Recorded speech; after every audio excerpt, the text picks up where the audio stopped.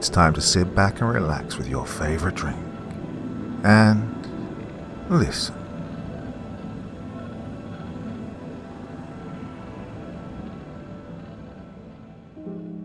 Good evening, brave souls, and thank you for finding your way back to this quiet corner of the dark. Tonight is not just another journey into unease, it's a gathering of echoes, a candlelit reflection on the stories that lingered longest and cut the deepest. As ever, I'll be your guide as we step once more into the unsettling, where familiar paths end abruptly and something patient awaits just out of sight. So make yourself comfortable, draw a little closer to the glow of the screen, and let the world outside fade away. This is my best of 2025, a year of whispers in the dark, of fears rediscovered, and of nightmares you couldn't quite forget.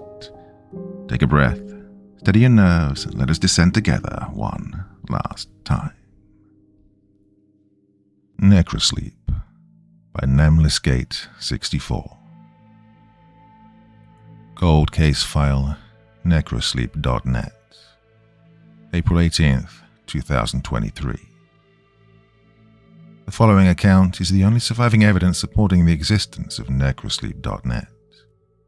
The blog data was downloaded by a concerned reader just before it vanished from the internet in 2014. The data was not recovered until 9 years had passed. These are the final days of Reed Murdoch, written in his own words. My Disconnected Life. Blog author Reed Murdoch.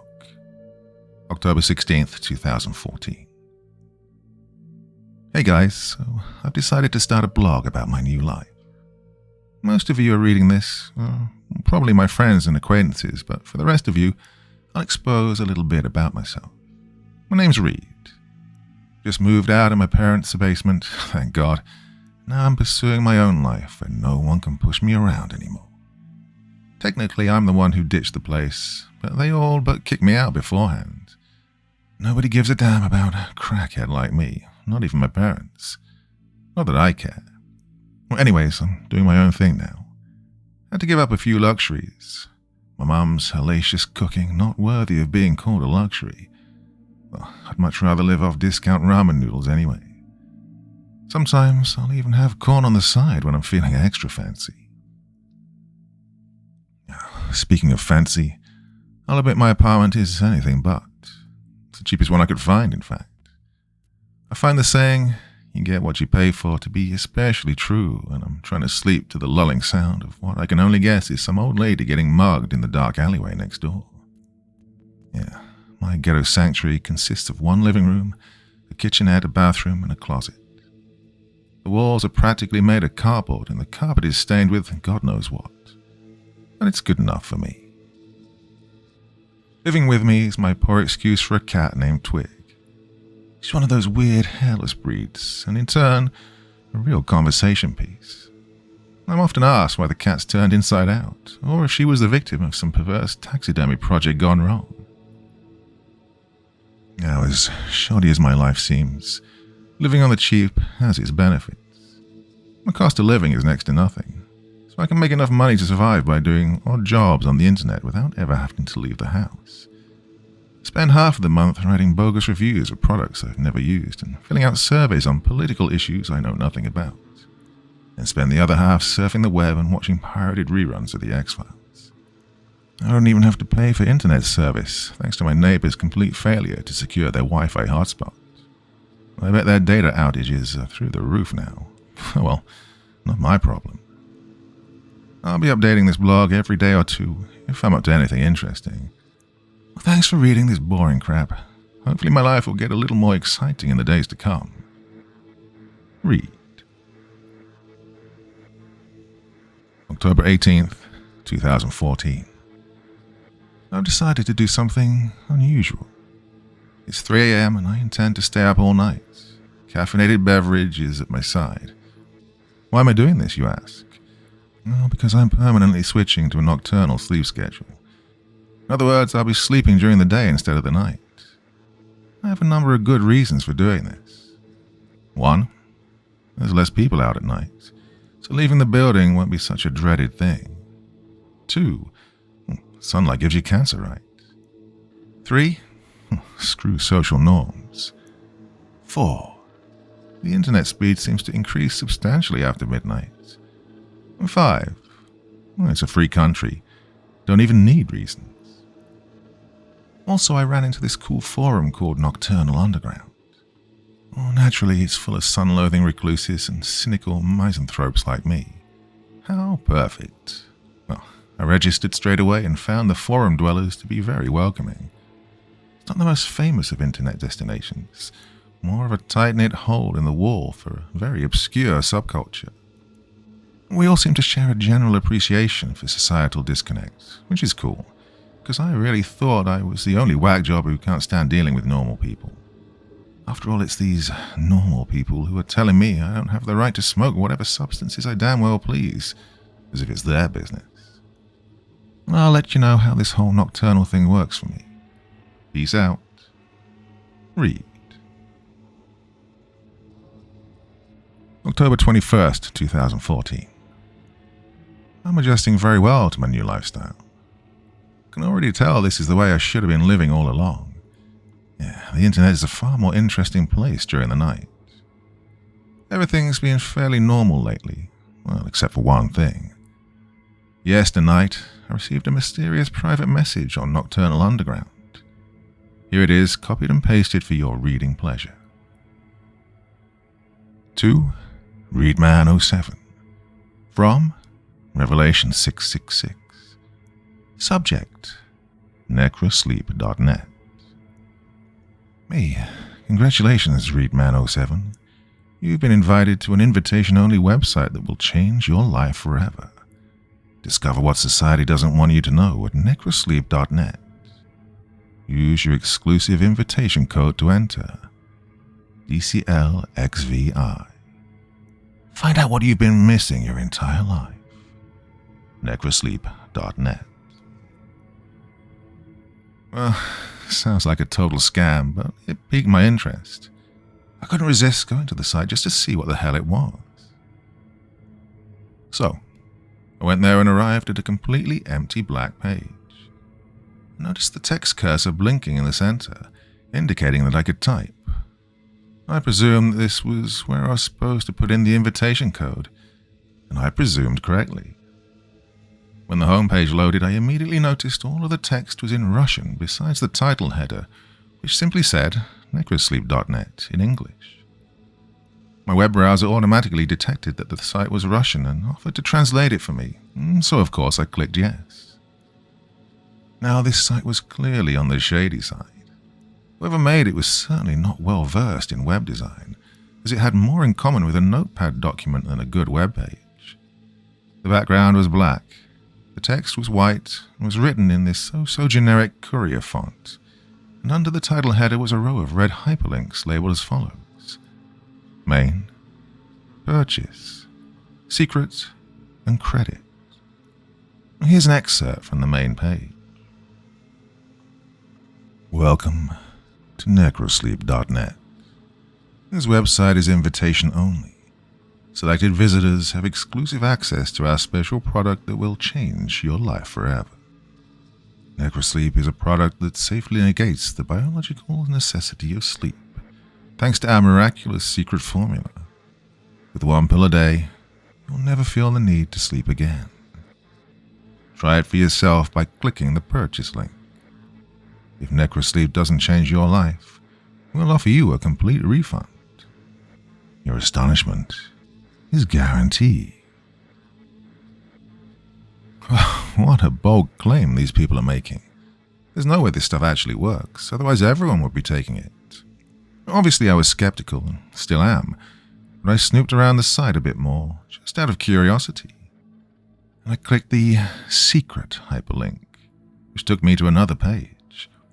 Here's the text from said page. Necrosleep is comprised of special rare ingredients, which we cannot disclose in order to ensure that our formula stays in private hands. In order to keep our product available, it can only be distributed through alternative means on an exclusive basis. The active ingredient in Necrosleep has been sought after for years by doctors and scientists intending to displace sleep with wakefulness. Only we have managed to do what others could not, as permitted by the will of our master. We can assure you with full confidence that our product will change your life, and you will never feel need to sleep again. Feel free to indulge in our secret. Alternative means. More like black market. Whatever's going on here doesn't appear to be legal exactly. Not that I care about the law. I just get untrustworthy vibes from this site. Anyways, I continued on and clicked the credit hyperlink. My heart skipped a little when I was confronted with, honestly, the most uncanny photo of a living person I've ever seen. It was an old black and white photo of a tall man in a doctor's coat. If he wasn't standing upright, I'd say the guy was dead, but my guess is that he was just cadaverously unhealthy, and probably blind from the looks of his pale, lifeless eyes. Not a trace of emotion could be found in his face. Well, there was a small bit of text below the photo, which read as follows.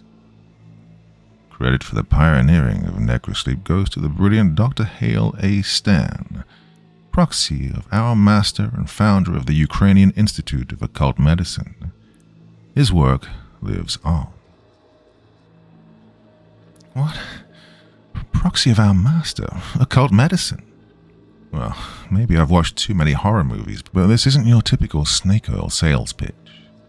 Maybe they're part of some deranged religious group or something. I admit I was slightly creeped out, but more fascinated. I clicked the purchase hyperlink out of mere curiosity once again. Well, it turns out each pill costs some absurd amount of Russian currency, which I found was equal to about $130 per pill. Ridiculous. Not that I would buy them even if I could. I immediately left the site. At this point, I'm guessing it's probably a lousy foreign credit card scam or some weird cult initiative. Either way, it made my day more interesting than it normally would have been. Read. October 22nd, 2014. I posted a thread on Nocturnal Underground about the mystery user who'd sent me the strange PM. Found myself wanting to know more about this whole Necrosleep.net thing, so as a part of my investigation, I sought to find out who the user was. Well, here's a transcript of the forum thread. Readman07. Hey guys, I hope I'm not disturbing the order of things by posting this in the trolling and harassment section, but I didn't know where else to put it. I figured this incident of mine might qualify as a spam case if other people are getting the same advertisement message that I am. Basically, the other day I got a PM from a user I'd never seen before called Revelation 666, and the message was an advertisement for some supplement. Has anyone seen this user on the forums before? Sure I haven't. If you have any information, that'd be great. Cosmic Trashbin. I don't recognize the username. Must be fairly new or just inactive. What were the exact contents of the message? We could probably get an admin to ban him for advertising. Readman07. Here's a screen cap of the message. Cosmic Trashbin. Strange.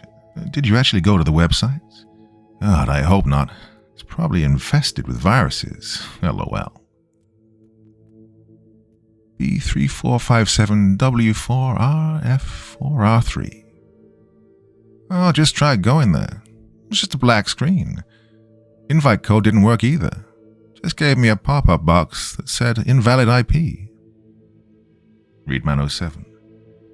Yeah, of course I went there. I couldn't resist. Thug Life for Life. Well, it doesn't work for me either. Invalid IP. Cosmic Trashbin. Well, if it only works for Readman07, maybe it's bound to his IP somehow. Hey, can you get some screenshots of the site? You've sparked my interest.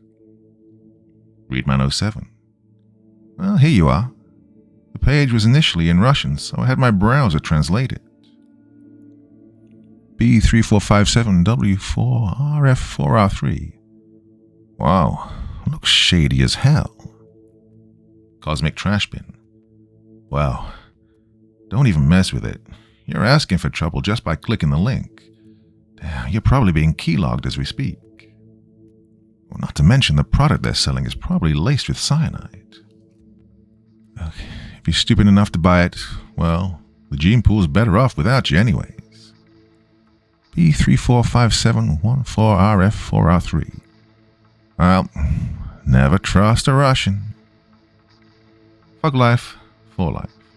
Hey, I'm Russian. I find that offensive. B3457W4RF4R3. Hey, you said you're Asian last week. Make up your mind. Readman07. God, I leave this thread for 5 minutes and chaos ensues. Everyone calm the down. Of course I'm not going to mess with it. These supposed miracle pills are $130 each anyways.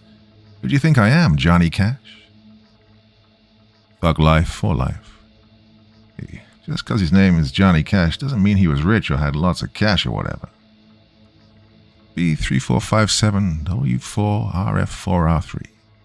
Of course he was rich, you dumb. He's Johnny Cash. Cosmic Trash Bin.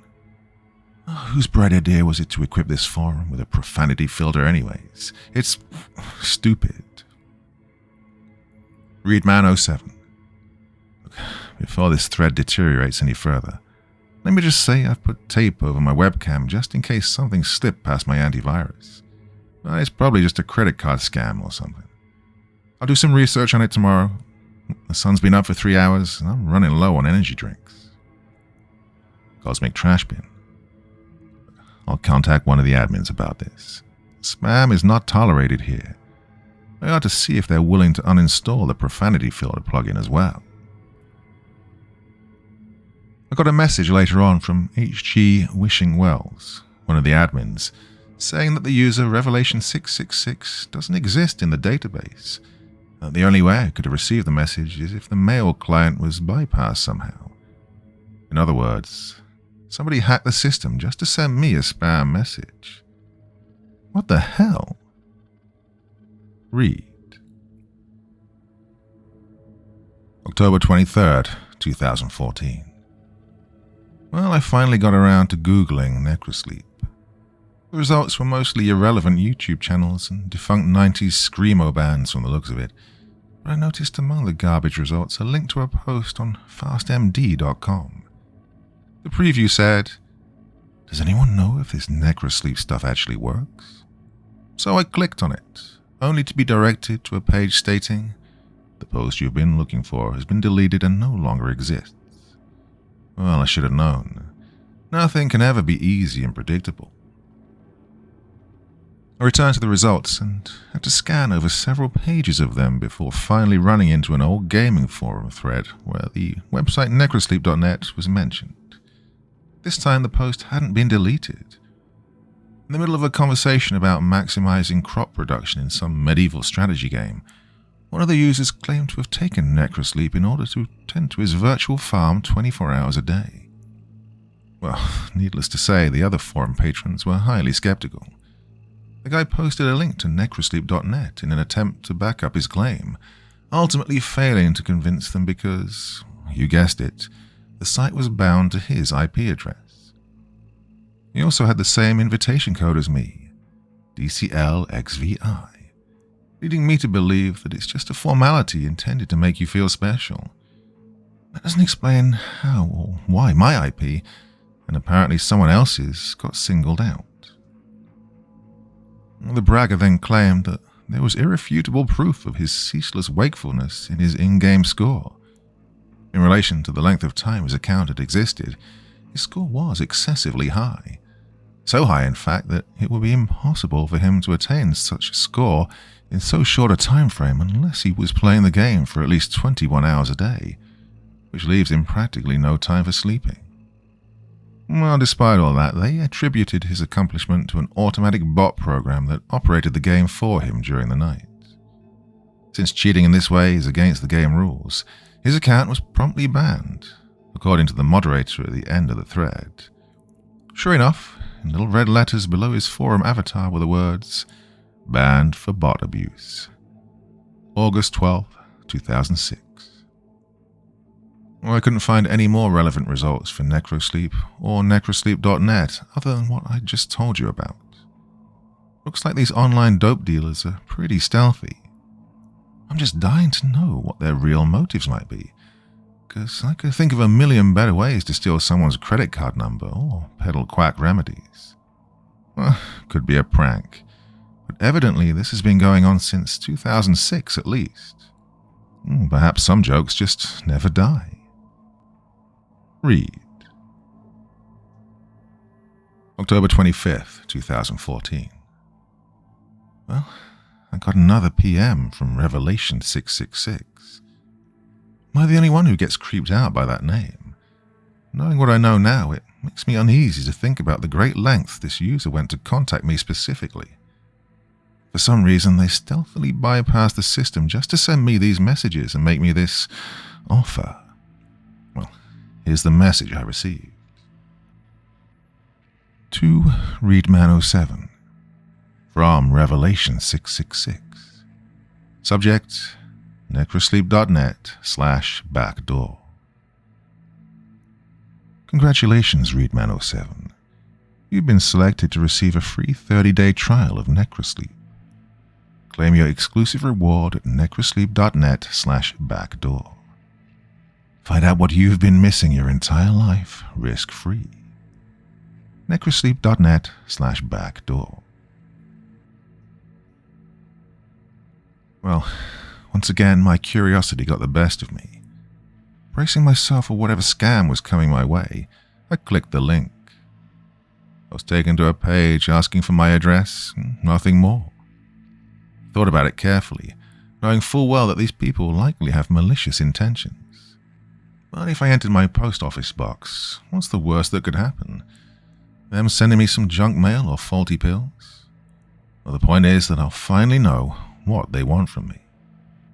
I entered the address. Read. October 28th, 2014. I decided to go back to the thread I posted on Nocturnal Underground and let people know what's up. Sure enough, their reactions were amusing. Readman07. Well, guys, it happened again. Look at the attachment. Message2.jpg. Cosmic Trash Bin. Ah, don't tell me you clicked on this one too. Readman07. I did. Then it asked me for my address. But don't worry, I only entered my P.O. box. Cosmic Trash Bin. Are you out of your mind? Readman07. I take it you couldn't persuade the admins to disable the profanity filter. Cosmic Trash Bin. No, Sherlock. Apparently they get a huge kick out of watching us quarrel over it. Readman07. I wouldn't be surprised if H.G. Wishingwell sent me these weird messages just to stir up some controversy around here. H.G. Wishingwells. Neither would I.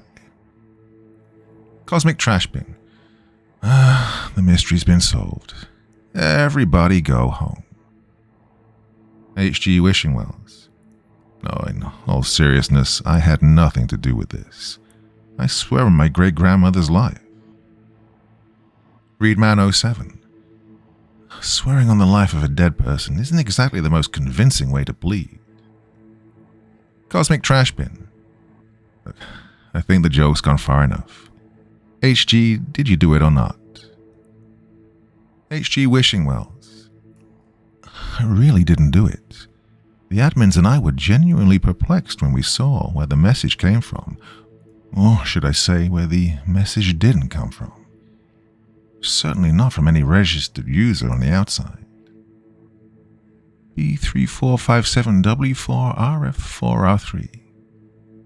Well, if they actually send you the pills, are you going to take them? You couldn't pay me $1 million to try that. Cosmic Trash Bin. I can personally guarantee you that stuff is too good to be true. Nothing can make you stay awake forever. H.G. Wishingwells. I agree with Cosmic. Don't take this any further. Readman07. even if they do send me the pills, and it's not just junk mail, I'm not going to take it unless I find some more information on it. You really think I'm that stupid? Chill out, guys. I probably won't update this thread anymore, so follow my blog if you want to know what's up with me. The link's in my profile. Well, we pretty much ruled out the possibility that it's a prank by the admins. I don't think H.G. Wishingwells would carry on a joke this long, nor would he lie so blatantly. And even if one of the other admins were to prank me, I can't imagine they would do it with some Russian supplement pitch. It's all just too strange. Read. October 30th, 2014. Last night I had a buddy of mine deliver the mail to my doorstep in exchange for some coding work on his flash site. I'll do just about anything to avoid leaving the building. But that's not the point. The point is that I received an envelope with no return address. Yet I immediately knew who it was from. God, it was old. Very old. Like it had been sitting in a dusty attic for decades. I opened the stained envelope, only to find a smaller manila envelope inside. Also rather old-looking. Inscribed on the small envelope was the word Necrosleep, and a word of advice on storing the packet in a cool, dark place for maximum potency. The words appeared to have been stamped onto the envelope rather than printed. I opened it, and sure enough, there were 30 black pills inside, more crude than what you might get from your local pharmacy. Now, before you all start freaking out, I'm not going to take these, at least not until I can dig up some more reliable information on them. Now I know that these Russian dope dealers weren't just trying to send me junk mail. The question is, why would they send me the pills if they don't actually work? Surely they must want my money, which they wouldn't get after a failed 30-day trial. What if they're trying to kill me? I never did have a good feeling about any of this, but the curiosity is killing me. Read. October 31st, 2014.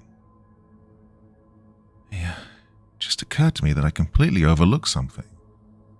I never researched Dr. Hale A. Stan, the guy who apparently had something to do with Necrosleep. So I did a quick Google search and found, well, much to my surprise, that he had his own article on Wikipedia.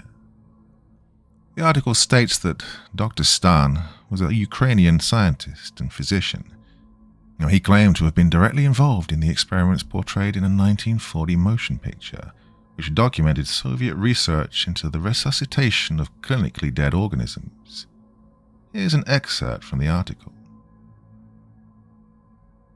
Experiments in the Revival of Organisms.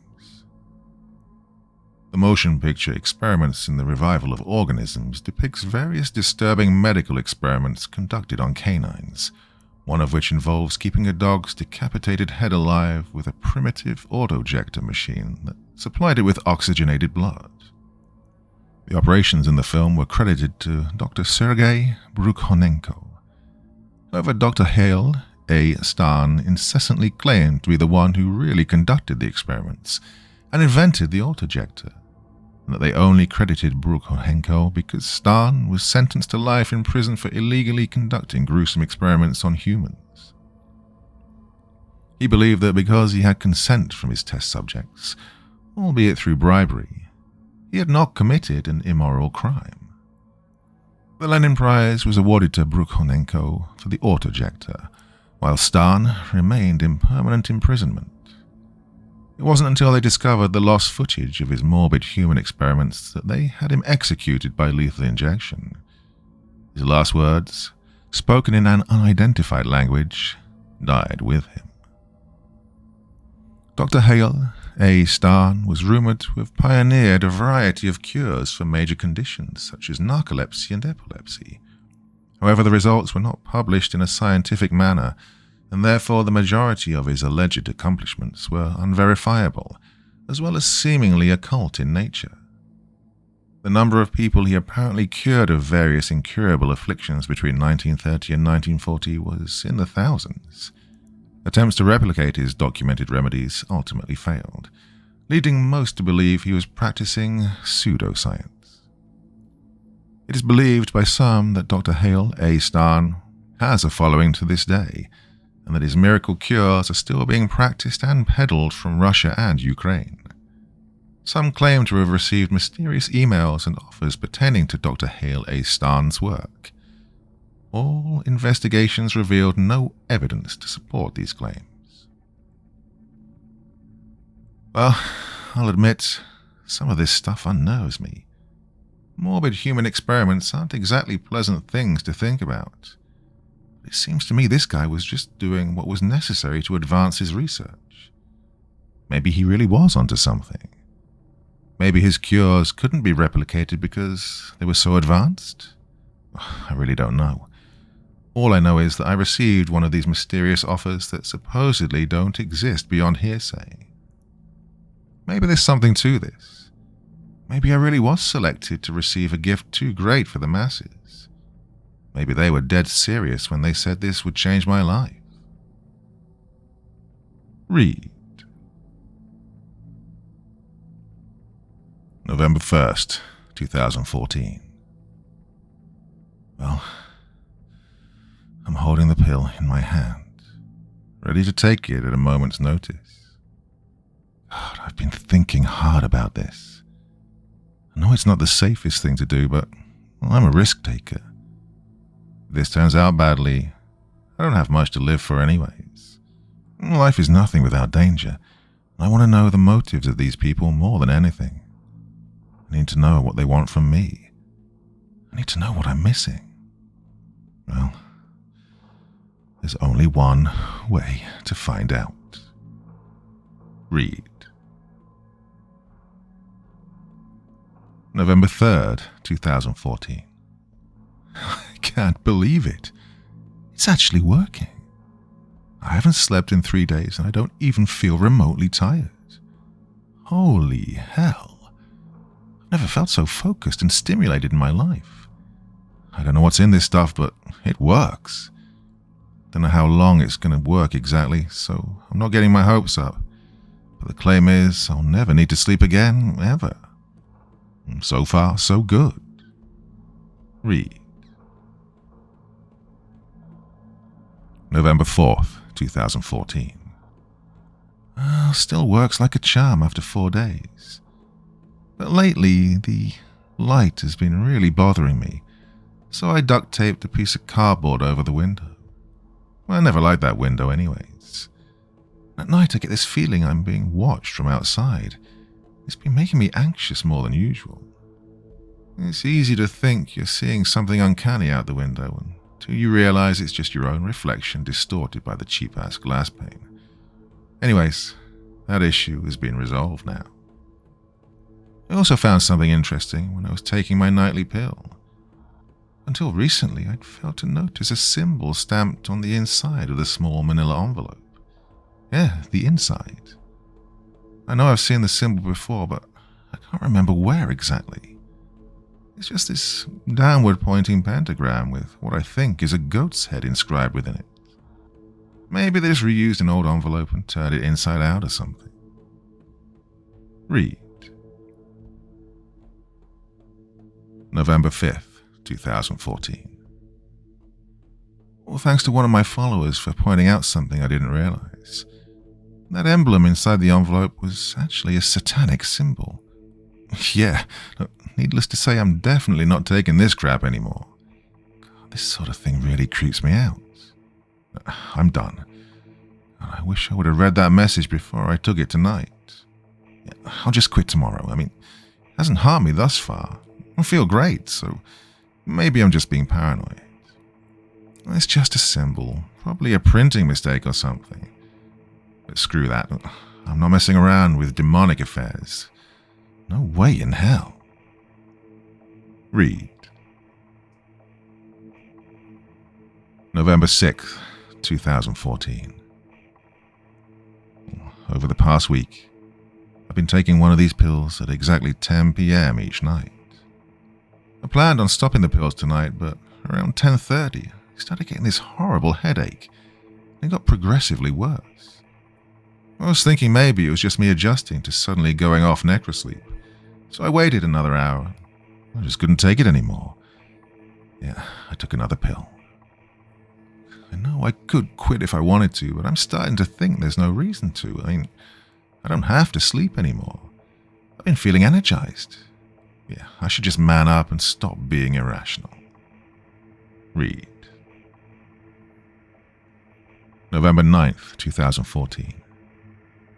God, I've been making a killing with all this free time and newfound focus. I made $5,000 in a single day of trading virtual property. That's not including my online poker proceeds over the last week, which are through the goddamn roof. Suddenly I have this intuitive grasp of numbers that I never had before. I've been living my life in a daze until now. Well, they were right. This really is changing my life.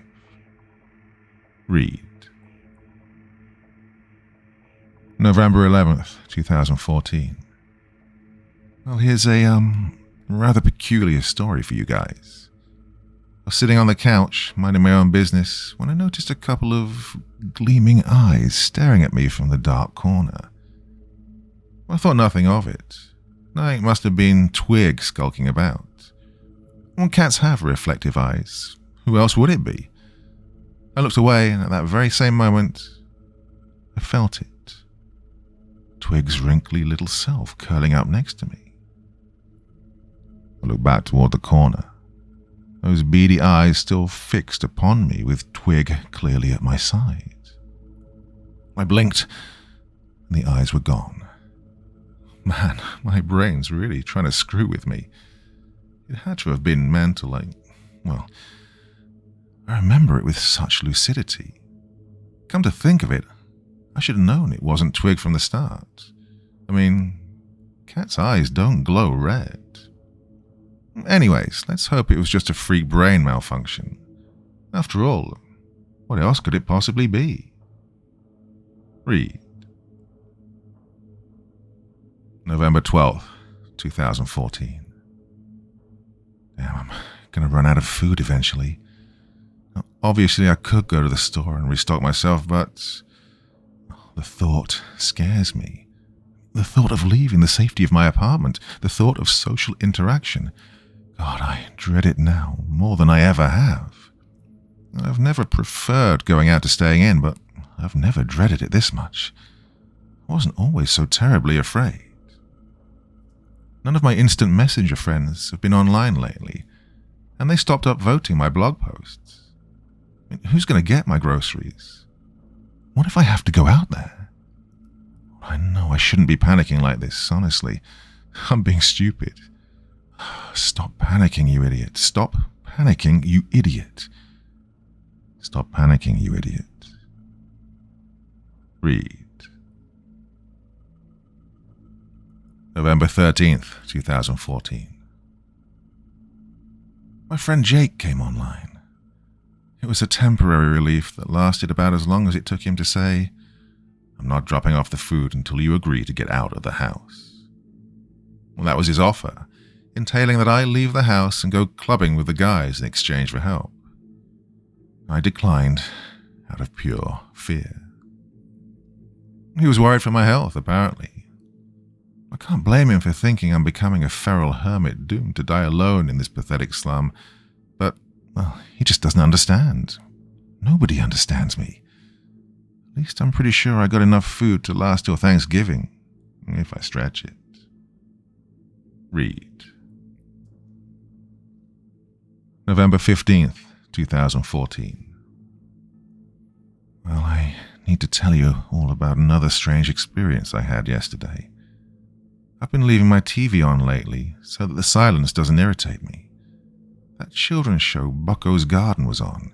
You know, the one we all watched as kids, till we were mature enough to realize how mindless and nonsensical it was. Yeah, that show. It was playing in the background on my boxy old TV in the corner. Eventually it distracted me, and I found myself zoning out into it for lack of better things to do. It must have been a Thanksgiving episode, considering Bucko, a guy dressed like a deer with a human face, was in the kitchen preparing sweet potatoes and cranberries. Well, this is about as intelligible as the show gets. Things got a bit weird when he decided to let the anthropomorphic cranberries go into his garden at the last minute, as if they were captive insects. Well, the sweet potatoes weren't so lucky.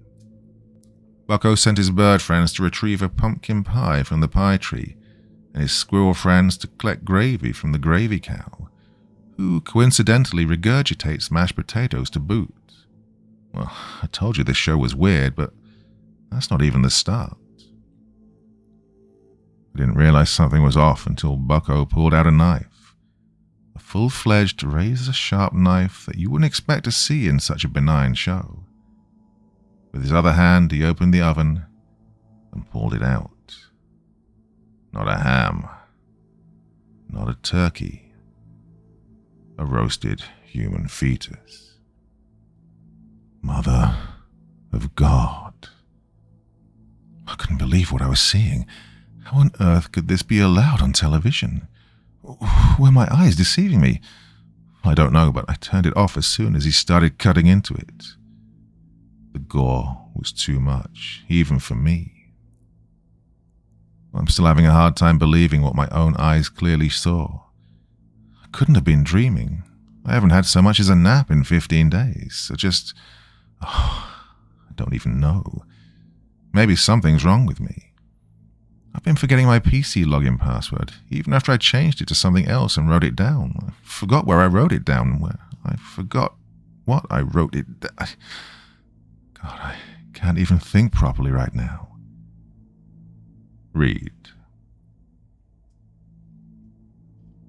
November 18th, 2014. I'm not gonna lie. I'm scared out of my mind right now. I walked into the bathroom planning to take my first shower in weeks. I never imagined I'd open the door and see anything more than my own reflection in the mirror. Instead, I saw it standing behind me, staring, completely motionless. I froze and panicked more than I ever have in my entire life, I swear. You don't know true fear. God, you don't even have a clue. I can still see it engraved in my mind. The face, it was demonic. It was gone as soon as it came. I'd say I was just imagining things, but it felt all too real. I'm not going into that bathroom ever again. No, I'll just go in the kitchen sink or something. I can't handle this. I wonder if these pills are screwing with my head. I need to stop. I need to stop now. I don't even feel safe in my own apartment anymore. I feel like the shadows are watching me. Read. November 20th, 2014. Tried to stop the pills again, but I had a change of heart at the last minute. Something told me not to, like a voice in my head. I just feel like it would be wrong and somehow my life would fall apart if I stopped. I don't think this is normal, the way I'm living, but I can't imagine it any other way. I can't imagine stepping out into the light, or even the moonlight for that matter. All of my instant messenger contacts have been offline since Jake talked to me last. I don't know if my food will last another week. Twig's getting pretty skinny since I've been eating her cat food to stretch my supplies a bit. But she'll be okay, as long as someone comes online by Thanksgiving. Speaking of which, nobody invited me over for Thanksgiving dinner. Not even my family. That's okay. I hate my parents anyways. Screw them. Read. November 22nd, 2014. I've been hearing more voices inside my head. Horrible voices. It's really scaring me and I don't know what to do. Is it some sort of side effect or something? I can't hear myself think sometimes, like I'm losing control over my own thoughts. And these thoughts I have are so dark, it's not like me to think that way. I mean, I'd never heard anyone not like that. I tried going to Necrosleep.net again just to see if there's something I missed about side effects, and it said the domain is no longer in use. The site was shut down. I don't know what to do anymore. I'm terrified of myself. Read. November 24th, 2014. Knock, knock. I yelled through the drafty door, asking who it was. It was my friends, Jake and Douglas. Apparently they wanted to help me after seeing my blog posts of distress. But sure enough, it was only under the condition that I open the door and come out. Very suspicious. How do I really know I can trust them? I know I've trusted them for years, but what if they were just earning my trust so they could pull something more sinister later on? What if they give me drugged food? What if they stab me when I open the door? It just occurred to me that I have no real proof that I can trust them. Can't even trust myself anymore. Don't even know who I am. Maybe my whole life I've been a sadistic freak who didn't even know it. Maybe my true self is just coming out now. Maybe everyone is evil. Read. November 25th, 2014. The voices won't stop. I used to think they were malevolent, but now I'm not so sure. Sometimes it feels like they're trying to liberate me. They want me to listen to them desperately. They show me things, horrible things, yet these things don't seem horrible to me anymore. I'm numb, don't feel anything. But I know there's one thing I can do to make me feel again.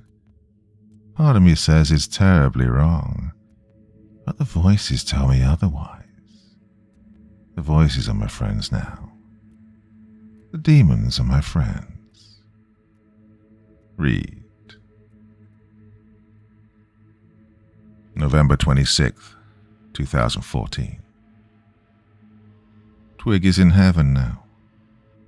I had to do it. I had to know what it tasted like. It was satisfying, but I need more. I thought I'd never leave this room again, but I don't have a choice anymore. I need more of it. The face is getting angry.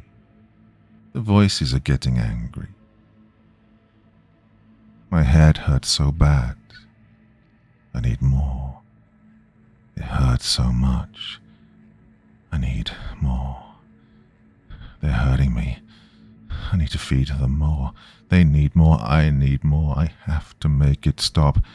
I need more. I need more. Make it stop. Police Report, Part 1. Thanksgiving, November 27th, 2014. Victim, Paul Murdoch. Aggressor, Reed Murdoch. Police arrived on the scene after a frantic 911 call from Margaret Murdoch, confirmed to be the aggressor's mother. The victim, Paul Murdoch, the aggressor's father, was found in the process of being mauled and cannibalized by the aggressor, Reed Murdoch, whose face and mouth was covered in blood and brain matter.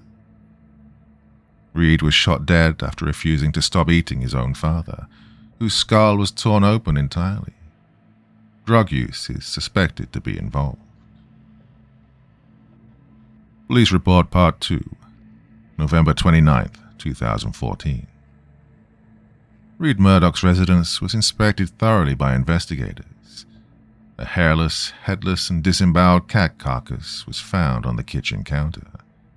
The cat's blood and bodily fluids were spilled throughout the house, while the head was found crushed, the brain having been completely removed and nowhere to be found. The apartment was clearly inhabited by an utterly insane individual, given the foul and uncleanly nature of the place. An old TV rested in the corner, turned on, displaying only static and white noise. It had no antenna. A suspicious packet of unidentified pills was recovered. The resident's computer and other personal effects were confiscated and await further analysis. Autopsy Report, December 4th, 2014. Subject, Reed Murdoch. Contents of Reed Murdoch's digestive tract were a disturbing mixture of human tissue, mostly brain matter and cerebrospinal fluid. Examination of his own brain, however, was even more disturbing and perplexing. It was clearly and visibly deteriorating. The tissue was black and red rather than the usual pinkish grey, and riddled with holes throughout. Closer examination revealed thousands of small black parasites to be consuming the brain. This was undoubtedly the cause of the man's insidious psychosis. Testing on the parasites was inconclusive, as they didn't match any known species. Further testing is required. The unknown pills recovered from Murdoch's apartment have been tested and confirmed to contain a vile plethora of uncommon substances, including obscure, highly addictive euphoric drugs, human hormones, and parasitic eggs, presumably meant to remain dormant in a cool place until introduced into the body, allowing them to hatch and eventually invade the brain. It is unclear how Murdoch acquired the pills and where they came from, although whoever concocted them surely had malicious intent. Police Report, Part 3, December 6th, 2014. Two friends of Reed Murdoch, Jake Fairfax and Douglas Lopez, were questioned at the police station. Immediately they referred to his online blog, where he allegedly recorded his path to eventual insanity. It was found that the blog had mysteriously disappeared off the face of the internet for reasons unknown. They were aware of the unknown pills Reed was taking, claiming they originated from the website Necrosleep.net. Investigators later confirmed that the website does not exist.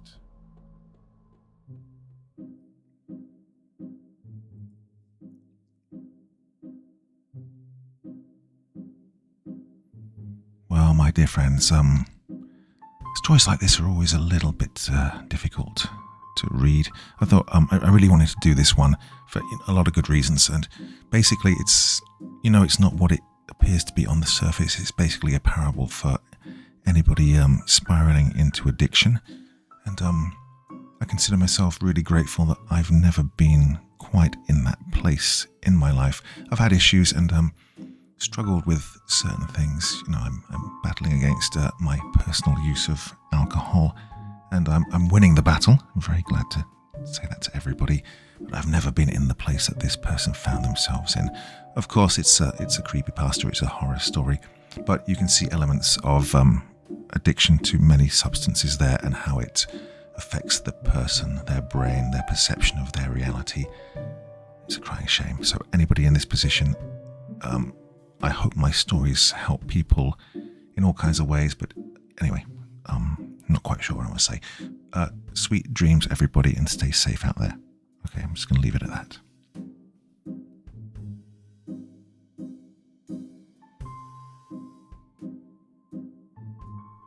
Thank you so much for taking the time to listen to this story today. Really means a lot to me and to the author of the story, of course. Well, if you want to know more about me, I'm pretty much everywhere on social media. You can find me on Facebook, Twitter, Instagram. You can download my music on SoundCloud. I've got a Patreon if you feel like. Throw me $1 or $2. Very much appreciated. And of course, on Reddit, I have a place where you can leave stories if you want me to read one that you've written. Well, hoping to see you all again very soon. Till then, sweet dreams. Bye-bye.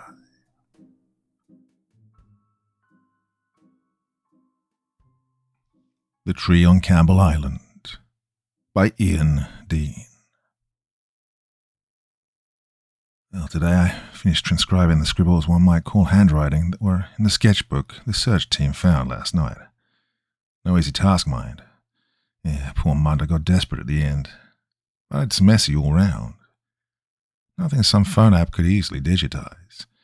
Well, I think we're done with the book at this point, and it can be shipped to the American's family. No answers yet as to what happened to him. Guy might have been out of his mind and walked a distance to toss himself in the rough waters, I suppose. An odd choice to drop all his gear at the tree first. But heck, it's the only noteworthy landmark on the island other than the weather station. No evidence he ever found the building, though. I just can't explain why he dropped his pack and wandered off. The water and food still on him could have kept him going until the rescue boats arrived. I finally got a chance to see his passport too, full of stamps from the countries that still use them.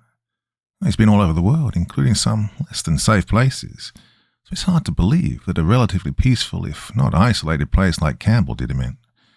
Oh well, I don't claim to know how people think. I'm going home for the weekend, so don't bother responding to my work email. If you're in Wellington on Sunday, let's get a pint and sort out this story, yeah? And this goes without saying, but keep this under wraps. You have a habit of misplacing computer documents. Well, the Americans are all about their trendy mysteries, and the last thing this island needs is more tourists looking for clout, whether they go through the proper channels or not. Like our friend here did. The following is a transcribed series of journal entries written in a sketchbook discovered on remote Campbell Island in the far south, over 600 kilometers from the New Zealand mainland. Its owner is a missing American backpacker, Trevor Miller, whose visit to the location was neither authorized or requested. He flew from Sydney and landed in Queenstown on April 5, 2024. His last known place of residence was a hostel outside of Dunedin. Security cameras show him departing from a pier on an unidentified fishing boat a week after his arrival. The search for the vessel's owner is also ongoing. 6 days later, on April 18th, a call from a satellite phone was received at the United States Embassy requesting urgent help. The island was otherwise unoccupied. 2 rescue boats arrived within 48 hours, and drones were used to sweep the island, but Mr. Miller has not been found. Only his pack, sketchbook, and several other belongings were discovered near the island's one tree. The campsite was not present. Miller is not believed to have owned a smartphone, only a basic satellite phone with a number registered in 2002. The sketchbook includes artwork from many remote locations, and only becomes a journal on the last few dozen pages. While it does devolve into rambling and random thoughts in places that I have mostly excluded, the majority of it shares a coherent story and tells us much about the author. The first of the writing is under a simple sketch of the island's landscape, with a tree a small element in the background. The journal is one continuous text, so an exact time frame of events is difficult to determine. I wanted to like this island. I've been to many and I always wonder the same thing when I arrive. It's probably a strange first thought to have. How would this place fare in a zombie apocalypse? Well, all I'm saying is the world's a mind-bogglingly big place. There are many corners to put your feet on, always somewhere new on the horizon. I'd admit that I've become obsessed with geography and things like extreme points. The areas that stand out yet are usually ignored. Furthest place west or east, for example. Antipodes. Most remote whatevers are my favorite. My name is Trevor Miller, and I'm only writing this because I'm not sure right now if I'll make it out of this one. Well, I've had some close calls over the years, given all the hard-to-reach spots of the world I seek out. Places you need 6 flights and a boat or horse ride to get to. Also, I can see areas few people will ever visit or even think about. I don't want to cheapen my experiences either. I try to make each trip mean something. Anyone can spend dozens of hours getting somewhere, take a rock and a snapshot and leave. No, I don't do that. I don't even carry a phone with a camera, just so I don't get tempted. I may not be a great artist, but when I find a vista that's just right and feels earned, I'll sit down and draw it. Only when you take the time to look at every element do you appreciate each truly unique landscape. The shapes of the hills and coastline, the rocks, the way the land touches and interacts with the ocean. Cloud formations that will only be arranged just that way once in a lifetime. The local wildlife, the spread of the grass and flowers, the trees. One day, maybe once my inheritance runs dry, I'll settle down and share my art with the world. I feel like people will only appreciate it if I release my large collection all at once. It's kept in a storage unit back in Oregon. I only go home once a year or so. If I don't make it back, don't let them empty out my unit and throw everything away. God, I've spent so many years on my art. I must have drawn places no one else has. I, backpack around the world. Most of the isolated locations I go to are spur-of-the-moment choices, or vistas I discover when I let myself get lost. And other times I plan a trip. Campbell Island has been over a year in the making. I became a bit obsessed with this place when I scouted it out at one of my many internet cafe stop-ins, because it's home to a single tree, the most remote tree in the world, existing in its lonesome halfway between New Zealand and Antarctica. I'm not someone who cares much about trees normally, unless they happen to be uniquely large or old. But one of my biggest regrets is being born too late to see what was formerly the world's loneliest tree. Well, that would be the narrate tree that was once deep in the Sahara Desert, fed by water 100 feet beneath the surface. Now, despite being in the middle of nowhere, a drunk driver killed it in 1973. Such a shame. Leave it to humans to destroy everything nice and unique in this world. Now, Campbell Island's tree would at least be the second best, even if it was supposedly planted by a person. Unlike the king of lonely trees, which existed for centuries all on its own. Well, Campbell Island's resident does have one redeeming factor, though. Yeah, it's a Sitka spruce among the giants, well, under normal conditions. Being from Western Oregon, I grew up going to parks where the world's tallest trees touch the sky, the spruce among them. Seeing a familiar conifer so many thousands of miles from home, out in the cold ocean, well, it instantly went on my bucket list. I had to draw it, feel its bark sit under its shade. It didn't matter if it was planted, it never would have ended up there otherwise. The problem was, like many islands, access is restricted. I understand and respect any nature preserve, but I'm not one to take from a place or damage it. I visit somewhere to experience and capture it. And if I can save time, money, and required social interaction by finding an alternate means to spend a few days in some place new and in beloved isolation, well, I'll take it. So, if it isn't clear by now, I don't really like people, especially crowds. I'll take every opportunity to avoid a tour group or be stuck on others' time. Winter was also approaching in the southern hemisphere.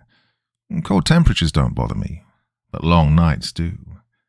Dark skies take away time I could spend drawing and exploring strange and foreign lands. Queenstown was beautiful. I don't enjoy most of the cities I visit, but I do have a soft spot for mountain or lakeside towns, and this was both. After spending a few days resting up at an Airbnb, I got a ride down to Dunedin, found a cheap hostel, and started asking around for a boat to Campbell. It was easy to find a fishing crew that could take me to one of the closest southern islands, but most of the men just laughed when I told them I wanted to go far south, to one uninhabited island in particular. Well, I was close to giving up, until I scouted out a bar for any less reputable or desperate for money men willing to make the trip.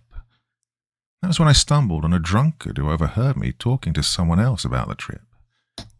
Now, he'd never been that far out, but after I asked around, he sounded trustworthy enough, well, at least on other expeditions.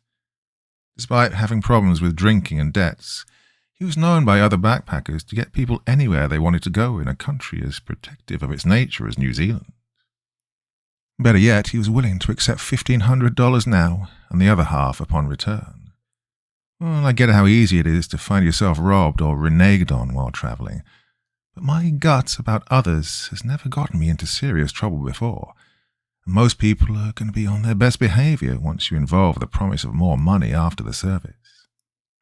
It's not like I was trying to score weapons or drugs. No, I just wanted to visit an island that was a pain in the ass to get to otherwise. I didn't take much convincing, since he needed cash ASAP. I didn't understand why I wanted to get out there, but he didn't need to. Not like he could get inside my head and feel what I do when I get to spend a couple of days in remote isolation. Well, we got going the next morning. He's sober when I show up at the dock. His boat's old, but quite large for a crew of one, so I figure it can hold the amount of fuel we'll need for a round trip. He tells me he'll give me my 60 or so hours on the island while he fishes a few dozen clicks off the coast.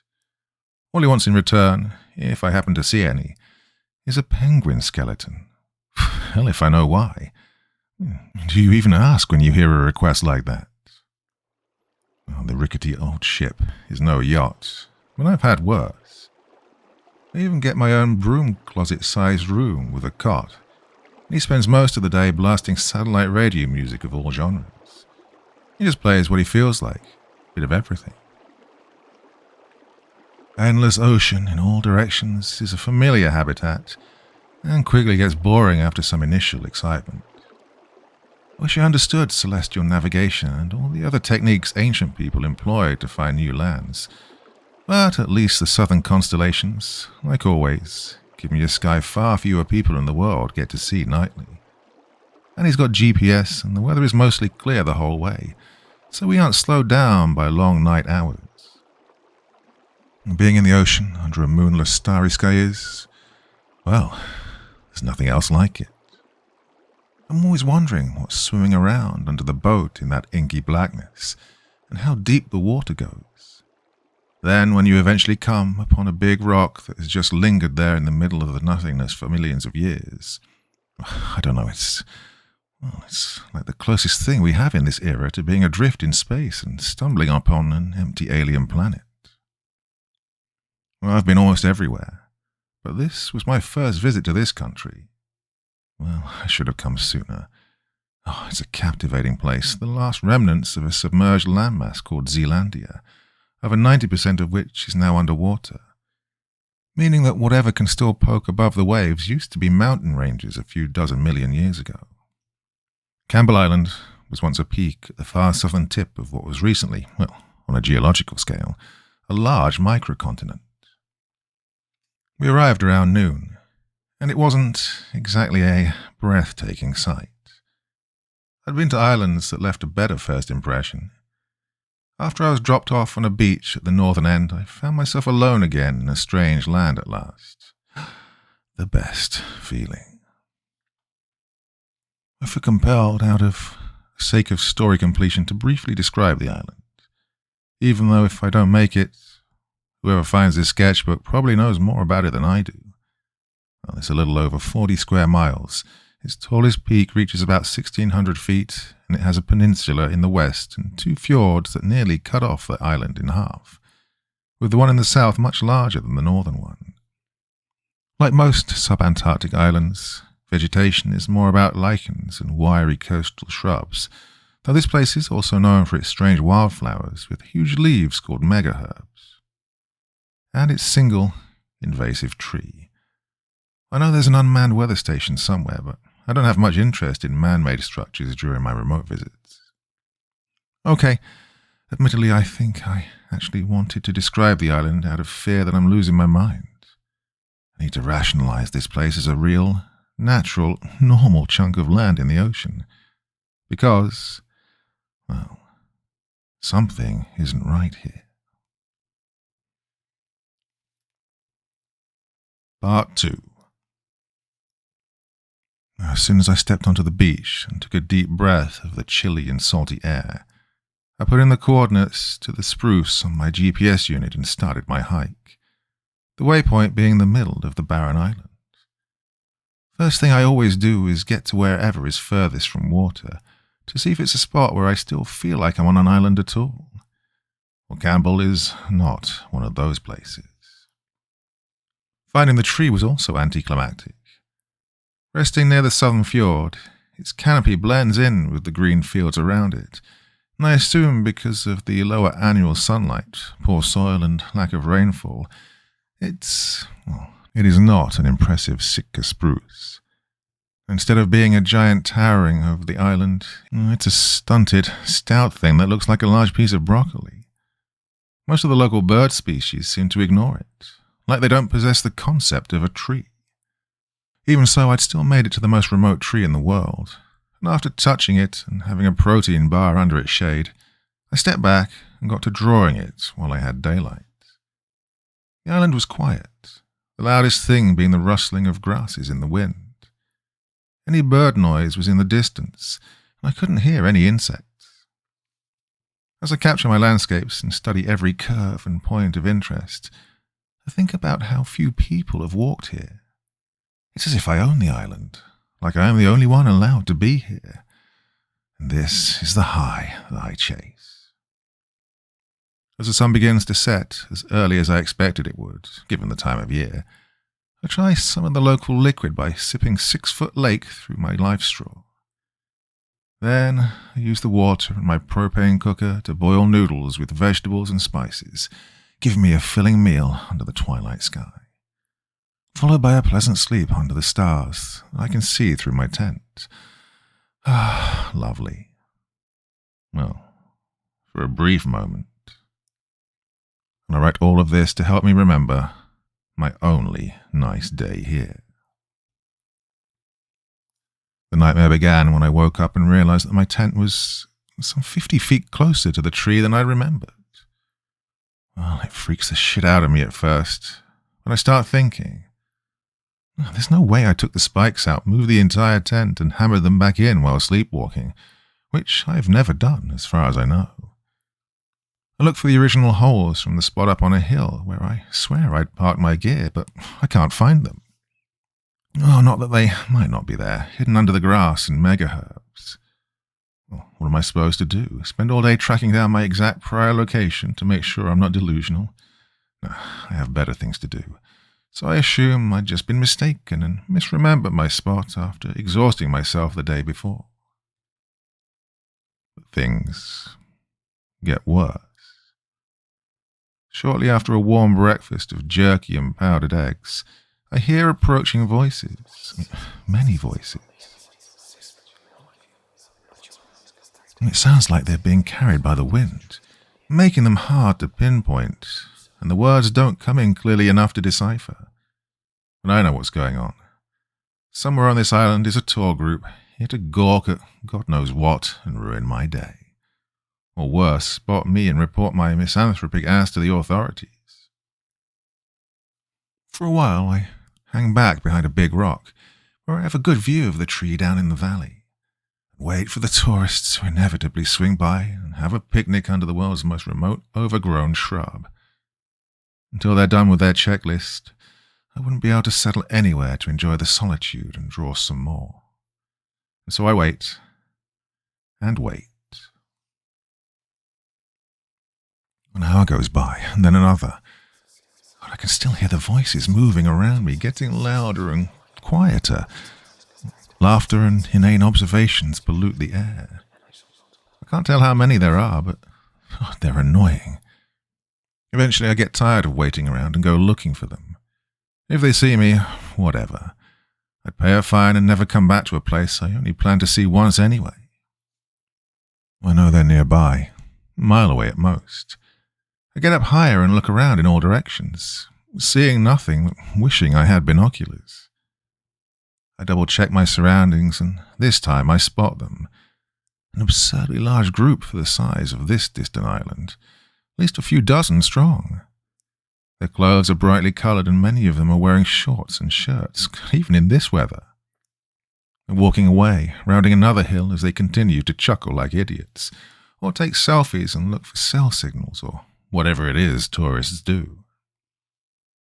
I take a seat and get back to waiting. I watch the hill, knowing there's a small peninsula beyond it. Eventually they'll have to double back or come around the other side, unless their boat happens to be at the bottom of a sheer cliff. Why am I so worried? It's not like faces stand out to tour guides, right? I mean, I could tell them I was always there and happened to be forgettable. Not like they would believe I was out here on my own. And then I could follow them around for a bit and maybe get some free food and disappear again as they head out.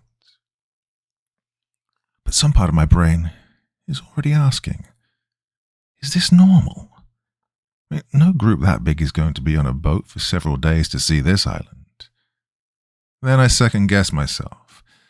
Nah, maybe there's an Antarctica cruise passing by and they got here on a tender. A stop along the way. Late in the season for it, but, sure. At this point, I just mostly want to know what they're doing on my island. So I walk over, get around the hill, and I don't see them. Nothing but the edge of a tall cliff and endless ocean. Well, somehow I must have missed them. No, there's something strange here. A pile of shoes, messily tossed into a mound of their own. Enough to be everybody's. There's no way, I'm thinking. No way they all jump from this height into freezing water for a sudden swim. Is there even water down there? How's the tide? I crawl over to the cliff and look down, making sure the ground is sturdy. Around 70 feet down, there are skeletons. A lot of skeletons, piles of bones, covering the rocky beach as low tide waves brush at the tips of fleshless corpses. The sight is so strange and unexpected that at first it doesn't even really hit me that they aren't people-shaped. And they're birds, large birds, hundreds of them. Penguins. Like an entire colony gathered up in place and all dropped dead at once. No sign of the tourists. I returned to camp to process the last few hours. I realized that I may have been seeing things, hallucinating, or having a bizarre waking dream. It gets me feeling anxious, all out of sorts. I have no appetite, and stress is getting to me. I think I'm going to check that spot again at sunset. If the shoes are still there, I could pick some up, feel them to see if they're actually solid. There is an erased and marked out paragraph here in the text. It's impossible to tell what it once said. Well, I'm not surprised. No shoes. I'm not sure why, but I might be losing my mind. I doubt the bone pile as well. If it's real, it's now covered up by high tide. I have a feeling I also only imagined it.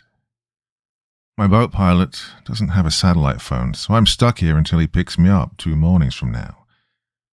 So, just going to breathe, trying to take it easy until then. At least I still have the island to myself. Well, I'll move the camp before it gets any darker. Change of scenery might help. Hope I don't have a brain tumor, or worse. There are 2 pages of sketches depicting a campfire and camping gear, likely made to kill time and let Trevor get his mind off things. Damn it. What the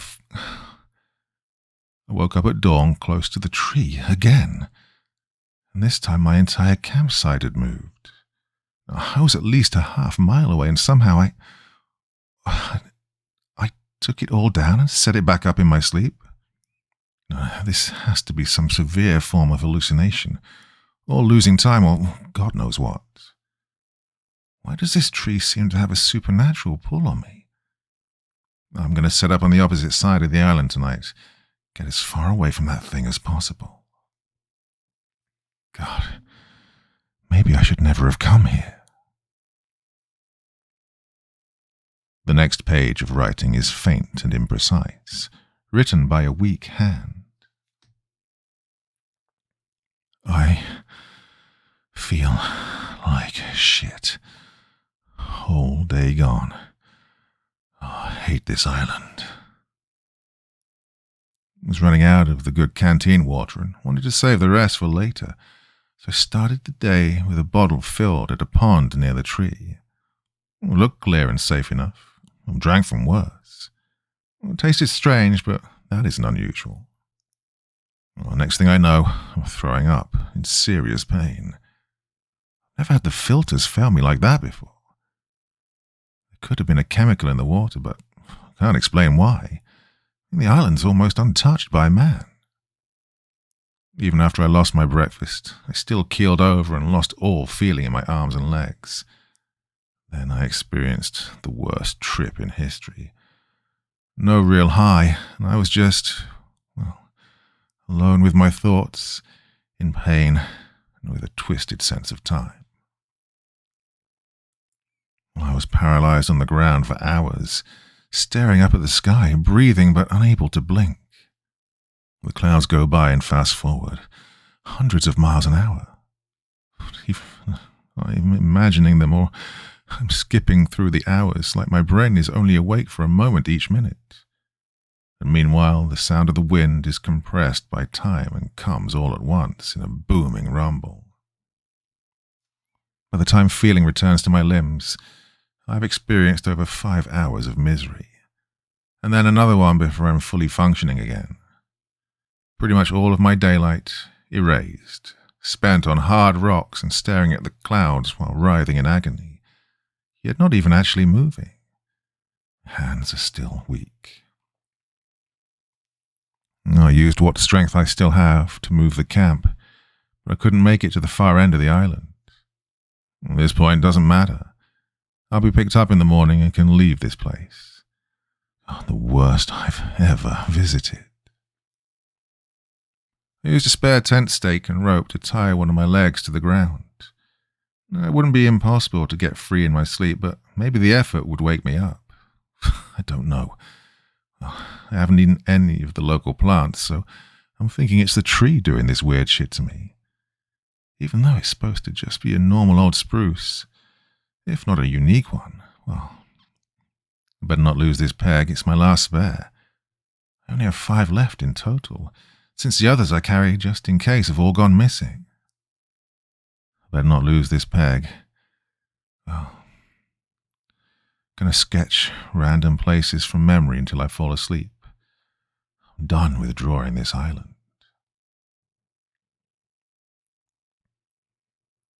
Part 3. There are several pages worth of small, low-effort art. I can't identify any of the locations. I suppose this isn't a surprise given that they're all isolated areas and remembered from Trevor's past. But I did find myself questioning how accurate the sketches might be, or if they depict real places at all. It's unclear if he was aware of this, but each landscape, no matter its location, features a tree-like Campbell Islands in the distance, fully penciled in like a shadow or silhouette. Consciously or otherwise, the tree is stuck in his head. Am I still alive? Oh, I think so. Heart's been pounding all night, feels like. My nerves are fucked, but I can hold my pencil steady enough now to write from a seaside alcove I found, and there's enough sunlight to see my words. Been hiding here for a few hours, waiting for it to leave me alone. Don't come to this island. Not unless it gets napalm bombed first. I woke up around 3 in the morning. My sleeping bag was a mess and all my shit was knocked over. Like I'd been thrashing around, trying to get free so I could get back to the tree again. My body couldn't figure it out, but well, that's okay because the tree found me instead. Loud snapping sounds were what jolted me awake. Over and over I hear these cracks like bones being popped off or something in the distance. I'm freaking out in my tent, heart already racing, but I know I'm safest in there. This island has no big predators. The most dangerous animal would probably be a rampaging seal, scooting around on land. Then the sounds stop and there's a loud groaning howl. I've never heard anything like it, and I've slept in bear, wolf, and lion territory. The ground starts to tremble as some massive thing thumps its way towards my tent. I can hear a constant crackling of wood as an ungodly creature comes straight at me. It's not hunting, has no need to search me out. It knows exactly where I am, and there's no point in hunkering down. I free my leg, leave the tent, and run. From what? I'm not sure. I move as fast as my legs can take me, going up rugged hills, tripping over rocks. Whatever's chasing me keeps up. It's always right at my back. When I finally reach a valley clearing, where all that's ahead is tall grass, I look over my shoulder and see the giant shadow of a treetop blowing in the wind. But the moon's low enough in the horizon to light up the trunk. I am living in a nightmare. The tree is a hunter, a monster, some demon that escaped from a forest in hell. It has no face or human-like features, and it's appropriately closer to a carnivorous plant in appearance. It has a large, gaping vertical mouth that splits it down the middle with rows of serrated wooden teeth. The weight of its limbs should have ripped the trunk in half, but the beast is strong enough to have both working jaws and a structure that can support itself. Its roots are out of the ground, gnarled, gangly and wriggling, giving it dozens of spider-like limbs for mobility. I'm unsure if it has eyes, or how it senses the world around it, but looking back at it seems to make it angrier. It opens its giant crushing snap trap of a mouth, and there's nothing but more wood inside. It can't lunge since it would just fall over, so instead its roots crawl towards me, aiming for my legs. I jump backwards, barely escaping, and push my addled body into a sprint. Now that I've seen the terror pursuing me, I move even faster. It lets out another roar and resumes the chase. Well, somehow, I'm now outpacing it, and its bark-crackling skitters fade into the distance. I keep running until I hit the beach and duck into a recess in the cliff. Well, it's as good a hiding place as I'm going to get, and I figure it'd have a hard time getting to me, seeing how it's a tree monster and all. Right, a tree monster. Christ. Now that more time has passed and I read these words, I can see how insane this all sounds. It was just another hallucination. It has to be. Thing is, what happened a few hours ago felt so real that I couldn't not believe it. Maybe this was just the second half of a chemical overdose, one that was so strong at the start that it paralyzed me. I've tried datura and ayahuasca both once in my life, just to say I did. My experiences were so bad that I swore off nearly all drug use afterwards. If I am prone to bad trips, then... Well, the question is, what the hell did I ingest? I haven't gone native enough to try any of the weird mega herbs that are everywhere, so it couldn't be them. Well, having a chance to think, I've got two explanations. One nuttier than the other. Assuming it's not severe food poisoning, exhaustion, or dehydration. Well, either the tree is the sole apex predator of the island, and an undiscovered carnivorous plant that can emanate psychic waves of some kind, or part of it has psychotropic properties. The leaves, its bark, something too small to see. Maybe it's pollen. Well, this is far from the right season for it to be pumping the stuff out, but it might build up over time in the area, concentrating, kicking everything like dust. Could explain why any water near the tree would be rich with it. Well, in any case, I'm out of here. I wrote as I returned to my campsite to pack up, trying not to think about this island anymore. I checked on the tree from a safe distance. Yeah, still where it's supposed to be. It never came to life and chased me. It's just a drug-fueled nightmare. When I'm back at the beach for pickup, not much more to say. God-awful rock. Would not recommend a visit. There could be money to be found in reporting my discovery to some New Zealand scientist, but I doubt it's worth the trouble. I want out of this hemisphere.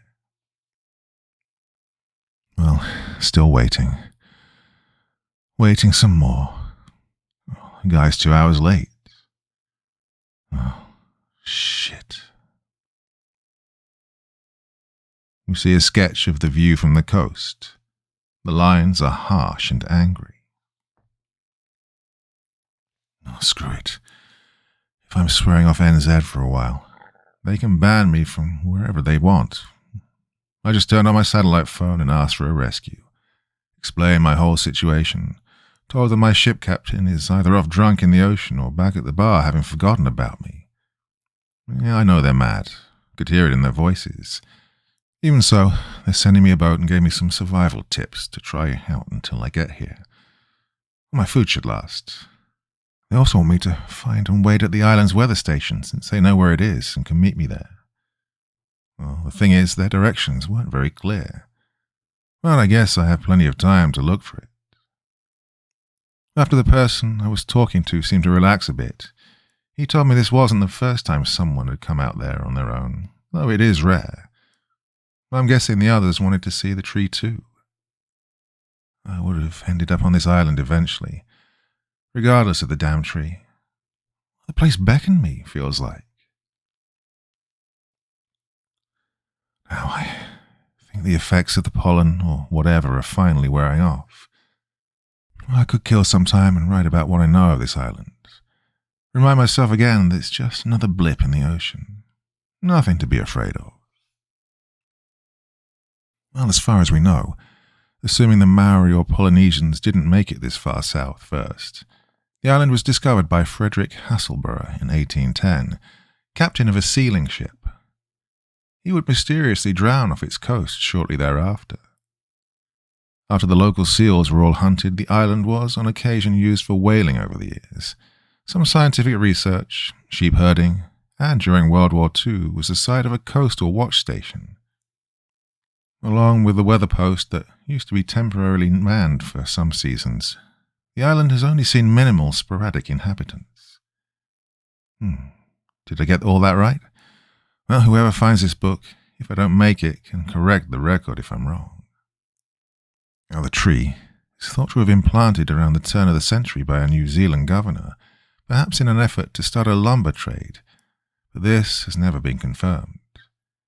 I suppose it's possible, however unlikely, that the tree is actually even older than that and just hadn't been discovered for the first century of the island's known existence. It does kind of blend in with the green surroundings, and is in a valley far from the other landmarks. It would have once even been shorter and less noticeable. It does make me wonder whether it's somehow been here for a very long time or was indeed planted by someone, and why its closest relatives in a native land are thousands of miles away in the northeast across the Pacific. I should have paid more attention to the stories I skimmed over about the island, from other backpackers that came alone or in small groups. I only glanced over remarks like, felt like I was being watched, or had really weird dreams while on the island, and I found the tree and I swear I felt a negative energy coming from it. Well, I don't take comments like this seriously, so I didn't read over any of these experiences in full. Not that they would have kept me from visiting. Well, none of that made me feel better. It's almost over just the same. Gonna take it easy until rescue arrives. The body still has some recovering to do. A messy, chaotic sketch of a horrifying tree creature covers the next 2 pages, making it the only full-spread drawing in the book. The lines are so dark and forceful that the paper is torn in places.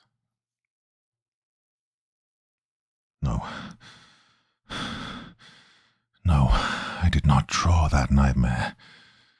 Maybe my hands did while I had one, but it was no waking work. Yet I swear I slept peacefully last night, if not comfortably. Well, I should just rip it out and throw it into the ocean. I want to. But damn, I need to plan out my options. It terrifies me, but I actually really might not make it home this time. So, maybe I should keep this art, if it could be called that, in case someone finds this sketchbook. They might believe what I'm going through, see the badness that's taking hold of me. There's something else going on here. More than just hallucinogenic pollen. I'm not sure if I'm acting out in my sleep or only forgetting things, because looking back, I've lost time on the island. The days are short, but they feel even shorter than they should be. Am I having blackouts? I'm as far from the tree as I can be, and yet it makes no difference. Could I cut it down?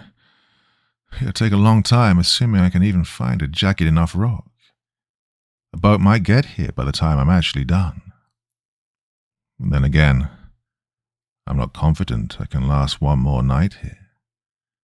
Running and hiding might not be a solution. I need to work up the courage to study the tree, try to learn something about it. I have to be rational. There's no logic in being afraid of a goddamn tree, unless you're in Australia. But first, the inexplicable things continue. I got delayed on the way to the tree and lost a little more of my mind in the process. I haven't been watching my footing that much here, and I tripped over an exposed tree root. I'm already in a bad mood, so I get up and give it a kick with my boot. Then I realize something. I'm about a mile away from the only tree. Why is there a root here? I must be mistaken. It has to be the top of a buried rock. I get a closer look. It's unmistakably a tree root. I slice into it with my pocket knife and see that it's alive and healthy. I can't shrug this off. I know some trees can form huge colonies, like aspens, but it wouldn't just be roots covering miles of land. There has to be a reason. It's just one segment of a root, a fluke. Maybe it's the remnant of a large shrub. I get on my knees and dig. Just a foot deep or so in the dirt, I see another root. I pick up chunks of dirt and expose more of the rugged tendril, pointing in the direction of the tree in the distance. I move to a different spot, do more digging. More roots, in thick clusters in places. They wrap around rocks, cause barren spots in the grass where mega-herbs can't grow, and are seemingly endless. I must have dug a couple dozen holes across a swathe of land, and all the roots radiate from the tree. God, is this entire island covered? If the tree is alive in some way normal trees are not, are the roots like a sensory organ? Thinking too much, coming up with insane ideas. Just need a good look at the tree. Have to see how ordinary and boring it is.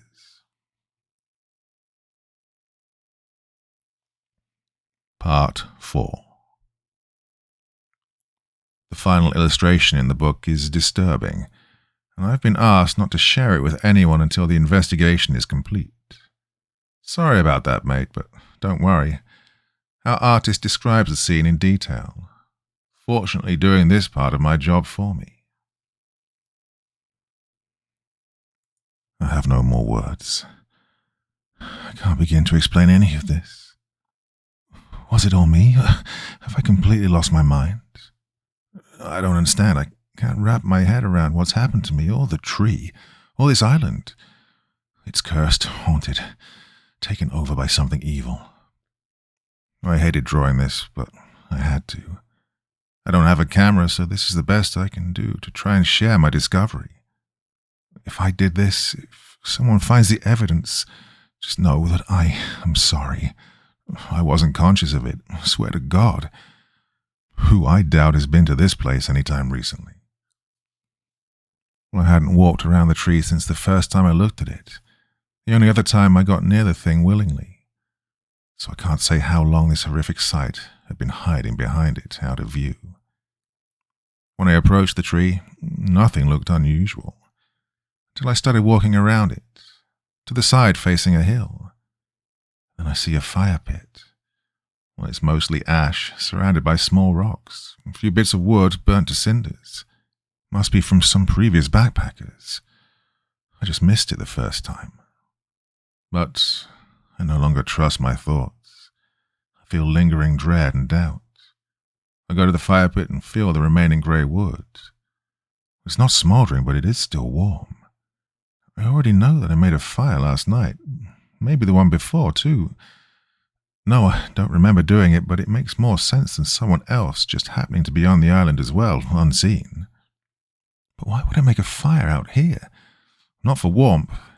That's what I need a tent for. Not to make a smoke signal, especially if I was doing it at night. Was I doing some kind of cult-like or tribal shit out here? Performing rituals? Worshipping and making sacrifices to some tree deity? Well, I was definitely burning dead branches and leaves, breathing in the fumes. Why me? Just because I don't like and try to avoid people. Do I deserve to be punished? I'd never want to hurt anyone, animal or human. What I saw when I got up from the fire pit and turned around isn't me. I swear it isn't. Whoever finds this journal, don't condemn me, please. I wouldn't do this. I wouldn't use my missing tent spikes to nail bird corpses to the side of a tree. No healthy, sane person does that. How did I even get my hands on these birds? I've never been great at sneaking up on animals.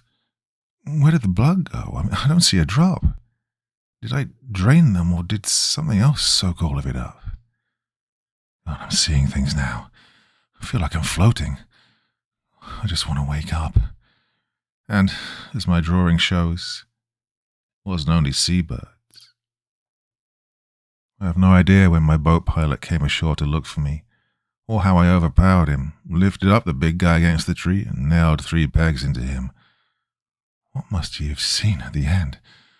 A deranged, raging beast that was much stronger than he looked. Or did some other side of me invite him over to the fire and get him drunk first? Or poison him with what's also ruined me? This goddamn tree is making me feed it, or I do it willingly and forget afterwards. Being on this island has broken my brain. I'm not sure what's real anymore, and I don't have a grip on what little here is real. I can't let anything bad happen to the people on their way to rescue me. That's now the most I can do. They don't deserve to get hurt. No, this has to stop before it happens again. I don't have much I can use, but I'm going to cut or burn down this bastard of a tree if it kills me. I'll hide this book where the roots can't reach. If whoever finds it has any power to do so, and I didn't succeed, then please quarantine the island or at least erase that spruce from existence. Whatever happened to it, or wherever it came from, it's no common tree. Again, I'm sorry for coming here, for being unlikable, all of it, but I'll still try to do one last good thing. The last words in the sketchbook are some personal remarks to family and information like phone numbers and addresses. Out of respect for the missing, I didn't include this portion of the discovered journal. Response from Teddy. Oh man, Dalton, if this is a joke, then you need to start writing a horror movie. If it's all real, if only from this guy's perspective, then I'm not sure what to say. I've only been to Campbell once. Felt like the end of the world down there, if it was on a flat plain. But an evil demon tree? Oh, there has to be an explanation for delusions like that. Anyway, I did the proofreading and I'll forward this to the boss. Anxious to see what he's got to say about it. You want to summarize the attempted rescue for the record? I have a feeling that those above us aren't paying much attention to this yet. Well, I'm up for that drink. I'll help you get your story straight for a write-up on Monday. Well, at least until we get too shickered to remember what we're on about. Response from Dalton. Good seeing you again yesterday, mate. Now, as promised, here's a rundown of what me and my crew saw when we got to the island. The other team went ashore to begin the search while we circled the island. We found an abandoned fishing boat crashed against the rocks on the north side, big enough for week-long voyages. A little banged up, but salvageable after a tow. Hadn't been there for more than a few days. Too dangerous to board at its resting angle, but we determined no one was inside. On our second pass, we located its mooring point about 300 meters away. Looked like the rope had snapped on first glance, though when I got a closer look, I wasn't sure. The threads were frayed similar to sudden breakage, but it could have also possibly been cut over time with a small knife. During our third and final pass, we found something else. A little makeshift flag, a piece of orange fabric stuck onto a tent support rod, sticking out of a pile of rocks on the beach. I went ashore and found the sketchbook hidden among those rocks. Flipped through it, thought it was a strange art project at first. After having read its contents, I get why its owner hid it on a rocky beach. In his mind, he was afraid the tree could find it. We then get called inland by the other team, who want our help looking for a missing American and local fisherman. There's no sign that either of them went to the weather station. No evidence of fires, food containers, or even a campsite. The place had been wiped clean. If not for the empty boat and the sketch pad, we would have called off the search sooner. As everyone else is scouring the island for any hint of them at all, I start flipping through the book and stare at its unsettling drawings. They aren't high quality or anything special, and certainly not from a seasoned horror artist. Yet the events and assumed hallucinations they illustrate do suggest something very unusual and distressing happened here over the past few days. The art gets me to start reading what parts I can of the messy journal. Again, good job, Teddy. and I see mentions of monster trees, forgotten ritualistic sacrifices, nightmare acid trips, and an island-spanning root system. We weren't there on the government's dime to investigate anomalous flora, and the tree is of course protected, but even so I did convince a few of us to devote some time to looking for roots extending far from their source. We dug 30 or so small holes and saw nothing out of the ordinary. There's also nothing to note about the tree itself. No bodies, no dead animals, no blood, no tent spikes. There are a few holes in the trunk, but it's impossible to tell if they're fresh or made by survey teams over the years. We noticed some real but superficial damage to the tree. The sharp-edged rock was used to chop into its trunk, only getting 2 or 3 centimeters deep. Given that said rock was partially buried within throwing distance of the tree and looked like it had landed with a hard impact, it may have been thrown. The small scar in the tree is leaking a dark, sticky sap that caused a burning sensation on my finger when I unintentionally touched it. I'd actually be worried about this after reading the entire journal, but I cleaned all of it off and haven't noticed any symptoms over the week, not even a rash. And that's really about all I can report from my end. The search turned up no trace of the missing. 6 hours on the island with the drones and dogs, and we found next to nothing. Where this goes from here is now up to the brass. I'm not claiming that the tree is innocent. Maybe it has mutated and can produce a psychostimulant, but this sounds more like a prolonged panic attack or mental episode, something undiagnosed and triggered by a period of isolation. What if this story gains traction? I can see it becoming New Zealand's version of the Flannan Isles lighthouse mystery. Well, whatever happens, we shouldn't forget that the 2 people at the centre of it all have disappeared. Poor blokes. Response from Teddy 1 week later. Dalton, I know we're back to our usual menial work, but I figured you'd still be interested in the lab results concerning the Campbell tree. The bark, pollen, lignin, sap, and leaf samples all have some odd alterations to the DNA structure and markers. Not to the point where it should have some psychotropic cells or make the tree sterile or incompatible with its species, but enough to suggest that it's a hybrid or mutated over time. One of the lab boys joked that maybe the damn lonely thing wasn't getting any responses from lady trees and made itself more potent to compensate. I called him an idiot, and he knows that's not how it works, but I don't know. Still makes you think about evolution or adaptation.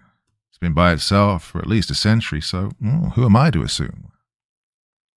Speaking of age, a sample of its rings showed some abnormalities too. The layers are more numerous and denser than expected. Could have to do with the weather and sunlight down there. Oh, nothing major, just mentioning it. Response from Dalton. I heard another scientific expedition was approved and some big names were mentioned, but it's hard to find details. Boss is being aloof, like it's some big secret.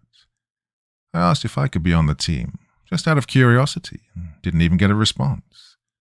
The sketchbook even got confiscated by some other department, so we should keep the digitized files in a safe place. The vibes are off around here. Wouldn't be surprised if we soon get asked to delete everything. Response from Teddy, 3 days later. Well, you were right. I was just asked to erase my files, and now the department heads are concerned about leaks. Any idea what's going on? I've worked here a decade and have never seen an attempt to scrub files like this. I can't get answers. What do they find down there? I'll do what they say and wipe my data, but I really want to know what they discovered that's them in such a panic. There are rumors at the office that travel to the island just became totally prohibited. This can't all be from stunted spruce, can it? Response from Dalton. Teddy, I recommend you let this go.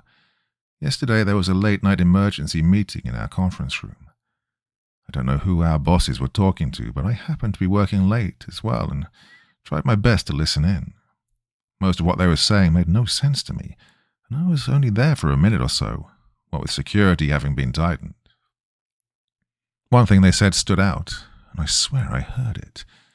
They were talking about the ultrasound results, how they scanned the entire trunk of the tree. Then someone's voice rises and I hear, clear as day before he gets shushed, "Aren't you going to mention the 7 bodies?" 7, I remember thinking. How many people have disappeared on this island? I overheard a few other things, including the possibility of sending armed soldiers to Campbell, but it wasn't until I got home after a long day that I got a chance to piece it all together and realize where those bodies are. If this has happened before, Mr. Miller and probably the boat pilot are just the latest victims. Well, victims of what exactly? Of the island, sure, but what happened to them? How did 7 human-shaped masses get inside of the tree? Lowly government employees like us are never going to find out, Teddy. If you want to keep this crappy job, try to forget all about this whole thing. Don't go looking into it. Don't let this get out. Delete your work and never go back to that island. It's either the tree or that entire place that's cursed. God forbid they brought back something more than just a few small samples. And if you absolutely must talk about this one last time, meet me for a pint this weekend. Usual place. Sanguis by Impossible Bit995. Part 1. I think there's something out there, Deputy Erickson said. The child came running out of the woods directly in front of my Jeep. I slammed on the brakes, and the vehicle screeched to a halt about 3 feet away from him, headlight beams reflecting in his eyes. Beside me, Deputy Erickson almost dropped a cup of coffee in his lap. Meanwhile, I was frozen in place, my fingers clutching the steering wheel for dear life, knuckles buckling against the skin. "Is that the kid?" Erickson asked. Exhaling the tension from my body, I said, "Well, that's a kid, all right, but it's not the one we're looking for." I unfastened my seatbelt and climbed out of the car. Slowly, as if approaching a wild animal, I walked towards the child with my hands raised in plain sight. We were scouring the area for a missing girl. About 6 years old, auburn red hair, freckled face. Elise was her name. She'd been taken from a parking lot after one of her treatments, and no one knew how. The child in front of us, though, was a little boy, maybe 8 to 10 years old. Short, bedraggled brown hair, tan and skinny as a beanpole. There were leaves and twigs sticking out of the nest of his hair. Mud stained his bare feet. Small pink scratches adorned his arms and legs. For late October, the weather was too cold and windy to be wearing khaki shorts and a t-shirt. But, if I had to guess, the temperature was the least of his concerns. "Oh, calm down now, son," I told him. "We're not going to hurt you." I could see it in his eyes, the teetering scales that resided within every person, that intrinsic response to perceived danger, fight or flight, stay or go. The boy looked primed to run, but we were out in the middle of nowhere, standing on an endless stretch of asphalt. The last farm was about 7 miles back. The next farm was probably another good 7 miles ahead. "Yeah, can you tell me your name?" I asked. "I'm Deputy Solanus with Halloran County Sheriff's Department. You can call me Raymond if you like, or Ray if that's easier." The boy stared at me with wide eyes. His pupils were dilated, eclipsing the whites. He parted his cracked lips and whispered, "Thomas." "Thomas, that's a nice name. Can you tell me what you're doing out here, Thomas?" The boy trembled with fear, wildly thrashing his head from side to side. Please, don't send me back. I can't go back. Don't make me." He fell to his knees and sobbed. "Hollow man, bad animals, in the trees." His head snapped up in my direction. There was a sudden stillness to him that made my heart drop, like a lull during a thunderstorm when the entire world goes quiet. "The fisherman's real," Thomas cried. "He's in the trees. He'll come for me. They all will." Then, without warning, the boy fell flat onto the tarmac, unconscious. I rushed over to him and placed my fingers on his neck. There was a faint pulse present, and from what I could discern, there were no apparent cuts or broken bones, no indication of internal or external bleeding other than the few small scratches from running through the bushes and other foliage. I picked the boy up and returned to the Jeep, setting him in the back seat. Taking my place behind the wheel, I spun the car around and headed towards the nearest hospital. About a 20 or 30-minute drive. That's the Midwest for you. An archipelago of small towns isolated by an ocean of farms and forests. Rolling fields with a few riverbeds and streams interspersed. While I drove, my foot heavy on the accelerator, my partner radioed the station with an update. Then he called the hospital, told them to have a room and staff on standby for our arrival. He hung the receiver on its cradle and peered into the back seat, a look of anguish upon his face. He muttered a soft prayer and turned in his seat, facing the front again. Son of a bitch, he muttered, glancing at the clock on the dash. I'm supposed to go trick-or-treating with Danny in about an hour. I checked the time. He was right. It was nearing the end of our shift. Getting anyone to willingly work a Saturday was tough. Convincing them to stay late was almost impossible. And of course, if the sheriff demanded it, there wasn't much they could do. At the same time, the sheriff was away on vacation, leaving me in charge. Yeah, I'll tell you what, I said. Help me drop the kid off, and I'll let you get going for the night. Are you sure? He asked. But there wasn't much in the way of sincerity. I'd hate to leave you high and dry. I'll be fine. Didn't have plans anyway. Yeah, right. Erickson averted his gaze from me, once more looking back at the boy. Yeah, think he's from Sanguis? Sanguis? Yeah, closest town I can think of, other than Baywater. Baywater's about an extra 20 minutes from where we found him. And how far is Sanguis? About 8 minutes if you kept on the highway. Small gravel road will take you there. I nodded, storing the information away at the back of my mind. Sanguis. Why haven't I heard of it? It doesn't surprise me. Not many people have. Yeah, they're a tight-knit community. Population can't be more than 2,000, if that. Only reason I know them is for their sweet corn. What about it? Just that it's pretty darn good. All that produce is. Since they're so far out, they have to take it to other markets and whatnot. But a few years back, they ran out of sweet corn before I could get any. So I asked the lady selling it for directions and went straight to the source. Ooh, I'm telling you, stuff is out of this world. Danny and Lynn go crazy over it. For the last few years, most of my dinners were plastic wrapped and bought from a gas station. I couldn't remember the last time I'd gone grocery shopping for anything other than a six-pack and TV dinners. Maybe a frozen pizza if I was really hungry. For those days, my appetite was practically non-existent. We arrived at the hospital and carried the kid inside. Well, despite the holiday weekend, we were met by a number of nurses with a stretcher ready. Before I knew it, the boy was wheeled away, down the hall and around the corner. A doctor approached to question us, but we didn't have as many answers as he would have preferred. Well, to be fair, I wasn't pleased about it either. Should have tried harder to get a full name or something concrete.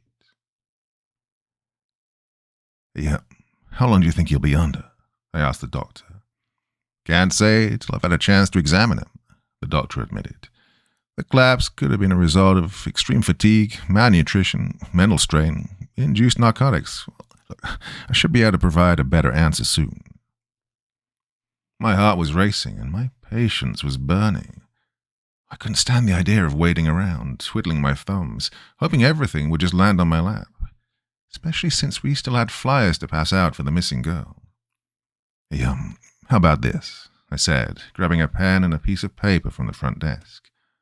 I'll leave my personal cell and my partner's number. Kid wakes up, you call us.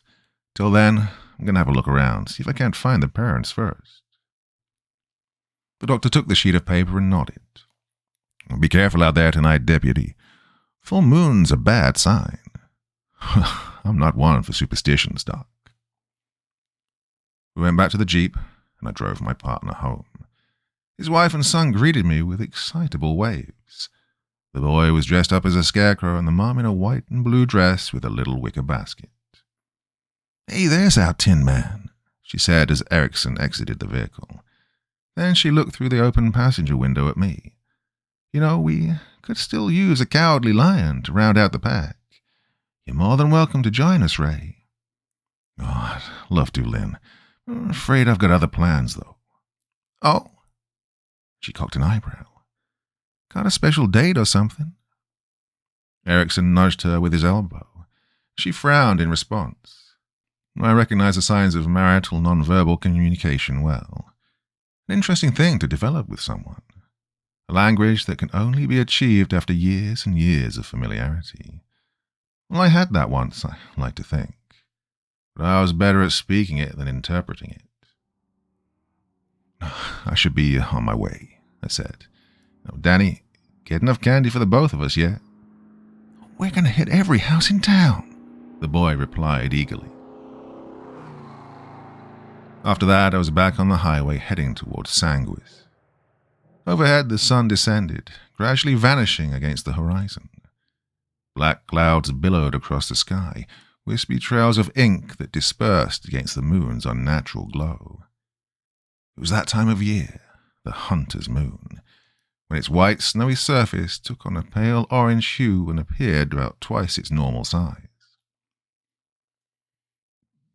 Along either side of the highway were thick patches of trees, some with empty tops, their branches twisted like gnarled fingers, others still retaining a mixture of red and brown leaves that swayed against the breeze. I slowed down by mile marker 96, crawling along the highway at a deliberate pace until my headlights spotted the gravel road Erickson told me about. Then I turned off from the asphalt and followed the lane for another few minutes. It wasn't a long time, but I was being cautious about deer or other wildlife. Nothing could ruin your day like a wild animal. Rounding a bend, Sanguis appeared as if out of thin air. 1 second I was surrounded by dark forests and cornfields. Next thing I knew, there were dim street lamps and old brick buildings with vines wrapped around them like spiderwebs. Cookie-cutter houses of this era, greatly contrasted by the outdated shops along Main Street. Each one built directly beside each other, shoulder to shoulder, because back in the day, no one really knew just how big a town could become. Everything was grouped together for convenience. I had to pull off from Main Street along a back road due to a line of barricades. It seemed the town was holding a Halloween festival, and with the overcrowded sea of cars, it looked as if everyone and their moms were in attendance. I picked a parking spot on a muddy field in between a Ford Puma and a Lincoln. I got on the radio to let the dispatcher know of my whereabouts and to see if there were any updates about the boy.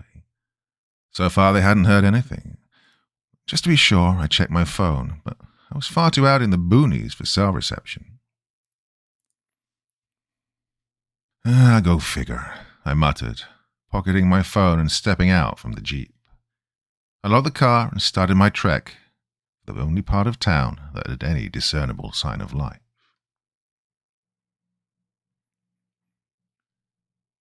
Part 2. In all my years, I'd never seen such spirited enthusiasm for Halloween. I've encountered some interesting costumes, attended a few lively parties, but Sanguis was on a completely different level. Almost everyone wore a costume and no outfit was the same. There are a few modern pop culture references. Kids dressed up as their favorite cartoon characters and superheroes and whatever else was popular to them.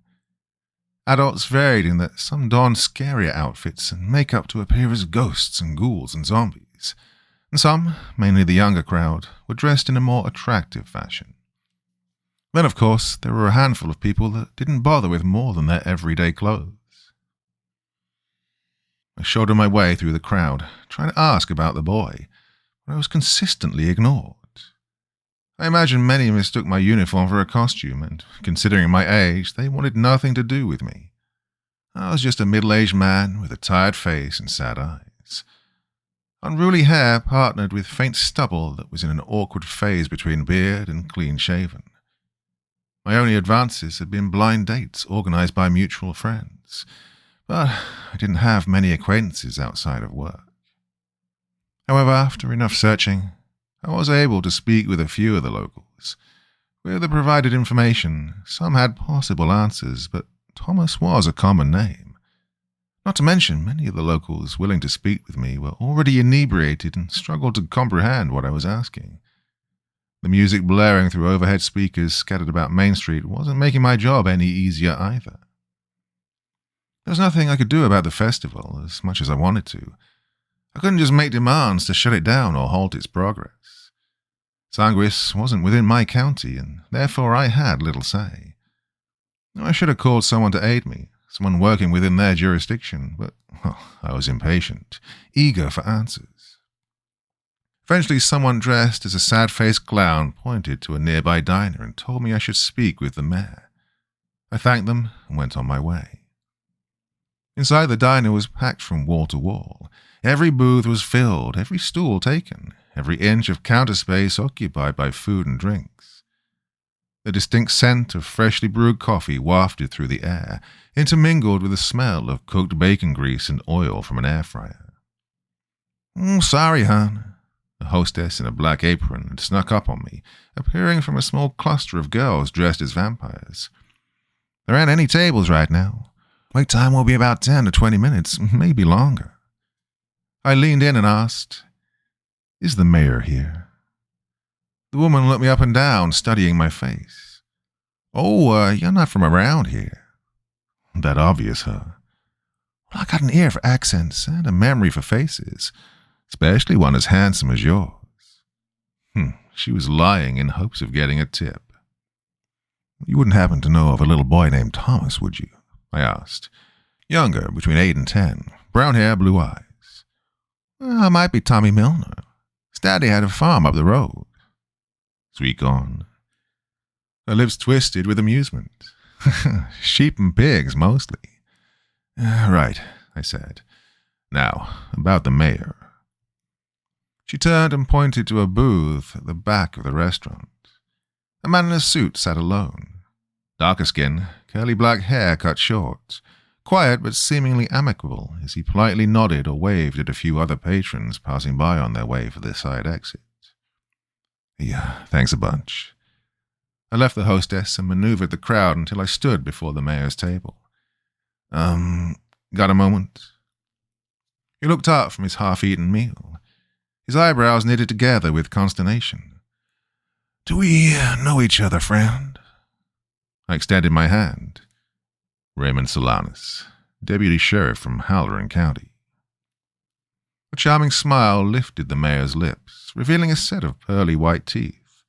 A politician's grin, warm, attractive, but not so defined as to appear creepy or intense. Small lines around the corners of his mouth said he must have donned it often.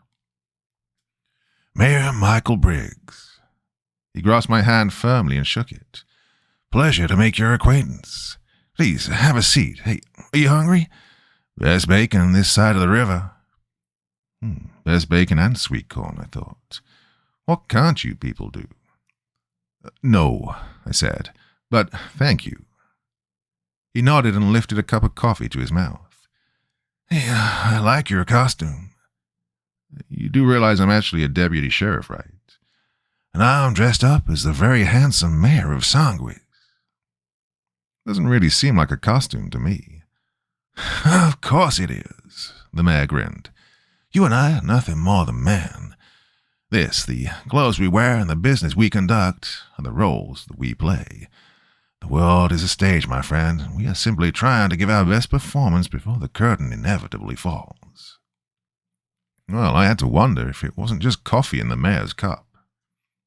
The reason I'm here," I explained, "is about a boy my partner and I found on the highway. Might be a locum from your town. Tommy Milner?" "Ah, Tommy. Kind young man, hard worker. Said you found him on the highway?" I quickly recalled the day's earlier events. How the boy came running out of the woods barefoot and afraid, as if he were being chased. "I see." The mayor rubbed his hand along the length of his jaw. "Is he, okay?" "He's been treated at a hospital about a half hour from here. I was hoping to get in contact with the parents, verify the boy's identity." "You and your partner?" "Just me." I don't know why, but then I said, "Partner's on standby at the hospital, waiting for any updates." The mayor took another sip of his coffee as he considered this. There was a hint of distress in his eyes, as if he were trying to solve a puzzle without all the pieces, bemused by the news given to him. "Well, Deputy, can't say I've heard from the Milners. Then again, it has been a busy day with the festival.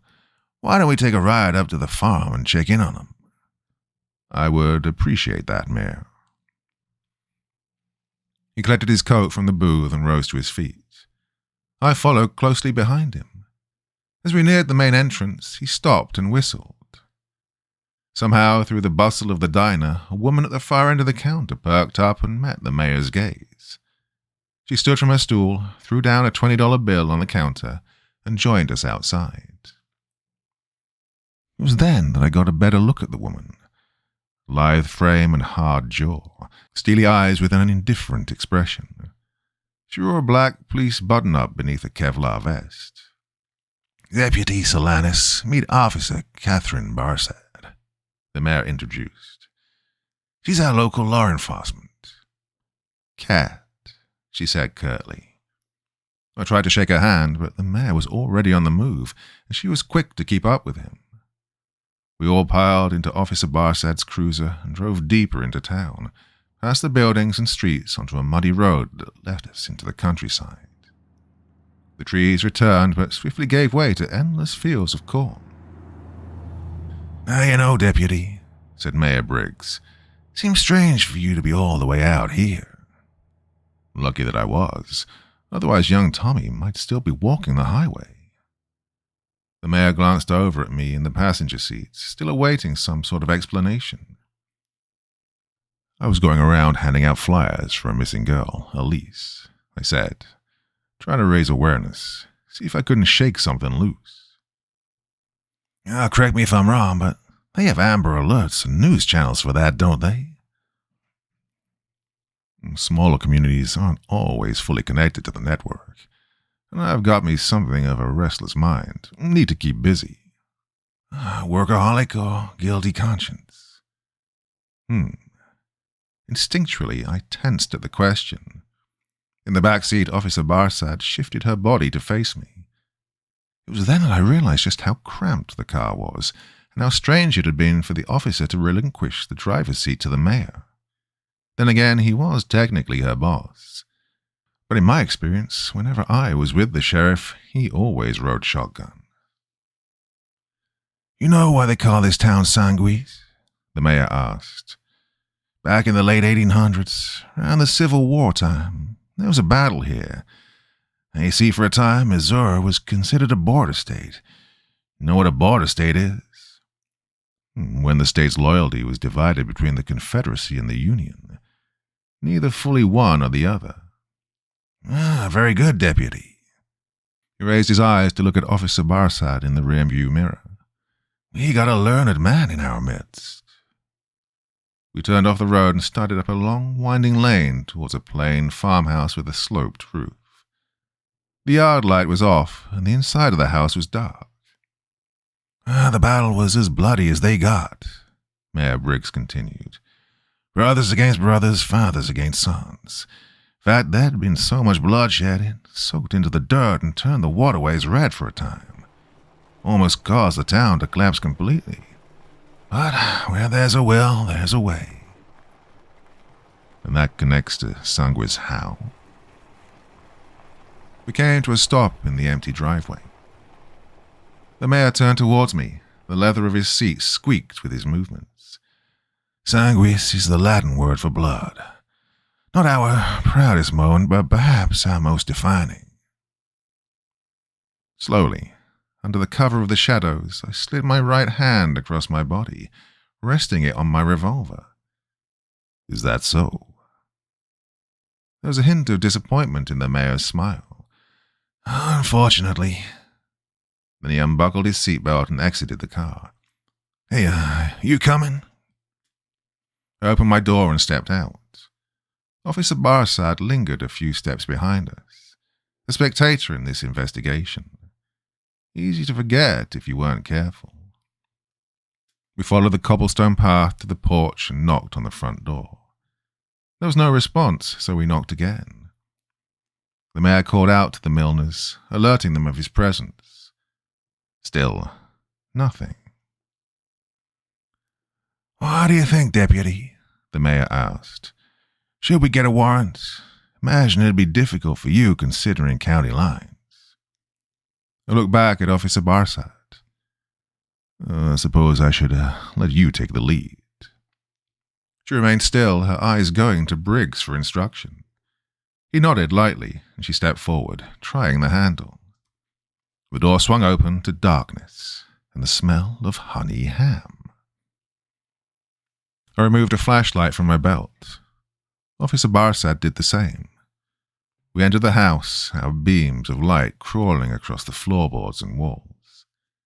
I kept my right arm rested on the grip of my revolver, ready to draw at a moment's notice. In the hallway, I found a picture hanging on the wall.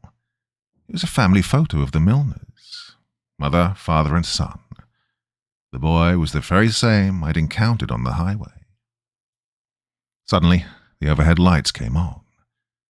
Mayor Briggs stood with his finger still on the switch, grinning at me with a sense of pity. "Keep your eyes on the sky," he said, "and you'll trip over the roots beneath your feet." We turned off our flashlights and wandered the house, calling out to the Milners. There was no sign of life, no sign of a disturbance either. The house sat empty and still, untouched. Then, as I returned from the hallway, I stopped in the dining room. The dinner table was set with 3 plates, the food on each plate partially eaten. Something had interrupted their supper and forced them to abandon their home halfway through a meal. No time to clean up, no time to pack, no time to do anything but leave. Where had they gone? What made them leave so suddenly? We turned off our flashlights and wandered the house, calling out to the Milners. There was no sign of life, no sign of a disturbance either. The house sat empty and still, untouched. Then, as I returned from the hallway, I stopped in the dining room. The dinner table was set with 3 plates, the food on each plate partially eaten. Something had interrupted their supper and forced them to abandon their home halfway through a meal. "Seems nobody's home," the mayor said. "Maybe Tommy woke up and was able to call his parents. Might be on their way to the hospital right now." There were 3 places at the dinner table. Maybe, but how did Tommy end up on the highway? "Well, you said he was on foot." "You're telling me a boy ran from here all the way to the highway on foot? Why not go into town instead? Why go through the woods?" "Well, he was scared," said Officer Barsad. "Children aren't exactly known for their rationality, especially when they're scared." What scared him so badly to do something like that, though? The mayor looked from me to the officer and back. "This is a rhetorical question, I imagine." "Well, unless you've got the answer." "Unfortunately, Deputy, I do not." He lifted his wrist to check his watch. "What I do have, however, is a speech to give at the festival." "You're just going to leave while 2 people from your own town are currently missing and a third's in the hospital? That doesn't concern you at all?" "On the contrary, I am deeply concerned," he said clinically. "But you have to look at it from my point of view. I have an entire town to run. The Milners are not the only family under my watch and care." The greater good, is it?" "An astute observation. What did I tell you, Cat? Learned man." He started for the door. "Deputy, it's my job to keep this town in order. Keep the public from panicking. Once I've reassured the masses, we can continue this hunt of yours. But for right now, I have a speech to give, and if I don't give it, well, it just might send the wrong message. People might wonder about my absence and start asking all the wrong questions." Failed public appearance. Might cost you some votes during the next election." "Is that what you truly believe, or is that just the picture you want to paint?" Quietly, I ruminated on this matter for a few moments under the watchful eyes of Mayor Briggs and Officer Barsad. There was something about the mayor that ruffled me. Political man, sure. I'd met plenty just like him. In a way, though, he reminded me of my father, a man doing what he believed was best, even if it came at a cost, a man absent of empathy, distant and cold despite the affable front he put on. But the mayor was a little more articulate than my father had ever been, didn't indulge in his internalized rage. But looking at Barsad, I realized he didn't have to. He might have had others to do that for him. "I'll come back with us to town," the mayor suggested, but it sounded as if the decision had already been made. "I'll give my speech, make sure everything's going smoothly with the festival, and then we'll get right back on the case." I glanced at Barsad. She had her hands on her hips, a stern glare pointed in my direction. Police officers generally had a hard time playing nice with outside law enforcement. Didn't like the idea of being questioned. It often implied something about their performance, a level of incompetence they wished to keep concealed. "Fine," I agreed. "Let's head back." Once again, we climbed into the cruiser and returned to town. The mayor dropped me off by my jeep and disappeared down a side road. When they were out of sight, I went into my vehicle and retrieved the handset. Part 3. I radioed dispatch to give them an update on the situation. They'd finally heard from the doctor. Tommy was still under. As far as they could tell, his comatose state had been caused by extreme distress and exhaustion. They weren't sure when he would wake up. I asked if they could give him something to wake him up sooner. Dispatch let me know the doctor had already broached this matter, and while it was possible, they didn't want to administer any medications that weren't necessary for the boy's well-being, considering both his age and his lack of legal representation. If I could get a guardian's approval, then that would change. Unfortunately, the parents were still missing. Then I asked dispatch to contact representatives of Mohawk County and send reinforcements. Realistically, there was only so much I could do before encountering legal troubles. If I wasn't careful, I could lose my job or get suspended, potentially ruin a case if one were present. As I waited for dispatch to confirm they'd contacted the Mohawk County Sheriff's Department, I noticed a figure hobbling towards my car. At first I thought maybe someone from the crowd was on their way home, but the figure continued past all the other cars, limping directly for mine. They got closer and closer, a shadow in the darkness. I moved my hand down to my revolver. With my other hand, I turned on the headlights, dispersing the shadows and illuminating the figure. It was a man, dressed in tattered rags with wispy white hair. He was hunched and walked with an awkward gait. His skin was leathery, his face contorted by a permanent scowl. He clutched a pair of brown paper bags to his chest. With every step, it seemed he might topple over, and if that happened, I imagined he wouldn't be getting back up again. When you get to a certain age, your bones are like glass. Every organ is trying to refrain from surrender, and slowly, if you live long enough, your senses start to fail. Eyesight, smell, hearing, they abandon you, leaving you in darkness and discomfort until you're no longer sure if you're still alive or not. That's what happened to my grandfather. I'd watched it happen over the course of months. Maybe my father was lucky he never got to that age. Maybe I did him a sort of kindness. "You the one talking about the boy?" the old man asked when he finally reached my jeep. "Found him out on the highway?" "How do you know about that?" Word spreads fast around these parts, officer." Deputy, actually. The man could not have been less impressed. "Officer, would you mind giving an old man a ride back home? I got some groceries, and I'd hate to have to carry them all that way." I tried to suppress my annoyance. Not that I wasn't inclined to help. It was a natural part of the job, but I had other concerns to attend to than the well-being of an old fossil. "I could, tell you about the boy," he offered. "What do you know?" "I'll need a ride home first." "Or I could bring you back to the station and find out there." The old man leaned closer, reading the words pasted across the side of my vehicle. Which county are you with again?" A crooked grin slipped across his lips. "Why don't you be a nice young man and give me a ride home? Give these old legs a break for once." Oh, stubborn prick, I thought, realizing my hands were tied on the matter. "All right, climb into the back seat." "Back seat? Am I under arrest?" He laughed hoarsely and stumbled his way to the back. Once he was buckled, I started the engine with a twist of the key and shifted into drive. The old man gave me directions, helped me navigate the labyrinth of barricades and parked vehicles until we were finally on a muddy road leading outside of town again. Unlike with the Milner house, we were on the north side of town, heading closer to the highway. The fields of corn were replaced by clusters of wilted trees and muddy banks.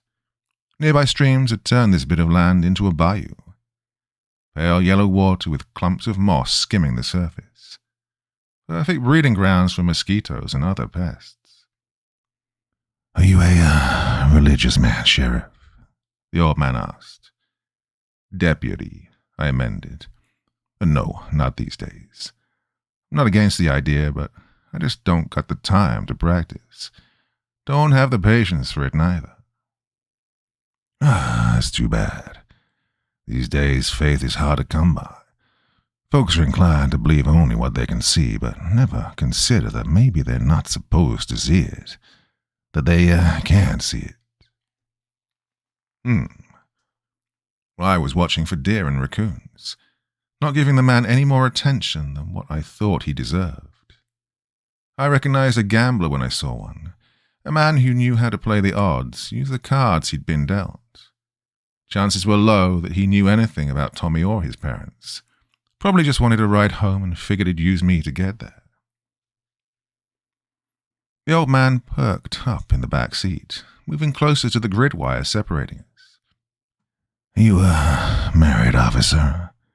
You look like a married man to me." "Once burned." Oh, he croaked with laughter. "I was married. Love of my life. We were going to spend eternity together. But I lost her. I lost her, Sheriff. Lost the baby, too." My fingers squeezed the steering wheel. "I'm, sorry to hear that." This caught him by surprise, and he leaned back in his seat. Me too, Deputy. Not many folk around here have it in them to feel the woes of an old man." Can't imagine why, I thought. Your child, how old?" "Not even out of the womb. What did come out, that wasn't mine. Not really. Became a widower the same day I became a father. Something like that makes you wonder about the higher powers of the world. Sends you down a rabbit hole." Thankfully, we were approaching the turnoff. I could see the old man's cabin through the trees and pulled into the empty lot in front of his house. I shifted into park, but left the engine running. "Now," I said, "about that boy." "Well, help me carry these groceries inside, and I'll tell you all you need to know. I got something to show you, too." My teeth came down hard against a growl bubbling in my throat. The old prick was jerking me around. Well, I could take it from the mayor, from Barsad, but it was a hard pill to swallow when it came from the average person, from someone who didn't have connections or a worthwhile title. Begrudgingly, I got out of the Jeep and grabbed the man's groceries from the back seat. I opened his door, holding it while he struggled to climb out. Then I followed him to his cabin, making sure to keep a distance between us. Oh, the old man didn't worry me like Officer Barsad. Figured I was stronger and faster than him, but still, you never know what a person might do. Never know what they're capable of. "Where you from, Deputy?" "Tennessee area." "Oh, you don't say. What brought you down to these parts?" "Sometimes a man just needs to get away." "Don't I know it. Come to these parts all the way from Massachusetts. Well, back then, the trip was longer, harder. Never really knew where you were going or if you were going to make it. Traveled during the day, too afraid to wander those endless roads at night. Never knew who might be hiding in the shadows. He opened the front door and walked inside. The interior of the cabin was about as rustic as the outside. Years of deterioration had left it wrought with a carpet of moss, curtain of vines across the walls. Weeds seeped through the cracks in the floor-beds. Cobwebs dusted every corner of the room. Mildew was in the air. I set the grocery bags in the kitchen. At least, what I thought was the kitchen. Hard to tell, considering the man lacked appliances other than an ancient cast-iron stove. The thing ran on wood instead of gas or electricity. What's an old-timer like you get up to round here? I asked, hoping a brief display of friendliness might get him talking. I read when my eyes will allow it, he said, hobbling into the living room. Spend most days drinking on the porch, watching the stars. I nodded. So, about this boy. Well, first, I'd like to show you something. Now, I've just about had enough. Either you know something about the boy or you don't. I'm not going to play any more games with you. You a fishing man? First rule of fishing is patience. You gotta... Listen here. There was a growl clawing at my throat. No more small talk, no more bullshit. I just want to know about the boy. There was a small glimmer in his eyes. Oh, you're out of your depth on this one, deputy. Ain't got a clue, do you? Clue about what? This. He opened up one of the doors at the back of the room that I thought was a bedroom. There was a hiss of air followed by a light sucking sound. Take a look.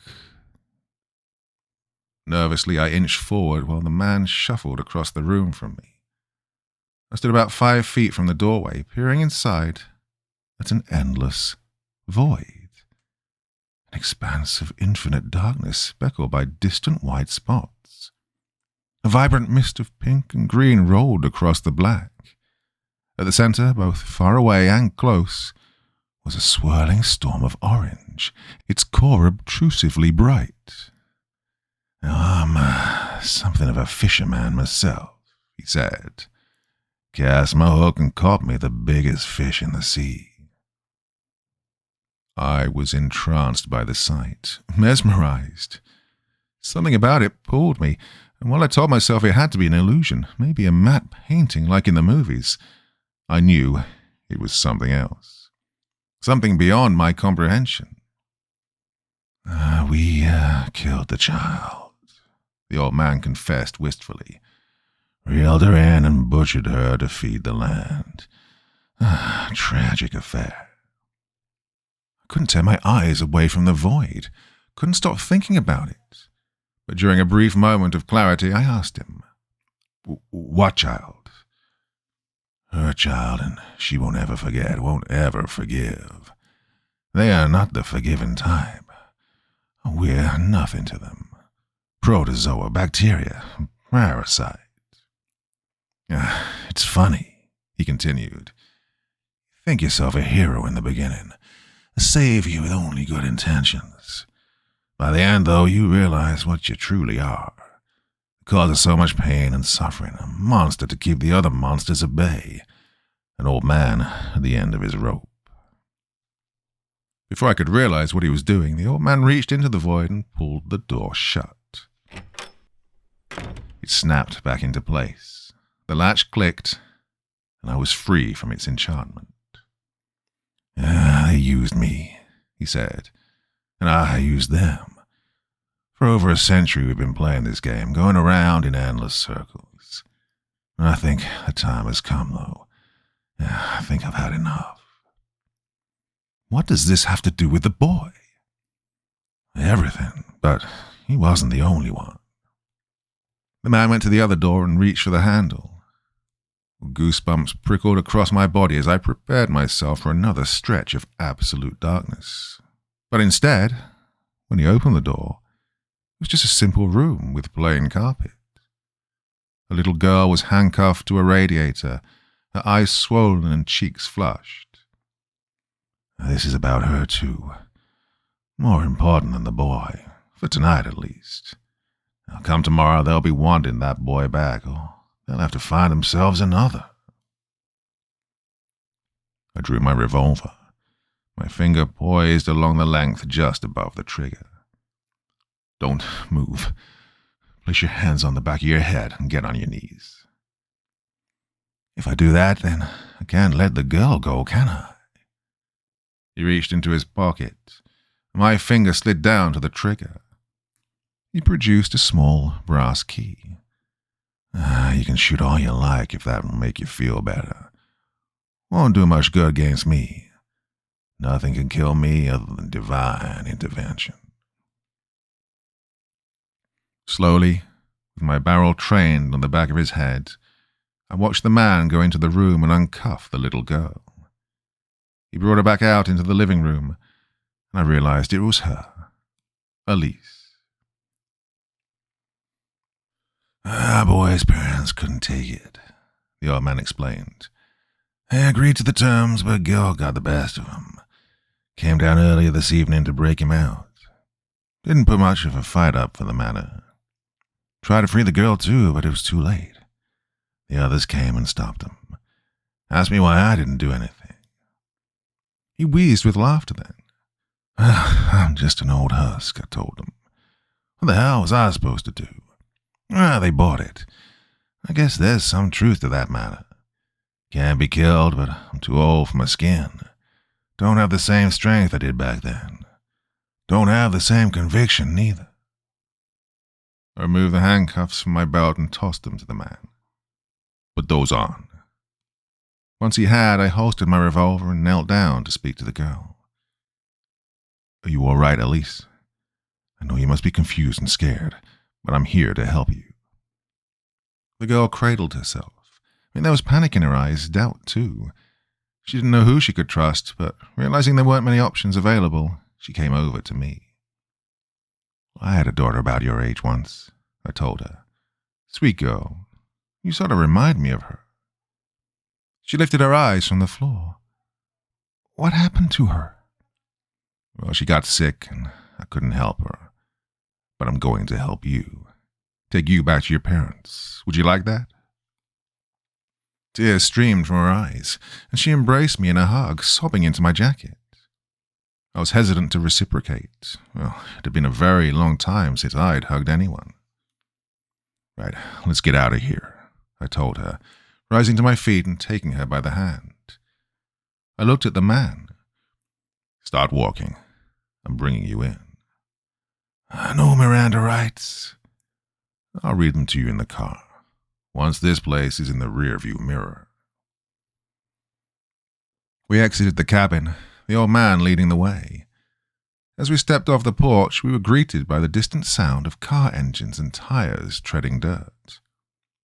Through the trees, headlights shone.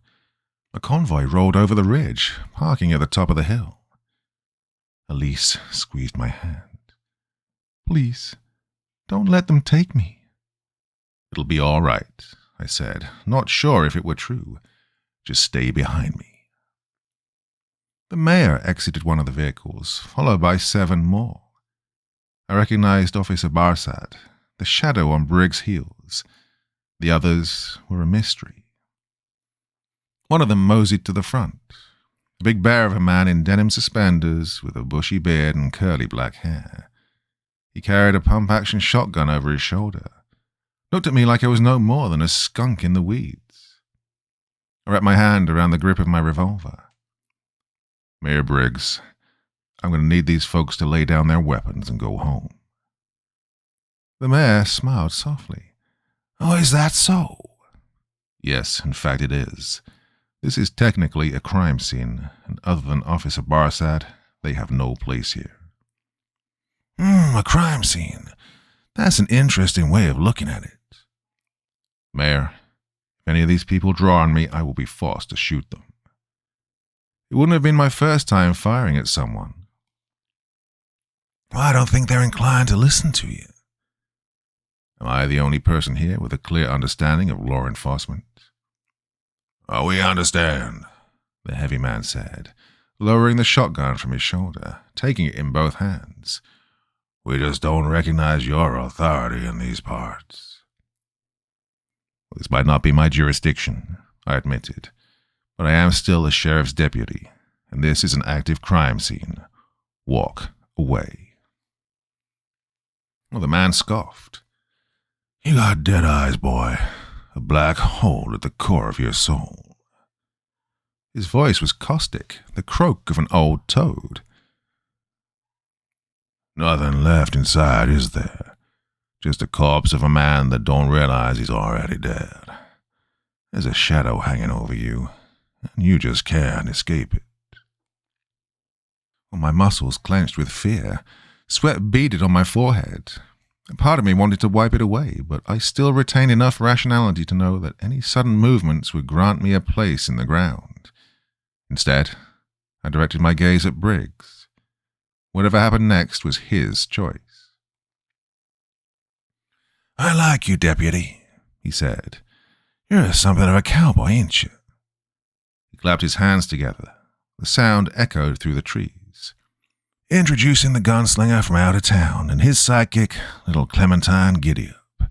Spunky girl, quick as lightning. The air was thick and still. The wind had ceased, the insects silent as the dead. Neither side wanted to make the first move. What's it gonna be, Mayor? I asked. Slowly my thumb pulled back on the hammer of my revolver, holding it partially cocked. If it clicked, the others will be fast to react. We're going to conduct ourselves like civilized men. Well, you should know, deputy, civilized men died a long time ago. Savages conquered the country. We're all that remains. He turned to his accomplices. Kill the man, take the girl. We're on a time schedule here.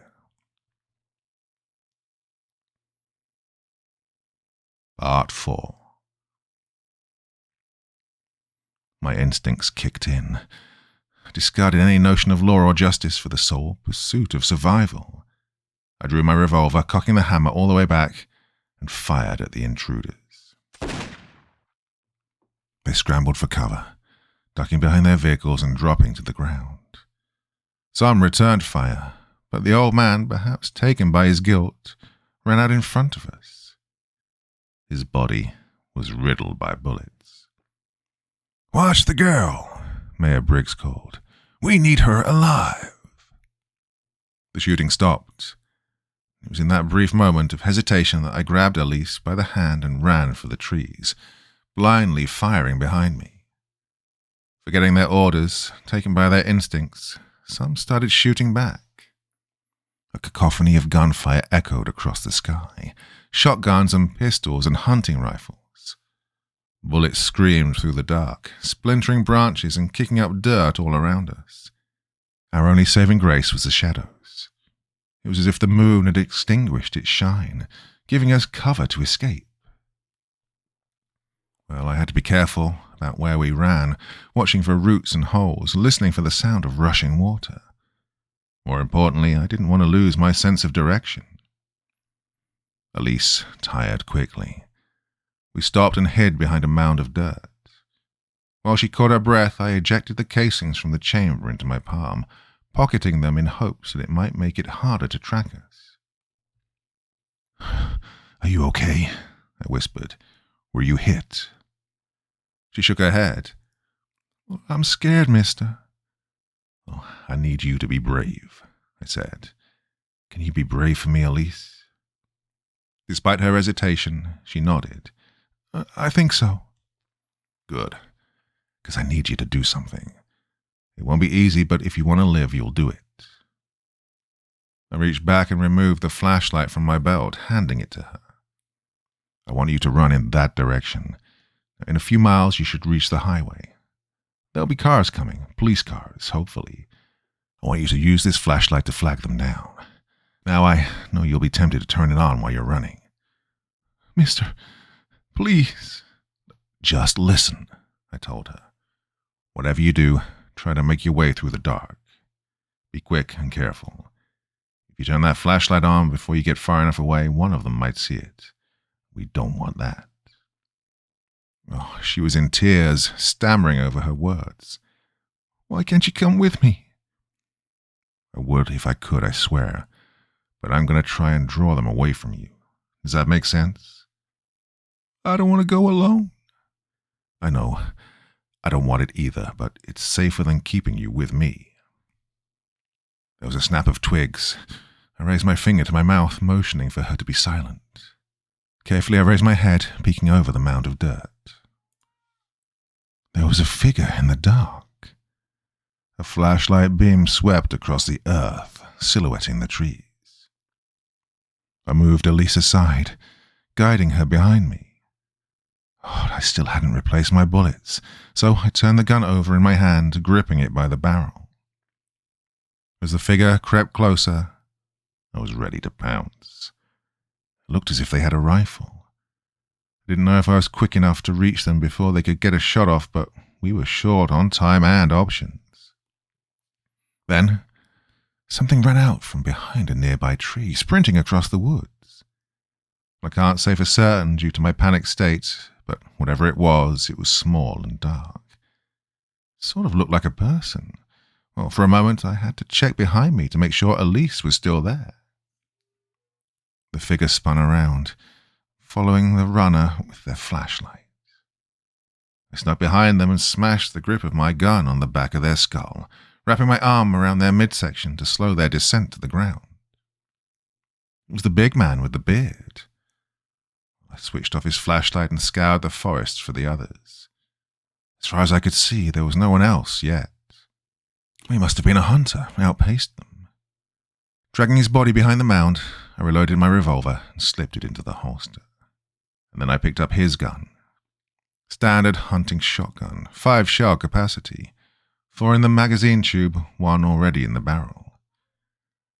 "Okay," I said. "You'll have to run now." "Please." "Just go, Lisa." I paused, a tightness in my chest constricting around my heart. Just go, Elise. Run. Don't look back. Don't make a sound."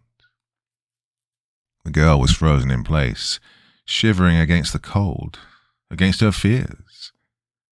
I placed a hand on her back, gently pushing her forward like teaching a child to ride a bicycle for the first time.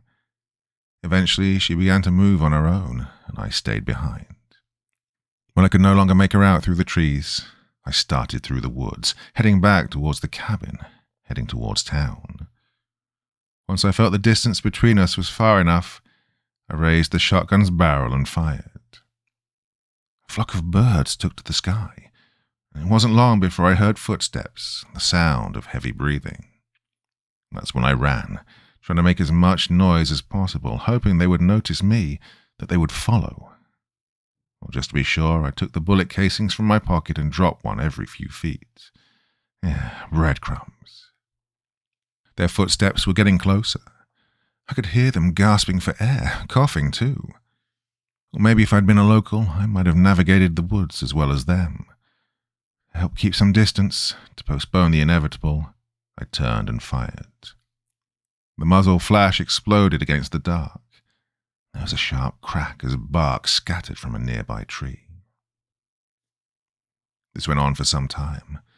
God, it felt like hours, but I'm sure it was no more than 10 minutes. I must have run past the cabin because in the distance I could see the lights from Sanguis shining through the empty branches. As I broke from the forest, a pair of arms wrapped around me, wrestling me to the ground. I threw my elbow back, striking my attacker in the face. There was an audible crunch of their nose.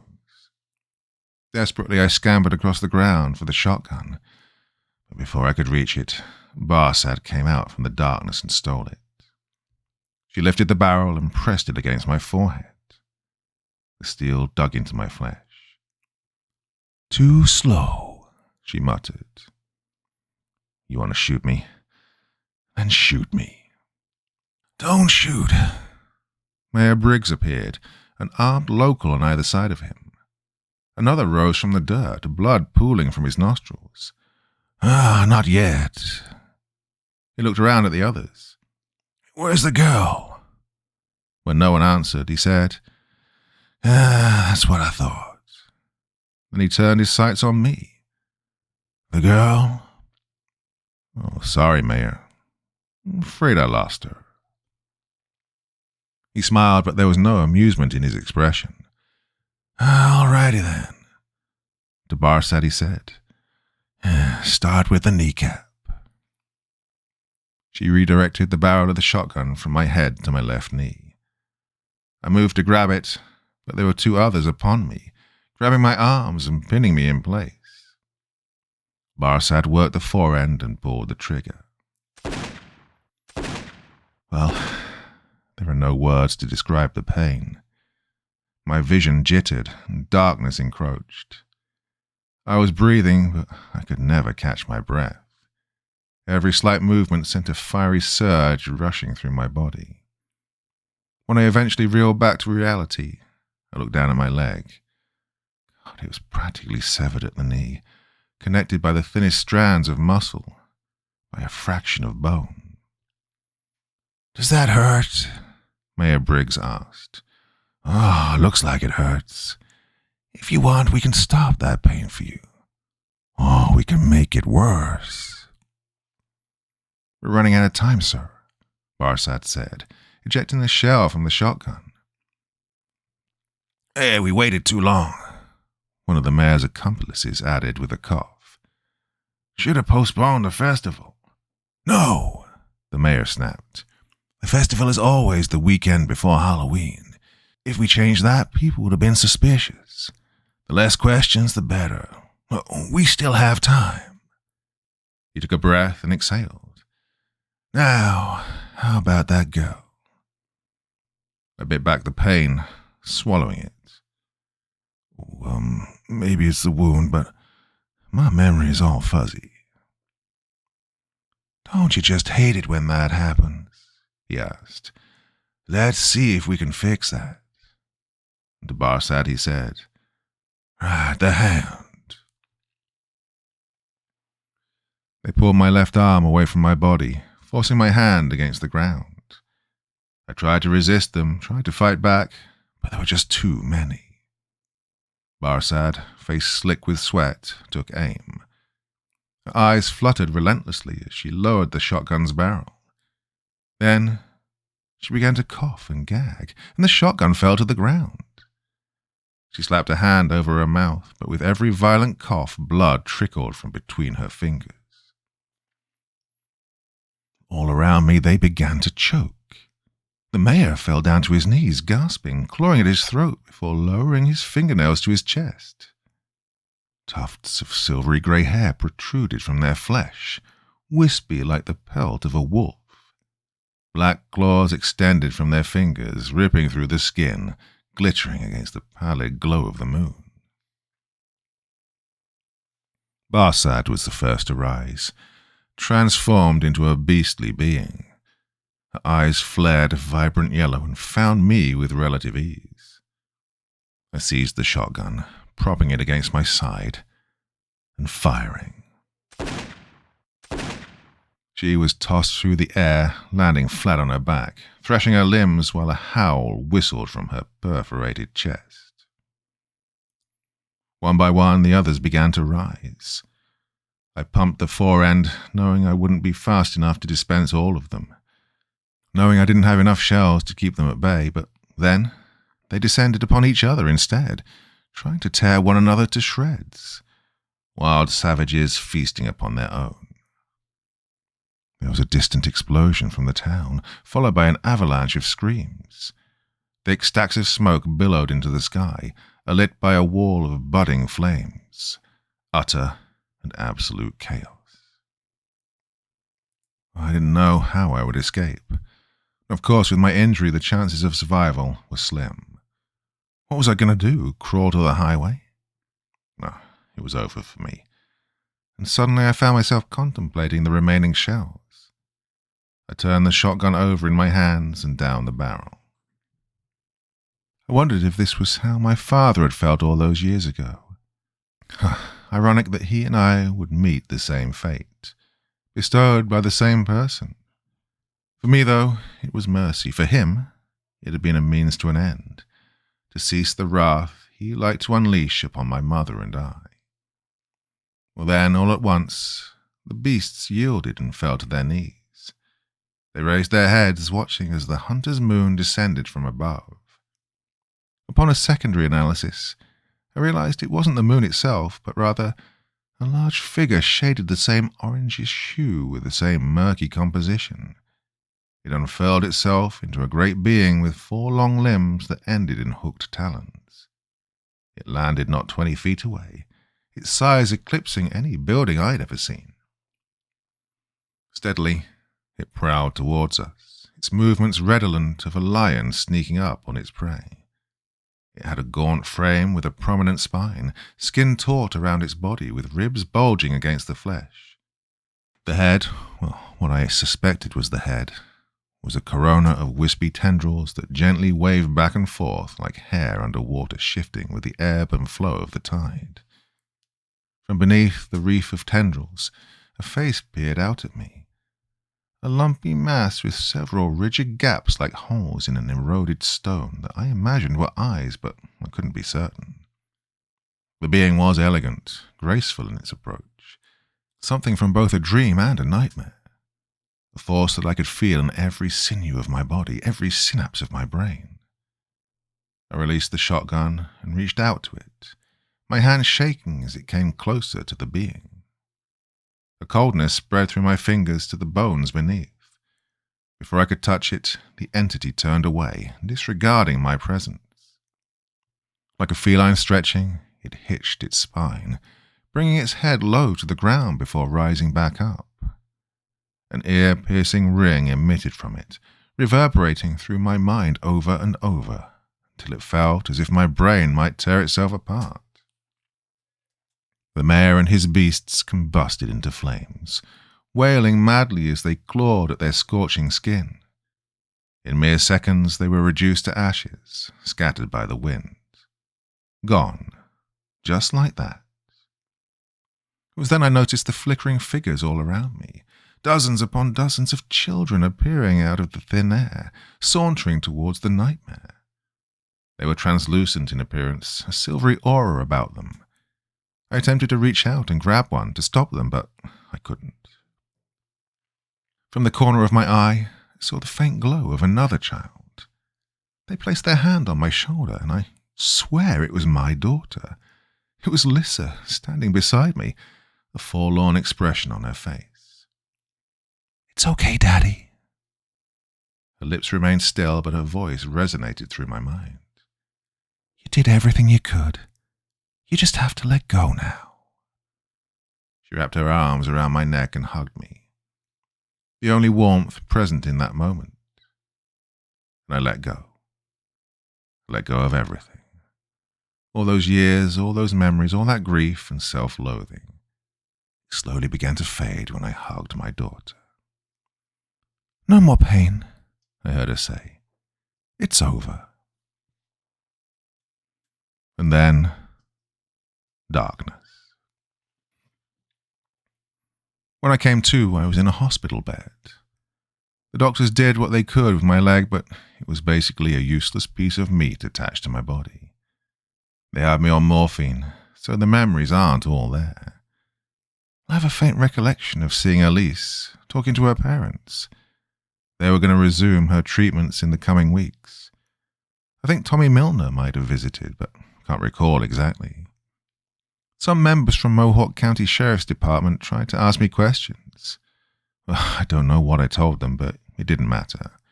The story was already put together with what little they could find. A fire, they said. Something that happened at the festival, maybe a gas leak and a spark. About half of the town, give or take, fell unconscious. Many were consumed by the flames.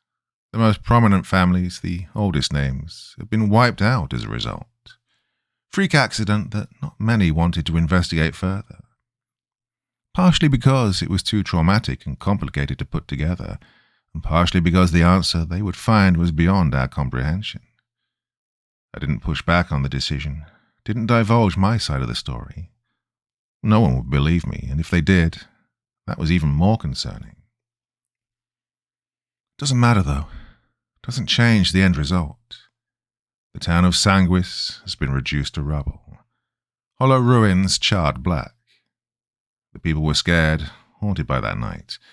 Nothing could take that horror away from them. Not an explanation, not a conclusion, not a lie, nothing. There was some talk of rebuilding, but as far as everyone was concerned, the town was dead. The soil had become sour and infertile. Their entire livelihood had been based around their farms and cattle. Without the soil, they had nothing and were forced to migrate elsewhere. Abandon their perfect homes, their perfect lives. But maybe it was for the best. To this day, I still don't know if I did the right thing. I helped Elise, helped Thomas too, but in the process, I ruined everything else. All those lives lost, all those years of dedication just stripped away, gone. But at least I got to see my daughter again, got to hold her in my arms. And something like that you can't put a price tag on. In the end, all I have left is a bum leg and bad dreams. Wretched memories of a moment no one else remembers. All I have to my name is an empty apartment where I sit up at night looking at the sky, watching the moon, knowing that something else is up there amongst the stars.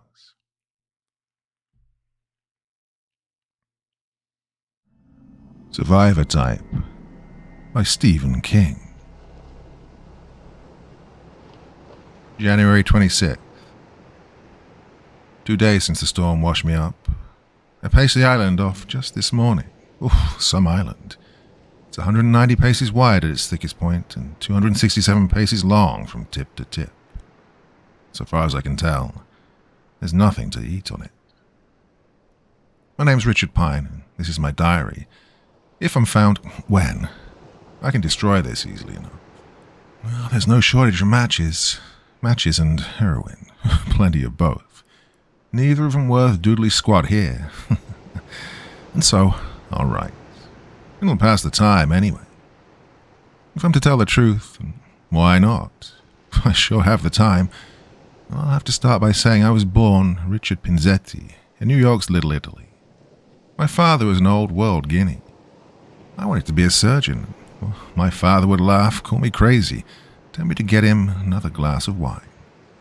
He died of cancer when he was 46. I was glad. I played football in high school. It's the best damn football player my school ever produced. Quarterback. I made all city my last 2 years. Oh, I hated football. But if you're a poor wop from the projects and you want to go to college, sports are your only ticket. So I played. And I got my athletic scholarship. In college, I only played ball until my grades were good enough to get a full academic scholarship. Pre-med. My father died 6 weeks before graduation. Good deal. You think I wanted to walk across that stage and get my diploma and look down and see that fat greaseball sitting there? Does a hen want a flag? Well, I got into a fraternity, too. Wasn't one of the good ones, not with a name like Pinzetti, but a fraternity all the same. Oh, why am I writing this? It's almost funny. No, I take that back, it is funny. The great Dr. Pine, sitting on a rock in his pajama bottoms and a t-shirt, sitting on an island almost small enough to spit across, writing his life story. God, am I hungry. Oh, never mind, I'll write my goddamn life story if I want to. At least it keeps my mind off my stomach. Well, sort of. I changed my name to Pine before I started Reed School. My mother said I was breaking her heart. What heart? Day after my old man was in the ground, she was out hustling that Jew grocer down the road at the end of the block. For someone who loved the name so much, she was in one hell of a hurry to change her copy of it into Steinbrenner. Oh, surgery was all I ever wanted. Ever since high school. Even then, I was wrapping my hands before every game and soaking them afterward. If you want to be a surgeon, you have to take care of your hands. Some of the kids used to rag me about it, call me chicken shit. I never fought them. Playing football was risky enough. But there were ways. The one that got on my case the most was Howie Plosky, big dumb bohung with zits all over his face. I had a paper route and I was selling the numbers along with the papers. I had a little coming in lots of ways. You get to know people, you listen, you make connections. You have to when you're hustling the street. Any asshole knows how to die. The thing to learn is how to survive. Know what I mean? So I paid the biggest kid in school, Ricky Brazzi, $10 to make Howie Plotsky's mouth disappear. Make it disappear, I said. I'll pay you $1 for every tooth you bring me. Well, Rico brought me 3 teeth wrapped up in a paper towel. Dislocated 2 of his knuckles doing the job. So you see the kind of trouble I could have got into. In med school, while the other suckers were running themselves ragged trying to bone up, no pun intended, between waiting tables or selling neckties or buffing floors, I kept the rackets going. Football pools, basketball pools, little policy. Stayed on good terms with the old neighborhood. I got through school just fine. I didn't get into pushing until I was doing my residency, working in one of the biggest hospitals in New York City. First, it was just prescription blanks. Sell a tablet of 100 blanks to some guy from the neighborhood. He'd forge the names of 40 or 50 different doctors on them, using writing samples I'd also sell him. The guy would turn around and peddle the blanks on the street for $10 or $20 apiece. Those speed freaks and the nodders loved it. After a while, I found out just how much of a balls up the hospital drug room was in. Nobody knew what was coming in or going out. There were people lugging the goodies out by the double handfuls. Not me, though. I was always careful. Never got into trouble until I got careless and unlucky. But I'm going to land on my feet. Always do. Oh, can't write any more now. My wrist's tired and the pencil's dull. Don't know why I'm bothering anyway. Somebody will pick me up soon. January 27th. The boat drifted away last night and sank in about 10 feet of water off the north side of the island. Who gives a rip? The bottom was like Swiss cheese after coming over the reef anyway. I'd already taken off anything that was worth taking. 4 gallons of water, a sewing kit, first aid kit. This book I'm writing in, which is supposed to be a lifeboat inspection log. That's a laugh. Who ever heard of a lifeboat with no food on it? Well, the last report written in here is August 8th, 1970. Oh yeah, 2 knives, 1 dull and 1 fairly sharp. 1 combination fork and spoon. I'll use them when I eat my supper tonight. Roast rock. Well, I did get my pencil sharpened. When I get off this pile of guano-splattered rock, I'm going to sue the bloody hell out of Paradise Lines Incorporated. That loan's worth living for. And I am going to live. I'm going to get out of this. Make no mistake about it. I'm going to get out of this. Later. When I was making my inventory, I forgot one thing. 2 kilos of pure heroin, worth about $350,000, New York street value. Well, here it's worth El Zilcho. Sort of funny, isn't it, eh? January 28th. Well, I've eaten, if you want to call that eating. There's a gull perched on one of the rocks at the center of the island. The rocks are all jumbled up into a kind of mini mountain there, all covered with bird shit too. I got a chunk of stone that just fitted into my hand and climbed up as close to it as I dared. He just stood there on its rock, watching me with his big, bright black eyes. I'm surprised that the rumbling in my stomach didn't scare it off. I threw the rock as hard as I could and hit it broadside. Let out a loud squawk and tried to fly away, but I'd broken its right wing. I scrambled up after it and it hopped away. Oh, I could see the blood trickling over its white feathers. That son of a bitch led me a merry chase. Once, on the other side of the central rock pile, I got my foot caught in a hole between 2 rocks and nearly fractured my ankle. Well, it began to tire at last. I finally caught it on the east side of the island. It was actually trying to get into the water and paddle away. Caught a handful of its tail feathers and it turned around and pegged me. Then I had one hand around its feet. Got my other hand around its miserable neck and broke it. Oh, the sound gave me great satisfaction. Lunch is served, you know. I carried it back up to my camp. But even before I plucked and gutted it, I used iodine to swab the laceration its beak had made. Birds carry all sorts of germs, and the last thing I'd need now is an infection. The operation on the gull went quite smoothly. Couldn't cook it, alas. Absolutely no vegetation or driftwood on the island, and the boat is sunk. And so, I ate it raw. My stomach wanted to regurgitate it immediately. I sympathized, but could not allow it. Counted backward until the nausea passed. That almost always works. Oh, can you imagine that bird almost breaking my ankle and then pecking me? If I catch another one tomorrow, I'll torture it. I let this one off too easily. Oh, even as I write, I'm able to glance down at its severed head on the sand. Its black eyes, even with a death glaze on them, seem to be mocking me. Do gulls have brains in any quantity? Are they edible? January 29th. Oh, no chow today. One gull landed near the top of the rock pile but flew off before I could get close enough to throw it a forward pass. I've started a beard. Itches like hell. If the gull comes back and I get it, I'm going to cut its eyes out before I kill it. Well, that was one hell of a surgeon, as I believe I may have said. Yeah, they drummed me out. It's a laugh, really. They all do it. They're so bloody sanctimonious when someone gets caught at it. Screw you, Jack, I got mine. Second oath of Hippocrates and hypocrites. I had enough socked away from my adventures as an intern and as a resident. Well, that's supposed to be like an officer and a gentleman according to the oath of hypocrites. Don't you believe it? Well, enough to set myself up in practice on Park Avenue. Good thing for me, too. I had no rich daddy or established patron, as many of my colleagues did. By the time my shingle was out, my father was 9 years in his pauper's grave. My mother died the year before my license to practice was revoked. It was a kickback thing. I had a deal going with half a dozen East Side pharmacists, with 2 drug supply houses, and with at least 20 other doctors. Patients were sent to me, and I sent patients. I performed operations and prescribed the correct post-op drugs. Well, not all the operations were necessary, but I never performed one against a patient's will.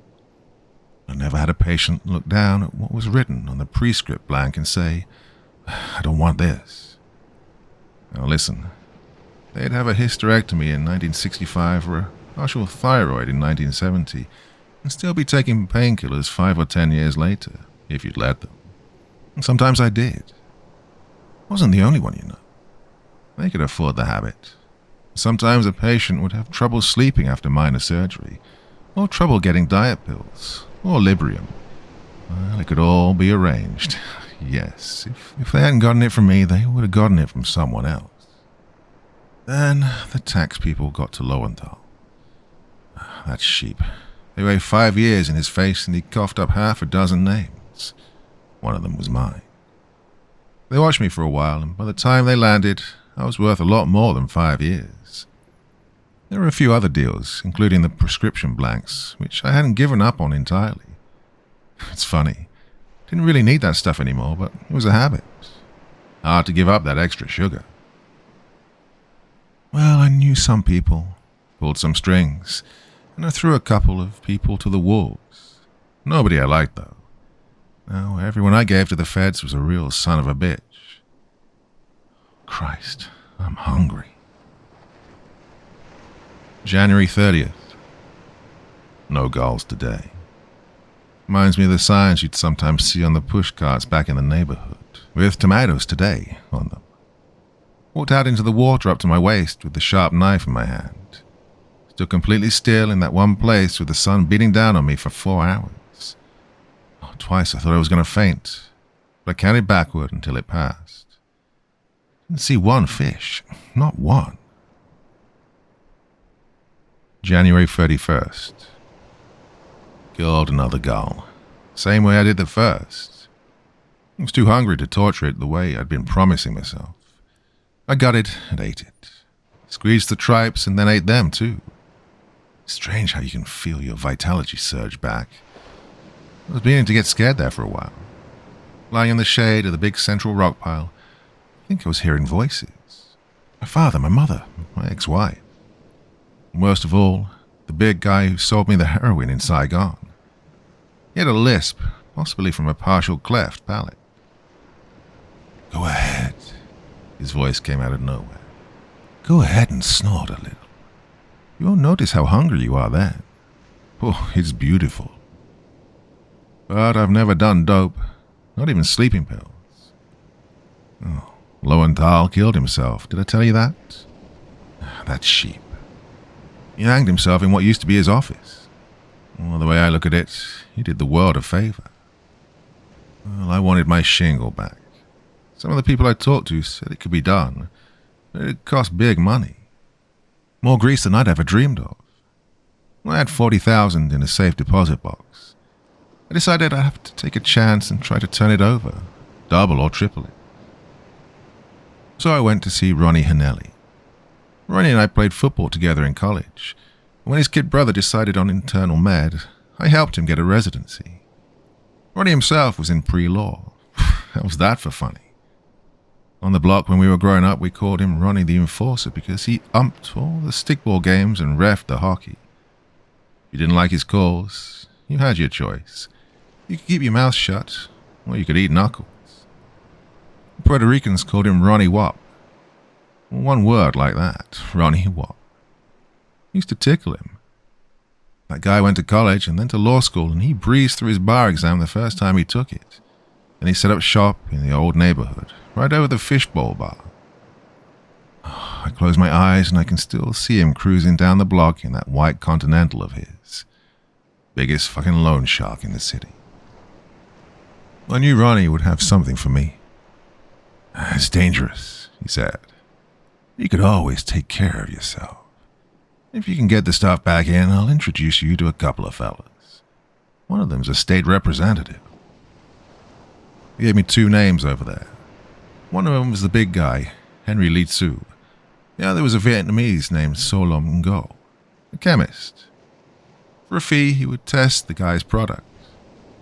Well, he was known to play jokes from time to time.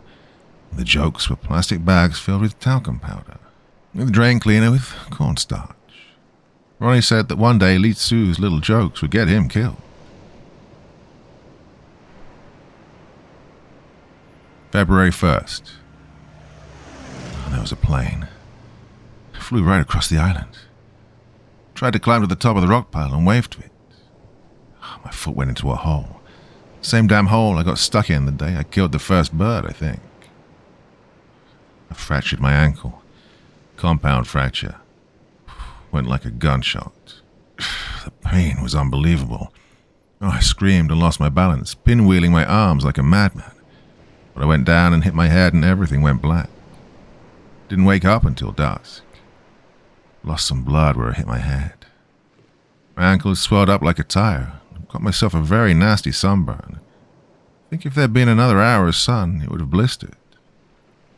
Dragged myself back here and spent last night shivering and crying with frustration. Disinfected the head wound, which is just above the right temporal lobe, bandaged it as well as I could. Just a superficial scalp wound plus minor concussion. Well, I think. But my ankle, it's a bad break. Involved in 2 places, possibly 3. Damn, how will I chase the birds now? There had to be a plane looking for survivors from the Calais. In the dark and the storm, the lifeboat must have carried miles from where it sank. They may not be back this way. God, my ankle hurts so bad. February 2nd. I made a sign on the small white shingle of a beach on the island's south side, where the lifeboat grounded. It took me all day, with pauses to rest in the shade. Even so, I fainted twice. I guess I said I'd lost about 25 pounds, mostly from dehydration. But now, from where I sit, I can see the 4 letters it took me all day to spell out. Dark rocks against the white sand. They say help in characters 4 feet high. Well, another plane won't miss me.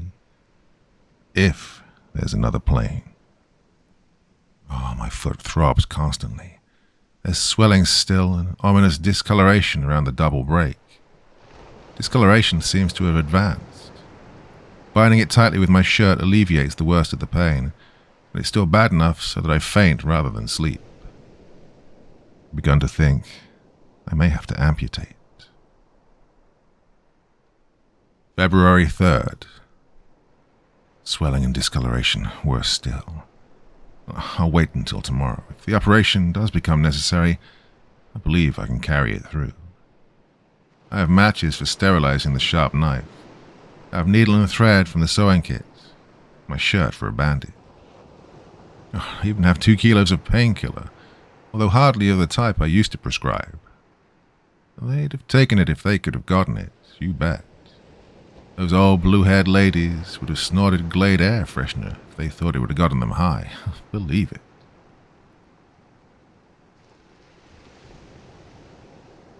February 4th. Well, I've decided to amputate my foot. No food for 4 days now.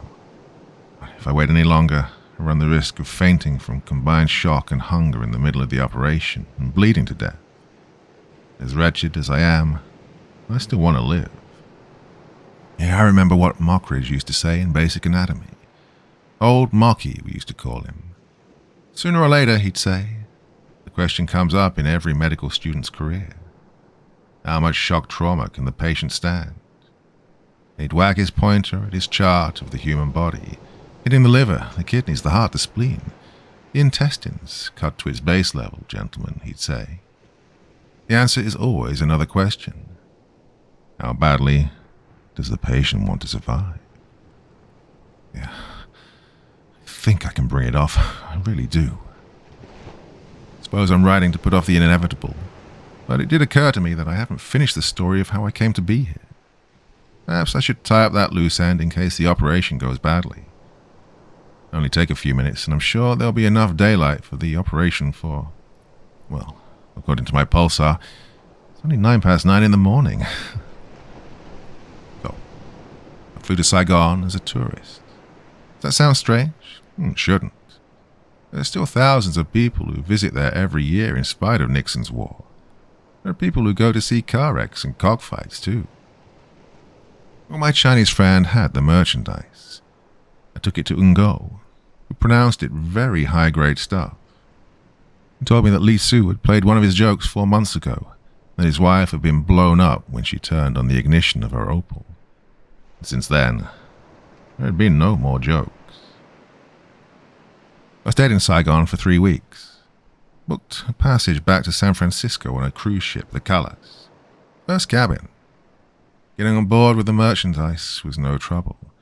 For a fee, Ngo arranged for 2 customs officials to simply wave me on after running through my suitcases. The merchandise was in an airline flight bag, which they never even looked at. Getting through US customs will be much more difficult, Ngo told me. That, however, is your problem. I had no intention of taking the merchandise through US customs. Ronnie and Ellie had arranged for a skin diver who'd do a certain rather tricky job for $3,000. I was to meet him, 2 days ago now that I think of it, in a San Francisco flophouse called the St. Regis Hotel. The plan was to put the merchandise in a waterproof can. Attached to the can was a timer and a packet of red dye. Now, just before we docked, the canister was to be thrown overboard. Not by me, of course. I was still looking for a cook or a steward who could use a little extra cash and who was smart enough, or stupid enough, to keep his mouth closed afterward when the Callas sank. Well, I don't know how or why. Well, it was storming, but the ship seemed to be handling that well enough. Around 8 o'clock on the evening of the 23rd, there was an explosion somewhere below decks. I was in the lounge at the time, and the Callas began to list almost immediately. To the left, they call that port or starboard. Anyway, people were screaming and running in every direction.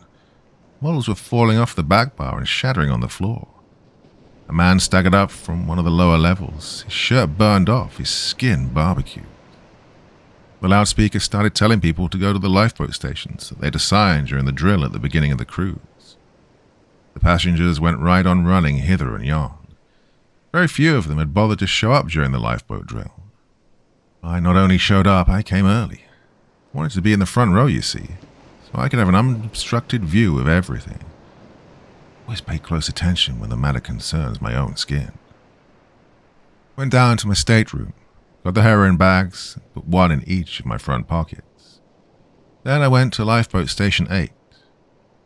As I went up the stairwell to the main deck, there were 2 more explosions, and the boat began to list even more severely. Topside, everything was confusion. I saw a screeching woman with a baby in her arms run past me, gaining speed as she sprinted down the slippery, canting deck. She hit the rail with her thighs and flipped outward. I saw her do 2 mid-air somersaults and part of a third before I lost sight of her. There was a middle-aged man sitting in the center of the shuffleboard court and pulling his hair. Another man in cook's whites, horribly burned about his face and hands. He was stumbling from place to place and screaming, "Help me! I can't see! Help me! I can't see!" The panic was almost total. It had run from the passengers to the crew like a disease. You must remember that the time elapsed from the first explosion to the actual sinking of the callus was only about 20 minutes. Some of the lifeboat stations were clogged with screaming passengers, while others were absolutely empty. Mine, on the listing side of the ship, was almost deserted. There was no one there but myself and a common sailor with a pimply, pallid face. "Let's get this buggety-bottomed old whore in the water," he said, his eyes rolling crazily in their seekers. "This bloody tub is going straight to the bottom." The lifeboat gear is simple enough to operate, but in his fumbling nervousness, he got his side of the block and tackle tangled. The boat dropped 6 feet and then hung up, the bow 2 feet lower than the stern. I was coming around to help him when he began to scream. He'd succeeded in untangling the snarl and gotten his hand caught at the same time. The whizzing rope smoked over his open palm, flaying off skin, and he was jerked over the side. I tossed the rope ladder overboard, hurried down it, and unclipped the lifeboat from the lowering ropes. Then I rowed, something I'd occasionally done for pleasure on trips to my friends' summer houses, now something I was doing for my life. I knew that if I didn't get far enough away from the dying callus before she sank, she'd pull me down with her. Just 5 minutes later, she went. I hadn't escaped the suction entirely. I had to row madly just to stay in the same place. Oh, she went under very quickly. There were still people clinging to the rail of her bow and screaming. Oh, they looked like a bunch of monkeys. The storm worsened. I lost 1 oar, but managed to keep the other. Spent that whole night in a kind of dream, first bailing and then grabbing the oar and paddling wildly to get the boat's bow into the next bulking wave. Sometime before dawn on the 24th, the waves began to strengthen behind me. The boat rushed forward.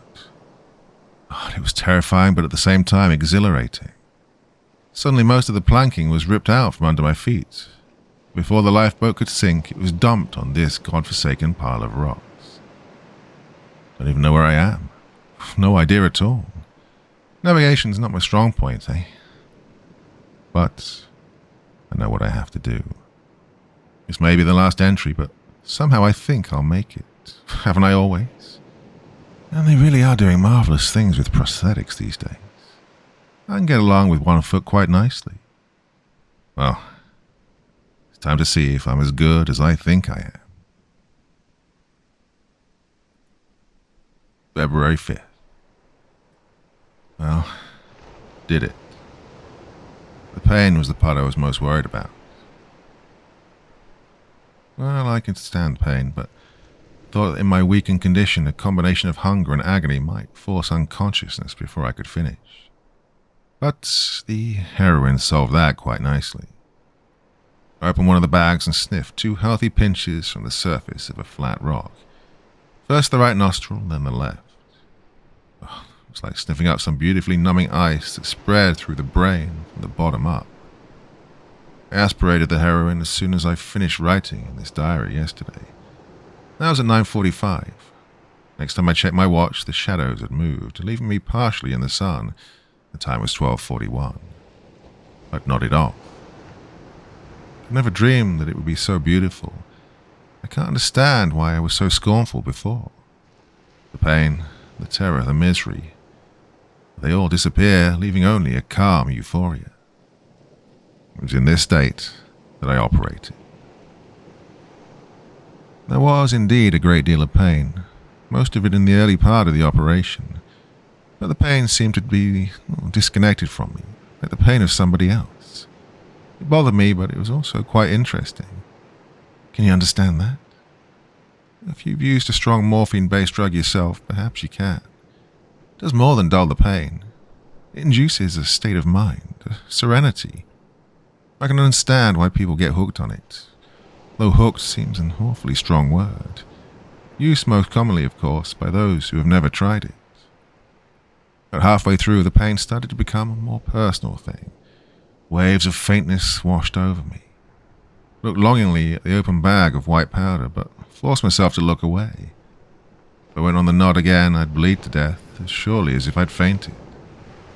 I counted backward from 100 instead. Now, loss of blood was the most critical factor. As a surgeon, I was vitally aware of that. Not a drop could be spilled unnecessarily. If a patient hemorrhages during an operation in a hospital, you can give him blood. I had no such supplies. What was lost, by the time I'd finished, the sand beneath my leg was dark with it, was lost until my own internal factory could resupply. I had no clamps, no hemostats, no surgical thread. I began the operation at exactly 12:45. Finished at 1:50 and immediately dosed myself with heroin. Bigger dose than before. I nodded into a grey, painless world and remained there until nearly 5 o'clock. When I came out of it, the sun was nearing the western horizon, beating a track of gold across the blue Pacific toward me. I've never seen anything so beautiful. All the pain was paid for in that one instant. An hour later, I snorted a bit more, so as to fully enjoy and appreciate the sunset. Shortly after dark,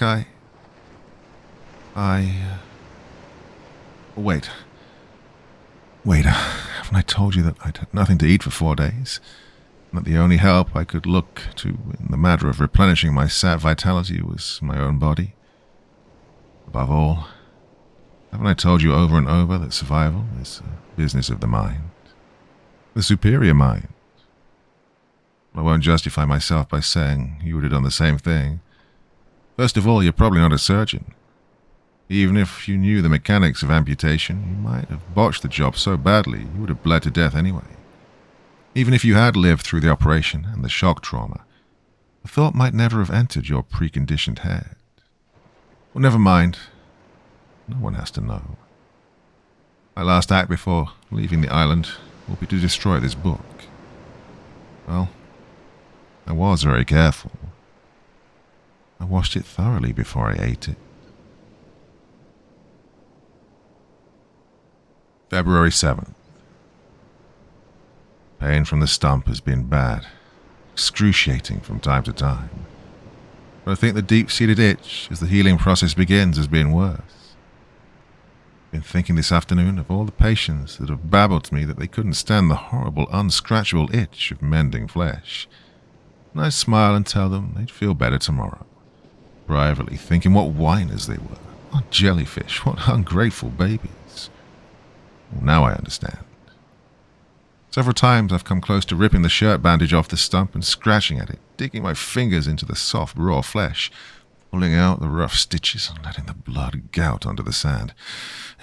Anything to be rid of that maddening, horrible itch. Those times I count backward from 100. Oh, and snort heroin. No idea how much I've taken into my system, but I do know I've been stoned almost continually since the operation. Depresses the hunger, you know. Hardly aware I've been hungry at all. There's a faint, faraway gnawing in my belly, and that's all. Could easily be ignored. I can't do that, though.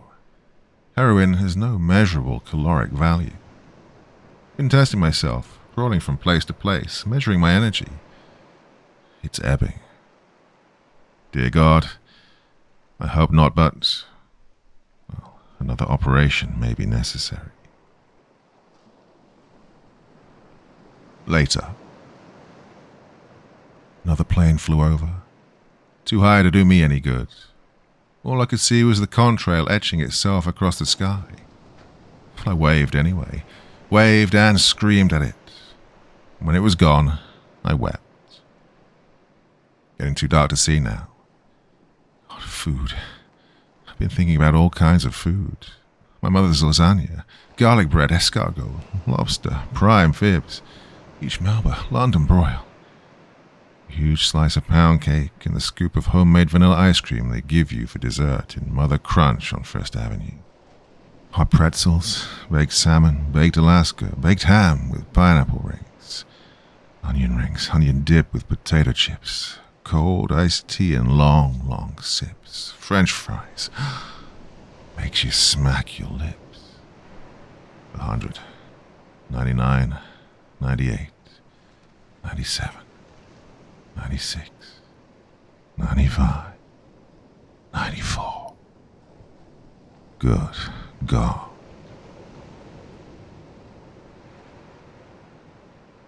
February 8th. Another gull landed on the rock pile this morning. A huge, fat one. Sitting in the shade of my rock, what I think of as my camp, my bandaged stump propped up. Began to salivate as soon as the gull landed, just like one of Pavlov's dogs, drooling helplessly like a baby. Like a baby.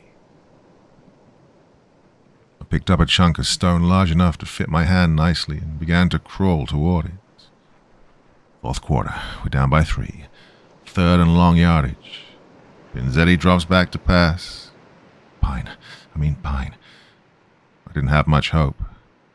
Sure it would fly off, but I had to try. If I could get it a bird as plump and insolent as that one, well, I could postpone a second operation indefinitely. Crawl toward it. My stump hitting a rock from time to time and sending stars of pain through my whole body. Waited for it to fly off.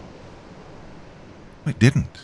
Just strutted back and forth, his meaty breast thrown out like some avian general reviewing troops.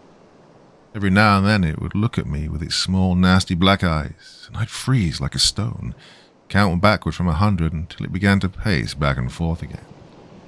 Every time it fluttered its wings, my stomach filled up with ice. I continued to drool. I couldn't help it. I was drooling like a baby. Don't know how long I stalked it. An hour? 2? The closer I got, the harder my heart pounded and the tastier that gull looked. Almost seemed to be teasing me. I began to believe that as soon as I got in throwing range, it would fly off. My arms and legs were beginning to tremble. My mouth was dry. The stump was twanging viciously. I think now that I must have been having withdrawal pains. So soon? I've been using the stuff less than a week. Never mind. I need it. There's plenty left. Plenty. If I have to take the cure later on when I get back to the States, I'll check into the best clinic in California and do it with a smile. That's not the problem right now, though, is it? When I did get in range, I didn't want to throw the rock. I am insanely sure that I would miss, probably by feet. No, I had to get closer. So I continued to crawl up the rock pile, my head thrown back, the sweat pouring off my wasted scarecrow body. My teeth have begun to rot. Did I tell you that? If I were a superstitious man, I'd say it was because of what I ate. We know better, don't we? I stopped again. I was much closer to it than I had been to either of the other gulls. Still couldn't bring myself to commit. Clutched the rock until my fingers ached. Still, I couldn't throw it, because I knew exactly what it would mean if I missed. I don't care if I use all the merchandise. I'll sue the ass off them. I'll be in clover for the rest of my life. My long, long life. I think I would have crawled right up to it without throwing it if it hadn't finally taken wing. I would have crept up and strangled it. But it spread its wings and took off. I screamed at it and reared up on my knees and threw my rock with all my strength. And I hit it. The bird gave a strangled squawk and fell back on the other side of the rock pile, gibbering and laughing, unmindful now of striking the stump or opening the wound. I crawled over the top and to the other side. I lost my balance and banged my head. I didn't even notice it, not then, although it has raised a pretty nasty lump. All I could think of was the bird and how I'd hit it. fantastic luck, even on the wing I'd hit it. It was flopping down toward the beach on the other side, one wing broken, its underbody red with blood. I crawled as fast as I could, but it crawled faster yet. The race of the cripples. God, I might have gotten it. I was close in the distance, except for my hands. I have to take good care of my hands. I may need them again. In spite of my care, the palms were scraped by the time we reached the narrow shingle of beach, and I'd shattered the face of my pulsar watch against a rough spine of rock. The gull flopped into the water, squawking loudly.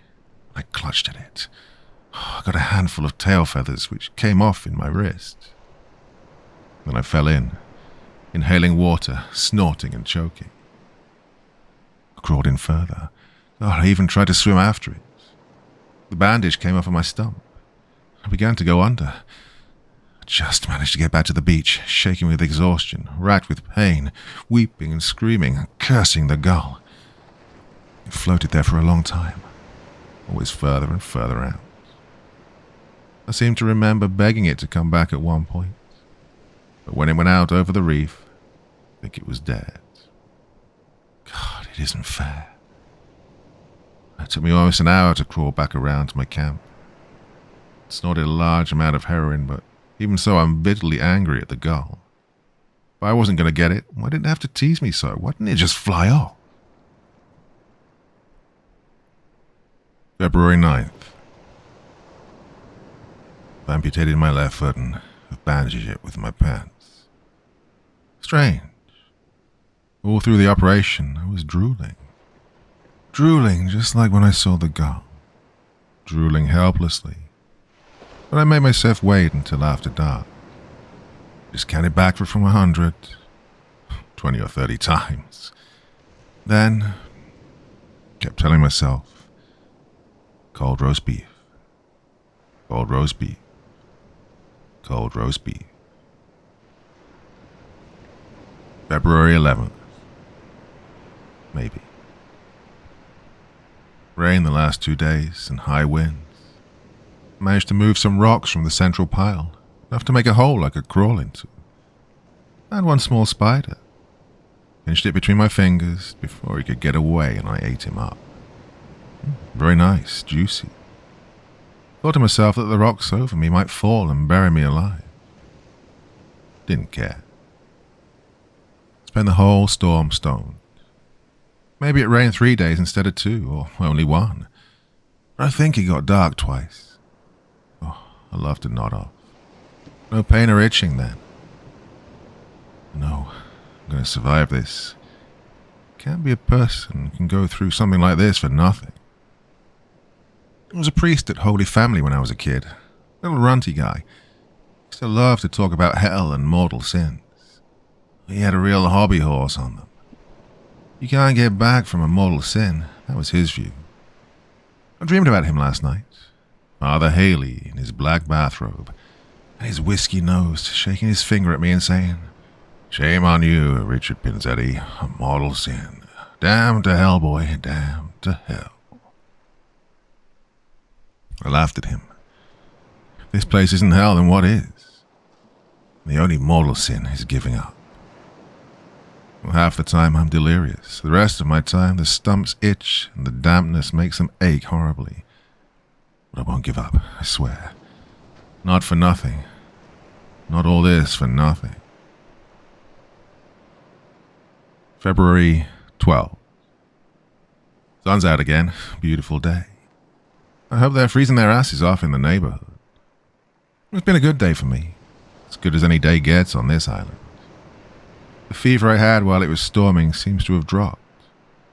I was weak and shivering when I crawled out of my burrow. But after lying on the hot sand in the sunshine for 2 or 3 hours, I began to feel almost human again. Crawled round to the south side and found several pieces of driftwood cast up by the storm, including several boards from my lifeboat. There was kelp and seaweed on some of the boards. I ate it. Oh, it tasted awful. Like eating a vinyl shower curtain. But I felt so much stronger this afternoon. I pulled the wood up as far as I could so it would dry. Got a whole tube of waterproof matches. The wood will make a signal fire if someone comes soon. Cooking fire if not. Well, I'm going to snort up now. February 13th. Found a crab. Killed it and roasted it over a small fire. But tonight I could almost believe in God again. February 14th. Just noticed this morning that the storm washed away most of the rocks in my help sign. The storm ended, 3 days ago? How have I really been that stoned? I'll have to watch it, cut down the dosage. What if a ship went by while I was nodding? I made the letters again, but it took me most of the day and now I'm exhausted. Looked for a crab where I found the other, but nothing. Cut my hands on several of the rocks I'd used for the sign, but disinfected them promptly with iodine in spite of my weariness. I have to take care of my hands, no matter what. February 15th. A gull landed on the tip of the rock pile today. Flew away before I could get in range. Wished it into hell, where I could peck out Father Haley's bloodshot little eyes through eternity.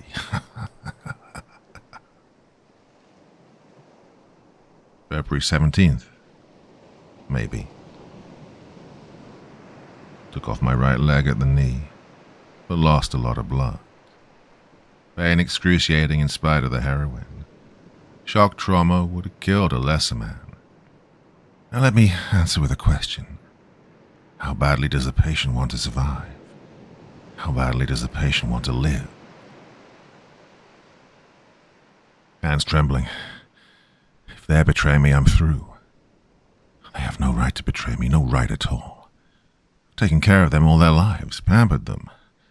They better not, or they'll be sorry. Well, at least I'm not hungry. One of the boards from the lifeboat had split down the middle. One end came up to a point. I used that. I was drooling, but I made myself wait. And I got thinking of the barbecues we used to have. That place Will Hammersmith had on Long Island, with a barbecue pit long enough to roast a whole pig in. We'd be sitting on the porch in the dust with big drinks in our hands, talking about surgical techniques or golf scores or something. A breeze would pick up and drift the sweet smell of roasting pork over to us. Judas Iscariot, the sweet smell of roasting pork. February... Took the other leg at the knee. Sleepy all day. Doctor, was this operation necessary? Shaky hands like an old man. Hate them. Blood under the fingernails. Scabs. Remember that model in med school with the glass belly? I feel like that. Only I don't want to look. No way, no how. Remember Dom used to say that? Walked up to you on the street corner in his Highway Outlaws club jacket.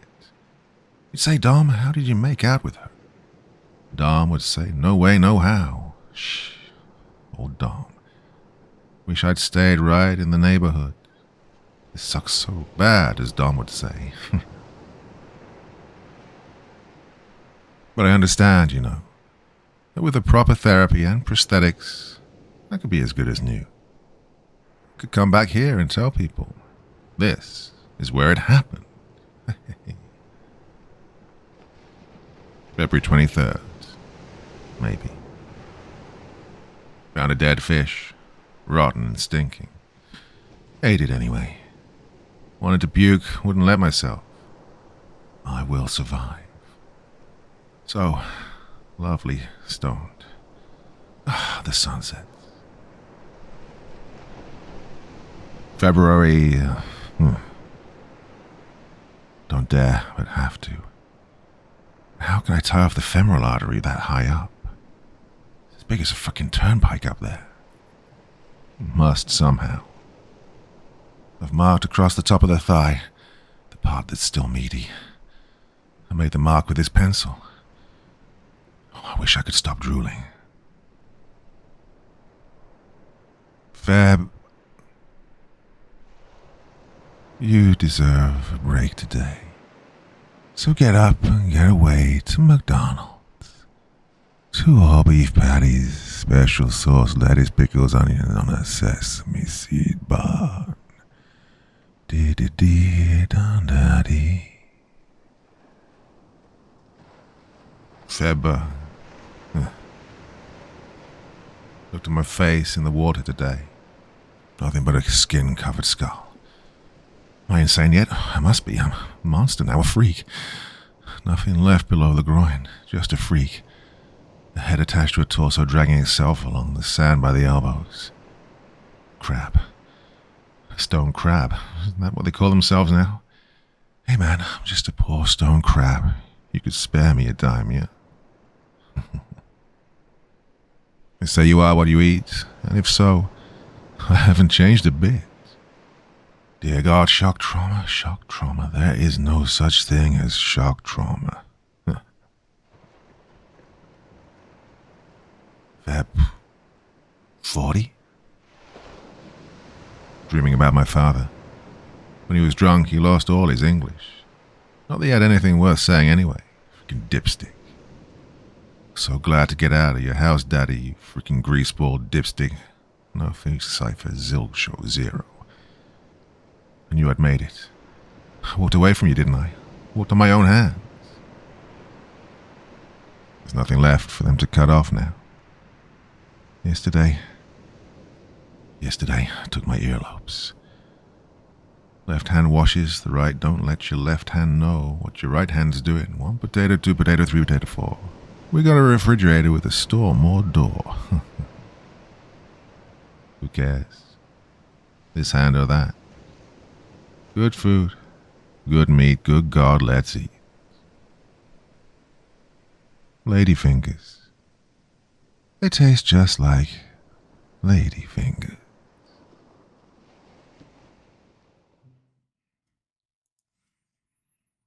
Pharaoh's Crypt by Dreadstein. Part 1. I'd like to start this blog by introducing myself. My name's Christopher, Chris for short. I was a teenager and an avid gamer in the early 2000s, and I did own a PS2 and an N64 before that. I mostly played games on my PC. Games such as Doom, Half-Life, Quake. Now, these games were huge, but I was also intrigued by smaller releases that almost nobody else knew about. Back then, services like Steam and itch.io weren't available yet, and internet connections were quite slow. This meant that smaller developers, especially games made by just one guy, didn't really have the option of uploading their games for all to play. And instead, they had to resort to handing out physical copies that you could order on their website, or selling them in person either through themselves or a third party. A more well-known example of this is Funny Pizza Land, which was originally released in 2002, but only got attention 10 years later when it was uploaded to itch.io. This made a lot of games extremely rare. One such game I had in my possession was called Pharaoh's Crypt. Pharaoh's Crypt was a game that combined the point-and-click adventure genre, dungeon crawlers, and adventure games, all set within a 3D environment that moved in real time. It was also seemingly being sold in extremely limited quantity in my local area. I said seemingly because I know of only a few other copies of the game being sold from research that I did later, as almost no one I got into contact with seemed to have known about the game. Almost nobody I knew personally, and not even on forums when I went to ask whether anyone else had played the game, well, with only a few exceptions. I bought the game, which was burnt onto a CD in a local video game store. The place was just local. It wasn't a big chain like GameStop or anything, so it made sense that they'd sell something a bit more sketchy alongside the other more mainstream releases. Something that I noted immediately as strange was that there was never any mention of who the developer was. Nothing on the cover, nor the game itself.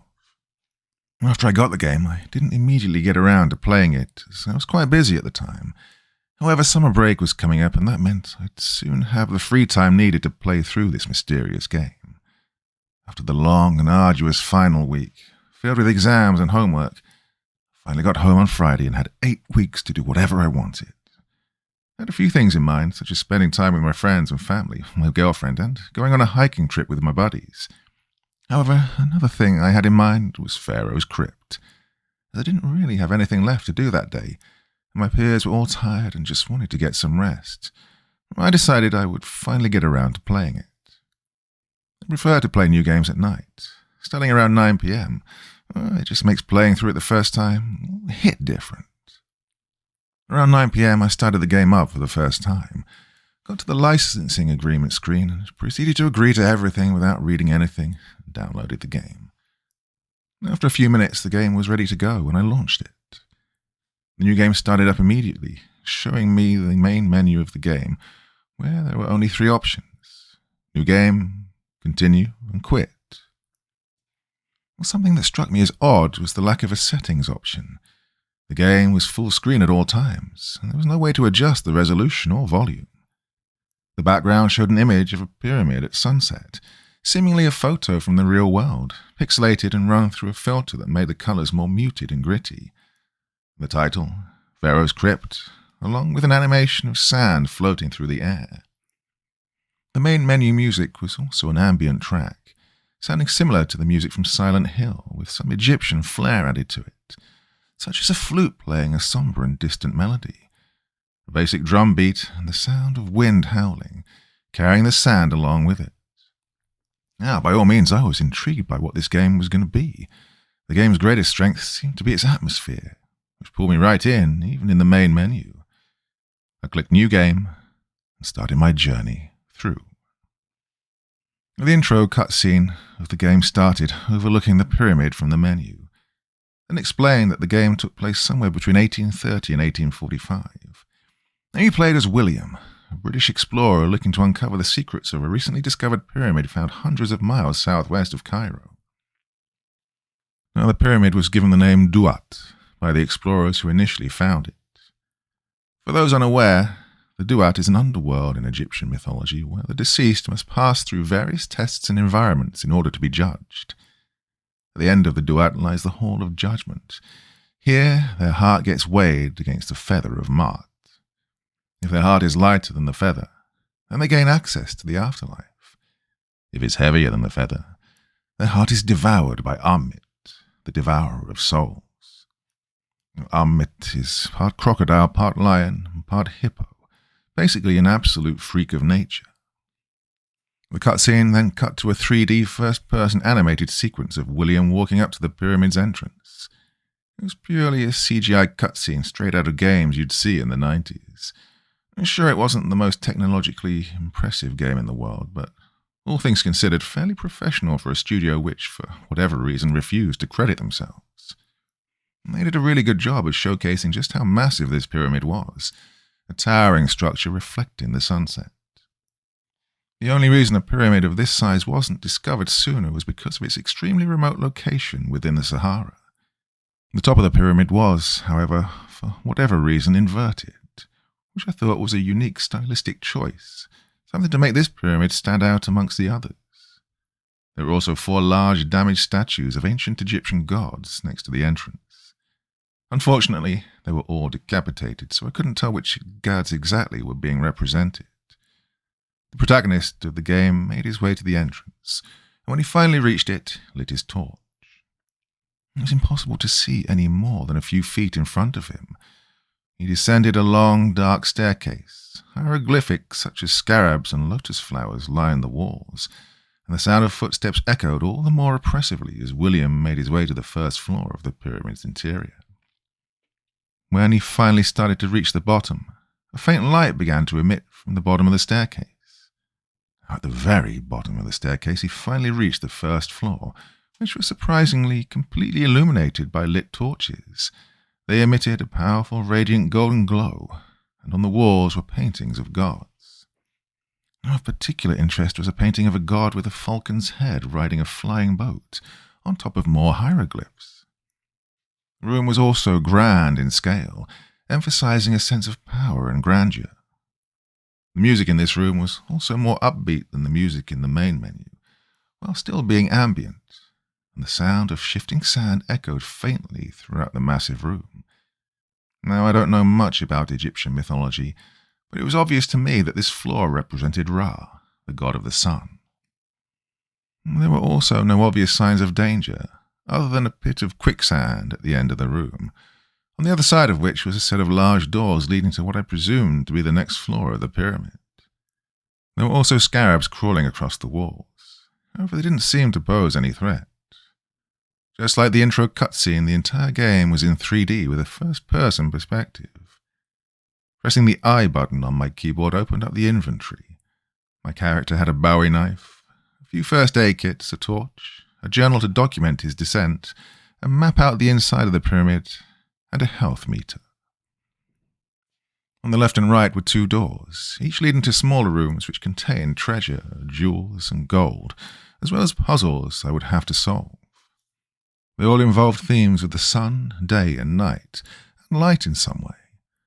One puzzle involved shifting around mirrors which reflected a central light source emitting from a large hieroglyph of an eye of Horus in order to guide it towards another eye. It was similar to a puzzle from Ocarina of Time's Spirit Temple, which, now that I think about it, it actually is the closest comparison to this first floor. After a while I found an item called the Book of the Dead.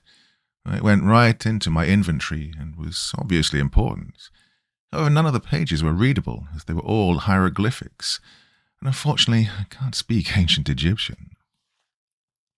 As I made my way through the many rooms and halls of the first floor, I began to occasionally see things that looked somewhat out of place. Just a few unlit torches here and there, a scratch on a mural, rusted pieces of jewelry, and occasional subtle whispering. I presumed that these were all glimpses of darkness foreshadowing what was to come. Eventually I reached a room containing a statue of Ra. Interacting with it deciphered a part of the Book of the Dead I was carrying, giving me a spell that made a powerful golden glow emit from the book. Well, after a series of puzzles that made use of my newfound ability, I finally made it back to the main hall. And I had noticed something I hadn't before. It was an eye of Horus on the ceiling, similar to those in the puzzle I described earlier. Using my new light spell on it, it activated a bridge that let me cross the pit of quicksand through the doors that led to the floor's final room. Now it was yet again another grand, circular chamber, with a sphere symbolizing the sun in the middle of it. Suddenly a vision of Ra appeared above the sphere. He began to speak, and the dialogue box said, "Brave soul whom ventured here, wilt thou wield the sword of light with honor, or allow the darkness to consume thee?" Suddenly, a burning lion creature burst out of nowhere, snapped my torch in half, and revealed itself as the game's first boss fight, and first real threat. I wasn't prepared for this confrontation, but eventually figured out how the game's limited combat system worked. That wasn't before the lion got me the first time, which played a pretty gruesome cutscene of my character being burned alive while being eaten at the same time by the lion. This also revealed my character had 9 lives initially, now down to 8. I thought that this was a nice nod, since cats were considered sacred in ancient Egypt. For my second attempt, I figured out I had to find mirrors while circling around the room, where I needed to cast the light spell to temporarily blind the lion. It was actually yet again somewhat similar to Ocarina of Time's King Dodongo fight in terms of structure. And after repeating this process a few times, I finally got close to the blinded lion, pulled out my knife, and interacted with him. This showed a brutal but also badass cutscene of my character stabbing the knife into the lower part of the lion's jaw, running the knife down, slicing clean across the lion's throat and stomach, with all the grisly detail of blood and guts being visible. Damn, this definitely isn't going to be a game for kids, I thought to myself. Then Ra appeared again, congratulating me on passing his test, and also apologizing for putting me in danger while mentioning that all things considered, this still would have been a merciful death compared to what I would have succumbed to later. "Thou art worthy. Take this with you." I received a light-emitting amulet with a scarab engraving. "May it provide light where darkness lurks. May it provide hope where there is suffering. May it remind you to never succumb to the darkness beneath." This item replaced the torch in my inventory, and the door next to the next floor opened. William descended another long staircase, amulet in hand. This time round, however, the descent seemed to be more sinister. Cracks lined the walls in increasing frequency the further he travelled down the staircase, and the occasional faint whispering now became almost constant. After yet another long descent down another staircase, William finally reached the second floor of the pyramid. The light from the torches was now a lot dimmer in comparison to the first floor. The murals depicted the underworld and its gods, such as Anubis rather than Ra, and the imagery of light and the sun was completely gone. The murals themselves also had a lot of scratches and showed signs of decay. The environment itself was a maze of dark, corroded, claustrophobic hallways. Cells containing the skeletons of those who had died within them, rusted chains and various messages scribbled in blood and fecal matter, and protected by iron bars lining each side of the various twisting hallways. This place was also a lot more hazardous than the first area, which was almost completely safe, as the hallways contained various spike traps, poison dart traps, and pits full of venomous snakes. The music now had a slow but intense rhythm. In the background I could hear the occasional rustling of chains, the sounds of bones cracking, all the while the faint whispering continued. It became apparent rather quickly that this place was a prison. The environment required me to use the new amulet as a light source, as natural light sources were quite scarce. A lot of the traps could be disarmed with the knife in some way, if I managed to notice them before accidentally triggering them. There was, however, another, more pressing matter. As I explored the area, I quickly became familiar with tall, dark figures, who I'll call the Wardens. And these creatures stalked the hallways and were obviously not happy about their duties being disrupted by William. You couldn't defeat them, however you could either hide from them or use the light spell to blind them in order to give yourself an opening if they started pursuing you.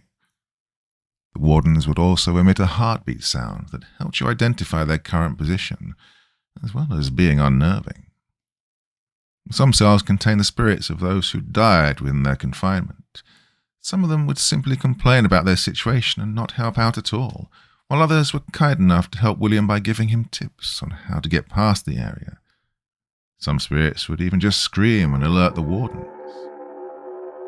One of the doomed spirits suggested that William should figure out where the easternmost part of the prison was and look for a place where he could insert the scarab amulet that Ra had given him. After dodging Wardens, spike traps, jumping over snake pits, and avoiding poison dart traps, I finally found a cell with a loose lock, which I entered. Inside the cell there was a circular hole in the wall, seemingly matching the exact shape of the amulet I had, which I inserted. Well, nothing happened. So I waited, but still nothing happened. Eventually I decided to take the amulet out, which caused the wall to crumble, revealing a hallway filled with strangely fresh bodies. Some of them even appeared to be burned. At the end of the hallway was a tome. Approaching it and interacting with it, I deciphered another part of the Book of the Dead, this time granting me the ability to curse. William left the hallway and got out of the cell, and a light now appeared to illuminate his path forward, which I thought was strange. The Wardens also appeared to be gone now. This, however, made me even more uncomfortable, almost like the sudden calm was quickly going to spiral into a moment of panic. Then all the cages in the prison behind me suddenly opened. Oh, shit, I gasped out. The souls of the dead started to scream inhumanly and began chasing William. I quickly started moving William forward along the path of light, careful not to make a wrong turn, as that would mean the end of me. All the while the music was now completely overshadowed by the sounds of screaming, rattling, and the cells opening. At the end of the path was a locked door. This game was really getting to me now. With no other option, I did the first thing that came to mind. I cast Curse. The souls suddenly all stopped in unison, and then screamed incredibly loud. I actually had to turn down the volume on my speakers manually. It makes sense, however. I guess getting cursed for all eternity does suck. Despite their attempt to kill me, I still felt bad about dooming them for all eternity, as if they weren't already screwed before. stuck in this forgotten prison somewhere impossibly far underground. The door to the next floor was also quite disturbing. It had dried blood and claw marks all over it, along with rusted chains and locks to secure them as tight as possible. That wouldn't matter, however, since the chains began to turn into sand and the doors opened. I braced myself for whatever might be behind those doors, expecting the worst. However, when I entered, I was met with what seemed like, looked like a spa. The room was well lit, didn't have any signs of damage, and in the middle was a hot tub, for the lack of a better word. It was a giant pool of hot water. Interacting with it, it healed some of the minor damage my character had taken from the traps in the prior section of the game. What the hell? I said to myself out loud, as I wasn't expecting something so welcoming. Then a figure, seemingly a woman, appeared from the light fog created by the hot water. She introduced herself as Aset, the goddess of healing and magic. She explained that this is in fact an oasis, a pocket dimension within the pyramid that helps those who seek out the Pharaoh's crypt a place to rest and recover. This essentially served as the game's checkpoint system. Any death from now on would return me to the last manual save I'd made in the oasis. It had the same feeling as a Resident Evil save room, the only true safe place in the entire game. Aset then told me that once I was ready, I could just go through the exit and continue my descent. I was expecting something to happen, something to go terribly wrong. This had to have been another fake outright. Well, it wasn't. I still had my suspicions that maybe it would be corrupted later, however. Maybe on my next visit, Aset will turn into a demon and the hot water will be turned into lava. Now, at this point, it was getting quite late. However, it was a Friday and I still wanted to see what the next floor of the game had to offer. So I went through the exit of the oasis, ready to see one more floor before I turned off the game.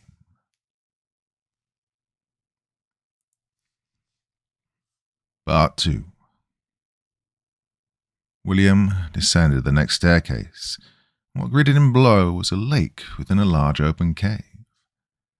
The music here was also fittingly more aquatic, but also a lot more ambient, with heavy reverb being utilized to convey the lake's size and depth.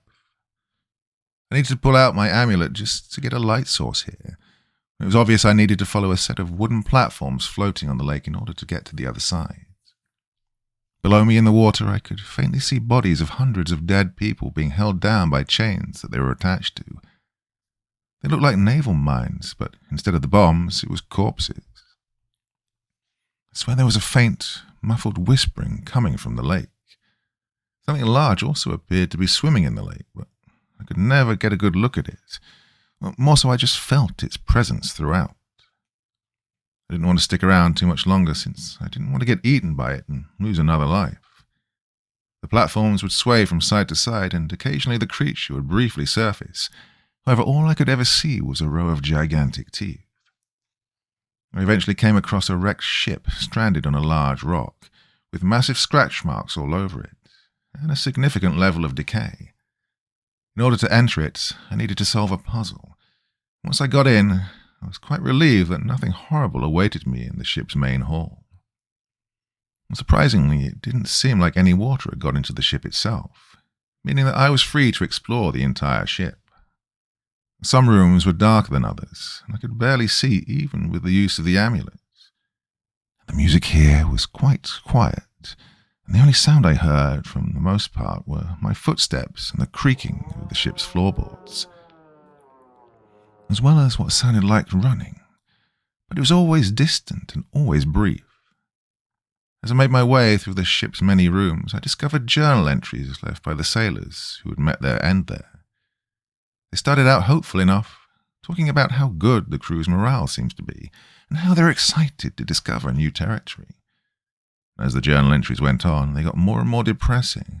One sailor talked about how not everything is going to plan, how he misses his family. Another one talked about how they haven't seen land in too many days, that they would have to find some soon, as supplies were going to not last much longer. The quality of the handwriting also started off good, but got progressively more shaky as the entries progressed. I eventually found a bedroom where I found the final journal entry. I'll let the final entry I found speak for itself. We don't know what to do anymore. We don't even know where exactly we are anymore. We don't know which way we're going. We've completely run out of supplies. There are no fish in the area, but there is this thing. No, I haven't seen it, but I swear I can hear it. I can feel it. I know it's watching. It's been watching for days now. It'll follow us everywhere. We can't go anywhere without being followed by it anymore. That thing must have eaten all the fish. It doesn't seem to mind the thunderstorm that has been raging for several days now either. But we sure as hell do. Oh, I don't know. I don't even know if it matters anymore. We nearly got capsized multiple times now. Sooner or later we will get capsized by a wave or crash into something. We don't know where we are.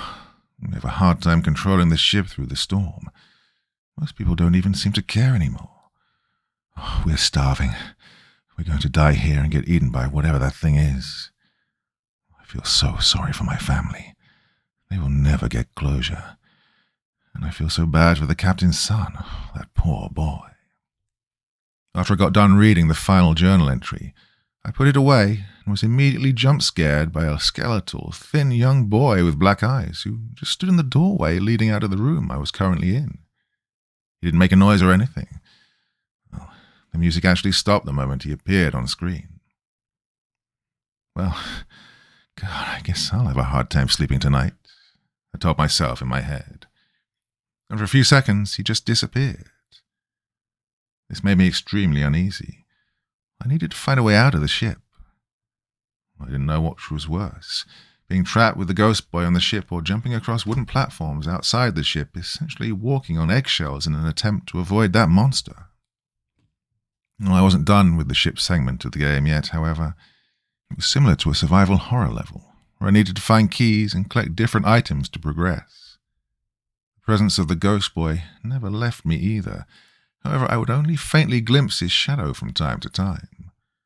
And one puzzle involved him putting a sequence into a compass that corresponded with the path a ship on a map had to take, that I had to figure out using said map. The ship also had a nice level of detail with pieces of broken furniture and plants alongside other signs that nature was slowly taking over, alongside imagery depicting crocodiles and the figure of a man with a crocodile head. I eventually unlocked the top part of the ship, where I came across another tome, which explained a bit about the monster's origin. It was related to the crocodile god Sobek, a fierce and aggressive deity within Egyptian mythology, with the body of a man and the head of a crocodile. Well, this explained the imagery that I'd found, that I'd mentioned seconds earlier. It also granted me yet another spell, this time resembling a sonar device that I could use to track monsters, and in this case, the thing in the water. After finding the next exit out of the ship, I was met with a maze of wooden boards floating on the surface of the water. I didn't know exactly which way to go, however I felt safer in being able to cast the sonar spell, which I promptly did. It showed me that the monster was to my left, so I headed forward and alternated between going right and forward. This sense of security wouldn't last long, however, as the monster briefly disappeared off of my sonar, before yet again reappearing. This time, it was right in front of me. Oh, the beast flew out of the water, launching the wooden board several feet up into the air as it revealed its horrifying form. A zombified crocodile, with rotten human limbs and skinned human faces grafted all over its head. I quickly turned to the right and got as far away from this thing as possible. However, I could tell I was losing my way. The creature's roars went from bestial in nature to sounding like the screaming of men. The music here was also the most intense it had been so far. After what I would assume to be several minutes of just running away from it, barely avoiding it with the help of my sonar ability, I saw the ghost boy again. My first instinct was to run. However, for whatever reason, I approached him. I quickly realized that he was trying to guide me out of here to hopefully avoid the same fate that those sailors had done. With the help of the ghost boy, I finally got to the other end of the lake, and bright light emanated from the next door. When I finally got to the shore, I decided to look behind me one more time to see what the ghost boy would do. On my sonar, I could still see the crocodile thing approaching. It jumped out of the lake desperately, trying one more maneuver to get me. The ghost boy, however, flew into the air, and a powerful fog obscured what happened next. However, I knew exactly what had happened. The ghost boy, too, felt guilt for what happened, as well as hatred towards the beast that had killed his crew. With my help, he was finally able to get rid of his guilt, as well as take his well-deserved vengeance on the beast. The most horrifying flaw so far also had the most bittersweet ending thus far. I entered through the door, saved my game in the oasis, and finally turned it off for the day. Shut off my PC, messaged my girlfriend goodnight, exchanged a few more texts with her, and finally went to bed around midnight. That night I had a nightmare about the game. I can't recall the exact details, but the environment was disgusting. Rotten meat, rusted industrial mechanisms, and black distorted symbols that just barely resembled hieroglyphs at this point, that were lining the walls, the floors, the ceiling. They were all pulsating. They were all alive. By itself, it made me feel sick. It looked similar to something you'd see in Silent Hill, but the problem was I felt like I was really there. Disturbing and distorted moaning and shuffling sounds overwhelmed my sense of hearing. I was seeing eyes that, for whatever reason I knew, weren't actually there. For some reason, I just knew where I was. Yes, I was in the lowest floor of the pyramid. This nightmare was about the game. I traversed the claustrophobic hallways of this nightmare realm until I reached a crypt. This was it, the Pharaoh's crypt, a tomb closely resembling that of Tutankhamun. Suddenly I couldn't move, and I felt a presence. This presence manifested into a tall, shadowy being who towered over me. I couldn't remember a single defining feature about it. However, I remembered what it said. "You are making great progress, Chris. I have to say, I'm impressed. But remember, you can't turn back now. Just keep up the pace. Something great awaits you." Well, after the mysterious figure said that, the grave began to open slowly. A feeling of unimaginable fear got more and more intense, as incoherent sounds got louder and louder. I felt a pressure in my head going from subtle to unbearable. The more the grave opened slowly, revealing its contents. But before I was able to see what was inside it, I woke up screaming at 4 a.m. My bed was completely drenched in sweat, and my heart was pounding. Well, needless to say, I didn't really want to go back to sleep anymore. I decided to listen to some music and watch YouTube for a few hours until I could begin my morning routine at a more reasonable time. I finally decided to get out of bed, and just before 7 a.m. I felt quite groggy, as I really had only slept for about 4 hours. I was also happy my sudden yelling hadn't woken up my parents. I saw no point in texting my girlfriend just yet, as she probably wouldn't be awake yet to see it, and I wanted to wait at least another hour before I did. In the meantime, I decided to take a shower, do some basic hygiene, and make myself breakfast. A pretty normal morning considering the rough nightmare I'd had, but I generally don't let those things get to me, even if this one felt quite intense. It's not the imagery that bothered me per se, literally just the feeling that felt so intense. It's that kind of extreme fear that only a nightmare can induce. No horror game or piece of media could ever even come close to it. I thought about what I would do today, since I still had a lot of time on my hands. I decided to go for a morning jog. Nothing too intense, just something to wake me up properly, also to help keep me fit. I eventually got around to arranging plans with my girlfriend, as well as with my buddies.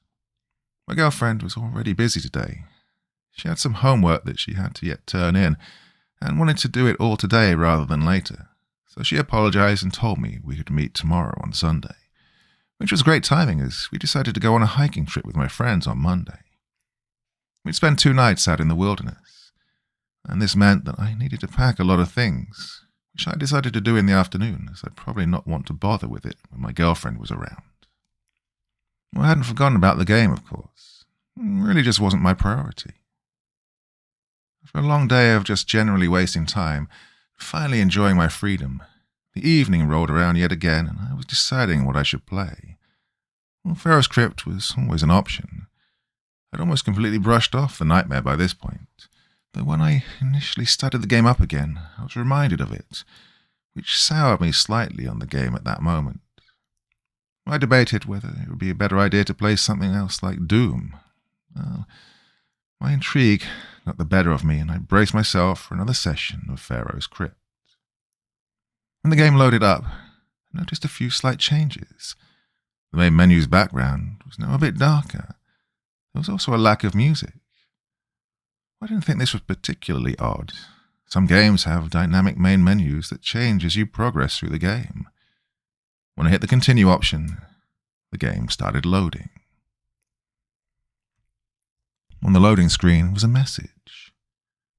"You can't turn back now."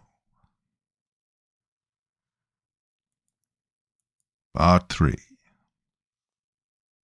The game loaded, and I was in the oasis. But the truth is, I was completely frozen. My eyes fixated on the message that was no longer on my screen. My mind was stuck reading that message, still completely fresh on my mind. It freaked me out more than anything else the game had shown me thus far. This had to be some insane coincidence, I thought.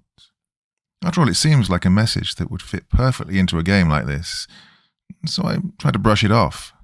But to be honest, I could never get rid of this sharp, paranoid feeling in the back of my mind for the rest of the session. After all, these were the exact words spoken to me in my nightmare. What are the odds of that? But other than a cosmically insane coincidence, I just had no other explanation. Brushing off my discomfort, I exited the oasis to see the game had, what it had in store for me next. The next floor initially appeared more comforting than the previous two. It was something that actually resembled the inside of a pyramid, and while the amulet definitely helped, it wasn't a complete necessity, as the floor was actually quite well lit. The area had a distinctly red-orange tint, conveying the dryness and heat of the place. The music also sounded like the first thing you'd think of when you thought of Egypt pyramid music. The sounds of quicksand permeated the rooms and hallways, accompanied by the sound of pennies falling from holes in the ceilings and walls. The Egyptian symbolism was also back in full swing in this area, hieroglyphs and all. It was a non-threatening place, until I encountered the floor's main enemy. The main threat of the fourth floor were golden mummies, thin humanoid creatures seemingly being made out of gold, or rather, what was previously people, now completely encased and trapped inside gold. They had no discernible facial features, just a flat, round surface of gold where their faces would be. They also moved in an extremely unnatural and uncanny way. The sounds they made were extremely eerie moans and groans that sent a quick shiver down my spine whenever I heard them. They were also quite quiet, not making any obvious sounds, which made me lose a life to them. The death animation wasn't anything complex. One of the figures simply grabbed me by the head and stared at me while it made a hushing sound before it came to a game over screen, making my number of lives jump down to 7. In combination with their high polygon count within a low poly game, it was really an off-putting and eerie death screen. I figured out quite fast that the best way to deal with this new enemy was to use the sonar spell I got on the previous level. It wasn't unbalanced, however, as the range at which it could detect the golden mummies was quite short. Using the curse spell also appeared to be effective, slowing their movements to a sluggish pace for a few seconds. Progressing through the level, I made my way through the claustrophobic corridors and waterfalls of golden pennies. From the murals that were painted on the walls, I could slowly piece together a common theme of greed and abuse of power. Some murals had a figure sitting on a throne of gold with stacks of food, while below were rows of people reaching out, but nothing came to them. Another mural had the same kind of rich figure sitting in a golden carriage being carried by what was obviously slaves. The most interesting mural, however, was also the one that deciphered the origin of these golden mummies. It was a mural depicting a king being slowly turned into gold while the slaves and peasants cheered. Later on, I encountered a mural of people smashing the golden mummy with a pickaxe, taking the gold and even ripping out the preserved chunks of flesh and meat that was hidden beneath the shell of gold. Towards the end of the level, I unlocked another spell, this time a stasis spell, which did exactly what the name implies. Once I got my new spell, a giant boulder crashed through the wall opposite of my position. Thinking quickly, I stopped it dead in its tracks with my new spell. This spell was also useful for the golden mummies, as instead of slowing them down, it completely froze them. I figured out later that I could freeze some of the falling pennies to reveal hidden pathways behind them. Some puzzles also forced me to use the stasis spell in order to stop moving mirrors, and the light spell to reflect light off of them at the correct angle. The final challenge in this level was an encounter with a sentient golden sphinx statue. It was obvious I needed to engage with it in order to open the way into the next floor. I expected this to be a boss battle. However, it was more of an NPC interaction, with me needing to answer its riddles in order to progress. The riddles were just the usual, although some were a bit more interesting, such as, the passage of time brings with it evolution. Evolution makes what came before redundant. But what is the thing that your kind will never replace?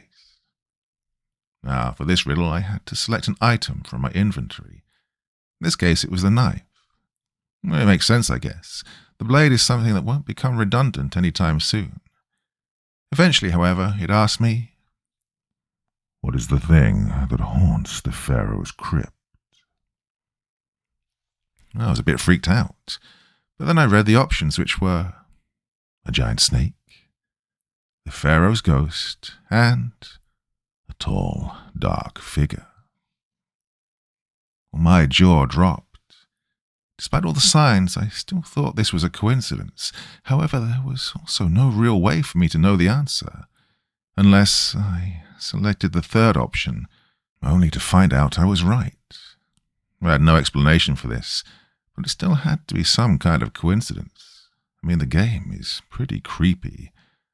I don't have nightmares that often either, but it's not like it's some grand mystery. I had a nightmare about the game and that's it. Besides, these things are quite predictable. It's not uncommon for a horror game or a game with horror elements to feature a tall, dark figure. Well, that could literally be anything. I'm quite certain almost all horror games have that to some extent. Oh, and about the message, you can't turn back now. And it has to be one of the first things you think of when you think about a horror story where you descend into a place further and further. So, nothing out of the ordinary there either. Well, I aggressively brushed it off, just continued with the game. This time, however, when I got out of the next Oasis checkpoint, I opened the door to what I assumed to be another staircase. It wasn't. Instead, it led me to a room that looked like a rusted jail cell. Not like the ones on the second floor, but something that felt more modern. This didn't mean it was well kept in any way. It was disgusting, with rust covering the walls. The floor tiles were rotting, and what was obviously a light bulb had a horde of insects flying around it. It flickered on and off, and as it did so, I could hear it flickering. The music in this area was also quite disturbing. The main instrument was a horn, which was heavily distorted, followed by what sounded like the scraping of metal or machinery with added distortion and reverb.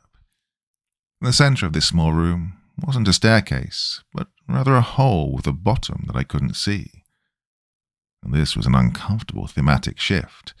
Up until now, William has had the luxury of going down staircases he couldn't see the bottom of, but at least it wasn't a hole he couldn't see the bottom of. And God knows how deep it would take him, if he even survived the impact. Well, having no other option, I jumped down. The next floor had an industrial aesthetic. Everything had a dark red, almost brown tint. You could practically feel the decay just from looking at it. Stained light bulbs were the only source of light, and they were all locked behind cages or bars. The floor was also made of the same rotten tiles, and there were rusted pieces of industrial equipment and machines everywhere. Some of them even functioned, and the ones that did made extremely uncomfortable screeching sounds. They were all practically on their last legs and had thick layers of rust and decay. none of this even felt Egyptian in any way anymore, unless you want me to believe that the ancient Egyptians were an advanced civilization which used modern-day machinery to build the pyramids, and used light bulbs instead of candles and torches. Now, all the while, the music from before became even louder and more intense within this rusted maze. It was a maze-like environment, as I just mentioned, but it also made clever use of the stasis mechanic that I got from the previous floor, with puzzles involving freezing cogs in place in order to stop pistons from crushing me, or in order to get past gaps that were being blocked by a giant moving cog. This was by far the most dangerous level so far, with a variety of hazards and traps such as the aforementioned clogs. There were saws, as well as just falling debris on the floor, crumbling right beneath my footsteps. I actually lost 2 lives just while exploring, which brought my overall number down to 5. I'd noticed something strange, however. When I lost a life in the game, I could just feel something. When I lost my 7th life, I felt a tickling sensation around my ribs. But when I lost my 6th life, I also felt something, and this time it was a small amount of pressure. But, whatever, maybe I just forgot to breathe properly during my workout earlier, and this was the minor consequence of my actions. This new disgusting environment also called for a new disturbing enemy type. The main enemy type for this level was a biomechanical abomination, a person stitched together from multiple different corpses, held together by rusted machinery, and quite literally stitched together body parts which were all infected, where the individual stitches penetrated, and the stitches themselves were also rusted and decayed. Now, this enemy had a bloody, rusted circular saw in place of where its right arm should have been, and it let out a distorted scream when starting off just as the voice of a plain man in pain, but by the end it began to sound like the same screeching of machinery. There wasn't really any way to counter this enemy. No spells seemed to work. Sonar did detect them, but it felt quite unnecessary as they were quite loud, which gave off their position. And the more I progressed through the level, the more death I saw. At first it was just the enemies, and then the rooms began to contain decapitated limbs and other body parts. I'd noticed eyes painted with blood on the rotten walls.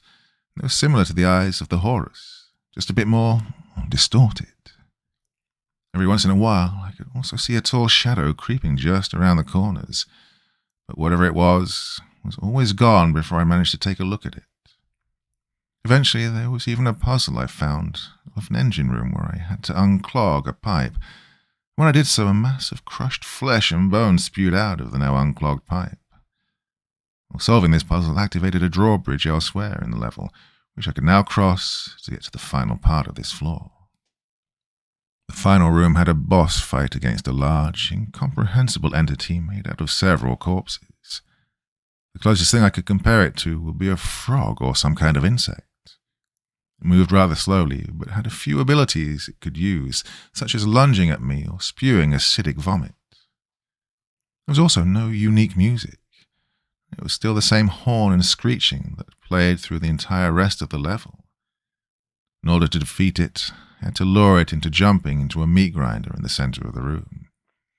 As the meat grinder shred its bones and flesh, it didn't let out any scream, just soft howls of pain, while the sounds of rusted machinery breaking bones apart were far more apparent. The lack of desperation it had when it got shredded made me think it was almost glad to finally die, glad that it was getting put out of its misery. I was also glad not to lose a life to this boss, as it was one of the harder ones so far. I saved my game at the next oasis and decided to turn the game off for tonight. I was feeling quite tired for whatever reason, so I did my usual routine before bed before heading off to sleep once again. I felt quite happy that my girlfriend would be coming over to my place tomorrow, and that I'd go hiking with my friends the day after that. As for my thoughts on the game, it was spooky, yeah, definitely more so than I expected at first, but I was still intrigued as to what the ending might be, and just how the next floors would look like. Now, needless to say, yesternight's nightmare wasn't bothering me at all anymore. Playing the game seems to have been a way for me to face my fears head-on, and come out on the other side stronger. With that satisfaction, I turned off the lamp on my bedside table, tasted my girlfriend good night, that I couldn't wait to see her, and went off to bed. Part 4. Well, that night, I had another nightmare. This time I woke up in a void, just pure darkness. The only sound I could hear was an ominous hum all around me. I'd been stuck in space. It remained like this for a long while, however, I was beginning to feel increasingly uneasy. White paintings of eyes began floating in the void. They weren't painted on anything, they just floated, and looked exactly like the ones I'd seen on the 5th level of the game. Then they all suddenly stopped. For a second there was silence. Then a static noise began to play as they began floating towards me. The static got louder and louder as they inched closer and closer, and just as I could almost feel them touch me, everything went black again. I can't exactly tell if what happened next was part of the same nightmare or another one I had later in the night, but I was suddenly dropped into a dark red hallway, and there were no sounds at first, so I started to walk down it. I remember I wasn't particularly scared or even slightly uneasy here. For whatever reason, I felt quite calm. I needed to make my way through a sort of red maze, until I heard something say, "Come here, Christopher." It was a very deep-sounding voice, and it echoed throughout the many halls. There was no doubt in my mind that it was the same voice that the tall, dark figure had in my previous nightmare. I was shaken up by this, but what other choice did I have other than to continue? I felt like my movements were almost dictated by something more than just my own willpower, allowing me to come closer despite the increasing fear that I felt. As I got closer to the source of the voice, I could hear torches burning faintly down the hallway. Once I got there, I was greeted by the same room from my previous nightmare. A golden tomb lay before me in the center of the room, closed shut. The unease in the air became more apparent, until the dark figure showed itself once more.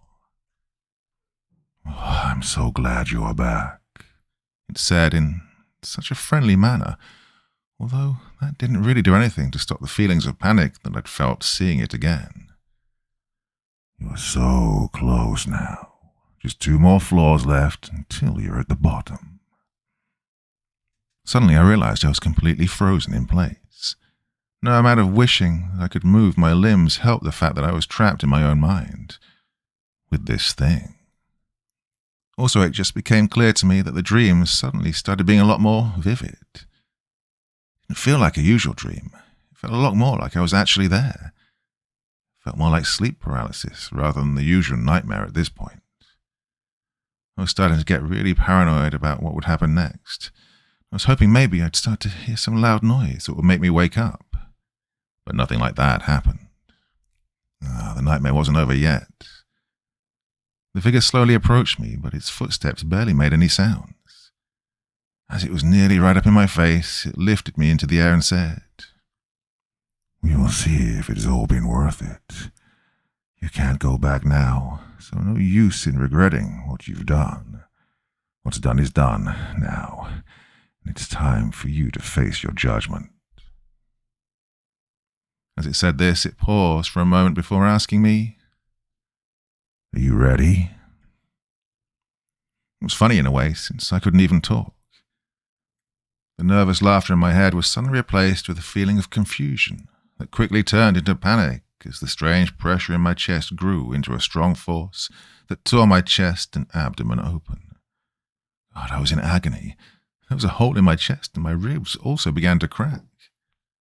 I could see chunks of my ribs falling out before I could feel my heart tearing apart from my internal organs and arteries.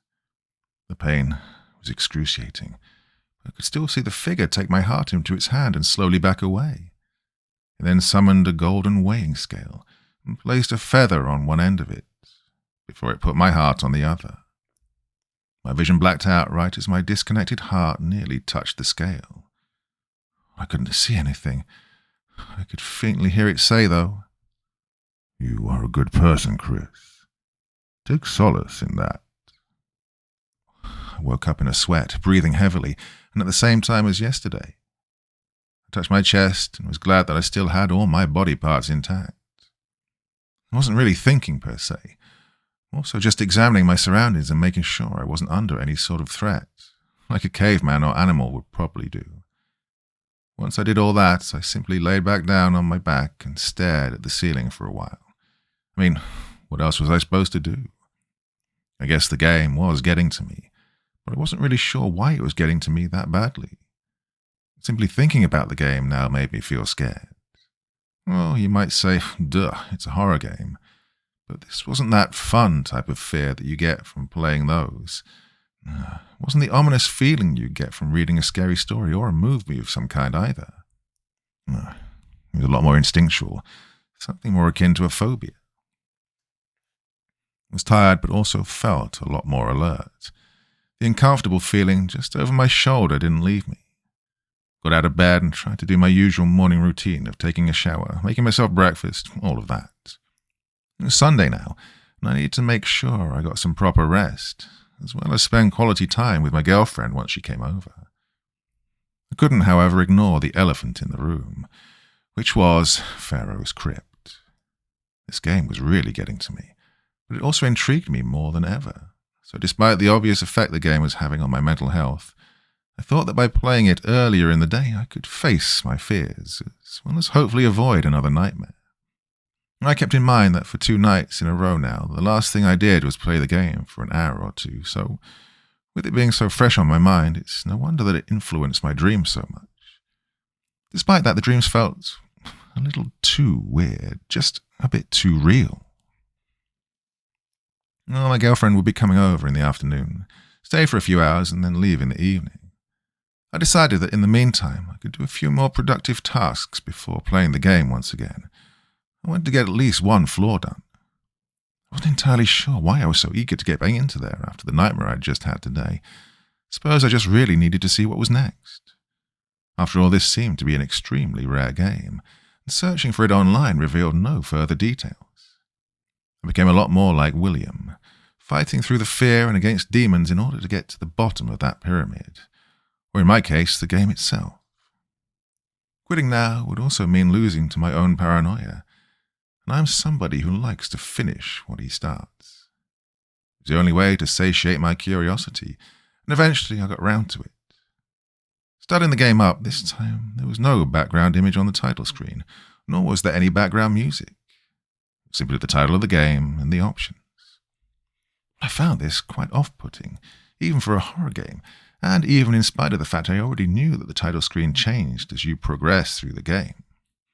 For whatever reason, a complete black background and no music made it really eerie. I clicked continue and there was still nothing wrong with the oasis when I loaded into it. It really was a safe zone from all the horror. When I took the exit out of the oasis, I found myself in a strange room that looked like the depths of a cave, with a caged elevator on the other end of it, which would also be my way down into the next level. This elevator sequence was quite long. In fact, it lasted 3 minutes in real time. The faint sounds of machinery from the previous level could still be heard near the top of the ride, but eventually faded. As the ride progressed and the light got dimmer and dimmer, what replaced them was instead faint, occasional whispering and a sort of rattling sound. After a really long way down the elevator, with lights flickering along the way, it finally reached the bottom. The next level turned out to be a decaying mix of a lab and a mortuary. It was extremely disturbing.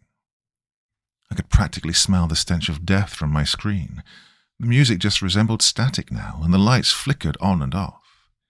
It was a very dark level with almost no light source other than the few flickering light bulbs, so I had to use the scarab amulet. Some of the cases were leaking down, almost black fluid. Some of them were even opened and showed bodies that were wrapped in bandages at different stages of mummification. It was the first time I realized just how harrowing Egyptian mummification truly was. Usually media explores finding a relatively clean body that then rises up and chases the characters through the halls of a pyramid. Well, this game really put the death and decay into perspective, with all of them being covered in the brown fluid, and some of them were even missing limbs or other body parts. Some were even decapitated. The wrapping wasn't always perfect either. Sometimes they had openings that revealed carcasses which were almost slowly turning into dust. However, every once in a while, I'd come across a body that looked slightly more fresh. Other than the multiple rooms acting as mortuaries, simply containing rows of cases with mummified bodies in them, others were rooms that resembled labs, and some of the labs earlier in the level contained only things that someone would need to perform a successful mummification, such as the bandages used for wrapping, the canopic jars for storing the organs, as well as the instruments used for removing the brain during the process. However, when I got deeper into the level, things started to change. They went from looking like mummification chambers to downright torture chambers. These rooms were stained with blood and had scratches that looked like they came from the desperate attempts to escape. These rooms were also containing chains and other devices used to restrain people, and sometimes had body parts just laying on the floors. The most horrifying part, though, was that the instruments used for excerebration were also present, and quite noticeably used. It appeared that the reason for some of the bodies looking more fresh was because they were. This also explained why a few of the bodies were missing their limbs. I guess the ones that got off gracefully were lucky to not be mummified while still alive. Things didn't stop there, however. Uncovering more of these morbid rooms, I eventually found ones with industrial and medical equipment, including sewing machines, drills, and circular saws. It appeared to be the origin of the enemies from the previous level. The faint whispering became nearly constant in these rooms. The floors were now drenched in that brown liquid, and I also noticed paintings depicting a shining eye of Horus within a triangle, surrounded by other occult symbols.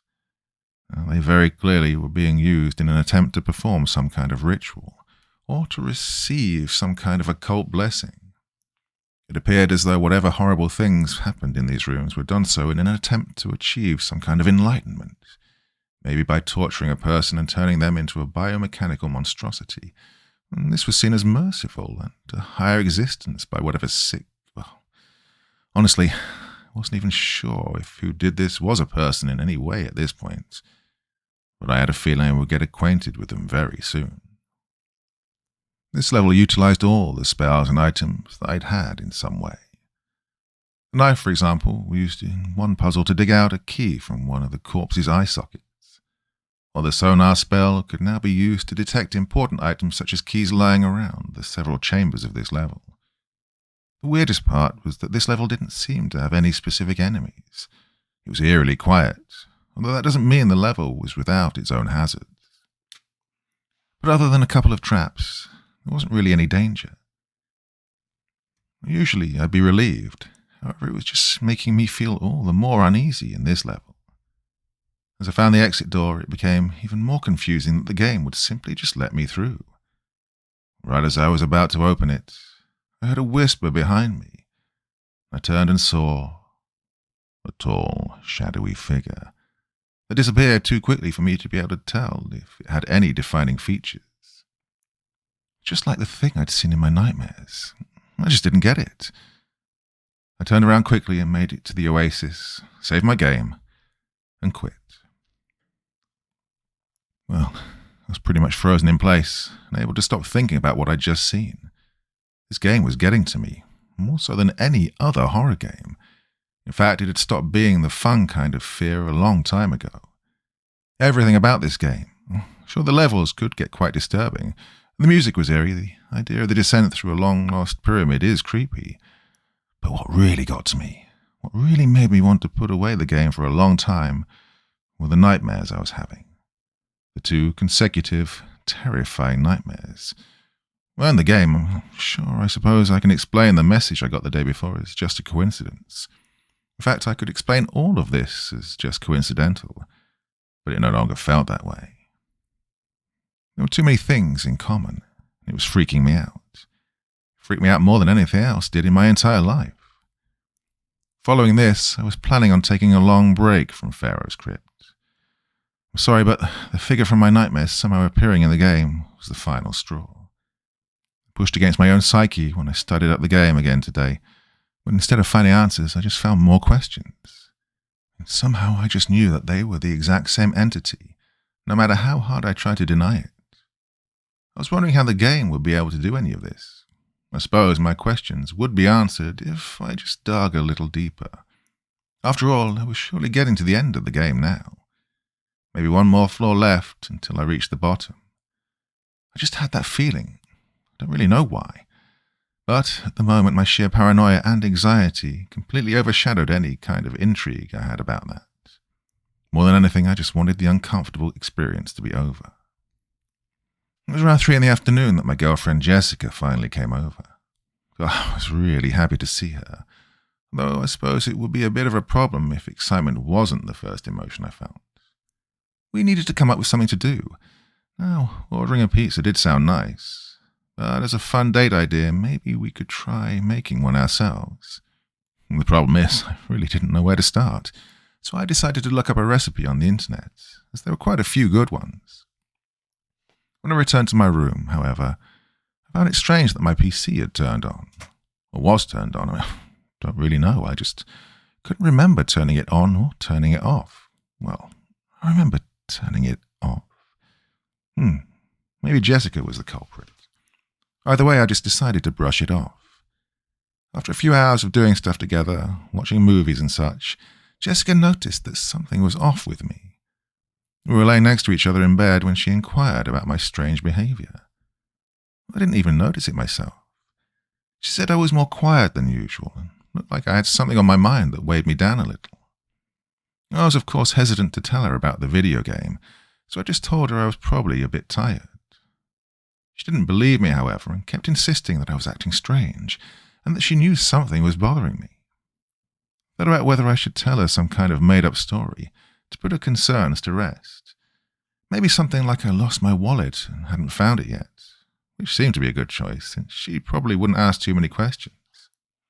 So I told her that I lost my wallet while walking home on Friday, to which she immediately called my bluff and said, "Chris, I saw your wallet in the living room on the dining table. I'm not stupid, you know." Now that the cat was out of the bag, I knew I had to come up with something else, or I could genuinely try to tell her the truth and hopefully not get sent to a psych ward. And so, I told her. "Jessica, look, please don't think of me as crazy. Just try to be open-minded." She looked obviously confused. Hopefully she wasn't worried I'd tell her I was cheating on her when I told her to be open-minded. But she was still obviously willing to listen to me. She was clearly waiting for me to say something more.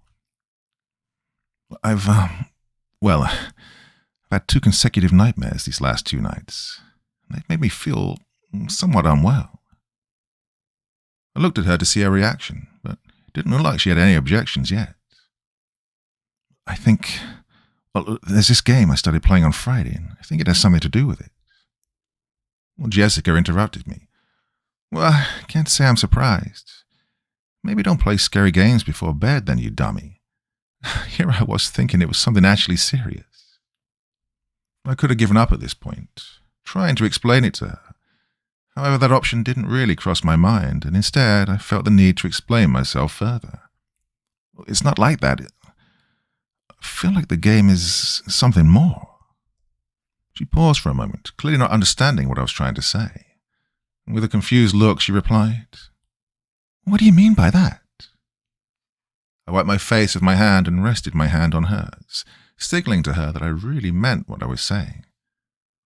"I mean, like, the game's connecting with me in some way. Well, it's hard to explain exactly what I mean by that. Well, it feels like the nightmares are intentional, not coincidental." She laughed at me, obviously not taking me too seriously. After all, here I was, a nearly grown man, telling my girlfriend about nightmares I had because of a scary game. It's somewhat embarrassing when you think about it. She smiled and just told me, "Chris, you're such a baby. Hey, if it really scares you that much, why don't you show me later?" She was a lot more playful, rather than concerned now, and began to touch me more while smiling and giggling the whole time. It was obvious to me she wasn't taking me seriously at all, and now seemed more interested in mingling with me. It's not like I could blame her too much, though. After all, I probably do have a really good life if my biggest concern was bad dreams I was having because of a scary game. I also didn't just want to be a buzzkill either, ruin our time together. So I tried as hard as possible not to think about it and simply live in the moment. After we got done, she decided that she'd stay over. I didn't have a problem with that. I was glad to have her by my side in case I'd have another nightmare. There was still some time left and we weren't really tired just yet. But I decided not to show her Pharaoh's crypt in the end. I was afraid it might just have the same effect on her, and that wasn't something I really wanted to risk. So instead, we just decided to watch some short movies and talk about life until we finally went to bed. Part 5. That night I had a dream where I once again woke up paralyzed in the room with the sarcophagus. I can't say I was surprised at this point. I knew this was coming, however that didn't lessen the sheer panic I felt in any way. It was quiet, save for the few faint whispers I heard, along with the sounds of banging and stuff falling way off in the distance. Well, this dream also felt more vivid, even more so than the last one. When white paintings began to float around all over the room, well, for some reason I could once again tell that they were only something I was seeing, not something that was actually part of the scenery. Then I heard a voice behind me. "What's the matter, Chris? You're slowing down. Oh, that is quite unfortunate. I had such high hopes for you." It was a deep voice, and I could immediately tell who, or rather what, it was. I just wanted to tell it that I wanted it to stop, but I couldn't. Suddenly, however, it said, "Do you want this to stop?" I didn't tell it anything, so it was frightening to know that it could now seemingly read my thoughts. Can't say, however, that it was anything groundbreaking for me at this point. "If you want this to stop, Chris, then you would listen to me and face your judgment." I couldn't really tell what it meant by that. Either way, I was beginning to feel even more afraid and panicked now. "Didn't I already tell you? You cannot turn back now. So finish what you started, Chris. Don't be a coward." The figure then teleported in front of me. This time I could see its features slightly better than before. But it wasn't anything that I could describe. It looked like a mix of an extremely old man and the rotting carcass of an animal. He pulled out a spear, and just as he was getting ready to do God knows what, I heard another voice say, "Christ, Chris, wake up. It's just a dream. It's all right. Nobody's—" I woke up and screamed. I was covered in sweat, but at least my girlfriend was right next to me, brushing my cheek in an attempt to wake me up. When I looked at her, she looked genuinely concerned. She was holding my hand and making sure I was okay. I asked her what I'd been doing, and she told me. "Chris, you were shaking and mumbling the whole time. Are you okay?" I took a moment to collect all my thoughts and told her, "Yeah, I guess I am, Jessica. Don't worry about me too much." I'll be honest with myself here. I started to reconsider whether the hiking trip was such a good idea, considering the nightmares I was having. I also had no clear way to get rid of them. But I was at least glad Jessica managed to pull me out of this one. I was really grateful. In the end, I just pulled her closer to me and decided to get some more sleep. She still looked quite distraught, but slowly began to calm down once we embraced and eventually got back to sleep. When I woke up that morning, I was actually pleasantly surprised that I didn't have any other additional nightmares. Maybe it was finally going away. Jessica woke up at pretty much the same time and asked, "Hey, you feeling better, sweetie?" I was still quite groggy, which made sense since I didn't get any true quality sleep for 3 days in a row now. But I still told her, "I feel just fine. I just need to make some coffee." Well, she gave me a kiss and got up from bed and headed to the living room while I just trashed around for a while in the bed, thinking about the night's events. Can't say I was surprised in any way at this point. More so just glad that she woke me up and the nightmare didn't come back at any point later in the night. When I finally decided to get up, I caught her making the coffee I'd indirectly requested, so I went up to her and hugged her. At this point, I was also well aware that I was going to have to go on that hiking trip soon, even if I wasn't feeling like I was in the best shape due to lack of sleep in general. Before I did any of that, however, she decided to inquire further about what was going on. She confronted me while I still had my coffee in hand. "Chris, was that the third nightmare you had in a row? Do you have any idea why you could be having them?" I felt somewhat frustrated, as I'd already tried to explain it to her yesterday. "Jessica, please, I told you. I think it's the game. Somehow it's getting—" She interrupted me. "There's no way you'd be having these nightmares. Not these sort of nightmares from a video game." These sort of nightmares. I guess I never explained to her just how terrifying they were, although I suppose my behavior while I was having them spoke for itself. "Also, if it really is the game, why don't you just stop playing it?" Well, more frustrated, I told her. "I already tried, Jessica. I haven't touched it since you came." "Since I came? I mean, so you played it yesterday, just before I came?" "Well, yeah." She just burst out laughing. Guess I really was somewhat stupid. Maybe I really just needed more time, and I'd let go of the game somehow. Just forgetting the entire thing existed felt like the best option. The rest of the morning we spent doing the usual together, till we finally had to go out at around lunchtime. After lunch, which consisted of the leftover pizza from yesterday, I packed my stuff and made sure she was ready as well. When I went to my room, however, I found out that my PC was once again turned on, which was strange, but I didn't really think much of it and just shut it off. After that, we got in the car and I drove her back to her place. After which, I was headed to our rendezvous point with my buddies. I arrived around 2 p.m. It wasn't very far from my place, but a mix of strangely bad traffic from what I assumed was an accident somewhere down the road, and having to bring my girlfriend back to her place ate up quite a bit more time than I thought. At the very least, I wasn't super late, but I was still a few minutes after everyone else had arrived. "Well, look who it is," one of my friends shouted with a sarcastic undertone. "Hey, Chris, good to see you, man." Another one added, before following up with, "Hey, how you feeling, Chris?" "Oh, I'm feeling great," I replied back, lying through my teeth. However, I was still hoping the hike would give me a rush of energy and dopamine.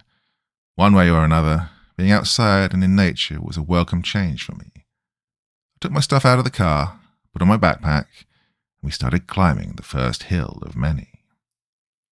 It all went well for the first few hours. I was actually feeling great. The exercise I got along with being with my friends and the sunlight helped me get my mood up.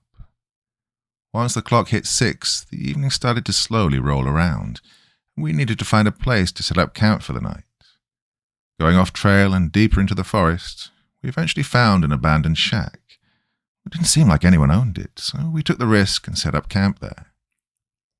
I didn't assume we'd get lost, as we still had our compasses and had a map of the area, which made it so that we could still tell what our approximate location was, and the nearest trail was only about a mile away. We put our sleeping bags and mats inside the shack and started a campfire outside. We had plenty of food. We'd probably need more wood to keep the fire going, and so I was sent out with an axe, one of my friends, and a hunting knife to find some more wood, deeper off trail into the forest. Well, eventually we found a pretty good spot. We were quite far away from our camp, completely isolated, and it was also getting dark now. Luckily, my friend was making sure we didn't get lost, but for some reason, I felt off.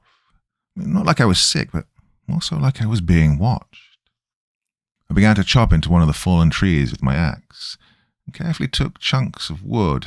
Then I noticed that the tree had a carving in it.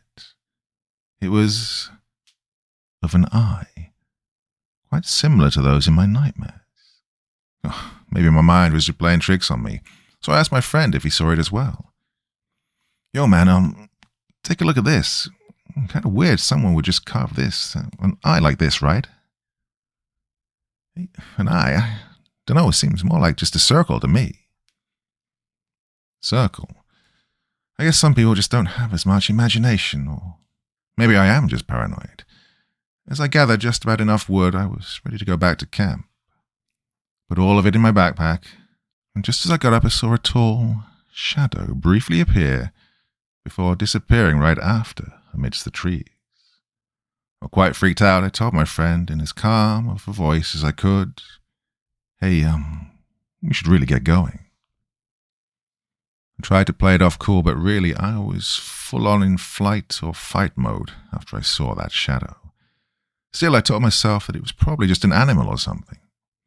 Surprisingly, nothing strange happened on our way back, and we got back to camp just fine.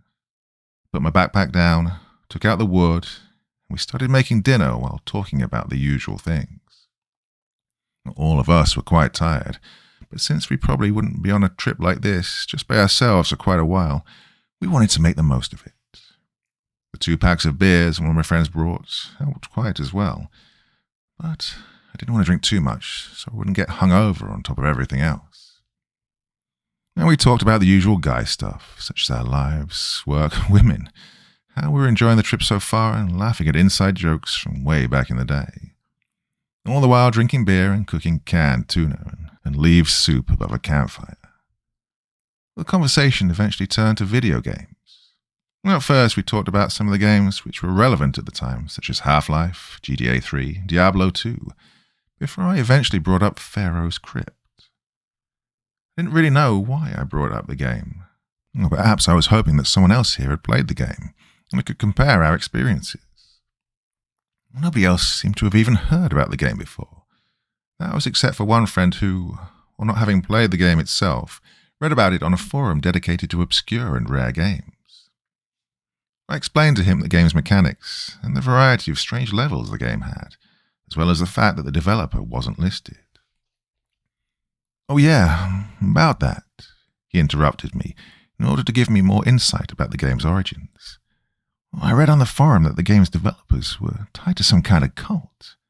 Didn't want to be tracked down for whatever reason." The cult. Well, that was quite strange and also creepy. Yeah, also a few people in the thread who'd experienced the game strongly recommended against playing it. They urged those who were interested to not seek it out. Yeah, I wish I'd heard that before I got the game myself. Although, to be honest, I probably wouldn't have listened and got the game anyway. As 9 p.m. slowly rolled around, we extinguished the campfire and went to sleep in the shack. We all noted that it was quite strange that the usual sounds of wildlife during the night seemed to not be present. Maybe this area just didn't have a lot of animals. Then again, why would it not have? Another theory was that the campfire might have scared them off, which seemed like the best possible explanation. With a slightly eerie feeling, I drifted off to sleep once again. That night I had another dream where I woke up on a medical table inside one of the rooms from the 6th floor. I already knew what was happening, whether I wanted to admit it or not at this point. The game had a hold on me and I didn't know what to do about it. The figure appeared in front of me once again. Its footsteps were heavy this time round, but it didn't speak to me at all. All the times that it had spoken to me before were terrifying already, but just slowly pacing around the room, not saying a word, induced a type of panic in me that I can't even describe. That's when I heard rusted metal scraping against the floor. And the next thing I know, it was towering over me with a rusted exacerbation instrument. I desperately wanted to move, to scream, to do anything at all, but I was completely paralyzed. I jabbed the instrument into my nose, and I could slowly feel and hear it growing right into my brain. Just as the pain was becoming too extreme, I woke up yet again and covered in sweat. I checked around for my things before I heard the sound of one of my friends outside screaming. This sent me into a panic frenzy, and I quickly gathered as many necessities as possible and got dressed in order to investigate the strange sound and check if my friend was okay. I got out of the cabin and a strong gust of wind immediately blew over me. It seemed like it was very windy outside. I quickly ran in the direction of the sound, and as I approached it, I began to have a strong, splitting headache. But it was strange. I hadn't had any alcohol the day prior, and I wasn't too tired either. But that didn't matter right now. What mattered was whether my friend was safe. The closer I got, the more watched I began to feel. The feeling from the day prior was no longer something I could ignore. Then I saw it. My friend, with blood leaking from his mouth and completely pale skin.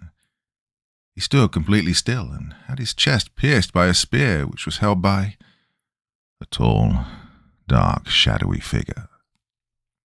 I was absolutely losing it at this point. I didn't know what to think at all.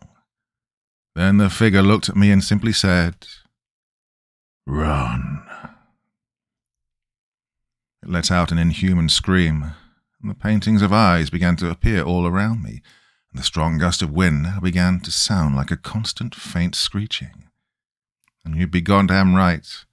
I turned around as fast as possible and began to run like never before in my life. Maybe I should have gone ahead and warned the others, but that didn't cross my mind at that moment. At this point, I just wanted to survive, and while some part of me knew that I was seeing this thing that probably wasn't real, primal instincts took over me, and I knew that if I didn't run now, I'd be seriously fucked. I ran quickly towards the direction of the nearest trail. All the while, more eyes began popping up between the several tall trees, and watching me trying to run for my life. I never once looked back, but somehow I just knew that the figure was hot on my trail. I'd felt its presence somehow. When I got back onto the trail, I remembered that our camp was to the left, meaning that the way out was on the right, so I began sprinting in that direction. My pace had considerably slowed down now. The ground beneath me began to feel heavy, but I could also tell that the eyes and the thing chasing me weren't about to be merciful or fair. The eyes were following me, tracking my every move, and the presence behind me was just getting closer the more I slowed down. So I wasn't keen on stopping at any point. I had so much adrenaline, the exhaustion I felt didn't slow me down at all. I was absolutely flabbergasted as to how any of this could be happening. I had no idea if I just well and truly went completely insane, or if this was actually real. After several hours, I'd finally made it out of the forest, with the only breaks I took only serving to give me the bare minimum time I needed to drink water so that I wouldn't die of dehydration or some kind of shock. My heart was still pounding, and for whatever reason I knew that I still wasn't completely safe. After about an hour more of just walking at a faster pace, I finally made it back home. I shut the door closed so hard my next-door neighbors probably thought it was a gunshot. For a second I just lay down on the floor, trying to catch my breath, before going to the bathroom to drink about 2 liters of water at once. Well, it was still well into the night, between 3 and 5 a.m. While I wanted to get more sleep, I still felt too unsafe and too unafraid to go back to bed just yet. I took off the dirty clothes I was wearing and just left them in the hallway for now. Got back into my room and my PC was turned on. The monitor was a black screen with the title screen of Pharaoh's Crypt on it. At this point, I'd accepted that either the game was a cursed artifact made by a cult, or I'd just well and truly lost my mind. I sat down, put my hands on my mouse and keyboard one more time, and braced myself to do what I knew had to be done. The title screen also only had one option now, which was face your judgment. I clicked the option and wasn't even taken into the oasis. Instead, it seemed like I was placed right into the 7th floor of the game. This level was a large maze consisting of tunnels, similar to those you'd see in a subway station. Everything was very grey and depressing, and I could almost feel just how cold they were from looking at my screen. Carvings of snakes littered the walls, along with references to an entity named Apophis. Every once in a while, several smaller snakes would pass me, even if they didn't seem very interested. This was a place so impossibly far underground that any hope of making it back up to the surface was completely shattered. I'd also noticed that the faint sounds of something large moving in the distance were there, which echoed through the large tunnels of the game, and would every now and then feel like they echoed in reality, rather than from my speakers. The scarab amulet was seemingly stronger in this level, which seemed to be to compensate for the long and large tunnels of this area. I'd cautiously wander through the maze of tunnels looking for some clue that would put me on the right path towards the exit door, which I assumed would lead me to the final level of the game. A few of the tunnels had doors on the side which I could enter, and they would always contain a puzzle I had to solve, which would give me pieces of a map or interactions with NPCs, which looked like trapped white spirits that would give me hints to guide me through the maze. The puzzle seemed like a mix of all the puzzles from previous levels, with a peculiar focus on more snake imagery. There was even one where I had to guide a small snake through a maze of his own, where I'd have to freeze traps in place or open doors with a light spell in order to help him get to the exit.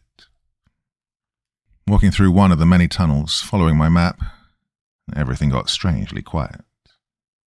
Then I heard it. A strong roar behind me that scared the living daylights out of me. I turned around to see a gigantic, rotten snake.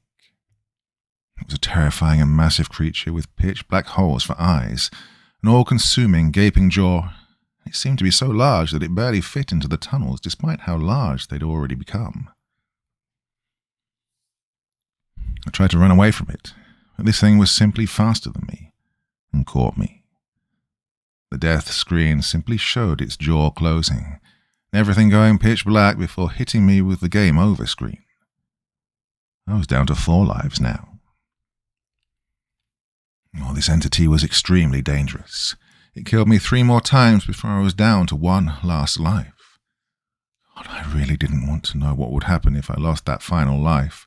My hands were shaking, but I had to do this somehow. Employing every trick in the book, using the sonar spell, checking every corner just in case, and collecting all the hints and map pieces along the way, I eventually found the exit door. It was at the end of another long tunnel. I made William sprint over to it, and just as I did so, I heard the loud roar behind me in real life. It sounded like my things were breaking in the living room, and I felt genuine fear as I quickly raced to the exit door before the giant snake could get to me. As my character got through the door, I could hear an extremely loud thud on the door of my room. Had I not immediately looked, I would have guessed a bomb exploded outside of it and sent my door flying right through the window, but in reality, it was completely fine. The sound seemed to be just, well, a fragment of my imagination.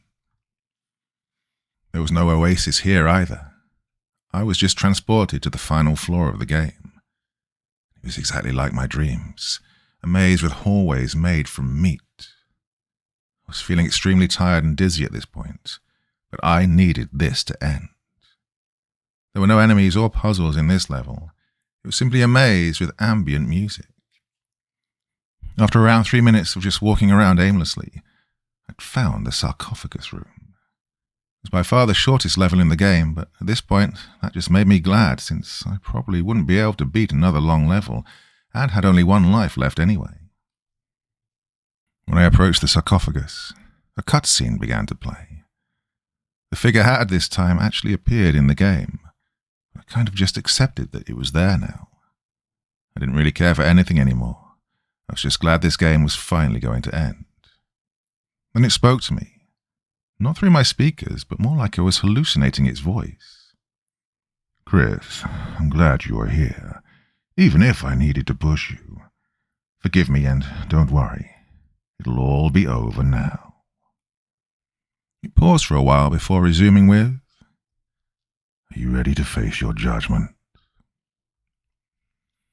The screen cut to the sarcophagus, which slowly started to open. The same intense screeching noise that I'd heard in my dreams began to emit from my speakers now. And just as I almost saw what was inside, the game froze. I could hear and see something shooting out from my computer with sparks around it. But the next thing I know, I'm laying on the floor and it's 8 p.m. in the evening. Well, it seems like I'd blacked out. I checked my clock and I was in disbelief that I was seemingly unconscious for nearly the entire day. I'd missed several phone calls from my friends, Jessica, and pretty much everyone you'd expect to be worried about me. They were all worried about me, and I'd missed calls and several texts from pretty much each and every one of them.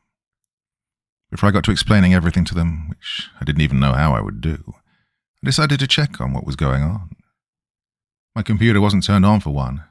When I turned it on, there was nothing weird about it, except for the fact that Pharaoh's Crypt seemingly completely disappeared, with no trace of it anywhere on my PC.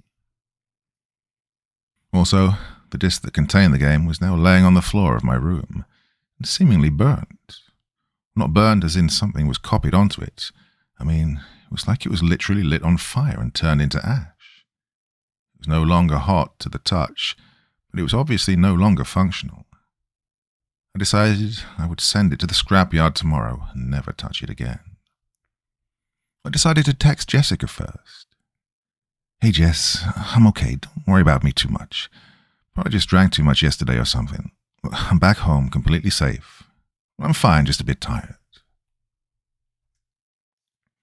I didn't feel like calling her just yet. It was also quite late after all. After that, I needed to repeat the process for pretty much everyone I know before deciding what I was going to do with the rest of my day and how I was going to fix my sleeping schedule. Also, it had just dawned on me that my car was still near the entrance to those woods, so I go back for it the next day. Also, my friend who died, well, he was seemingly completely fine since he texted me, asking if I was okay as well. I eventually decided to get some sleep in order to fix my sleeping schedule, and luckily I didn't have any nightmares. My life after this pretty much went back to normal after a few days. Well, I still had the occasional weird feeling every once in a while. After about 72 hours, it was like nothing had ever happened. However, I still needed to know more about the game. So, for months on end, I would look, but all I'd find was some information that I already knew from threads I'd already read on forums that I'd already visited. Sometimes I'd find a new thread. One of them was even the thread my friend had mentioned back when we were out camping. That was until one day I decided to search for burnt disc with a weird video game on it. While the results didn't yield anything at first, I eventually found a report of a person being found dead in front of their computer, which had seemingly also turned off before they found him. It was later determined that the cause of death was an epileptic seizure, despite his family stating that he had no history or even any signs of epilepsy and seemed to handle flashing lights just fine in the past. The thing that freaked me out, however, was that when they inspected his computer for evidence, they found a strange blank CD, burnt to a crisp. The Hunt. "This is stupid," Mike said as he caught up with Fred. "It's Friday night and I'm not getting laid." "I'm sure your hand will forgive you," Fred snapped back, tired of his friend's incessant complaining. "God, if I knew you were going to bitch this much, I'd have left you at home. Why can't you be more like Neil? Tell him, Neil." "I'll leave me out of this." Bringing up the rear, the scrawny teenager fixed his glasses as the trio stumbled along in the dark. This part of town had once been an industrial zone bordering a housing complex. The ruins of long-abandoned buildings, their doors and windows boarded up, only added to the sense of emptiness. Now, Neil half expected to see a bum slump out of the darkness to ask for change, only to offer a knife in the throat when they refused. "Hey, where are we going?" "Better be a whorehouse," Mike muttered. But Fred heard it loud and clear. "Is that all you think about?" "That and your mom." "Fuck you." Fred was leading the procession, the boys walking in single file along a fence laden with graffiti. Much as Mike pissed him off, Fred liked having him around for protection. The guy was built like a brick and could intimidate almost anyone. He felt safer with Mike around, though he would never admit it. Neil was the type to just go along with the group. The brains to Mike's brawn. He fit the description of a nerd to a T, especially with the binocular-sized glasses he wore. He was Mike's foil and served as a good balance to their awkward trio. Fred wasn't exactly sure what he brought to the group. Good looks, maybe? Yeah, that was it. Following the fence, they came around the corner to a street lamp that flickered so much it created a strobe lighting effect. This made their shadows wax and wane against the fence, like they were being pulled and stretched to an inhumane length before being crushed back down. Only Neil seemed to notice this as he rushed to catch up with the other two. Cold, he pulled the collar of his sweater tight around him. Do you know where you're going?" Mike asked, impatient. "I feel like I'm being jerked around." "You'd know," Fred shot back. He expected Mike to fire back with a mom joke, but held up his hand as if signaling a squad to come to a halt. "Yo!" He found it. a small opening along the fence just wide enough to fit through one at a time. There was a sign, just legible, around the mouth of the opening which read, "Runners here." "The fuck is this?" Mike asked. "Can't you read?" "Oh, wait, you can't." Fred nimbly dodged a smack to the head by rearing back. "Wait, that's us." "What the hell are we running from? Pimps?" "It's a game, asshole. I told you this shit already." Fred already had a leg through the gap.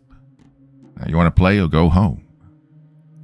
It was a bit of a squeeze, but Fred managed to get through without a splinter. The other side of the fence looked like an abandoned junkyard. Disused furniture, broken appliances, and what looked like a blow-up doll strapped to a punching bag. "Hey, sexy," Fred whispered as he took a look around. Behind him, Mike struggled to put his impressive bulk through the hole while Fred stumbled in last. Fred turned to both of them. "All right, listen up. Only the best players get invited to the game. So, Mike..." He turned to him then. "You behave, and Neil," to the other, "try to lighten up." Fixing his glasses, which had come loose while he squeezed through the gap, Neil said, "I understand basic human interaction, Freddy." Mike patted Neil on the back so hard his glasses came off again. "Well, yeah, but you understand girls." Neil backed off then, indignant. "Look, it's a game, dumbass." Gritting his teeth, Neil fixed his glasses again and turned to Fred. "The Hunt? Sounds like a fancy name for hide and seek. What are we, 4 years old?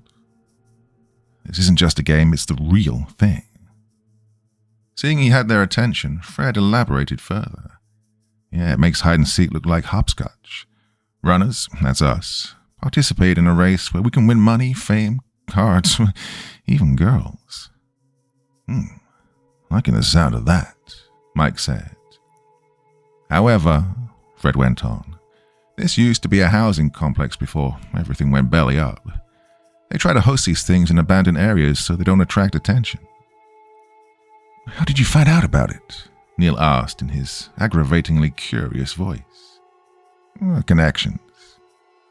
Refusing to elaborate further, Fred continued. "Look, I don't make the rules. I'm a player now, and so are you." He stepped toward them. "Now, from what I've heard, we will be filmed at all times. That means there'll be people from all over the world watching us." "Making us look like fools, making fools of ourselves," Neil said, unimpressed. "I can't believe I agreed to this." Mike scoffed. "And out on another night watching porn? Whoa, sucks for you." "Fuck you, Mike. Everyone wants to." "Easy, you guys." Fred got between them. Maybe his role in the group was as peacekeeper. Mike and Neil barely got along at the best of times, and that's when they weren't cold and staggering about in the middle of the night. "Come on. We're here to have a good time. Neil, you watch streaming shows all the time, but this time, you're the star.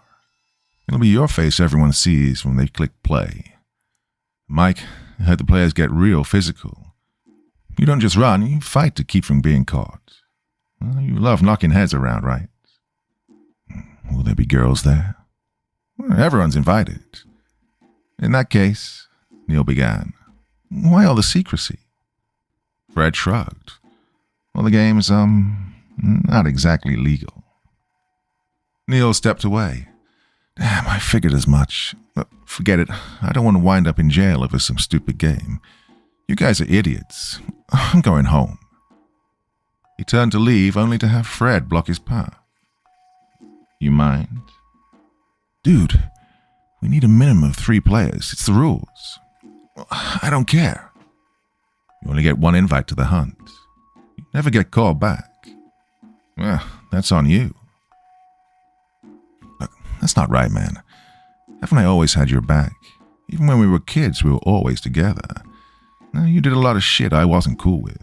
Like that time we snuck into the ladies' room in the mall because the men's room was out of order. Told you to go outside and piss in the trees, but you didn't listen to me." Fred tapped his own chest now. "I'm the one who got caught. I'm the one whose folks got a call from security. I'm the one who was banned from going there ever again. Knowing where this was going, Neil sighed. But I wasn't. That's right. You know why? Because you didn't tell anyone I was there. Damn straight. I made such a commotion that nobody noticed you while you still had your pants down. Kept my mouth shut, didn't even tell anyone in school so you'd be embarrassed. I didn't snitch. Fred chuckled then. We know, both of us, that ain't even the worst thing I did for you, but no matter what, I always looked out for you. Now I'm asking for your help. Hey, where was I when this happened? Mike asked all of a sudden. You pissed in the girls' room. Shit, I'd have been all over that. Ignoring him, Neil said, Come on. Please, man. This is so stupid. Please. I can't believe it. All right, fine, whatever. Reaching into his back pocket, Neil pulled out a face mask. I'm going incognito. Deal? Without waiting, he pulled the mask on, covering the lower part of his face. You morons, you want your face all over the internet, but I don't. Fred clapped his hands. My boy. And he flashed Mike a wink. You still wear that shit? If the cops see this, I'll be the only one they can't accurately identify. Plus, Neil pulled up his hood. Well, gives an aura of mystery. What? Aura? Aura? Means, well, you know what, never mind. Looking up, the boys spotted a large structure in the distance. A dark monolith with only a handful of lights clinging to it like fireflies. Surrounding the building was a graveyard of failed dreams. Fred only saw opportunity. Right, let's go. Walking towards the building, they spotted a large group of people in a clearing with a sign reading, Runners Welcome, at the entrance. Each team consisted of 3 players, some wearing matching outfits or color-coding their attire. The clearing was surrounded by low-yield lamps powered by generators, at which the very center of stood a raised dais. A pair of men wearing dark clothes stood by the dais to ensure that none of the runners approached it. Others like them moved about the opening, checking equipment, answering questions, or just standing around like statues.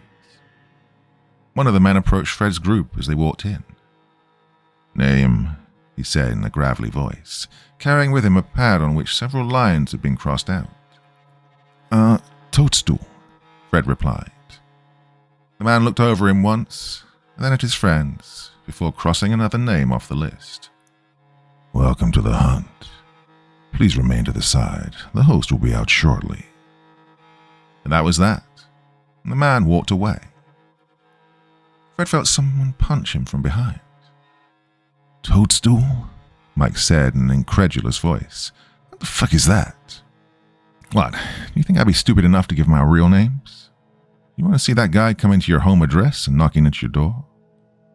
Toadstool, Mike said again in utter disbelief. What? Dumbass was already taken? Look, it's a reference to Mario Kart, Neil explained. Fred used to play that game all day. He sucked. Makes us sound like potheads. Mike glanced at the other teams. There were a couple of all-girl teams, though none of the players particularly caught his eye. There was an attractive girl sitting on a guy's lap, the two sucking face while their third player drank from a bottle. All wore distinct red sneakers to signify their routine. Shit, I'm gonna go get a drink. Mike walked away to a makeshift concession stand, shaking his head, muttering, Toadstool. Fred? Neil had his hands in his pockets trying to warm up. With his hood up and his mask on, he was unrecognizable to all save those who knew him. How many people do you think are watching us right now? Fred looked around and took notice of the cameras that had been placed beside each of the lamps.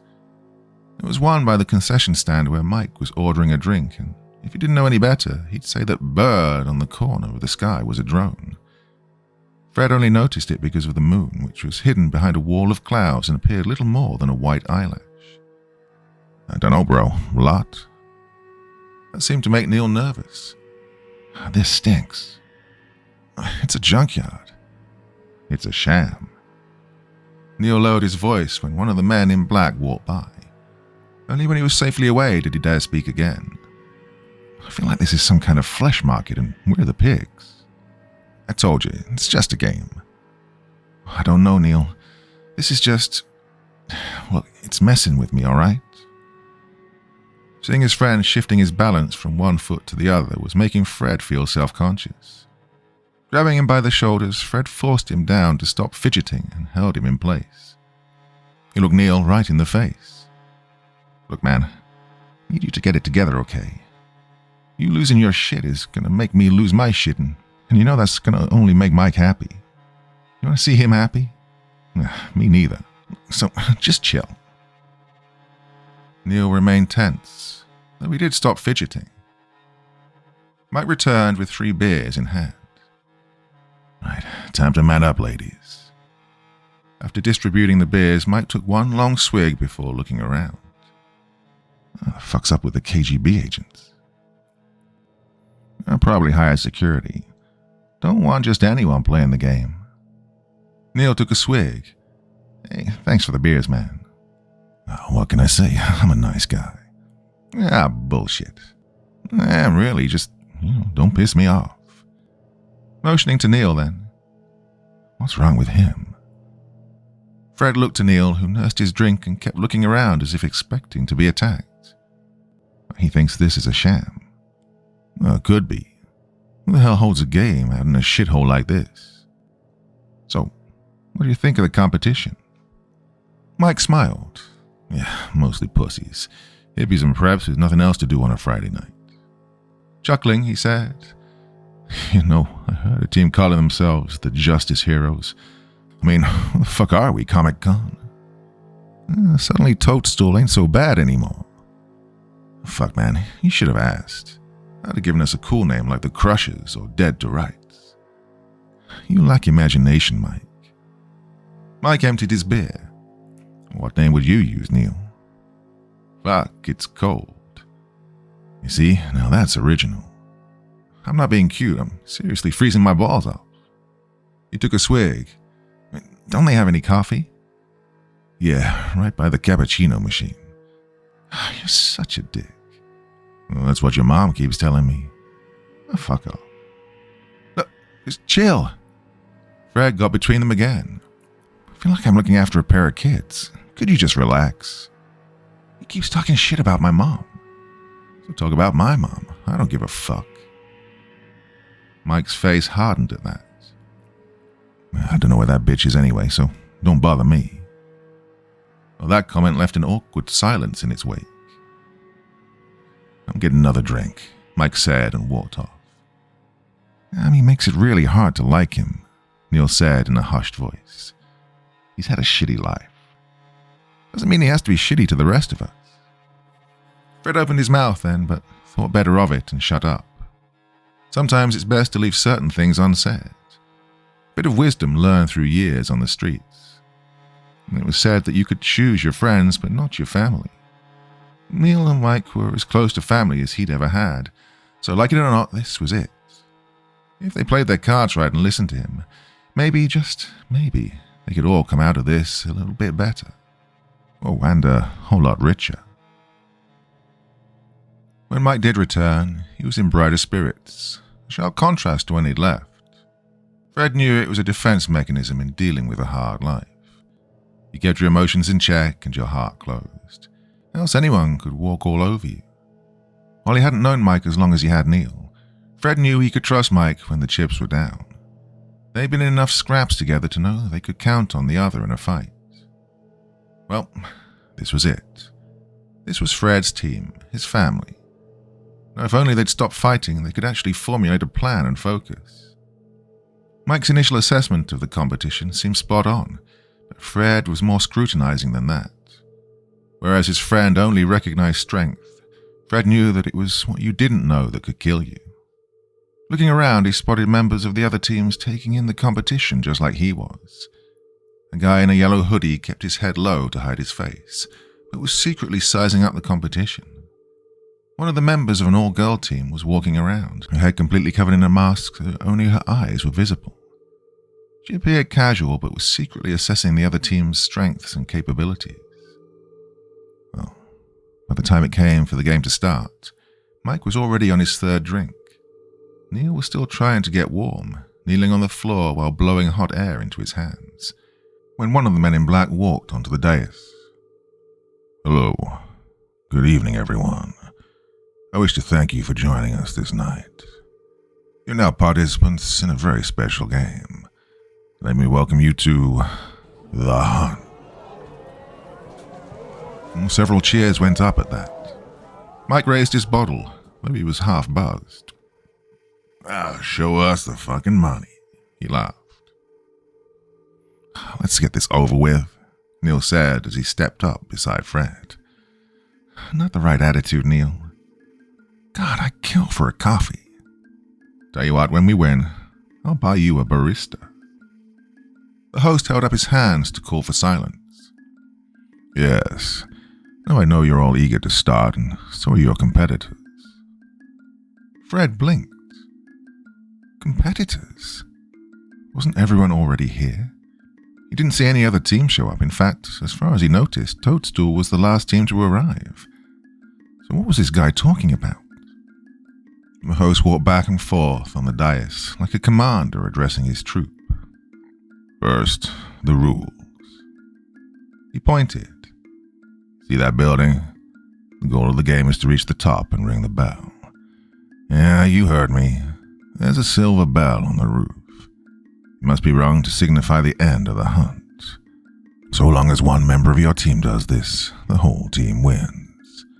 Now, that may sound simple enough, but be forewarned." He raised his voice, all dramatic-like. "It is not. The entire course is booby-trapped." "Are you shitting me?" Neil said. "Did I hear that right?" "Shh," Fred said, his attention fully piqued.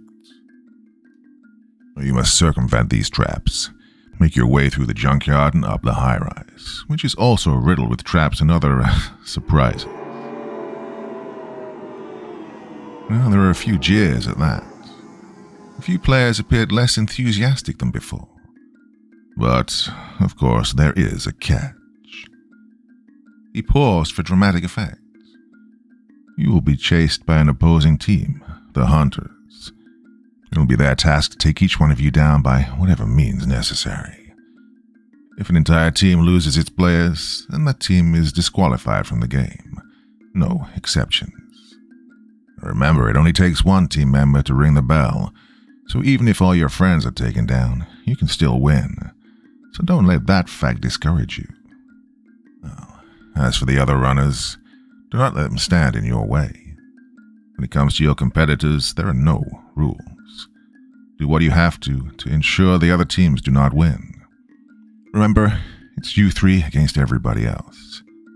They will not hesitate to push, kick, or beat you if that means winning. So yes, my friends, in addition to avoiding the traps and the hunters, you'll have to contend with the other teams. The hunt is a game unlike any other. Here, you play to win." "Ah, yes." Mike cracked his knuckles. "Love busting heads almost as much as I do busting nuts." "Don't be gross, Mike," Neil said to the side. And the host raised his hand. This next part is very important. Once the game starts, there is no turning back. Any attempt to leave the grounds will result in immediate disqualification." He held his breath. "But there are no quitters here, yes?" Several no's rang out, indicating the runner's readiness to play. A few players, though, looked about as if looking for an exit. It was then Fred noticed several of the men in black appearing just on the periphery of the gathering. It was like being penned in. Fred began to wonder if perhaps the option to leave wasn't really a choice at all. Not surprisingly, he looked behind them to see the way cut off by one of the men, the same one who'd taken their name upon arrival. Oh, what the fuck? "Now then," and the host slapped his hands together. "Want to know what you're all playing for?" More cheers rang out. The host raised his hand and one of the other fellows brought out a suitcase. Beside him, Fred could see Mike's eyes light up with excitement. Even Neil stopped shaking, seeming to just now fully appreciate their situation. The man held the suitcase up horizontally so that the host could open it up. Inside the case was nothing but green, nothing but Benjamins. $1 million, the host exclaimed. Whistles, cheers, and swears accompanied this revelation. To the victors go the spoils. Oh, fuck me. Mike bobbed up and down on his knees, appearing childlike all of a sudden. Shit, man, that's... Oh, fuck. We're going to be freaking millionaires. Neil turned to him. Well, you know, split in 3 ways, that amounts to just 333,333, right? Neil, shut up. Mike shoved Fred in the shoulder. Oh, you weren't fucking around, man. This shit is real. I'm gonna get so much pussy with that money. Is that all you ever think about? Neil snapped. Well, that and... My mom, yeah, you already said that, dickhead. I was gonna say cars, but yeah, your mom too. For once, Fred was too transfixed to break them up. Even over $250,000 would be enough to change his life around. He'd finally move out of his shitty apartment, go someplace nice, someplace warm. He'd never have to look back. One way or another, they were winning this thing. The host closed the suitcase and the man walked off the dais. Once the cheers had died down, he regarded each of the teams individually. That's worth playing for, eh? In a few moments, I will sound the horn to begin the game. When that happens, you will make for the building at full speed. Let nothing stand in your way. Not long after that, I will sound out a second horn, which will signal the hunt is to begin. We want to make sure you have a head start. Fair warning, the hunters are dedicated. They will not stop. They will not hesitate to take you down any way they can. My advice? Run. Fuck that. Mike spoke up. Hey. The host turned to him. Does that mean I can't punch one in the face if you try something? The host smiled. You can, try. Well, someone's gonna get knocked out, Mike bragged. I'll give you all a moment to talk strategy. The game will begin shortly. The boys turned around so that only they could hear each other. Right, listen, Fred began. Let's be smart about this. What's our strategy? Mike spoke up first. Run like hell, man. Get to the building first, up the stairs, and ring the bell. That's why the Neanderthals died out, Neil said. Got something to say, pencil dick?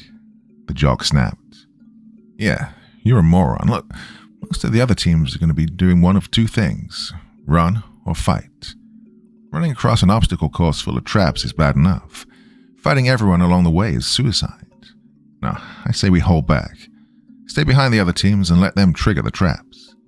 When we see teams fighting each other, we either run past them or let them wear each other out before fighting whoever's left standing.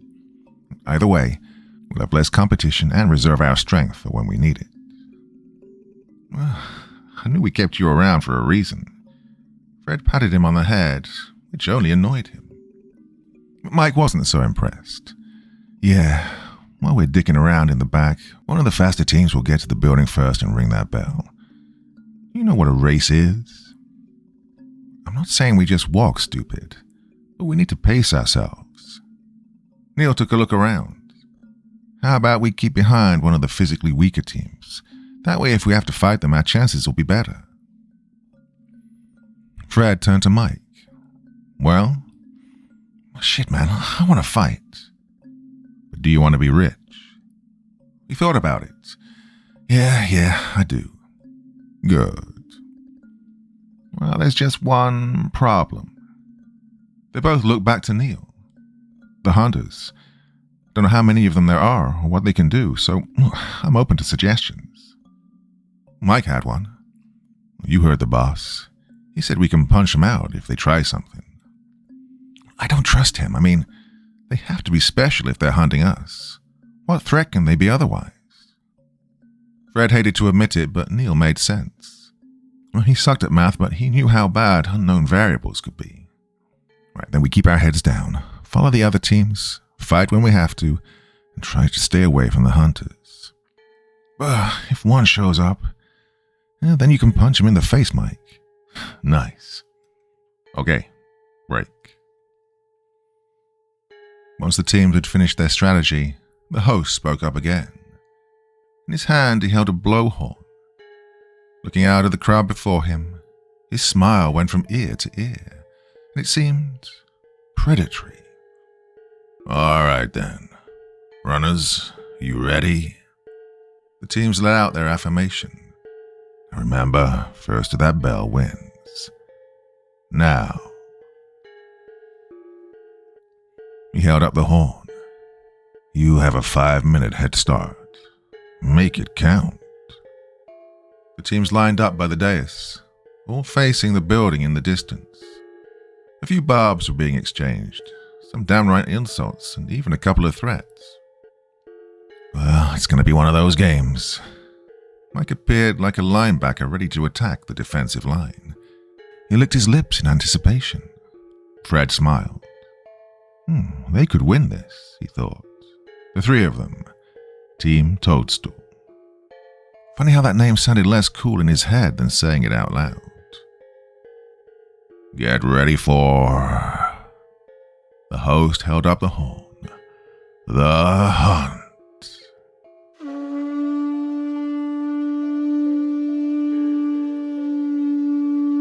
The blowhorn was deafening, but it was soon drowned out by the hoots and hollers of the contestants as the runners burst into action. At first, they were all neck and neck, the teams moving in unison deeper into the junkyard, but as soon as space became limited, they started to split up. One team already fell into fighting, the runners exchanging blows. Oh, man, Mike said, though he stayed the course and remained with his friends. The teams who were fighting seemed to have forgotten all about the race, throwing punches and rolling around on the floor. Mike laughed as one of them smashed another's face against a disused refrigerator. Holy shit, Mike laughed. They put the dais behind them and plunged into the junkyard. There wasn't much light and the boys found themselves stumbling more than running. The building seemed further away than before, though it could have been a trick of the darkness. They started to bump into things, heavy things, sharp things. Where the fuck are we going? Mike said, waiting for the others to catch up. Neil bumped into Fred when he came to a sudden stop. Hey, either of you brought a flashlight? Fred shook his head to Mike's question, realizing his friend couldn't see it, and spoke up instead. Nah. Neil the eel? No, Mike. If I knew I'd been running for my life at midnight, then maybe, but I didn't. Me without my matches, Fred said. Somewhere to the side, something heavy, metallic, struck the ground. Somebody screamed. What was that? One of the traps, Neil said. I think somebody's hurt. The scream turned into wailing. Oh, seriously hurt. He turned to Fred with a look of concern. I don't think this is really a game, Fred. We could get seriously hurt. Are you gonna puss out? O'Neill glared at Mike. I'm serious. I wouldn't mind winning, but I don't want to lose my head while doing it. Look, both of you just need to stay behind me. I'll win this. Mike punched his knuckles together, eager to put them to use. Come on, let's go. And he ran off before they could stop him. Ah, shit, come on. Fred grabbed Neil by the arm and pushed him forward. They had a solid strategy, so long as each of them played their part. Right now, the only person Fred trusted not to flake out of it was himself. Mike was too gung-ho for Valance, and Neil was just keeping it together only barely. The race had only just started. They had a scuffle coming off to their left, where a wall of junk blocked their view. Something fell off of the top of the heap and clambered down toward them. Hey, watch it. Fred pushed Neil out of the way as a broken window fan shattered upon hitting the ground just inches from where Neil had been. I'm bleeding. He heard someone yell on the other side. It sounded like a man whose voice went up a few octaves. It won't stop. Oh God, somebody help me. Keep moving, Fred snapped. All around them, they could hear fights breaking out, teams choosing to throw down instead of making a beeline for the building, which is what they should have been doing. Perhaps they thought taking out the competition made their chances at victory easier, not realizing fighting should be a last resort. What good is taking out the other players if you lost an eye, an arm, or a leg doing it? The last thing Fred wanted to do was waste his newfound wealth on expensive surgery. He had plans for that money. Someone collided with him, slamming his body to the ground. Fred felt the breath in his lungs leap into the air like a cat startled from its sleep. In the dark, he could see a shadow looming over him, straddling him on both sides, holding something heavy in its hands. But Neil was there before the shadow could do anything. He tackled the assailant, forcing him off Fred, buying him time that he needed to recover. Once he was back on his feet, Fred realized that the attacker wasn't alone. His teammates were right behind him, two of them cornering Mike, who was exchanging blows like a trained boxer. Fred had a choice to make. Mike looked to be holding his own and was larger than those attacking him. Neil, brave as he was already losing the fight against the other runner, who had already rolled him around so as to be on top. The runner began taking swipes, forcing Neil to cover his face. Par for the course. Fred moved forward and kicked the attacker in the back of the head. The runner fell over, groaning, allowing Neil to roll away. Fred didn't wait for the runner to get back up. Turning him over, Fred punched him once, twice, 3 times in the face. He could feel blood on his fist as he drew back, hearing the telltale sound of a broken nose. The runner went limp.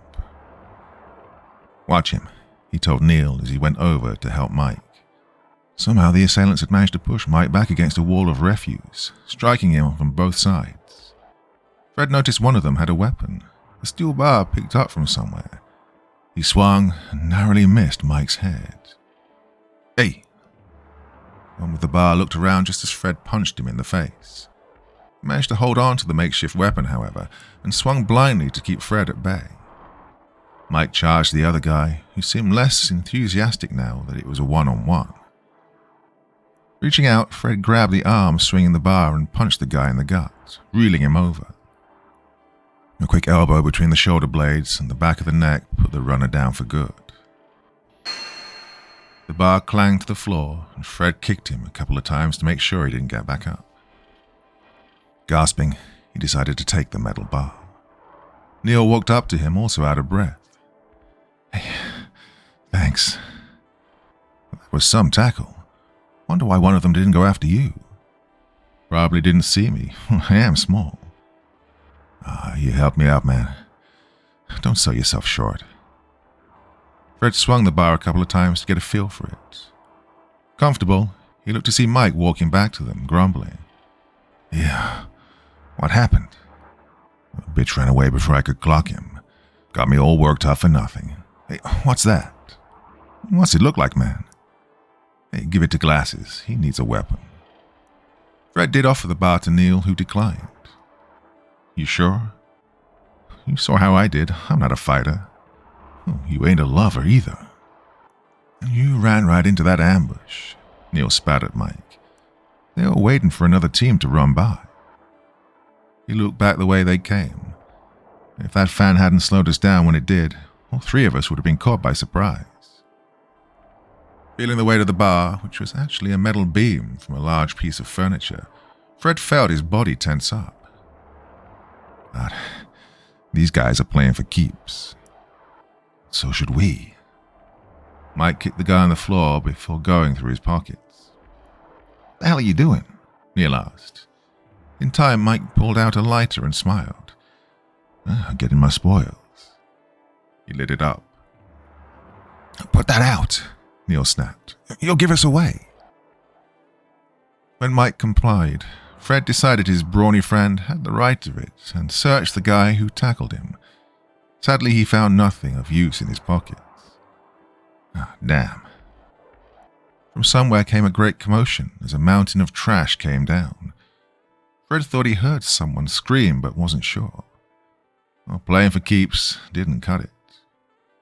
Guys, Neil began, I'm not sure I want to do this anymore.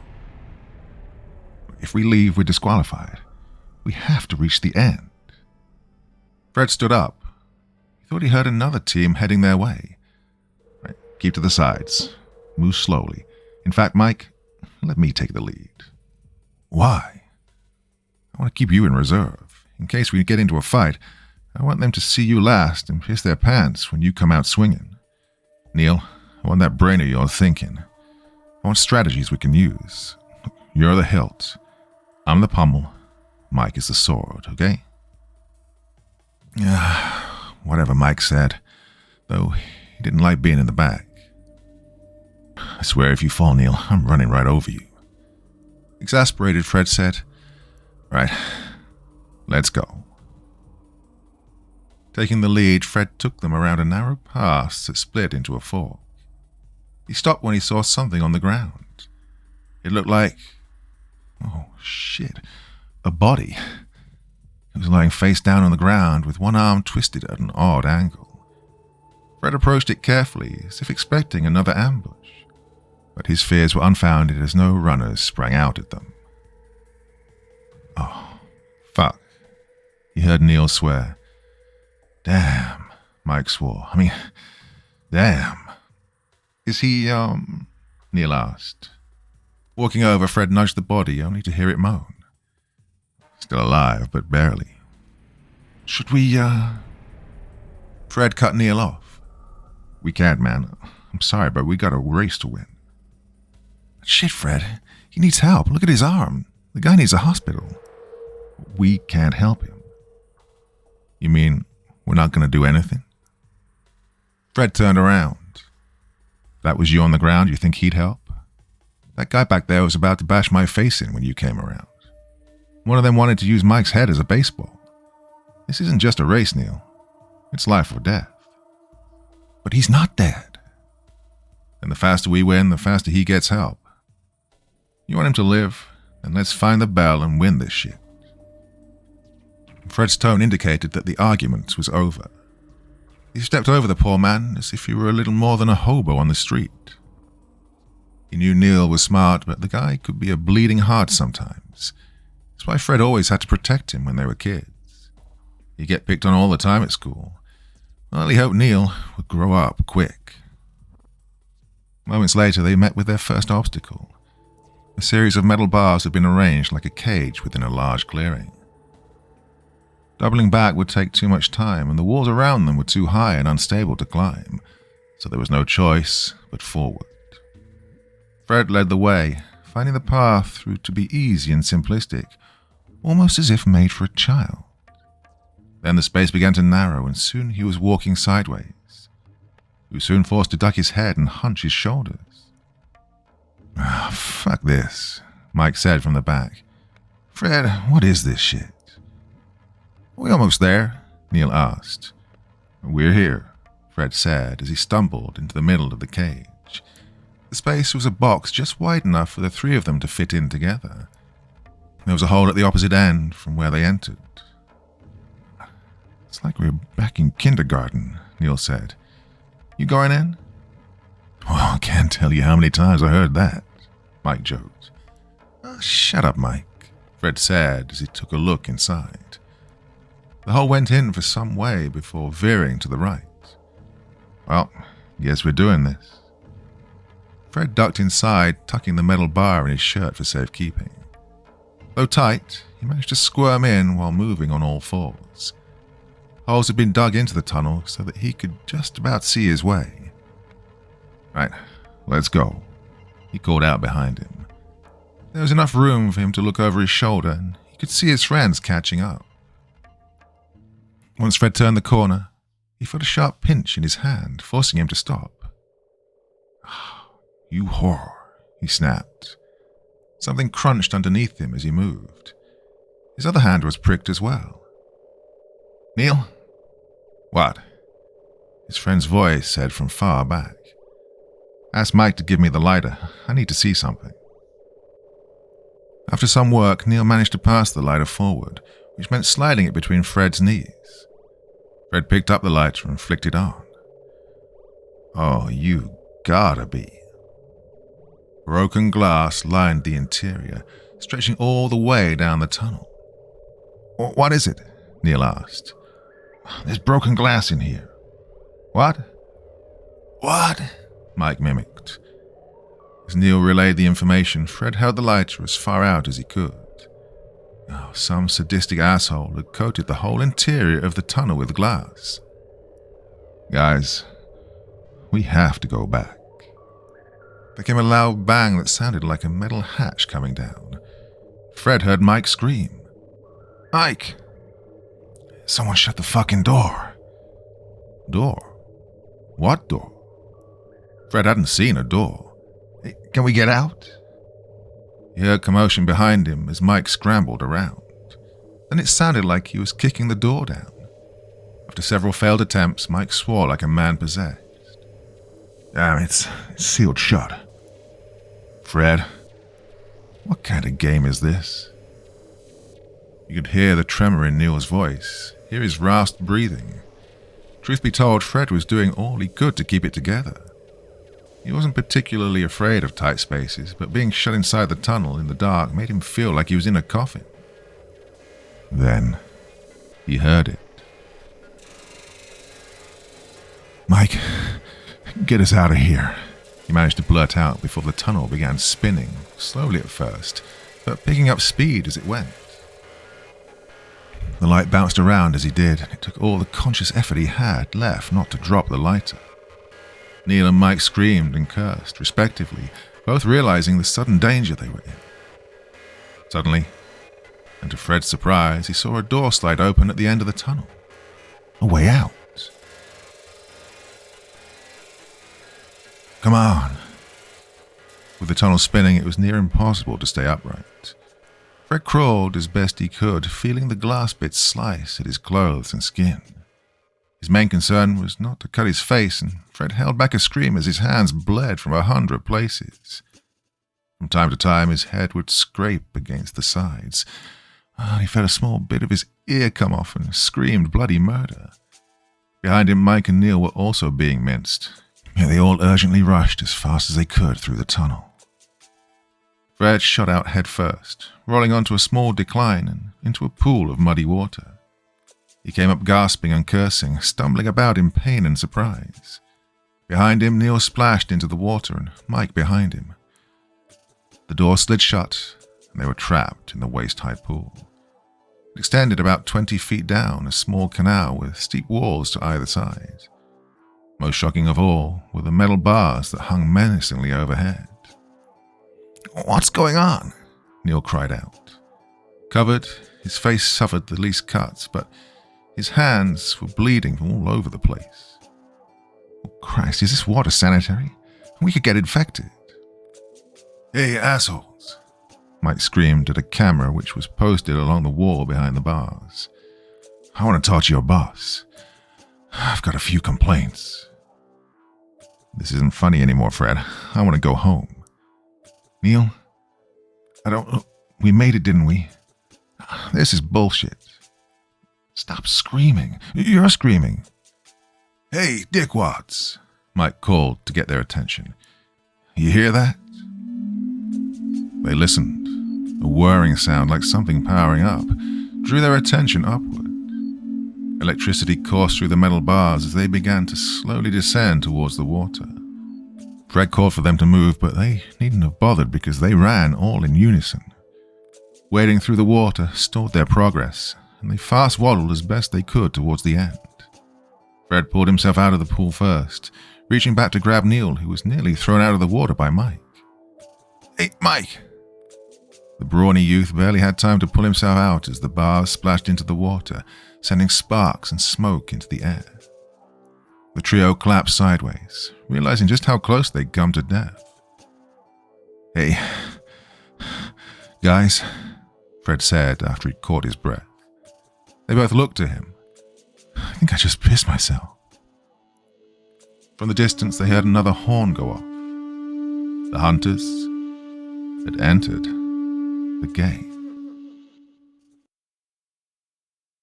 Part 2. Right, I'm out. Neil hurried away, his skinny legs propelling him faster than usual. This is beyond fucked up. I'm not gonna die here. Neil. Fred rushed to catch up with him, grabbing his friend by the shoulder. Neil shrugged him off. Even with the dim lighting, he could make out the look of unabashed fear in Neil's face. The boy's eyes were wide, his glasses trembled on his face, his mask puffed in and out like a heart pump. Even his voice, usually nasally but poised, was nearing operatic levels in pitch. Get out of my way, Fred. I swear to God, I'm not doing this anymore. This is crazy. You're crazy. Get away. Neil backed away from Fred as if he had the plague. He almost bumped into Mike, who was lost in his own thoughts, his gaze drifting between his feuding friends and the death trap they'd narrowly escaped. You've lost it, Fred. This isn't right. I told you I didn't want to do this. I'm going. I don't care if we're disqualified. This isn't worth it. Fine. Go, Fred snapped. See how long you last by yourself. It's a madhouse out there. Players will pounce on you like wolves. God, they'll eat you alive, Neil. Now you got those hunters out there. You think they'll go easy on you? I don't care. Well, you should. You won't make it out on your own. They'll tear you apart. We almost died. Neil fell to his knees, his hands shaking. Seeing his hands and fingers all bloodied up, the boy ripped off his mask as it started to feel too restrictive.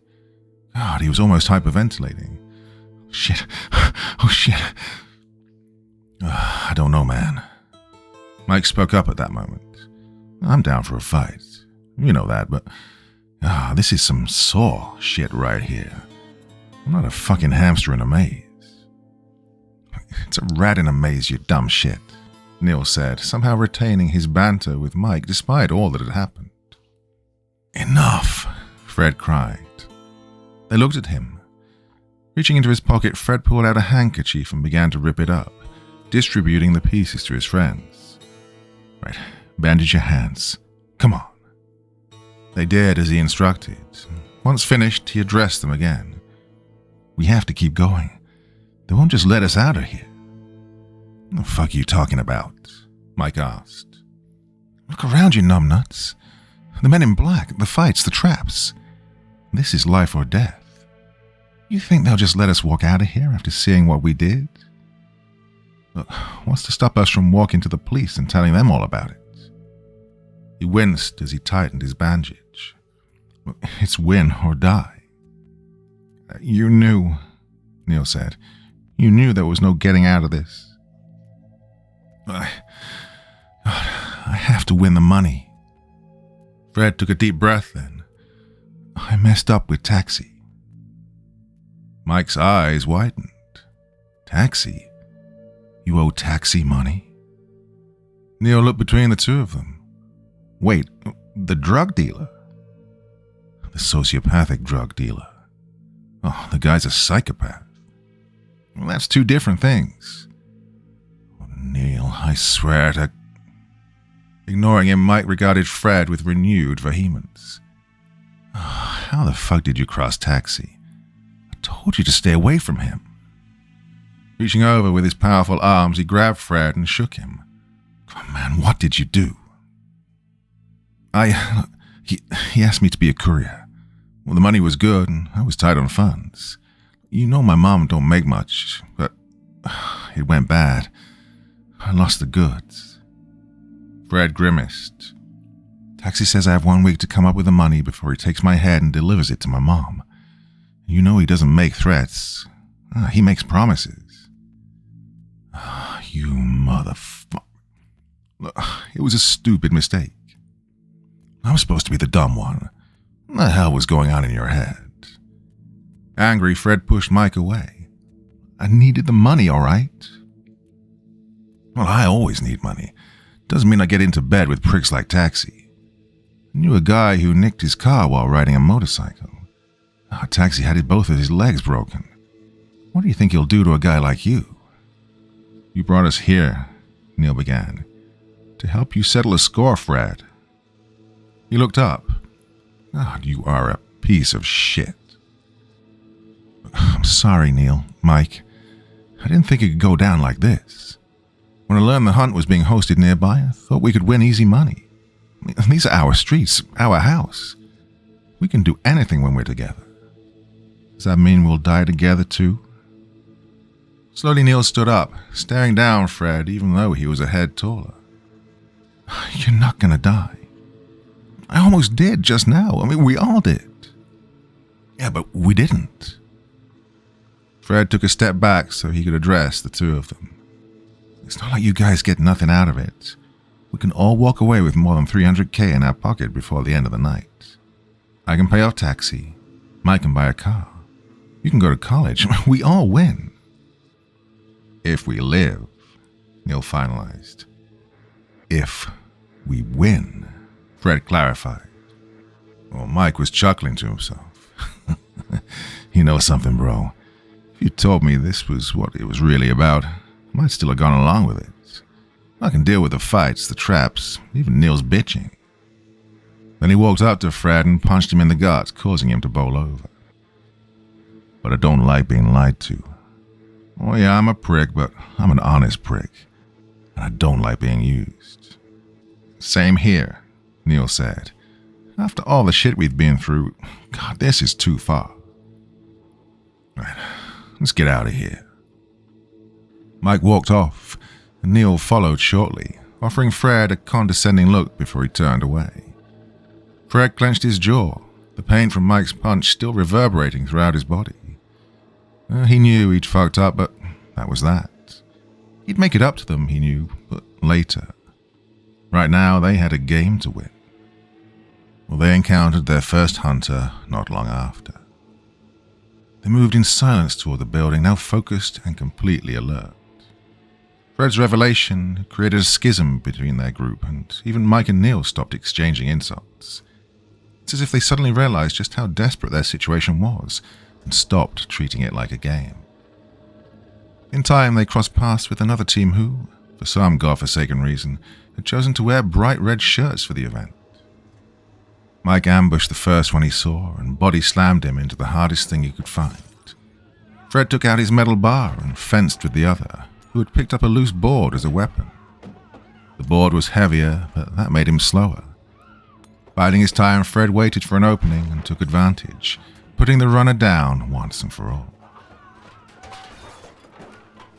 The last runner had been wounded already and had the misfortune of dealing with Neil. He tore into the player as if he were responsible for all of this. Punching the guy right in the nose, Neil wailed on him as he squirmed on the ground, holding his hands up in meager defense. Fred had to pull him before he killed the poor guy. Looking into his eyes, Fred feared if that's what he'd intended to do. There was a coldness in Neil. Fred wondered whose face Neil envisioned when he was bashing the guy's face in. Good, he thought. Let him use that anger. They needed to go all out if they intended to survive. In another clearing, they spotted something that stopped them dead in their tracks. Several merry-go-rounds had been set up to serve as obstacles. They were all spinning at the same time, only each rail having a saw attached to them to create spinning blades of death. Oh, fuck me, Mike said. At the very center of the deadly cyclone was a wounded woman.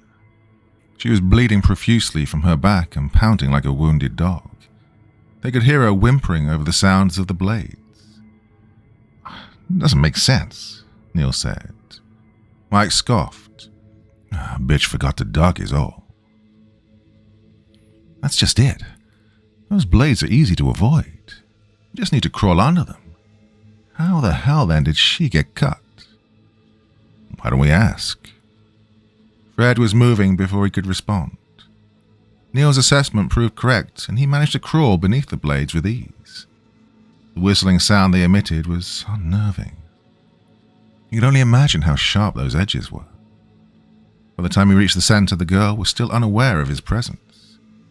Upon closer inspection, he noticed she had not one, but 3 deep gashes across her back. Those didn't even look like blade cuts. "Hey, Startled, she turned and held up a broken bottle as a weapon. Her eyes were wide and she had blood across her face. Stay back. Oh, easy." Fred held up his hands. "I just want to get by you. Where's your team?" Tears filled her eyes. "They're dead. He killed them." Her whole body was trembling. Her arms acted as if the bottle was suddenly too heavy to hold. He tore into them like an animal." "He?" Fred said. Mike and Neil had crawled through right then. "Where is he?" I ran away. I tried to get away, but he clawed me. I could feel his fingers in my back. God, he wasn't human." "Who's she talking about?" Mike asked. "The hunter," she said. "He ate my team." Oh, shit. As if things weren't bad enough, Fred turned to the others then. "Damn, looks like we got cannibals." "Hey, where'd you last see him?" Mike asked the frightened woman. She was about to respond when she froze. Trembling, she raised a shaky finger behind them, back the way they'd came. They slowly turned, spotting a large, hulking man on the outside of the spinning blades. He was naked with thin, rippling muscles and walked as if in pain.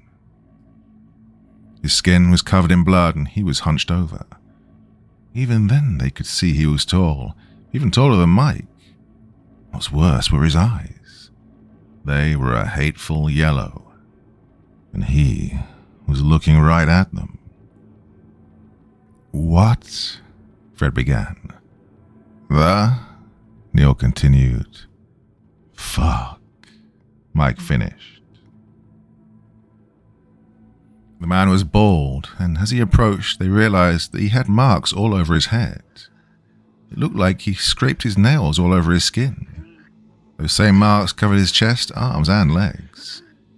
He was grunting profusely, like every step took effort. It pained him in some fashion. Jerking back and forth, he stopped just short of the first cutting blade.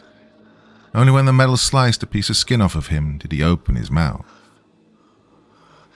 An unearthly growl escaped his crooked yellow teeth, a combination of exquisite pain mixed with unbridled anger. Before their very eyes, he ducked and ran on all fours, his head narrowly missing one of the spinning blades. Like an animal he moved, all instinct, as if it was simply natural to him. "Fred!" Neil cried out as he was the closest to the blades. Hearing his voice had snapped Fred out of his trance, and he reacted just as the insane man leaped the last few feet toward him. Grabbing his leg, the man pulled Fred toward him. His strength was such that Fred felt like a child in comparison. Reaching in his shirt, he pulled out the metal bar and began smashing into the man's hand, breaking a couple of fingers. Still, he did not relent. Oh, fuck. The girl, despite her wounds, got up and ran away. She didn't get far, for in her haste to escape, she ran into one of the blades. It cleaved her nearly in two, the upper half slicing off like a puzzle piece. Blood sprayed in the air, coating Neil. He screamed louder than he ever had in his life. Meanwhile, Fred was fighting for his life. He kicked at the man's face, caving his nose inward and sending out spurts of blood. But still the man pulled, desperate to get at the meat. "Help me," he screamed. "Jesus, what the hell are you standing around for?" The man pulled Fred until he was right on top of him. At that moment, the youth did the only thing he could think of and jammed the bar into the man's shoulder. Blood spilled out of the wound, and the man howled. Yet he still pressed on. Even when Fred pushed the bar in inch by inch, it did nothing to deter the maniac. Suddenly a shadow appeared overhead, and Mike, grasping the upper half of what was once the young woman, slammed the gory projectile into the man's face. The heavier blow seemed to do the trick, and he fell off Fred. The cannibal's back was sliced open by one of the blades. Oh, the sound he made. "Come on," Mike said, grabbing Fred as he did so. They followed Neil, who'd already crawled beneath the other blades to escape to the other side, scurrying like frightened insects. Neil kept screaming at them to hurry up. They struggled to their feet, gasping as if just coming up for air. A frightening noise caused the trio to look back. It wasn't the injury that spurned the Pharaoh man to scream, but something else, a more ancient pain. He began to tear off his own skin, pulling bits at first and then chunks. Soon his muscles were exposed as his claws. Wait, did he always have claws? The terrible sharp fingers which he used to cut himself were now incredibly long, lethally deadly appendages. Before their very eyes, he seemed to grow with each slice, getting taller, and his arms extended. His bones popped and twisted, his knees bent the other way, his face elongated, mouth twisted into a snout as his cranium became less human and more canine. By the time the transformation ended, the man they thought was a cannibal was now a monstrous half-man, half-beast thing. His skin was still hairless, yet revealed exposed muscle and tissue. His torso had thinned so that the muscle mass could be moved to his outer extremities, providing longer limbs. His ears had elongated as well, now resembling knives with full range of movement. About the only thing that hadn't changed were his eyes, still that angry yellow. Now on all fours, the monster reared back its large head and let out a howl of anguish. He sniffed the air. His gaze fell on the cadaver of the young woman and, without the slightest hesitation, began to feast on the remains. Fred felt like vomiting. "Come on." Mike grabbed his teammates, almost pulling them off their feet. There was no hiding the fear in his voice. I said, "Come on, move," he screamed. They flared into the darkness as the creature feasted. All around the junkyard, more howls filled the air. "What the hell was that?"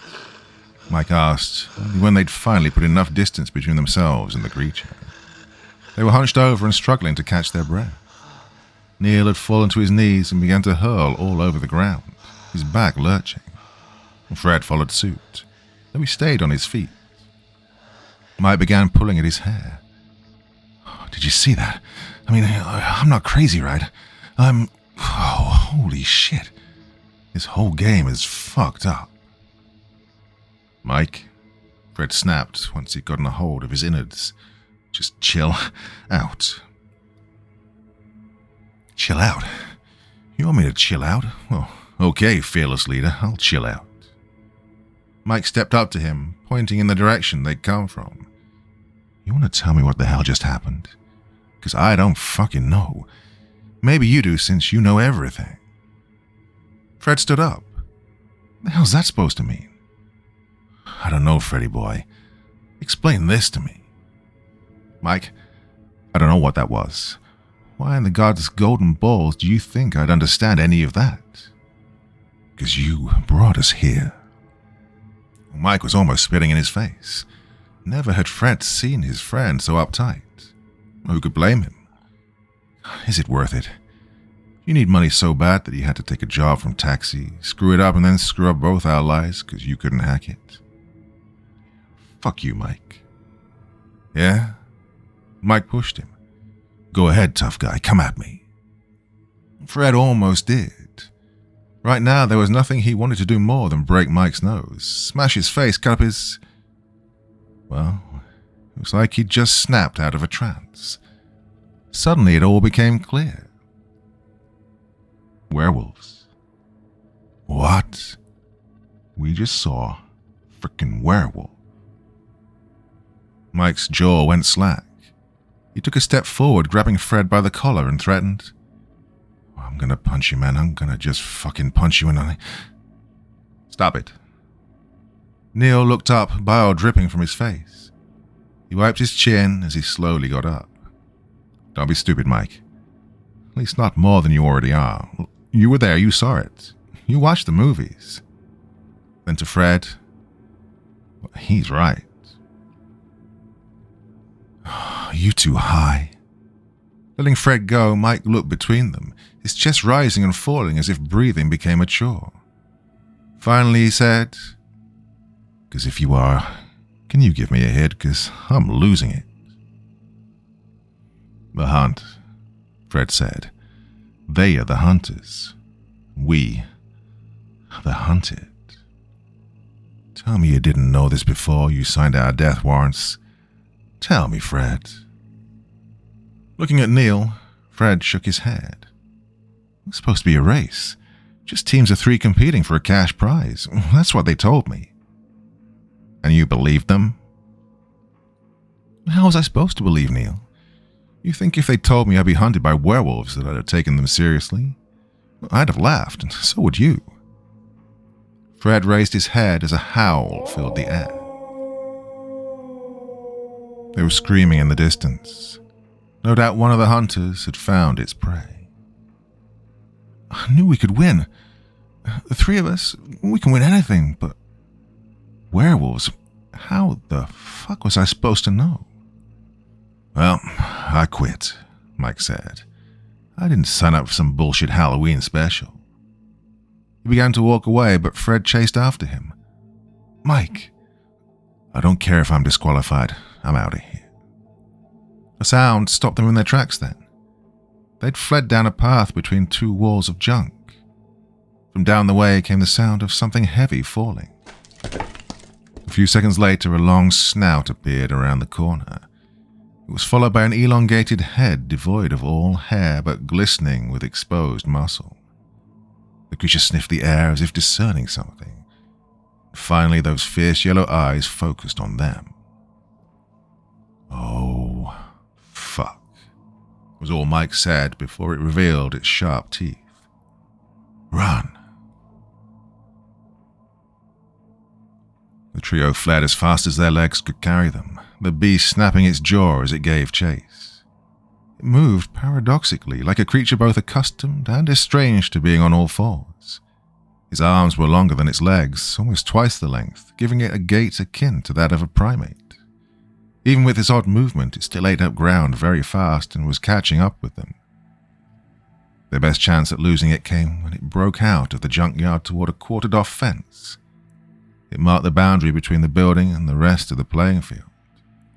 Beyond it lay a parking lot with empty cars. The fence was tall and there was barbed wire at the top. Near the far end was a gate used for entry. They made a rush for the door. With their long legs, Fred and Mike surpassed Neil, who was struggling to keep up. "Wait," he cried. "Don't let it get me." He dared to look over his shoulder and wished he hadn't. The werewolf had zeroed in on him, like a predator in the wild, and it had focused on the weakest member of the herd, closing in for the kill. Neil felt a hand grab his collar. Fred practically pulled him the rest of the way, throwing him through the door. Mike slammed the door shut just as the beast plowed into it, sending him sprawling back. The lock had snapped shut and held, but only just. The beast growled and snapped its jaws at them, seemingly intent on forcing the door open. Fred and Neil pulled Mike to his feet, staring dumbfounded at the creature's tenacity. "That's not going to hold," Neil said. "Thank you, Captain Obvious.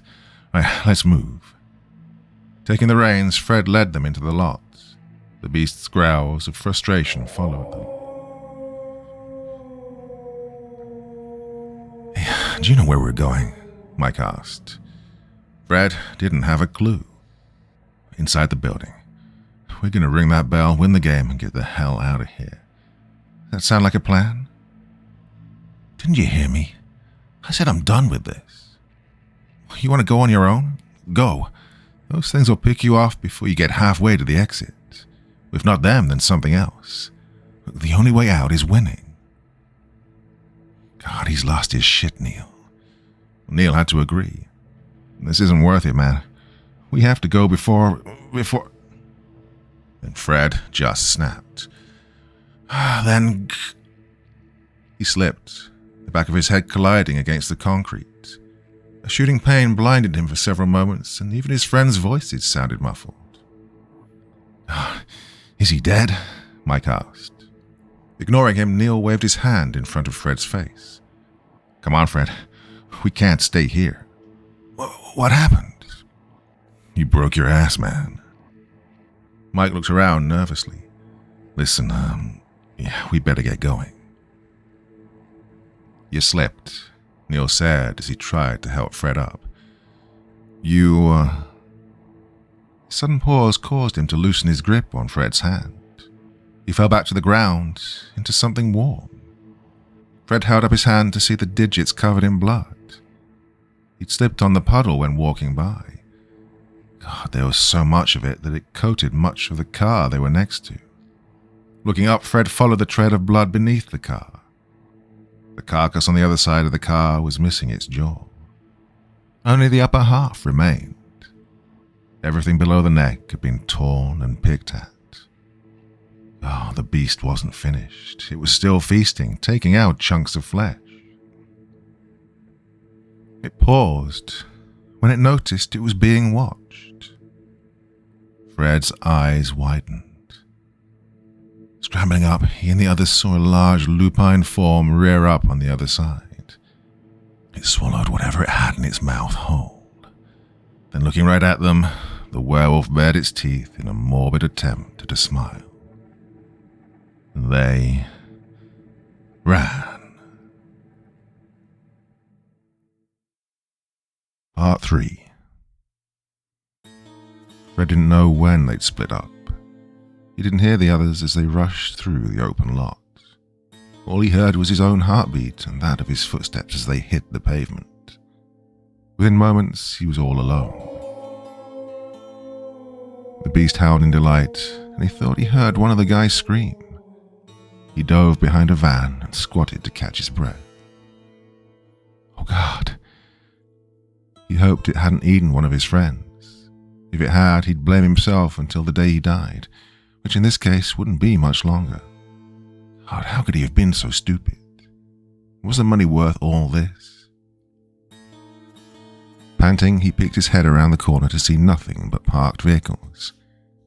Guys, he mouthed with no sound passing between his lips. Something heavy slammed onto the top of the van.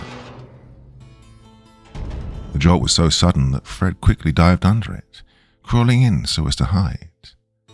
The van trembled as the beast moved, finally hopping off to one side.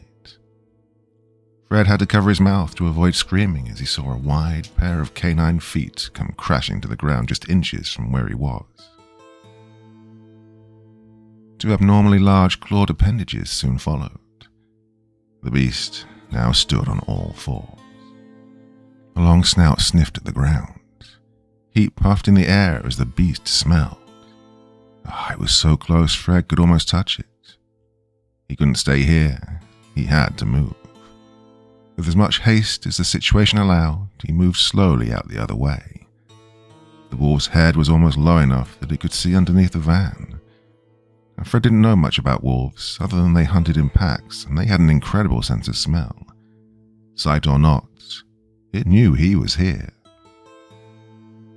Fred grabbed the side of the van and pulled himself up so that his feet were on the stand. Clinging to the side like a fly, he heard the beast sniff about. Maybe if he waited long enough, it would try to go underneath, giving him time to make his escape. No such luck. Through the driver's side window, Fred spotted a bloodied snout sniff the glass on the driver's side. It fogged up immediately. He held his breath. The snout disappeared. The beast let out a growl and slammed against the vehicle. Fred's eyes bulged as the van actually moved several feet towards the adjacent car. He lost his grip and fell back against said car. The wolf slammed the van again, allowing Fred a moment to roll backward, bringing his feet up before the van could crush him as it collided with the car. He rolled over the hood and fell off the other side. Fred got back on his feet just as the werewolf climbed the van. Standing, he could truly appreciate just how huge it really was. Perhaps bigger than the one they'd seen in the spinning blade trap. The creature was at least 8 to 9 feet in height. His body was emaciated to the point where he could see its rib cage. Though thin, its arms were powerful enough to rend a body to pieces. Talons as long as Fred's hands seemed too large for the creature's body, yet they moved with amazing dexterity. Like the others, it was completely hairless, yet coiled with muscly sinew. Well, this was an alpha. Somehow he just knew. The alpha reared back its muscular neck to let out a howl, as if to signal to the others that prey was near. It was greeted with another howl, and then another. Finally, Fred just started to run. Well, it would be impossible to describe the feeling of knowing an apex predator was hunting you. Fred had several points in his life where he'd faced death. A deal gone wrong, a gang incident, some asshole trying to shake him down on the street. But none of them would ever compare to the sheer dread that filled his chest at that moment. Gangbangers and crackheads may try to kill you, but at least they won't eat you. Eaten. Well, it's a primal fear that went back as far as humans have existed. The notion that you are at the bottom of the food chain, that you exist solely for the sustenance of another animal, one far larger, meaner, and hungrier than you. Fred could never put into words the fear he'd felt at that moment. Even Neil, arguably the smartest person he'd ever known, would stumble with the attempt. He heard the beast's pursuit, could feel the ground vibrate with its heavy steps. Fred ran around the cars, knowing he'd never outrun the beast on flat ground. He began to bob and weave, using the cars as obstacles to slow it down. At one point, the beast hopped onto one of the cars and jumped. Fred had just enough time to duck as it took a swipe at him, tearing a long gash into the hood of a car and causing the alarm to go off. Oh, fuck me. Fred scrambled to his feet and took off without looking back. The Alpha slammed into a parked car, causing it to slide into Fred. Stumbling, Fred had enough sense to roll along the pavement, an instinct which saved his life as he found out when his roll took him beneath the car. A long clawed hand reached out to grab him, but it smacked into the bumper instead. Enraged, the Alpha began to shake the car violently. One would think it intended to throw it into the air. Fred began to crawl toward the next car, using it as cover. Well, it went on like this for some time, the beast slamming the cars together while Fred desperately tried to crawl, scraping his already wounded hands and tearing up his clothes. Only when he reached the end of the line, where the cars came to a stop, did he realize his time was up. Across the way, he noticed an SUV with an open window. Throwing all caution to the wind, Fred got up and ran as fast as his legs would carry him, which wasn't much. He was tired from all that running. His heart felt like it would give out. He just wanted to feel safe, to have something between him and his pursuer. With his last bit of energy, he leaped into the open window, or tried to. His lower half hung outside, and he desperately tried to pull the rest of him through.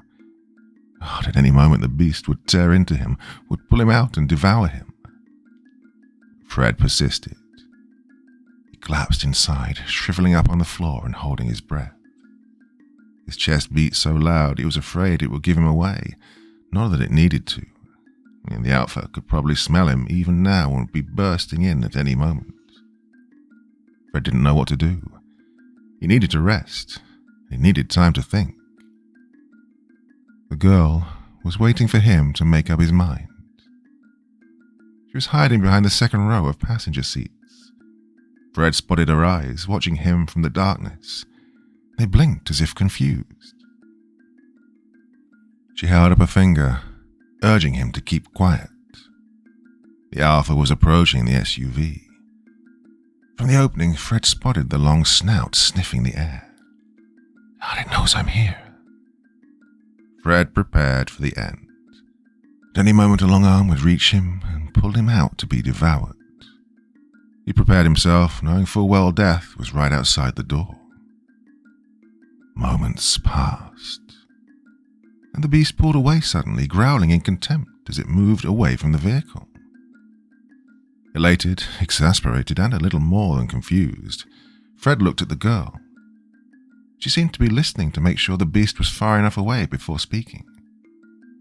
"I think it's gone." Her voice was muffled behind her mask. "You think? You want to stick your head out and look? I'll wait." "Oh, please don't be a bitch. I really can't handle that now." "You're welcome." She sat up, seemingly confident the alpha had wandered far enough away. Fred followed suit, took special precaution given he was closest to the open window. Put as much distance as he could between them and turned to find the girl looking out back the window. Immediately, he recognized her. She'd been part of that all-girl group wearing masks that covered everything but their eyes. She'd been studying the other teams just like he had. "You're that girl. That's your pickup line?" She turned to face him. Even with the mask on, he could see that her face was thin, almost gaunt, though her eyes were a vivid shade of green.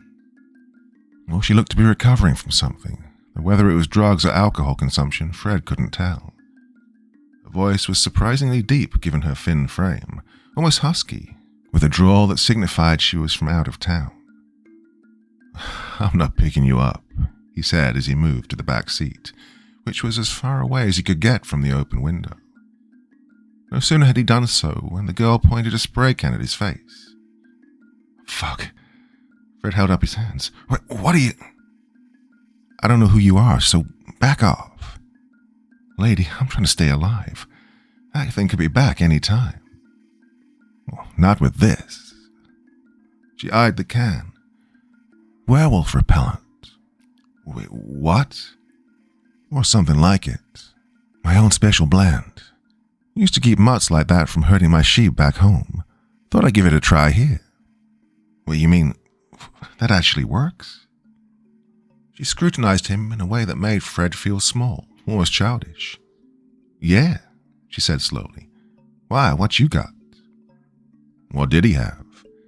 The lighter he had wouldn't be much use against the alpha, and he'd left the metal bar embedded in the shoulder of that naked asshole. "Nothing." "Then don't judge. Just saved your life." "Fine, well, thanks, She stared at him. "Beth." "Fred." She lowered the spray can. "Hi, Fred. Well, fancy meeting you here." "And that's your pickup line." "Well, it's been a hell of a night. Just trying to lighten the mood." She glanced outside the window. "Anyone else with you?" His eyes widened. "Oh, shit. Neil. Mike. Friends?" "Yeah," he stuttered almost involuntarily. This night may have changed all that, though. I mean, what kind of asshole puts his friends' lives at risk because he made a mistake? "You sure?" Beth asked, as if catching on to this. "We got separated. That thing, it chased us and, He stopped. "Hold up. Where's your team?" She shrugged. "Lost. Dead. Don't really care." Her response was so callous that it made his blood run cold. It's like he'd escaped one monster just to be trapped with another. Damn. Seeing his face, Beth smirked. "Look, they weren't my friends. The hunt requires 3 people, so we teamed up, and that's it. I lost them in the junkyard when those things started chasing us. Whatever happened, happened." She peeked outside the window again. "We can't stay here." "Why the fuck not?" "'Cause that thing's gonna be back, with friends. Wolves are pack hunters." "How many are there?" She shrugged. "I saw 3 so far. You?" "Yeah, the same." "Well, maybe it's just them, if we're lucky." She and Fred had 2 very different definitions of luck. She climbed over the seat to the middle row. I saw an entrance to the building before that thing appeared. Must have been waiting for stragglers to show up. She looked to Fred. "Well, that's where I'm heading. You can come along if you want, but just to let you know, I move fast and I don't wait for anyone. Just ask my team." "First up, you're one effed up lady. Second, I can't leave without my friends. Well, you left them earlier. That's why you're here. Well, I told you we got separated. So what? You just run around the parking lot hoping you'll find them?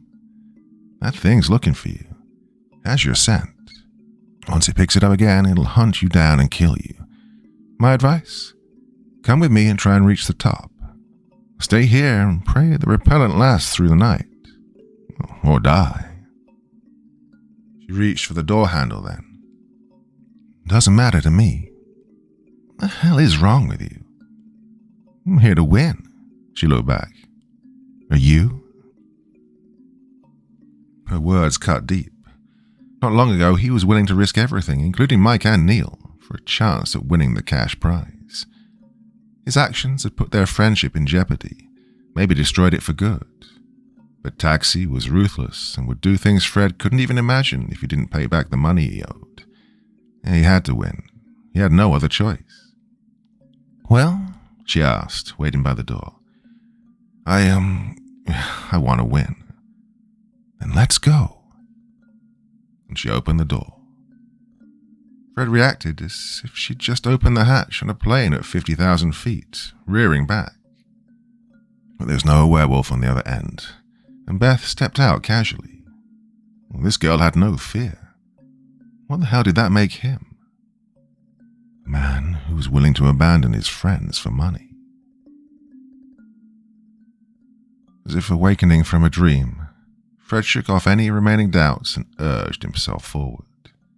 The night air tickled his face, and he was on full alert. There were screams in the distance, and howls of ecstasy as one of the beasts had found its prey. The encounter sounded far off, but he kept his wits about him and stayed on his toes as he followed Beth towards the building. Maybe, he hoped, they'd run into the guys along the way. And Mike was tough and wouldn't go down easy. Fred imagined him punching a werewolf in the jaw before insulting its mother. The thought brought a smile to his face. Neil, on the other hand... Keep up, Beth urged when she noticed Fred lagging behind. The girl moved with purpose, like a person willing to do anything to win. Fred admired that in a woman. Hell of a time to think with your dick, Fred. He caught up. Beth ducked in behind a car and looked over the hood. Okay, there it is. Looking back, she spotted Fred's inquisitive face. Look! He did. The parking lot was entirely fenced in. The only entrances were the door they'd used to get in and the one leading to the high-rise. Unlike the prior entrance, this one had no door, only a series of broken bottles hanging from wires. Ducking back, Fred said, I don't get it. It's a trap, Beth clarified. A half-baked alarm to warn of intruders. I use something like this back home.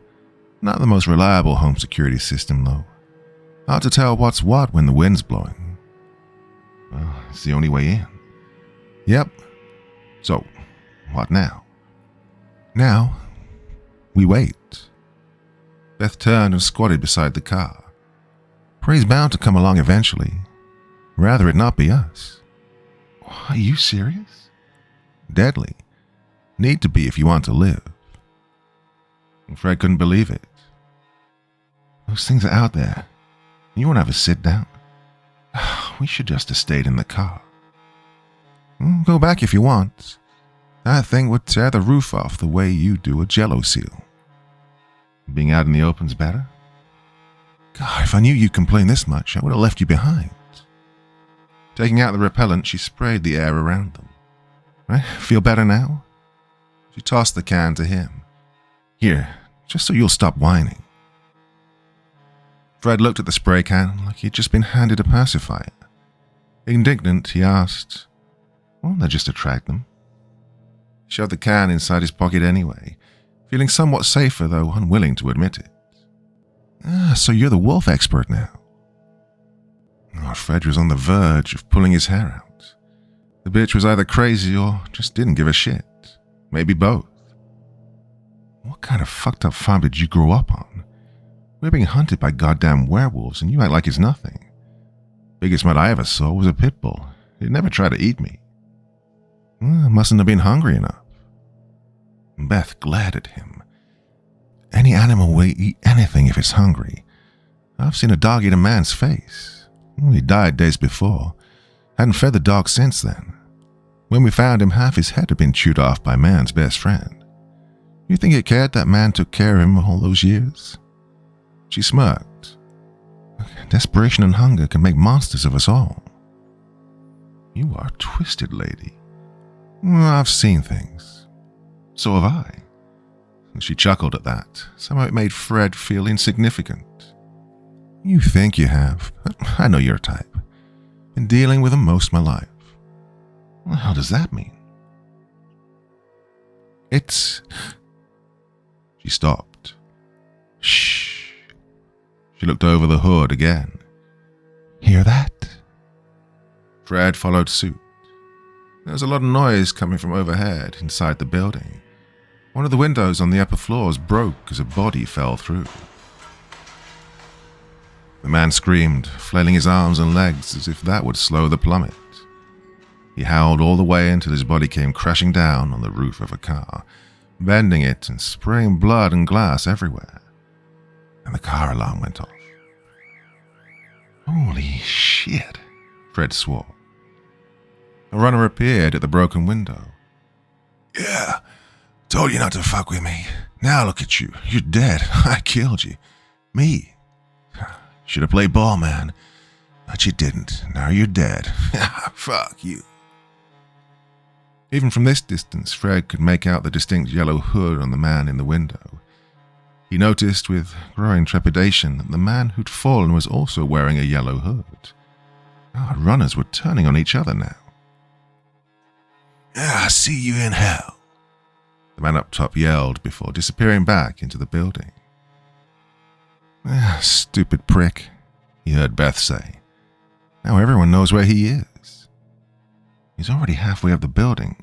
He's going to win. Only if we let him. She turned to Fred. Get ready. For what? Moments later, they heard the sound of an approaching animal. One of the wolves came running across the other side of the lot, leaping from car to car as it made its way to the corpse. It wasted no time in devouring the remains. The sound it made as it tore through the man's ribcage made Fred feel sick. Wait for it, Beth told him.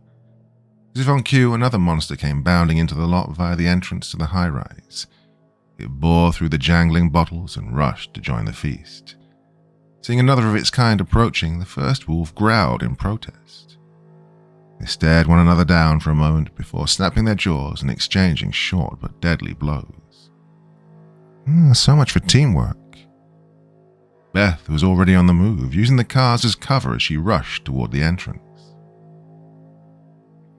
Fred ran to catch up. So adamant were the beasts to claim the corpse that neither of them noticed the humans as they approached the glass bottles.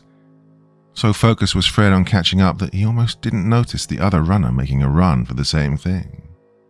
He must have been hiding among the cars, keeping low to avoid being killed. Wherever he came from, he was fast and making up a lot of ground. And Beth didn't see him. Fred wanted to shout, to warn her, but doing so would attract the wolves. All he could think of doing was running faster, try to intercept the player. Beth reached the bottles first, ducking low. She looked back, expecting to see Fred right behind her. But her eyes widened when she saw the strange man there instead. Move! He bowled into her, sending Beth careening into the bottles. A couple fell off the strings and shattered to the floor, cutting Beth as they sprinkled her with shard. All the beasts stopped fighting long enough to take notice. When Fred saw them seeing him, he threw caution to the wind. Beth, run! As one, the two wolves bounded off the cadaver and started running in their direction. By then, Fred had reached the entrance and had pulled at Beth, who was struggling to get up after being bowled over by the brute. She was dazed by the impact, and Fred practically had to pick her up as he looked for an escape. He noticed the asshole who tackled Beth was moving along the fence toward a flight of stairs beside an access ramp. The stairs were littered with debris, so the man went toward the ramp instead, moving like the devil was chasing him. Well, Fred wished it were the devil, but he was an atheist. Lugging Beth slowed him down, but he managed to set a good pace. Behind them, the beasts bumped into one another as they both tried to get through the entrance at the same time. By then, they reached the ramp and were on their way up. Circumventing the ramp was like climbing 2 flights of stairs, and it doubled back in on itself. By the time they made the turn, they spotted the brute at the top. Both the ramp and the stairs ended at a flight that connected to a path leading to a closed door. "Hey," Fred said as he rushed up. "You got a problem, asshole." He didn't respond. "I'm talking to you."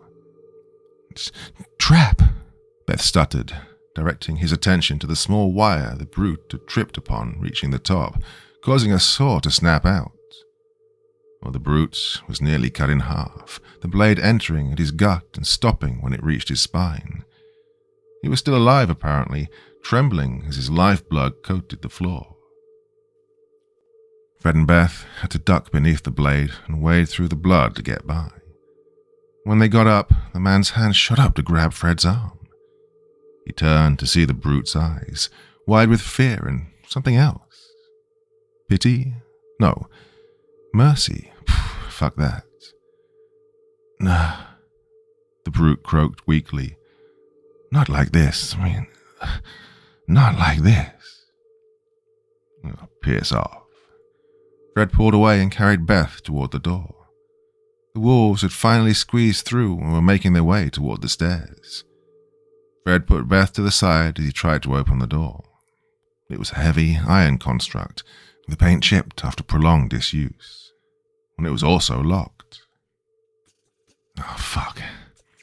Looking over his shoulder, Fred could hear the werewolves approaching. Come on, Christ, come on. He banged his fist in desperation. Hey, open up. They're almost here. He pushed and pulled to no effect. The door was not budging. They were trapped. Fred? He looked at Beth, who was struggling to hold herself up. I think we lost. Behind them, the brute screamed as the beasts arrived. The door groaned as it was pushed open from the other side. Get in, Neil screamed, for them to comply, his eyes widening when he saw death approaching.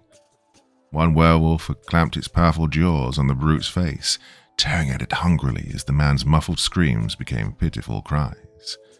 The other bore down on them, hungry for a fresh kill. Beth barely had time to stumble inside, and both Fred and Neil pulled the door together. It slammed shut just as the beast attacked.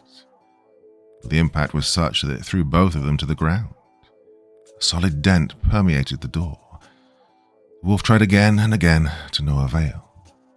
It wasn't getting in that way. Outside, the brute's crying came to a sudden and gory end as the beast tore off his head. This time, however, it didn't seem to mind when its fellow joined in the feast, like eating a kebab.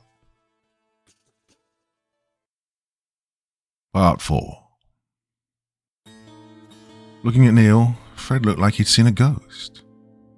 Where the fuck have you been? Neil said nothing back. Friend of yours? Beth asked. Who are... Neil started, but was cut off when Fred wrapped him in a hug. This caused Neil to wince in pain, forcing Fred to step back. Yeah, what's wrong? Neil pushed him away. What's wrong? I almost got killed, that's what. He stepped back to rub his shoulder. The one that trapped us here broke down the damn gate and started chasing us. Ran inside a bus and closed the door. Neil shut his eyes. Mike helped me escape. He helped me climb the escape hatch to the roof. Told me to run for it. Oh God, that monster got in. Mike? Fred asked hesitantly. I don't know. I just ran like he told me to. Didn't look back. Neil was fighting back tears. But he was always an asshole to me. I hated him half the time, but he saved me, and I just left him back there. Oh God. Fred looked up at the ceiling. Mike, Where were you? Neil turned on him. Huh? Where did you go, Fred? I was being chased by the big one. He swallowed heavily, fighting several emotions at once. Mike, he's strong. He could have survived. Against that? Neil pointed to the dent on the door. Even through the metal, they could hear the beasts as they devoured their latest kill. No one's that tough, not even Mike. Then maybe he escaped. If he did, then I wouldn't be here. You know how I can't run fast. Neil slumped against the wall opposite Fred, his face contorted into one of shame. I hated him. Why the hell did he do it? He could have escaped by himself, but he helped me instead. What kind of selfish prick does that? Excuse me? Beth spoke, making them look up. Sure, this is all very interesting, but do you mind introducing us, Fred? Fred? Neil looked at him. First name basis already. Neil, this is Beth. She saved me from the Alpha. The what? Well, the big one. I'd be dead too if it wasn't for her. Beth, this is Neil. He and Em... He stopped himself. He's one of the friends I told you about. Ah, pleasure, she said without the slightest inkling of it being so. So seeing as you're down one man and I'm down, well, two, you want to team up? Are you shitting me? Neil turned on Fred. We just lost Mike because you were too busy rapping to some chick. Look, I owe her. What about Mike, huh? What about me? I thought the fastest way of saving you was by ringing the bell and ending this fucked up game once and for all. Neil couldn't believe his ears. His smile was one of pure disbelief. That's what it comes down to, huh? Winning a stupid game. That's all you can think about, huh? What the hell was I supposed to do? Mike is dead. Yeah, I heard you. Stop acting like I don't give a shit. You don't give a shit. Girls? Beth slapped her hands together to get their attention. Hate to break up your drama session, but we shouldn't stay in one place for too long. Then to Fred. In case you forgot, there's a runner making his way to the roof as we speak. You want him to win after all you've been through tonight? You acted like it was nothing to worry about. There's never anything to worry about until there is. And she headed down the hallway, leaving the boys to wallow among themselves. So what? Your new girlfriend's calling the shots now? Ignoring him, Fred followed suit. Neil eventually fell in line, though he kept some distance back. The hall was lit by fluorescent lamps which illuminated dilapidated walls filled with mold and cracks. The doors were all rusted, some whose numbers they couldn't even make out. From somewhere came the sound of water dripping and the stench of sewers permeated the air. Do you trust her? Neil asked Fred in a hushed tone. His eyes narrowed on Beth's back. I don't... Look, when that Alpha cornered me, she saved me using some kind of werewolf repellent. It left us alone after that. Well, werewolf repellent? You stupid. I mean, there's no such thing.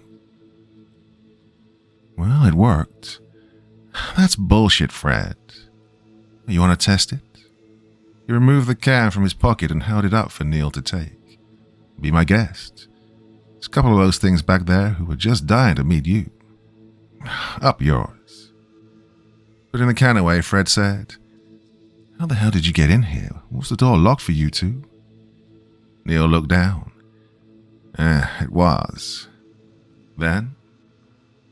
When I found the door, it was shut tight. I almost screamed. Those things were still out there. I figured, shit, I'm gonna die here. He tried to hide his shame. I didn't want to stay in the open and went back downstairs to hide, but then I heard someone open the door. I hid thinking it was one of them, but when I peered around the corner, I saw it was a person. Couldn't make out who it was, but they seemed to be waiting for someone. It looked female. Then the guy fell out the window and the person ran back inside. Well, it was my only chance. Ran faster than I ever did in my life, only just catching the door before it closed. Ran inside and stayed there listening. The runner girl, who whatever, was long gone. I was exhausted. Don't know how long I waited, but soon I heard pounding on the door. I was about to run away when I heard your voice. Fred stopped walking, causing Neil to follow suit. Look, Neil, I owe you. And I owe Mike. Only difference is you can repay me by coming clean. He pointed to his chin. Who is she? Look, she was by herself when I found her. She grew up on a farm, apparently. Knows how to fight wolves. He leaned in then. That's why I teamed up with her. She's our ticket out of here. Our ticket? I'm part of the team again? I told you winning's the best chance we have of getting out of here. You remember the rules?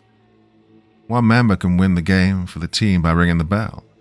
If she rings it, then her team wins, not us. Hers. Fred scoffed. Then one of us will have to ring it first. And if she's not okay with that? Neil pressed. Think she has a can of asshole repellent on her? Damn it, Neil. No, I'm serious. You shouldn't trust her. I should trust you, is that it? Oh, the words came out harsher than he'd intended. Fred saw the look of hurt and betrayal on his friend's face, prompting him to rescind his comment. Oh, sorry, man. I didn't mean it the way it came out. He lowered his head. I know I was stupid, okay? Taxi is a bastard and I shouldn't have got into bed with him, but well, I did. Now he's going to do to me what those things do to runners. Except they're animals and he's a real monster. He lowered his voice. And I'm sorry I got you into this. Not as sorry as Mike. They walked on in silence after that. They followed Beth up a flight of stairs, ascending the building floor by floor. They came across the body of a runner whose head had been bashed in by something heavy. Beth studied the corpse a moment, her face inches from the ruined mess of someone's cranium. Dude. Neil did a terrible job of hiding his disgust. What are you doing? Studying, she said. Judging from the angle of the hit, the swing came from the left of the head. The attacker must have been the same size, otherwise the attack would have come to the top of the head. Is she a detective? Neil asked Fred. He shrugged. Knowing what you're up against is how you survive. Example. We know whoever did this used some kind of blunt object as a weapon. This head was hit multiple times, meaning it took several hits to kill this asshole. This means the weapon was heavy enough to break the skull, but not large enough that it could do so in one hit. So, I'm thinking, brick, hammer? So, somewhere in this building is a brick holding a brick or a hammer, Fred surmised. Damn, and I forgot my helmet. Was that a joke? Beth said. Well, it's 3-1, so I like our chances. But we don't know how many runners got inside. Well, there's that guy who threw his friend out of the window. Fred thought about it. You think this is his other teammate? No yellow hoodie. How can you tell? Fred asked. It's all covered in blood. That looks orange, Neil said from some distance away, still trying to keep his stomach in check as the two casually discussed strategy over a dead body. Hard to tell with the light. Beth shrugged as if it didn't matter. You may be right. Anyway, keep an eye out. Also remember to duck. He sure didn't. She searched the body for something useful and came up with a pair of keys. Well, unless those belong to a Ferrari, I wouldn't bother. She turned to Fred. It's a weapon, dumbass. She mimicked a stabbing motion. Poke someone's eye out or gouge their neck. Oh, you are fucked up, Beth. It's how you survive. Then they were on the move again. On the next stairway, they found debris blocking their ascent. Forced to find another way up, they walked across the hall, reaching a T-junction on which an elevator stood on the other end. More than half the lights were either broken or not working. Leaving the hallway with little illumination. Doesn't anything work here? Fred said. Beth turned to him. What? Oh, nothing, come on. Are we seriously taking the elevator? Neil asked incredulously. Well, you want to walk all the way up? Be my guest. Fred took the lead with Beth following suit and Neil bringing up the rear. They walked in a straight line, Beth's warning about a potential attacker with a blunt instrument still fresh in their minds. In this formation, they could easily come to the other's aid if attacked and could react quickly enough in case of an ambush, though the latter was unlikely given that this was a race and time was a factor. Waiting for an enemy to just show up while you were on the clock did not bode well for victory, so they moved quickly, but with caution. Beth paused. Hey, what is it? Neil asked. At the front, Fred stopped to listen. She turned her head to the side. Thought I heard something. Her voice was low. She looked back the way they came, staring intently. Well? Fred asked, eager to get on the way. Nothing. Just being alert. Nodding, Fred continued walking. There was a tiny click and the sound of gears turning. Fred!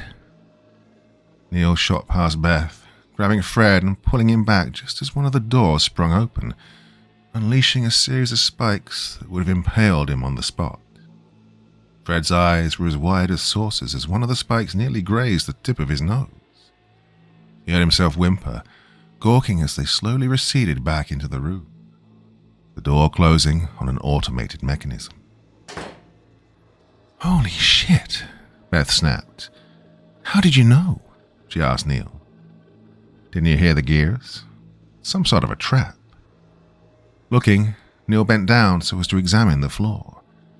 A step behind Fred, he noticed what appeared to be a tiny green dot, a sensor of some sort on the wall.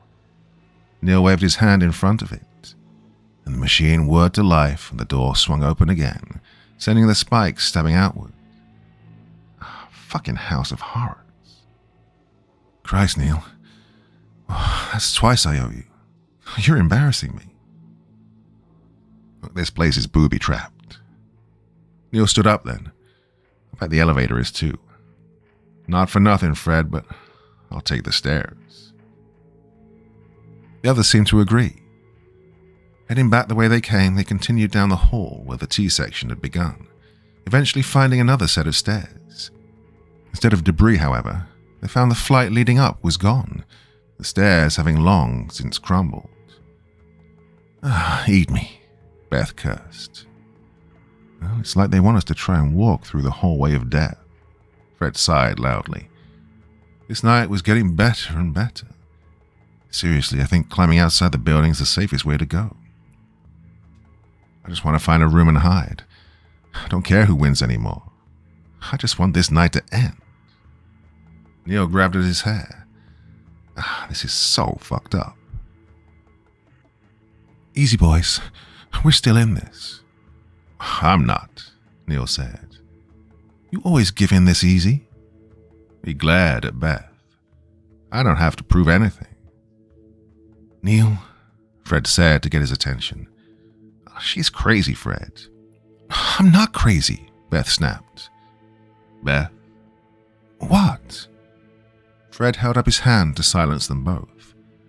Just let me think, all right? Then came a thump from below. Someone was whimpering. Neil mouthed, What was that? They all leaned over the broken banister, eyes fixed 2 stories below where the next floor began. A figure slowly appeared. It was a man, wounded, clutching his stomach as his innards hung from a wicked gash. He was losing a lot of blood. How he'd managed to get this far was anyone's guess. Help. His voice was small, and it took effort for him just to speak. I can hear you. Using one arm, the man pulled himself onto the first step. He turned his head as far as it would go, eyes pleading for their aid. He opened his mouth. His final words turned into a scream as something big, pulled him out of view. The trio looked on in stunned horror as a fountain of blood splattered the steps, the man's cries gurgling to an abrupt end. Frozen in place, they remained silent as they heard heavy breathing. An image came into view, a large lupine head with blood covering its muzzle. Fred's face contorted into pure horror. The Alpha. Fred motioned for them to retreat back down the hallway. Moving as fast as they could, they made it to the T-junction when Beth called for them to stop. Another werewolf was sniffing at the end of the hall. Looking up, its yellow eyes leered at them menacingly. "How the fuck are they getting in?" Fred cried. Behind them, the Alpha had reached the top of the stairs and started to bound in their direction. Fred pushed them. "The elevator, now." "But the traps," Beth protested. "Look for sensors," Neil cried. And this time he took the lead, jumping over the sensor that Fred had triggered earlier. The others followed his example. Behind them, the Alpha and its cohort had reached the T-junction. Seeing its prey, the smaller of the two quickly bounded after them. The Alpha, while scrutinizing, kept a safe distance. Only when the first werewolf had triggered the trap, impaling itself on the spikes, did it realize its caution was well-founded. Reaching the elevator, Beth, Neil, and Fred looked back in time to see this beautiful sight. "Yeah, that's what you get, asshole." Fred was ecstatic. Beth whooped. Neil was the only one with sense to push the elevator button. The spikes retracted, dragging the animal's corpse back into the room with it. Only when it shut did the Alpha make his move. To their continued horror and amazement, the large beast used its powerful arms to pull itself onto the ceiling. It then righted itself so that its body was, from their standpoint, upside down. It then began to crawl across the ceiling like some giant vermin, making its way toward them. "Oh, come on," Fred yelled. Neil kept punching the elevator button. "It's not working," he stressed, biting his teeth. "You're not doing it right." "How do you fuck up pushing a button?" "Oh, come on, hurry up," Beth pleaded. The Alpha was already halfway to them. Chips of stone and plaster fell to the ground, the hall shaking as it built up speed, sensing its prey was trapped. The doors slid open. "Got it." Neil jumped in first, followed by Beth and then Fred. Neil pressed the button for the top floor before rapidly tapping the one to close the door. But the door stayed open. The Alpha was almost upon them. "Shit!" Neil kept screaming. Fred pushed him away and slapped the button beside the one he was having trouble with. The door slid shut just as the Alpha came crashing to the ground, emitting a howl of outrage at their sudden escape. Neil looked at Fred, who simply shook his head. "You were pressing the wrong button, dummy." Realizing his mistake, Neil felt his face redden. "Oh, shit. Well, that's how you fuck up pushing a button. We're even now." Fixing his glasses, Neil asked, "What?" 2 and 2. Next win sees the loser buy the other a Coke. Fred looked up as the elevator moved. The elevator shook as it continued its slow ascent. He prayed that the damn thing held together. Still in disbelief, Neil hunched over as he spoke. "Oh God, I'm stupid." "You're human. You deal with it and move on. That's what Mike would do."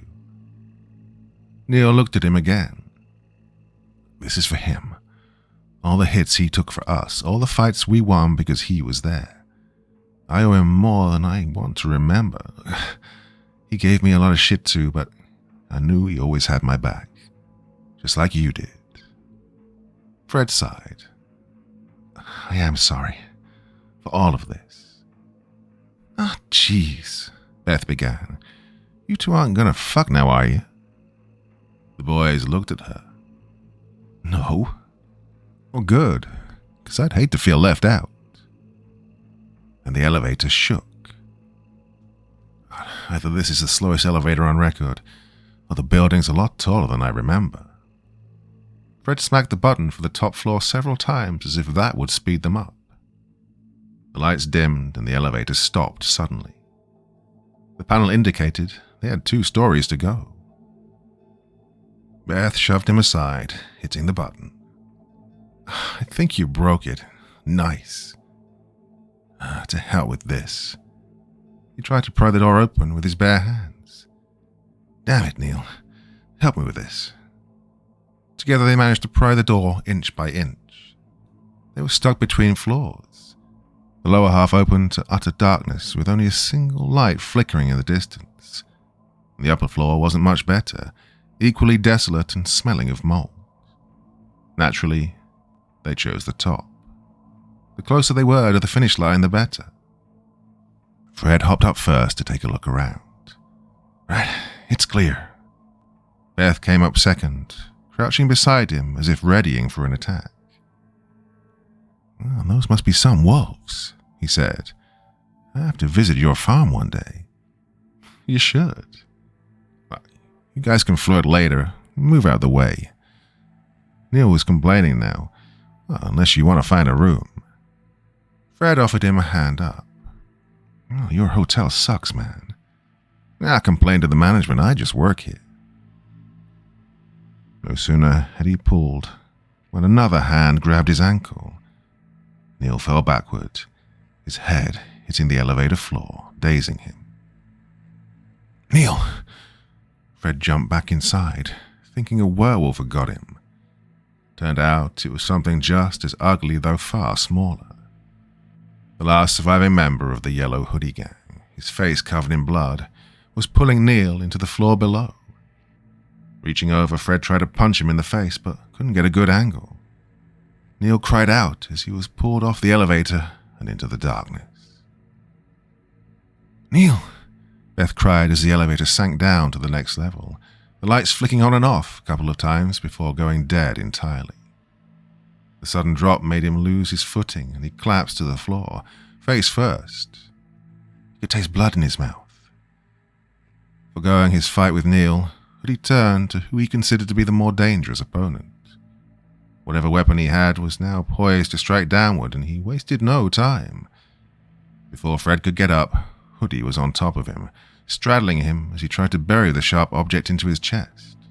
But Neil was on him in moments, tackling Hoodie much like he did the man in the first scuffle in the junkyard.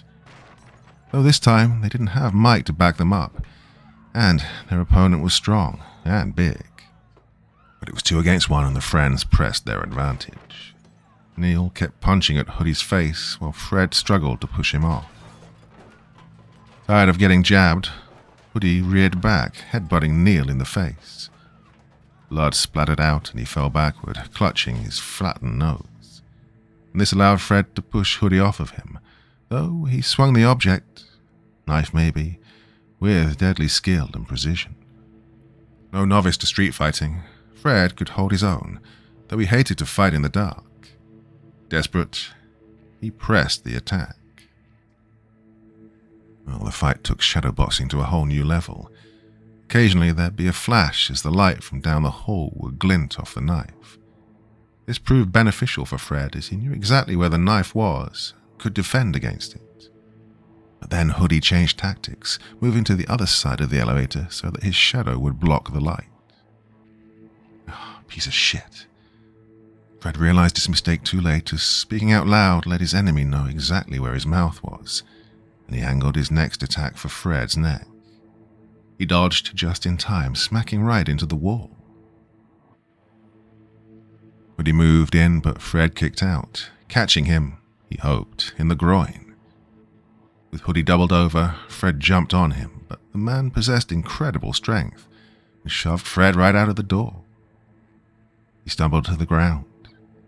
Outside the lift, Hoodie had more room to move, more space to swing that knife of his. Well, things just went from bad to worse. It was at that moment, just as Hoodie was stepping off the elevator to continue the fight, that he spotted Neil's shadow crouching beside the entrance. Just as Hoodie stepped off, Neil tackled his legs, stumbling the large man. Seeing his chance, Fred got up just as Hoodie grabbed Neil by the hair and started bashing his head against the wall. Fred leapt, bringing both his knees up, slamming into Hoodie while he was distracted. He heard something snap as they hit the wall, but it turned out to be the button console and not a rib. Still, the attack had stunned Hoodie enough that Fred was able to get a handle on the hand holding the knife. The two men began to struggle for control. "Neil," Fred said through sweaty teeth. "Bite his kneecaps or something." Though dazed and bleeding, Neil started to kick at Hoodie's thick legs, aiming for, of all things, his kneecaps. Close enough. The distraction proved fruitful, drawing Hoodie's attention away long enough for Fred to slam the man's hand down against his knee, dropping the knife.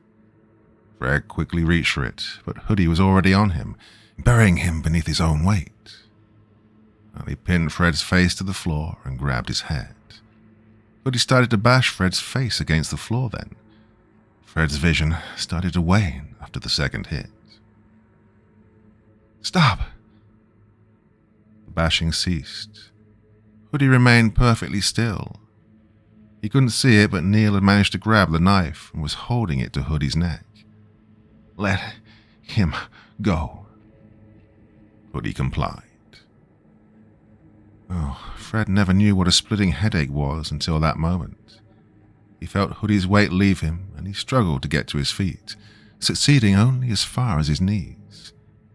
A trickle of blood blinded him in one eye, and he felt his forehead to feel the warmth of his own life on his face.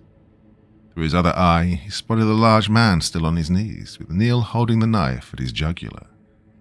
The slightest twitch would open the man's throat. "Hey, good on you, Neil." "Fred," Neil stuttered. "You okay?" "Yeah, I'll live. Hey, thanks for the save." "Well, that's 3 for 3. You owe me a Coke." "Fuck you." But Fred had every intention on keeping his part of the bargain. Neil had earned it. Wiping the blood from his eye, Fred slowly worked his way to 1 foot. Only when he finally got to his feet did he realize just how outmatched he'd been. Hoodie was built like a linebacker. The man could have crushed him in a fair fight. Were it not for the lack of lighting and Neil's timely assistance, Fred would most likely be dead. "Who are you?" Hoodie looked up. His dark eyes were black in the low lighting. "Fuck you." "Well, fuck you. I saw what you did to your friend, tossing him out the window. You know, if he was still here right now, you'd have won the fight. Maybe you don't know what a team is." "I don't give a fuck what you think, man." Hoodie's voice was deep but raspy. Judging from the blood on his clothes, he'd gone through the shitter. "It's life or death out here. Ain't that the truth?" Fred?" He could see Neil's frightened face as he spoke. What do we do with him?" Hoodie chuckled at that. "Your boy don't seem to understand the game." "Yeah, but I do." Fred moved like a cat, grabbing the knife from Neil's hand and shoving Hoodie down to the floor. All Fred had to do was lean in to puncture a nice clean hole through the man's throat, and it was game over. The two players stared at one another.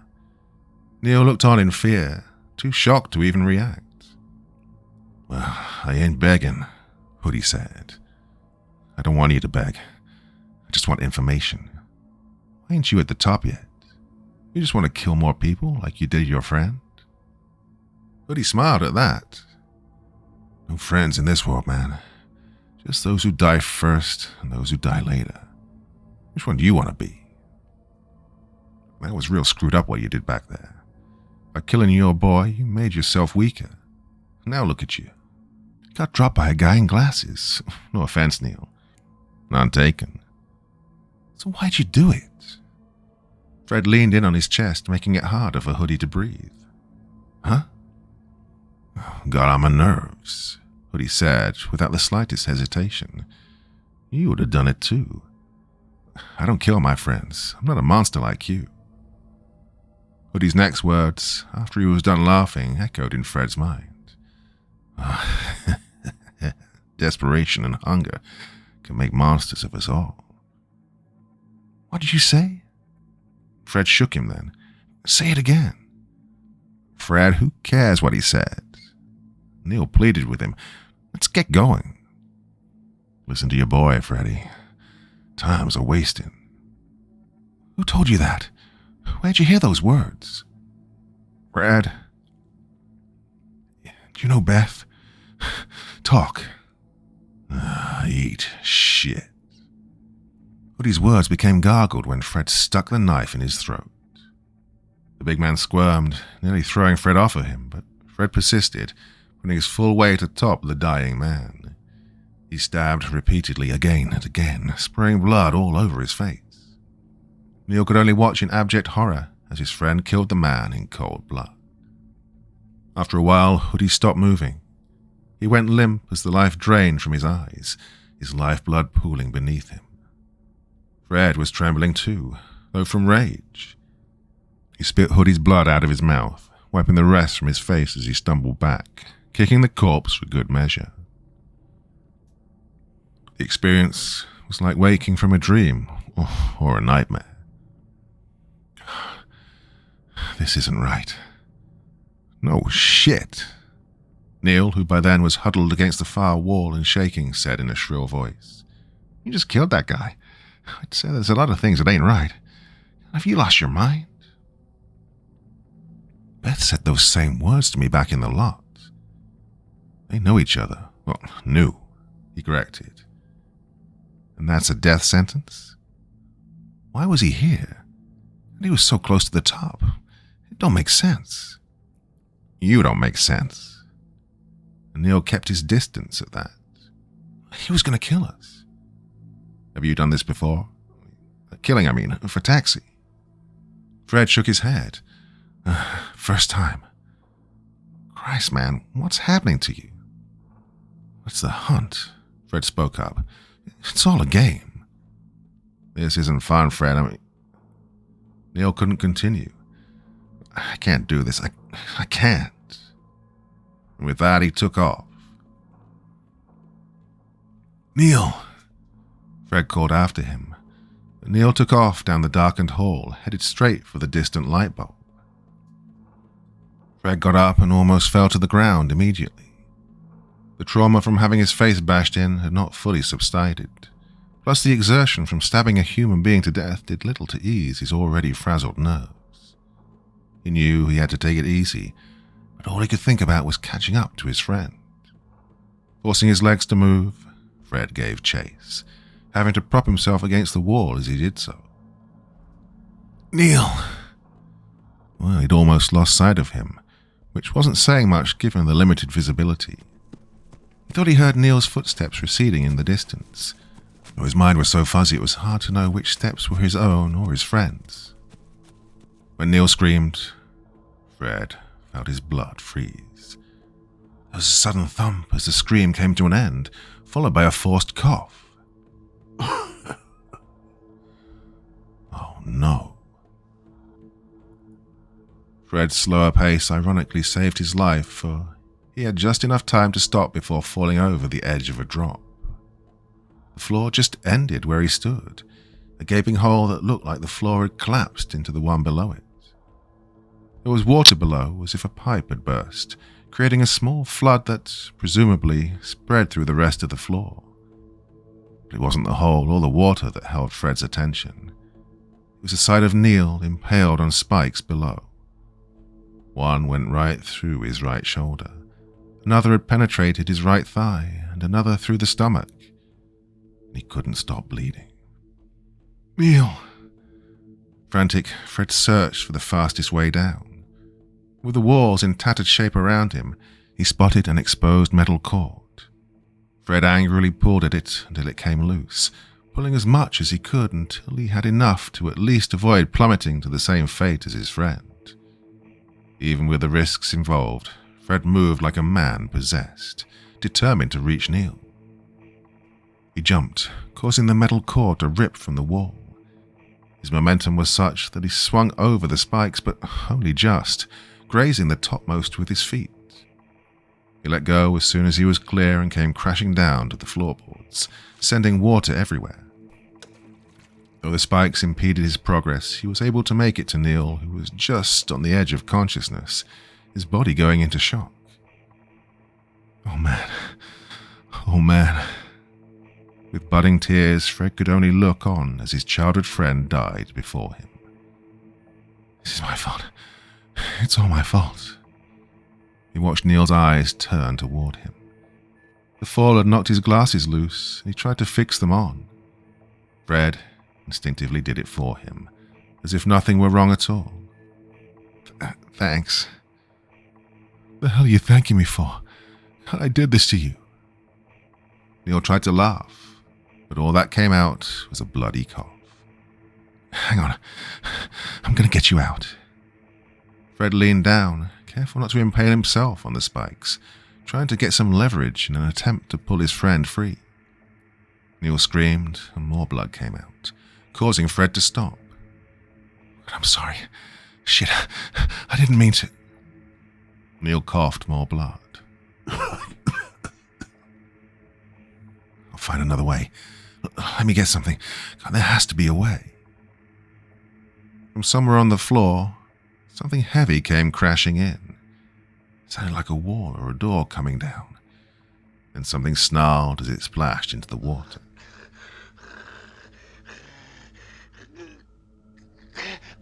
Oh, fuck. His voice barely above a whisper, Fred looked at Neil as if asking him what to do. If he tried to pull his friend loose, he'd just bleed out, not to mention scream so loudly that the beasts would come running. But if he left him like this, Neil would die slowly. More than enough time for those things to...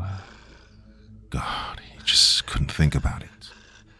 Neil, tell me what to do. I don't know what to do, man. Hearing Fred's voice made Neil open his eyes. They seemed focused, more focused than Fred had ever seen them before. Climb. What? Neil bobbed his eyes toward the floor above. Climb. Find the light and drop it. I don't get it, man. Take them with me. He smiled, showing bloodied teeth.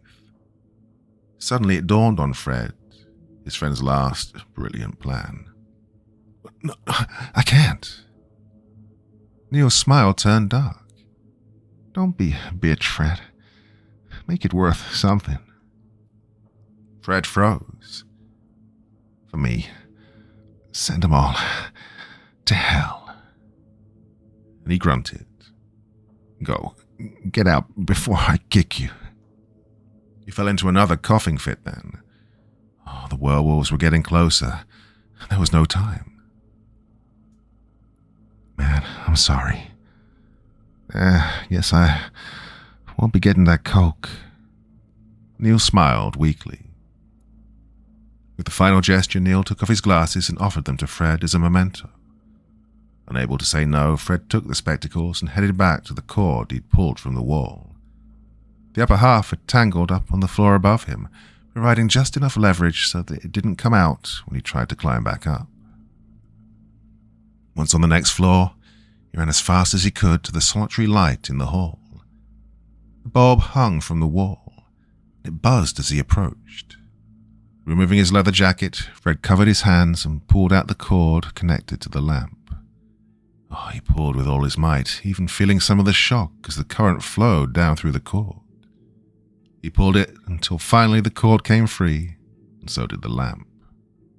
It sparked madly, as if protesting its outage, but Fred didn't care. He carried it back to the hole, sparks flying. He could see two of the hairless beasts now. One of them was sniffing near Neil's head while the other was already nibbling away at his thigh. Neil was in too much shock to notice. His eyes were fixated on Fred as if that were all that existed in the world. Seeing the light, the werewolf nearest his head looked up. Neil smiled.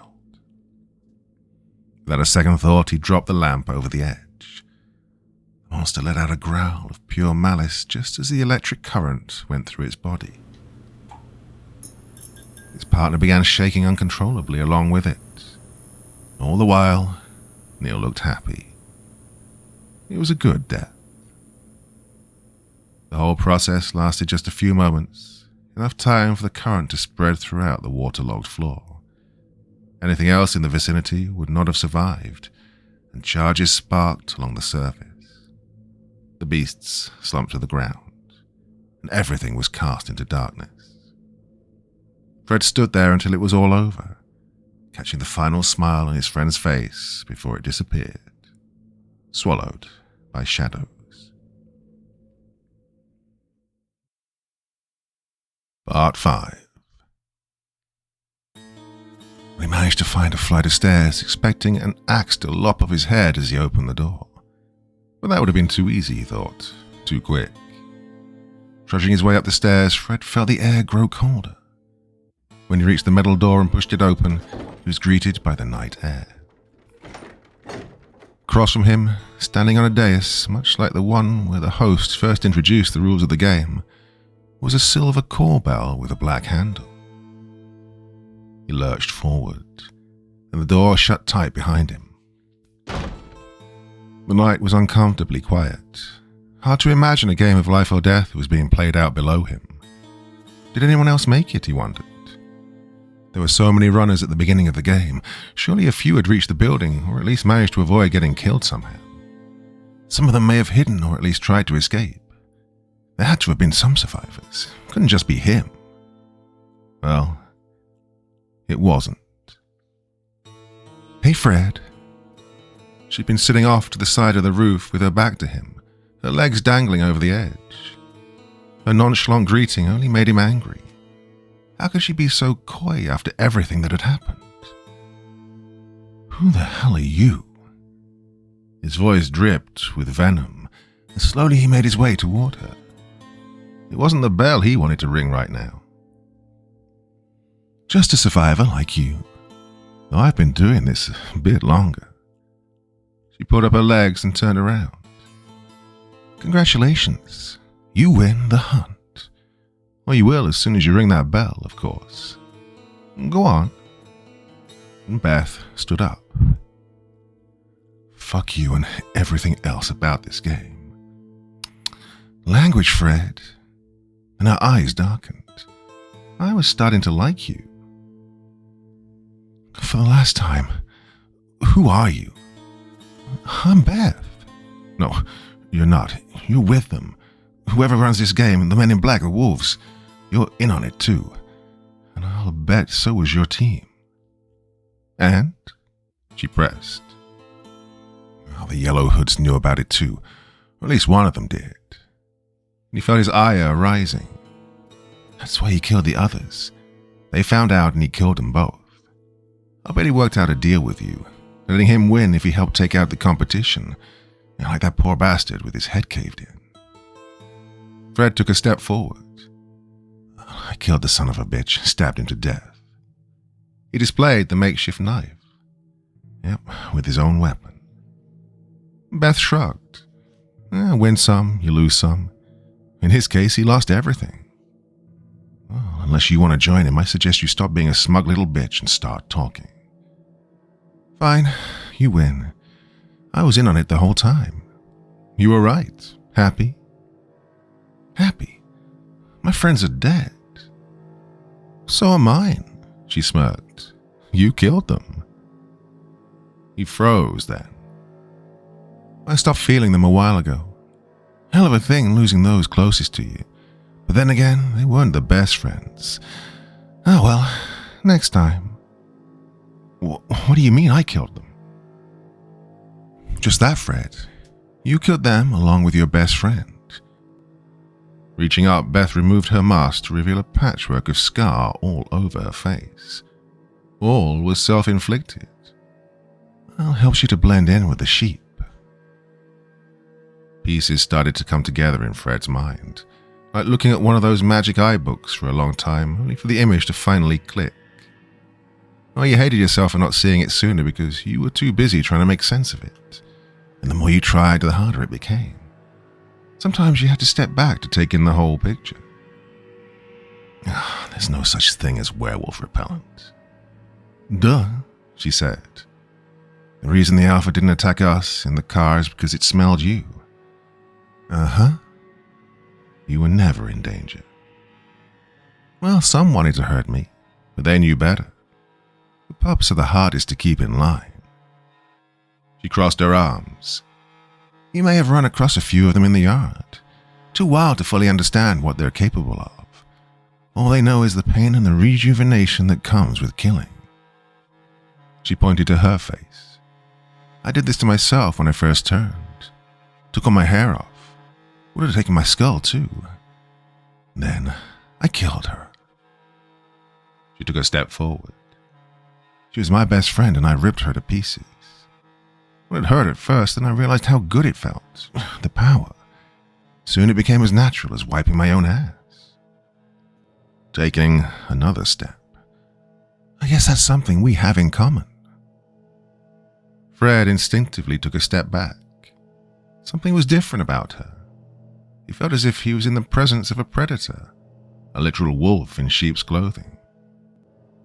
How did you know I killed Neil? Good ears, sweetie. I could hear you from 2 floors up. It's how I knew there was a werewolf waiting by the open gate. I also heard everything you and Neil talked about while you were walking behind me. Ooh, you guys had a lot of issues. Oh, I guess it doesn't matter anymore. She stopped.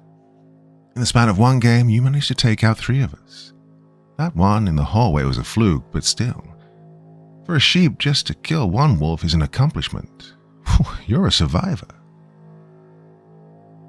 Fred raised the knife.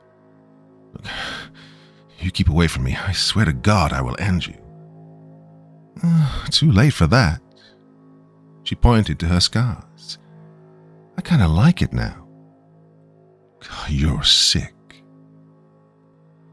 Actually, it's a requirement. She looked up at the waning moon. Have you seen a full moon all night? I haven't. That's because that stuff they teach you in the movies is pure bullshit. Pain activates the change. That's why we're forced to cut ourselves, physically injure our bodies until the beast decides to come out. It takes a bit longer for the young ones. Yeah, they need a lot of enticement. Fred thought back to the first werewolf, the one in the field of blades. Even after impaling the bar on its shoulder and bashing its nose, it took a direct cut from one of the blades for him to transform. A thought came to him. No fur, he said. That gets in the way of the change. Just more medieval superstition. We're as hairless as the day we were born. Why? She shrugged. Why not? Don't be stupid with me. Do you just like killing people? His hand was clenching the knife so tightly that it trembled. He felt the urge just to leap over, grab Beth by the neck, and drag the blade across her stomach, spilling her intestines. It was brutal, carnal. He was thinking more like her at every moment. She even moved like a predator now, casually circling Fred until she was standing in front of the door he'd just come from. Keeping the knife on her, Fred's eyes darted around as if expecting to be attacked at any moment. Wolves traveled in packs, after all. You ever make a really big mistake, Fred? Beth cupped her hands together, like a lecturer about to impart some knowledge to her class. You ever take something that didn't belong to you? Get into a fight over a parking space with some fancy-dressed prick only to find that he's part of the mafia? You ever cross somebody you wish you didn't? What am I saying? Of course you have. Taxi isn't pleased with you. In fact, he hasn't been pleased with you for some time. From your talk with Neil, I'm guessing he had no idea you crossed Taxi several times before. Now, he's small change compared to the people he works for. These are the real high rollers, people you wouldn't want to owe 5 cents. They made up games like The Hunt for their entertainment, watching people fight for their lives from the comfort of their yachts or 6-story condos. And they're watching us right now. She pointed. Look. A small drone was situated in the sky above them, watching their every move. They've been watching you since you've arrived. Wave to the camera, Fred. And Taxi's part of this. A very small part. He finds players for the game. People nobody would miss. Drug dealers, gangbangers, migrants, orphans, sluts. The dregs of society.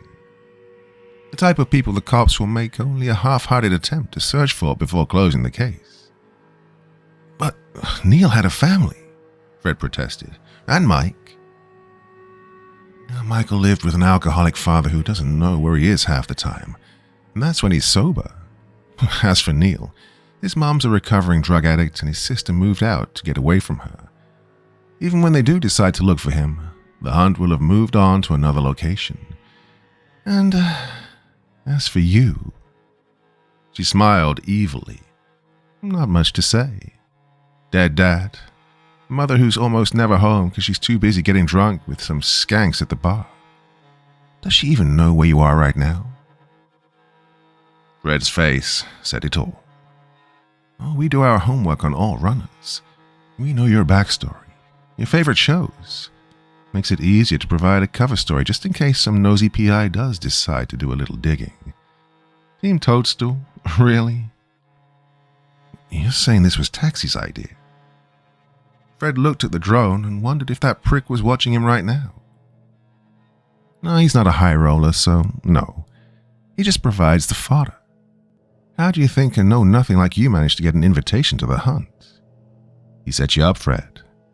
You think he cares about that courier bag you lost? Chump change compared to what we're paying him to send lowlifes like you to the game. He'll get his cut and then some, while you try to survive. His head suddenly felt too heavy. His chin lowered so that his eyes were squarely on the ground. And the prize money? Oh, it's real. How else do you entice a bunch of losers to risk their lives? No one would participate if they thought they'd just get a "I survived the hunt" t-shirt at the end. But who gets the money? That's what's bothering you? Christ, Fred. You just fell headfirst into one of the biggest conspiracies in modern history and all you think about is money? You want it that much? She pointed with her lips. Well, there's the bell. All you have to do is ring it and it's all yours. To the victor go the spoils. Fred didn't feel much like a victor. More like a piece of shit you scraped off your shoe. You may as well. It's not like you have anything to lose at this point. And at the very least, you can finally pay Taxi back the money you owe him. Go ahead, you earned it. Take your reward. Win the game. Fred looked back. Oh, the bell was right there. All he had to do was ring it. What did he have left to lose? Uh-oh. Beth's voice caused him to turn back. She was looking to the side as if listening to something. Oh, I stand corrected. There's one more player on the field. Guess you've got some company. She stepped to the side as the door behind her creaked open. The player was limping and covered in blood from head to toe. He was almost unrecognizable under all that gore, but something about him struck Fred as familiar. It took less than a heartbeat for him to realize the truth. Mike. Looking up, Mike revealed what appeared to be a makeshift bat with a broken bottle attached to the end. There were cuts and bruises all over his body, and he looked ready to collapse. Yet something in his eyes made Fred tremble. It's as if the human part of him was gone, replaced by something feral. Something like Beth. He was an animal. Mike, oh, Christ, you're alive. Fred took one step forward toward his missing friend, only to have Mike raise his weapon in self-defense. Stay away from me, he snapped, his voice growling. I swear to God, I'll kill you. Mike, it's me. I thought you were dead. Oh, you almost died. Many times. Beth looked at him. But he's proven to be the ultimate survivor. All he has to do to win the game is ring that bell. After he goes through you, that is. Yeah, but the rules say only one player has to ring the bell to win for the whole team. Beth's voice was cold now. Oh, that's not how life works, hon. Well, the hunt is for keeps. One victor, One survivor. Looking at Mike, Fred realized what she meant. I'm not fighting him. I should think you'd be used to killing your friends. From the looks of it, Mike's been through the ringer. How about it, Mike? What do you have to do to get this far? How many people have you killed? Mike glanced at Beth as if noticing she was there for the first time. What the fuck are you? Oh, where are my manners? My name's Beth. Pleased to meet you. She's one of them, Mike. She's a werewolf. Seeing his chance, Fred pointed an accusing finger at Beth. She's not human. It depends on how you define human. Mike looked between them. Well, what? This is all a game, Mike. Some rich bastards get a hard-on watching us kill each other all night. Doesn't matter who rings the bell or wins the money. This is all for them. Fred dropped his knife. Well, I'm done being jerked around. By you, by taxi. You can all burn in hell and eat every ounce of shit on the way down there. You hear me? Fred looked up and gave the drone the middle finger. Fuck all of you. You know, Mike, Beth said, if you win, all that money is yours. No need to split it 3 ways. There's a whole lot of things a guy like you can do with $1 million. Pointing at Fred. All that's standing between you and a new life is that guy right there. The one that put your life in danger just so he could pay back taxi. The one who abandoned you in the parking lot because he wanted to win the game and... Don't, Fred pleaded. The one who killed Neil. You killed Neil? Mike gawked, some semblance of his humanity shingling through the haze of darkness that gripped his soul at that moment. Mike, here. Reaching into his pocket, Mike pulled out Neil's old glasses, all he had left of his friend. He was dying. Because of you. Fred's head shot up. I tried to save him. He ran off. I couldn't stop him in time. He fell. There was a trap. Oh, he'd be alive if it wasn't for you. Isn't that right, Mike? Tell me she's lying. You didn't. He wanted me to do it. Mike's voice was low now. Do you have any idea what the hell I've been through? Do you know what I did? His tone rose. I bashed a girl's skull in because she wouldn't shut up. I let those things eat a man alive just so I could escape. His face tightened at the proclamation. I didn't want to do it, but I didn't want to die. And you wanted to win, Beth said. Prove it. She pointed at Fred then. He owes you. Now, take it back. God damn it, I've had it with you. Fred reached for the knife and charged toward Beth. But Mike swung his improvised axe, far faster than a man at the point of exhaustion should be able to. Fred narrowly missed having his face taken off, only just dodging to the side. What the hell, Mike? It's all your fault. Then, raising the axe, Mike screamed, It's all your fault. And so began the final confrontation of the game. Realizing his friend was lost to his bloodlust, it was all Fred could do to keep from losing his head. Though injured and tired, Mike was taller and stronger, and he had a weapon with greater reach. His first swings were wide, easy to dodge, but Mike was a natural fighter. Between an abusive father and the streets, he'd learned how to handle himself in any situation. Changing tactics, he began to time his attacks, keeping Fred off balance as he moved in close. At one point, he feigned a swipe only to bring the butt of the axe up to clock Fred on the side of the head. And Fred recovered, but only just long enough to get punched in the face. He rolled with the hit, a tactic he ironically learned from Mike during some sparring sessions, and grabbed some loose soot on the floor. As Mike approached, Fred threw the soot in the air, the cloud blinding Mike long enough to get a safe distance. He knew he should be fighting back, could have stabbed Mike a few times, but he didn't want to hurt him. Mike was angry, delirious. Beth had turned him against him. Though his actions may have had something to do with it as well, of course. Regardless, he wasn't about to kill his last remaining friend, not for some stupid game. Mike, stop it. You killed Neil. He wanted me to. He didn't want to be eaten alive. I owe him my life. I owe you an apology. Fred stood up then. I'm sorry for everything. I don't even care about the money anymore. I just want to get out of here.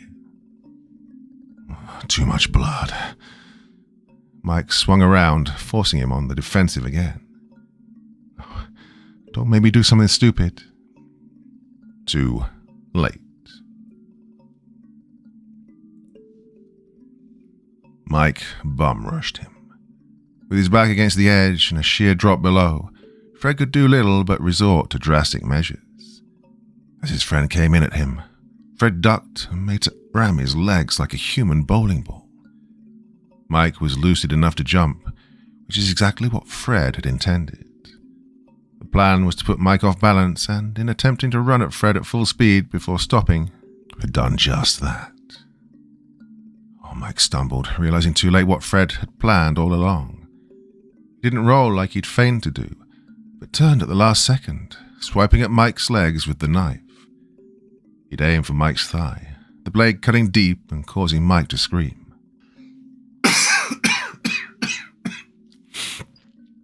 Fred twisted it for good measure, pulling the knife out just as Mike swung the butt of the axe toward his face, clocking him upside the head.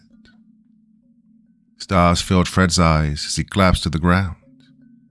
You stabbed me. Gritting his teeth, Mike clutched the hole in his thigh. Blood flowed freely from the wound.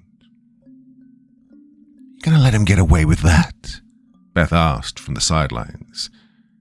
She stood beside the entrance with her arms crossed, a smug look on her face. After all you've been through? Mike turned a hateful gaze in her direction. Shut up, bitch.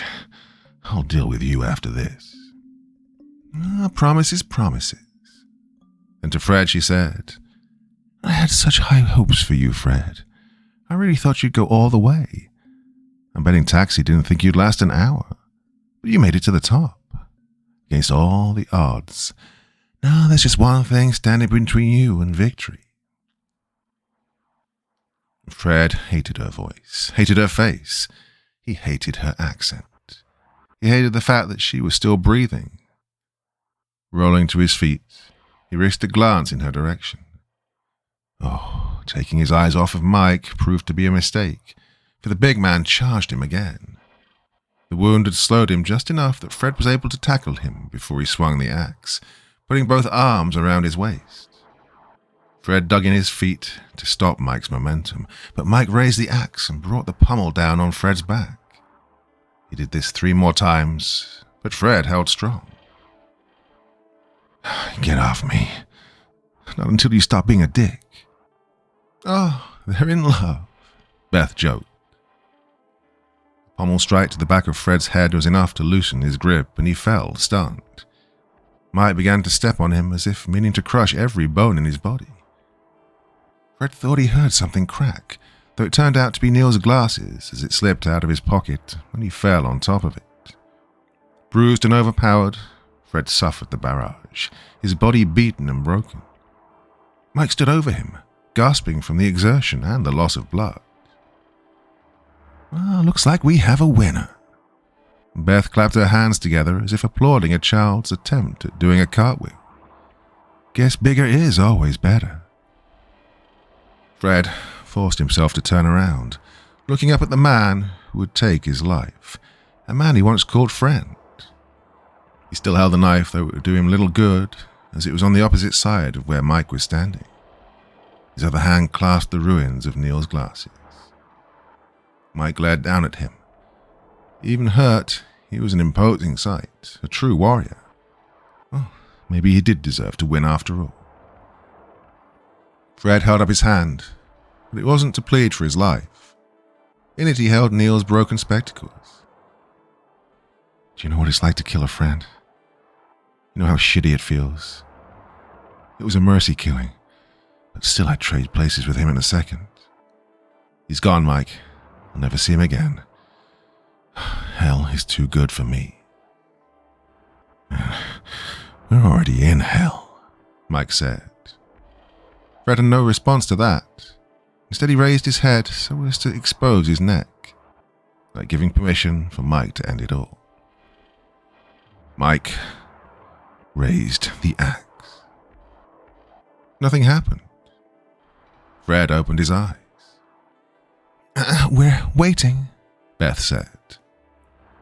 Looking up, the brawny youth locked eyes with the skinny girl.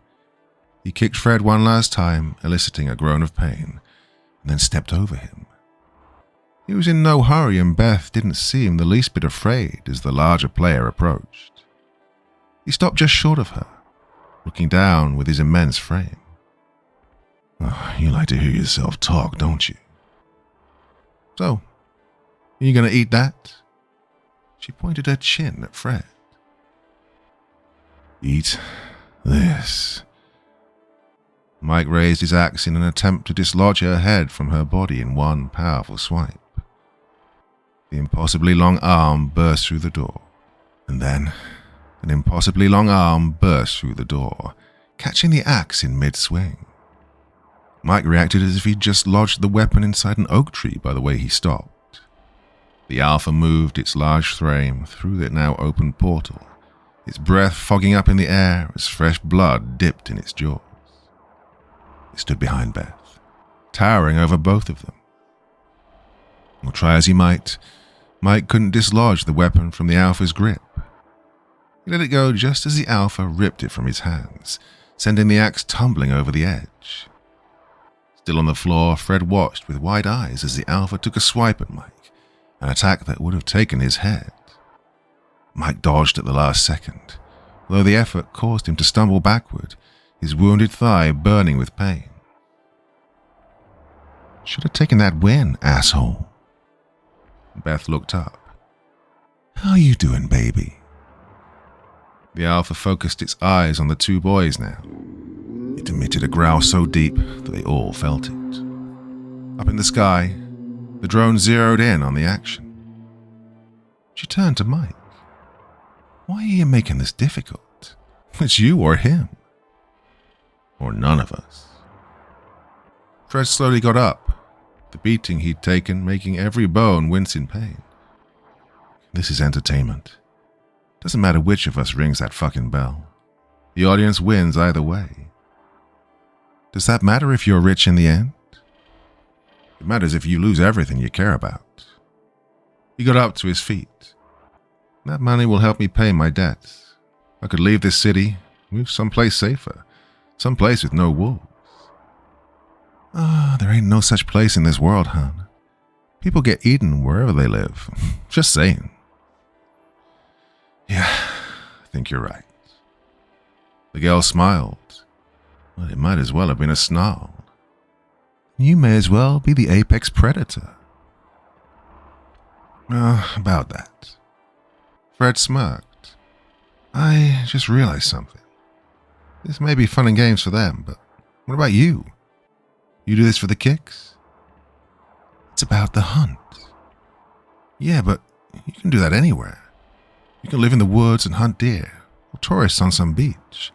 A wolf lives and hunts where it wants to, but you're not a hunter. You're a pet. Well, Beth glowered. You do whatever your masters want you to do because it makes them happy, like a good little dog. He chuckled. You're a big dog, Beth. But a bitch is a bitch no matter what leg she walks on. The Alpha growled. Beth lowered her face. You want to see a bitch? Pulling the set of keys she pulled from the dead player downstairs, she began to cut deep into her face, drawing blood. Beth trembled. Well, here she is, hon. Hope you like it. Beth started to go crazy, cutting lines all over her face and head. What the fuck? Mike said from the floor. He'd barely moved with the Alpha so close, but now he was backpedaling. Beth screamed as the transformation took hold. Her clothing began to rip as her muscles popped. Her arms and upper body extended as her muscle mass was redistributed. Her knees bent backward and her head elongated. Soon all her clothes were a tatter as the beast revealed itself. With her new claws, Beth began to tear at the rest of her skin, ripping it off her new body. Exposed muscle glistened, cords of meat and tendon as the flesh was torn. She fell on all fours as the transformation was completed. Looking up, Beth's canine face zeroed in on Fred. Feeling less confident all of a sudden, Fred stepped back. He didn't think he'd ever get used to seeing a human body desecrated like that. Whatever attractive features Beth once had were lost beneath the unleashed savagery. Having the alpha behind her only emphasized how truly fucked their situation was. God, if only Neil had been there. Neil. And just like that, Fred forgot what it was to be afraid. Hey, assholes. He turned towards the drone camera. You liking the show so far? Well, how's this? Fred flipped them off. That's from Neil and all the other people who died tonight. We're not here for you. We're here because we have nowhere else to go. We're desperate, but we survive. We take whatever you can throw at us, and we throw it right back. If that doesn't work, we burn it all down. Beth growled. Mike, who had been backpedaling to put some distance between himself and the werewolves, looked incredulously at his former friend. What the hell are you talking about? You lost your damn mind. We're not getting off this roof. Maybe, but neither are they. What?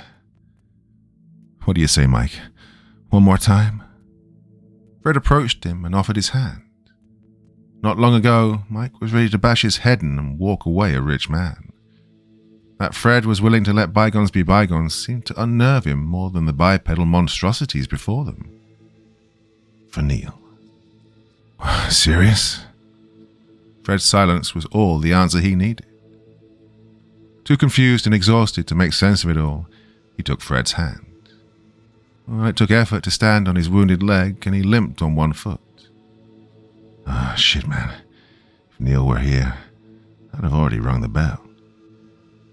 You'd have let him win, and you know it. You always were soft on him, Mike. Whatever's waiting for us after this, I'm going to kick your ass there, too. Mike, Fred said.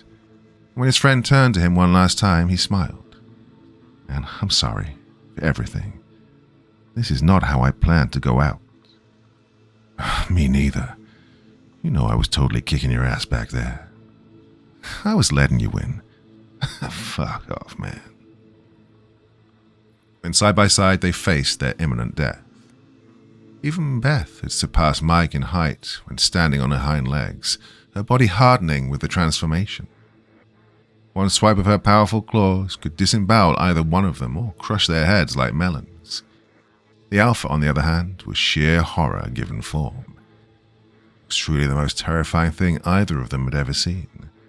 Just a walking mountain of muscle, teeth, and claws.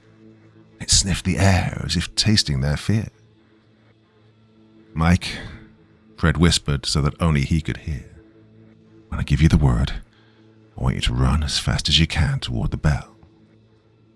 Mike looked at him as if to ask why. Just do it. Mike sighed, but Fred knew he would do it. If nothing else, he'd be the last of them to die, and he could at least watch Fred being torn apart first. It would be karma for all the shit he'd put him through tonight. Above the rooftop, the drone watched, its audience glued to their seats. Now.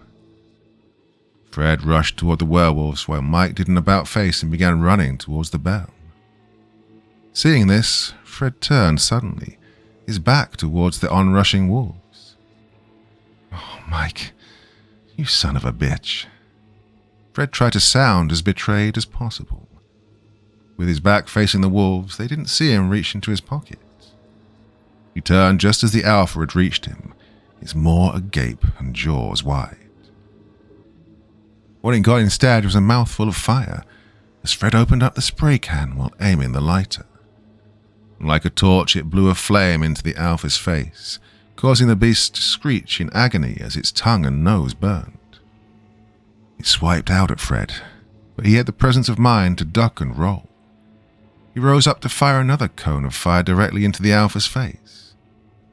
Its eye socket popped, and it keeled over like a stuck pig. So much for apex predator. Fred kept pouring on the flame, so much that the alpha was covered in fire from the neck up. Oh, the beast howled in absolute agony as it ran back and forth, slamming into Beth. She staggered away as her mate, in a state of pure panic, didn't watch where it was going. The drone camera zoomed just in time to watch the alpha careen off the side of the roof, its howls of anguish filling the air as it plummeted towards the ground below. Having reached the bell, Mike turned just in time to see the alpha fall over. That's what I'm talking about. Beth made a sound so shrill that it caused the boys to cover their ears. It was pure rage generated from the deepest reaches of her soul. She stood on her hind legs now, towering over Fred. She turned to him with eyes that glowed like angry stars, brimming with hate. Mike! Mike rang the bell. Ding dong, bitch. Game's over. We win. Above them, the drone camera zoomed in on Mike, the game's winner. The speaker came to life as if the machine were alive. The hunt is over. The winner is Team Toadstool. The voice was warped as if spoken through a mask, but the sound was music to their ears. Team Toadstool, Mike screamed. Eat it, cocksuckers. Fred's smile was one of elation, not victory, though it was soon gone the moment Beth, faster than her size would hint at, struck out at him. His hand and the spray can went flying through the air. Fred gawked at his lost limb, confusion warring with shock. Beth fired off a backhand that struck him square in the chest. It was like being kicked by a mule, and he flew backwards. Fred! Grabbing the bell, Mike ran towards Beth. Get away from him. Seemingly ignoring him at first, Beth moved impossibly fast, slashing at Mike just as he came within reach. The attack left 3 vivid scars on his chest and stomach, which bled profusely. Holding his guts in, Mike fell to his knees. Oh, shit. The hunt is over, the drone said again. Cease all game-related activity. Moderators are on their way. Beth didn't care about the game now. She didn't even finish off Mike. The only thing on her mind was Fred. Turning, she predator walked toward him, her mouth wide and her claws extended. Fred was lying near the edge. His wound bled and he swore he could still feel his missing hand. Looking up, he spotted death approaching. Fred, Mike called while trying to hold himself together. Fred got up, reflexively threw the lighter at Beth's head, though she hardly felt it. Grabbing his shoulder, Fred felt her claws dig deeply into the flesh, and he screamed. Beth pulled him up, the blood seeping down her claws and arm. She lapped at it hungrily before chomping down on his ruined hand. Oh, the pain was exquisite. Fred heard himself screaming. It's like having an out-of-body experience, his mind wanting to be anywhere but here. Somewhere between life and death, a small part of him lingered because of a single voice in his head. Fight. He felt it in his pocket. One last item remained. Well, this close he couldn't miss. Fred stuck the remains of Neil's glasses into Beth's eye. Screeching, she spat out the remains of Fred's arm, her grip loosening enough that Fred managed to slide free. Grabbing her, Fred wrapped both his arms around Beth's waist, which was thin enough for him to do so in her transformed state so that they could connect on the other side. With most of her weight now transferred to her upper body, it was a simple matter to pivot her over. He gave Mike one last apologetic glance as both he and Beth went over. "Fred!" They fell. Beth's claws dug into the flesh of his back, ripping at it, exposing bone. But Fred held on. There was nothing left to do now. We won, he thought. He could almost hear Neil's voice in the back of his head, the voice that had told him to fight for all he was worth. His friends earned that. Then he smiled, and he never stopped. Mike woke up feeling like shit. His whole body ached and his mouth tasted like metal. He'd had enough bloody noses and busted lips to know the scent of blood, and when he tried to move, it was with the understanding that anything he did was going to hurt. It did. Oh, shit. His voice was weak, but he lived. He had survived. Opening his eyes, he found himself inside a white tent atop a hospital bed. The bed was surrounded by plastic casing to seal it off from the outside.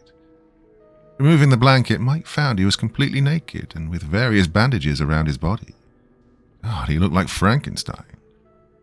Still in pain, he rested back on his pillow. Feeling better? Looking up, he spotted a face he thought he recognized. It was the host from the beginning of the game.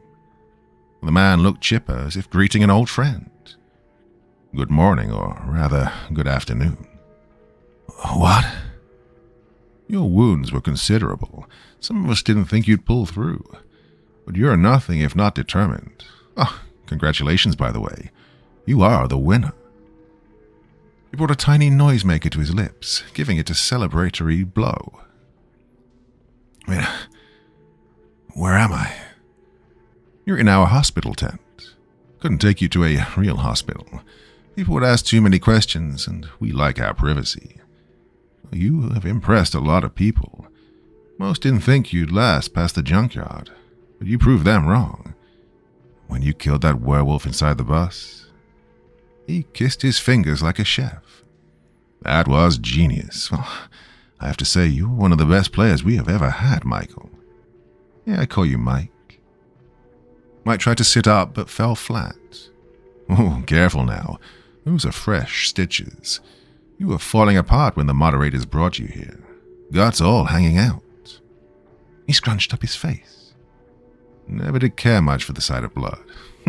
Ironic given my profession, huh? Fred? Mike asked, though he already knew the answer. Oh, he's dead. Really dead. Took out one of our best hunters, though. Never thought I'd see her go down. She was the real alpha of the pack. Sorry to see her go. She killed Fred, Mike growled.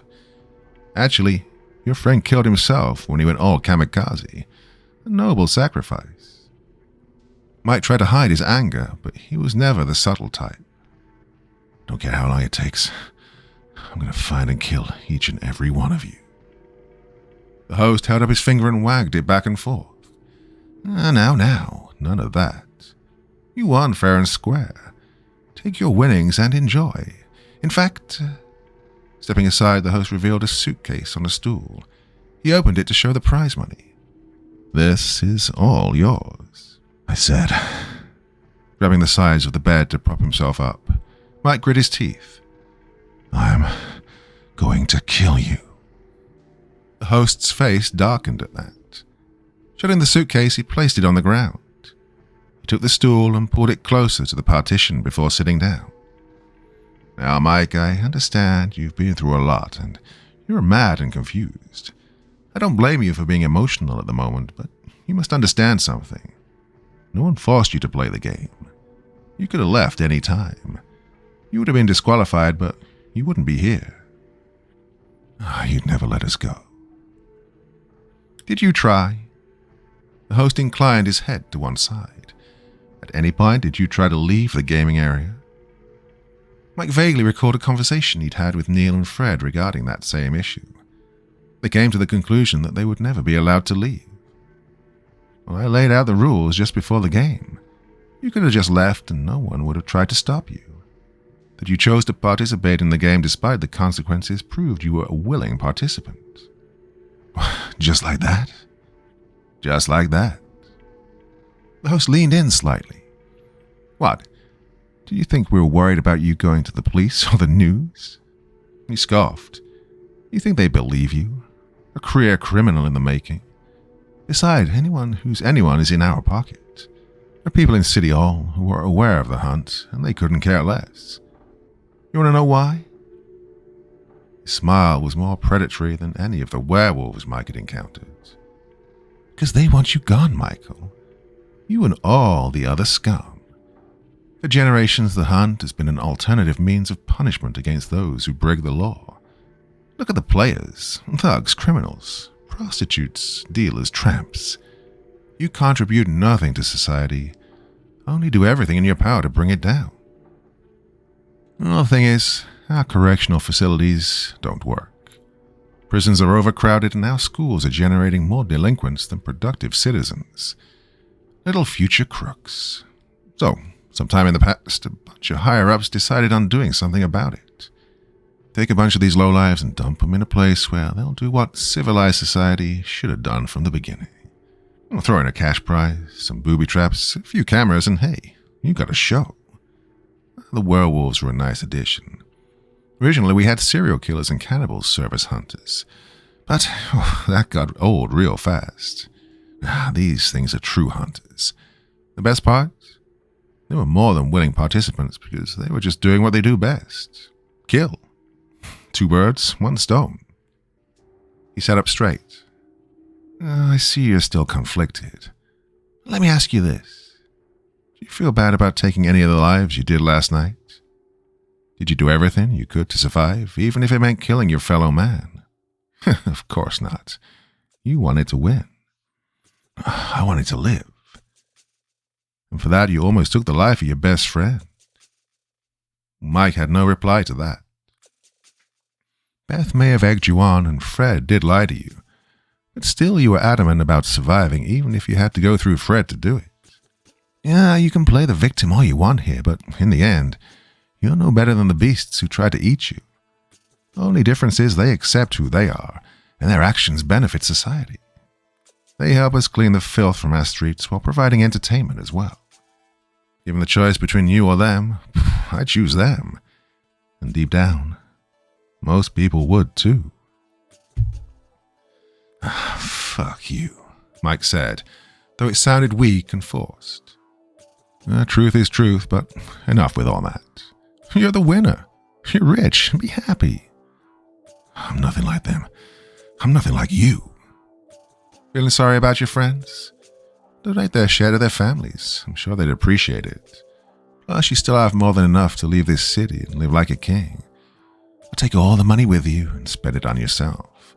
It's not like we're going to stop you. He thought for a moment. Or if you're feeling really noble, just leave it. Walk away with nothing to show for it but your honor. I'm sure that'll pay the bills. Then the host stood up. Either way, the choice is yours. He turned to leave toward the exit. You're free to leave as soon as you're feeling better. Just walk out the flap and you'll be on your way. Nobody will stop you. Hey, have a nice life. The host opened the flap to allow sunlight into the tent. How, The host stopped. How do you live with yourself? Tears were building up in Mike's eyes. How can you go on calling yourself human after this? Well, I'm as human as you are, Michael. But I realized long ago that deep down, there's a monster in all of us. Doesn't take much to bring it out. That's why we create societies. We build cities and make laws so that we can control that darker side of our nature. When we forget that, the animal starts to work its way out. Claws at your skin, rips apart to reveal the monster within. No one chooses to be a monster. The host looked over at him. Oh, Michael. Of course they do.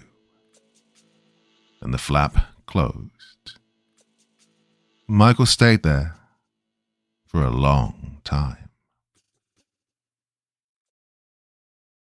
There's something out there underneath the ice. By Impossible Bit995. Part 1. Bishop to g5. I said into the microphone. Bishop takes pawn. Check. There was a faint electric crackle over the headset as Donovan considered his next move. We were miles apart, separated by a heavy snowstorm that left the outside world in a blur of white fuzz. In my mind, I could still see him squirming in his computer chair, could picture his lips gently moving as he whispered to himself his next move. King to d7, Donovan replied. Can't. Queen at a4. You'll put yourself in check. A faint groan escaped through the headphones. Donovan had been operating on maybe 3 hours of sleep. His head wasn't in the game. The nightmares were getting to him, getting to us all in their own way, but I was used to little sleep. Before I started working at the United States Remote Research Station, Outpost Delta, I lived with my older brother and his girlfriend. They had a 2-year-old and a newborn. Sleep was a luxury that I hadn't experienced for about 3 years running. Fine, Donovan said defiantly. King to c8. Knight to e7. Check. Again. Emma, you think I don't see what you're doing? Please, enlighten me.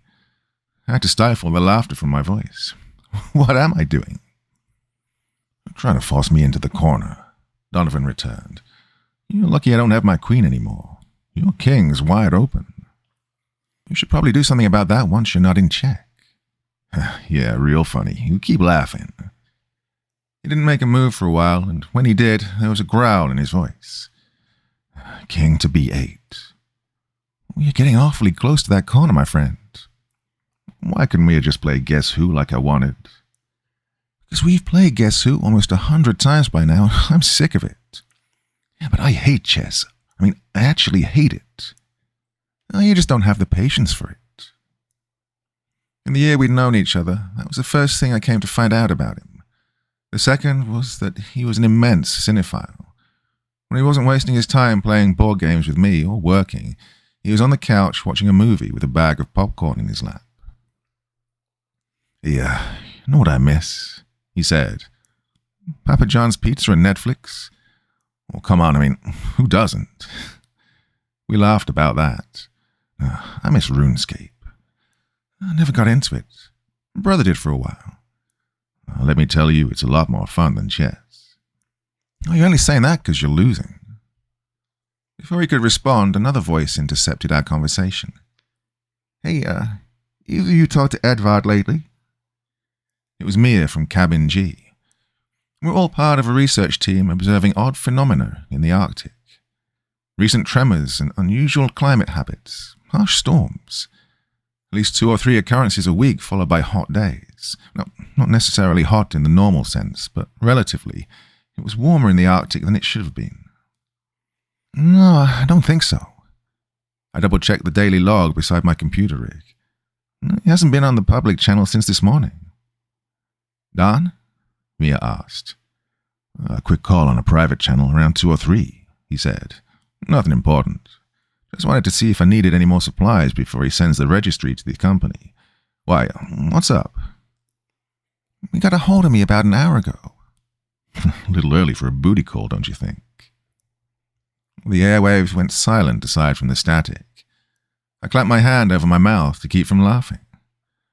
Sorry, not funny, Donovan said, but his tone implied otherwise. Seriously, though, what's up? Nothing, she said. I just can't get a hold of him. He's probably taking a nap. Hard to keep a normal sleep schedule out here. Well, he wasn't wrong. The nights felt endless, and the daytime was fleeting at best. Perpetual darkness around the clock. The increasing storms weren't helping either. It's hard to get out from under the covers when you were constantly bombarded by the cold. Our cabins had heating systems, but it just wasn't the same. It wasn't as cozy or safe as being beneath the blankets the company provided us with. Some days, you know the type, I didn't get out of my pajamas. And on those mornings, I wouldn't even bother with a cup of coffee. Instead, I just make some hot chocolate, curl up in my computer chair with a blanket draped across my shoulders, and try not to fall asleep. It's especially difficult during the off-season. The rest of our colleagues were airlifted home for the holidays. The four of us volunteered to stay behind as the skeleton crew, keep up with the research and monitoring until the new year passed. The others were scheduled to return January 6th. Then we'd get transported back home for about a week and a half to visit our relatives or do whatever we wanted. Not a bad trade-off considering the extra pay. Time and a half for the weekdays, double time for the weekends. I don't know, Mia said softly. Her voice was a faint whisper against the wall of static from the storm. Something doesn't feel right. What did he last say to you? I asked. Well, he thought someone was knocking on his door. Ah, bullshit, Donovan cut in. No, he did. I'm not saying he didn't, but that's impossible. There's no one else here but us. The guy just needs to get more sleep. Again, he wasn't wrong. But to get more sleep implied getting any sleep to begin with. Well, that's not all, Mia continued. He checked outside his front door and found footprints in the snow. Thought he saw someone out there too. I swiveled in my chair, turning to access the navigational radar to the left of my computer. The display showed a circular grid with all the cabins pre-rendered into the system. When we had a full team, there would have been 26 colored dots on the screen, one at every cabin. Instead, there were only 4 available. One at Cabin C, Donovan, another at Cabin J, that was me, and a third at Cabin Y, Mia. Edvard was supposed to be at Cabin R, but his transmitter was casting a signal about 2 miles north of Cabin M. What the hell? I whispered, restarting the system in hopes that it might recalibrate. I had done this before, almost 2 months ago. There was an interference of some kind that set all of our equipment on the fritz. GPS kept scattering our transmitters. Lights were going on and off. Communications were down for half the cabins. Everything was a mess. Oscar from Cabin D even had his power go out. Luckily, the backup generator kicked on long enough until Rita from Cabin L got over there to perform some much-needed maintenance on his fuse box. Blown circuit, corroded wires. Whole thing had to be replaced. It was a bad time for Donovan. The company couldn't send replacement parts for almost a week, so he and Oscar had to share a living space for a little while. Well, the cabins were about the size of a studio apartment, maybe slightly bigger. As you might imagine, cramped spaces aren't an ideal environment for multiple people. And you can't exactly complain about the other person without being overheard. Well, after the fact, they were good sports about it. Oscar requested a care package during a supply order. Chocolate-covered cherries, variety pack of chips, and a whole assortment of other goodies that he sent Donovan's way. In return, Donovan ordered some books, movies, and video games for Oscar's 3DS. Eventually, the radar came back online, and the dots remained the same. Edvard's transmitter still put him out by Cabin M, located in the middle of nowhere. Hey, Mia, I spoke into the mic. Did Edvard say anything else to you? No, she said. I told him they were probably his footprints from last night or something. Told him there's no one out here but us. Well, I checked the radar. Looks like he's out by Henry's place. What the hell is he doing out there? Donovan remarked. No clue, I said. You guys keep trying his handheld. I'll take the snowcat out to him and see what's going on. If you manage to get a hold of him, radio me. The cabins were each located about a mile apart from one another. The distance could vary depending on the terrain. A lengthy distance on foot, but a quick trip for the plough. Of course, that was assuming the weather would be forgiving. Unfortunately, it wasn't. Snow came down in curtains, pelting the windshield with bits of ice sticking to its surface. I turned the wipers on, but there was only so much they could do in a storm. It took me about a half hour to get there. When I arrived, I couldn't be sure if Edvard was actually present. Everything was white, and the snow flurries were funneling in a conical pattern, spinning around me until up was down and left was right. I pulled the hood of my coat over my head and anchored myself to the snowcat with climbing rope, thick and durable, a reel almost 100 yards in length. enough to travel the span of a football field. Well, it might sound dumb, but in an environment like that, it doesn't take much to get lost. With the low temps, you can't be exposed to the cold for more than maybe 10 to 20 minutes without facing serious repercussions. I had to wonder how long Edvard had been out there, how long he'd been exposed. I checked the compass I kept in my coat pocket and wandered out into the storm, heading northeast. Every analyst was equipped with proper gear for outdoor travel: boots, an insulated coat and pants, gloves, goggles, and a face mask. But still, the cold was unbearable. Felt like my skin was on fire, and I'd only been out there for a few minutes. I called out to Edvard, but there was no response. The howl of the wind was too ferocious, too powerful. Every word was swallowed by it, suppressed into a muffled whisper. I got lucky, though.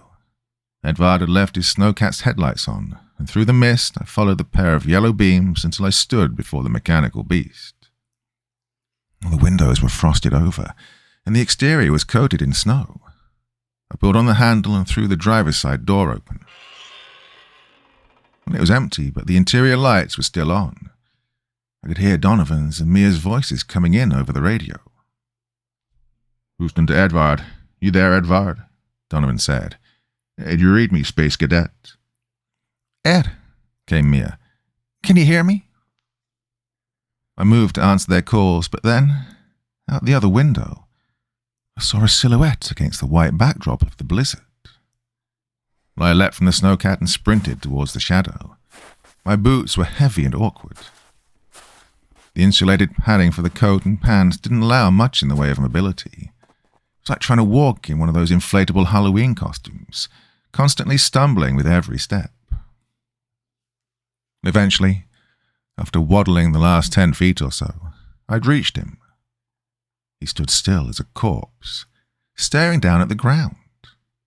He was dressed in gear similar to mine, his own coloured a shade of orange. But after so long in the storm, it had all been frosted white, an anatomically correct snowman. Usually you can tell when a person is breathing because of the fog around their mouth, but there was no such mist with Edvard, no indication of life until I grabbed his shoulder. Then he turned towards me, his face concealed beneath a pair of goggles and a thick balaclava. "Come on," I yelled. "You're going to freeze to death out here." Somehow, in spite of the wind or the sound of my beating heart, I heard Edvard speak, a frail, breathless whisper. "I was here." Part 2. The wind ripped at my jacket, pulled at the length of rope connecting me to the plough.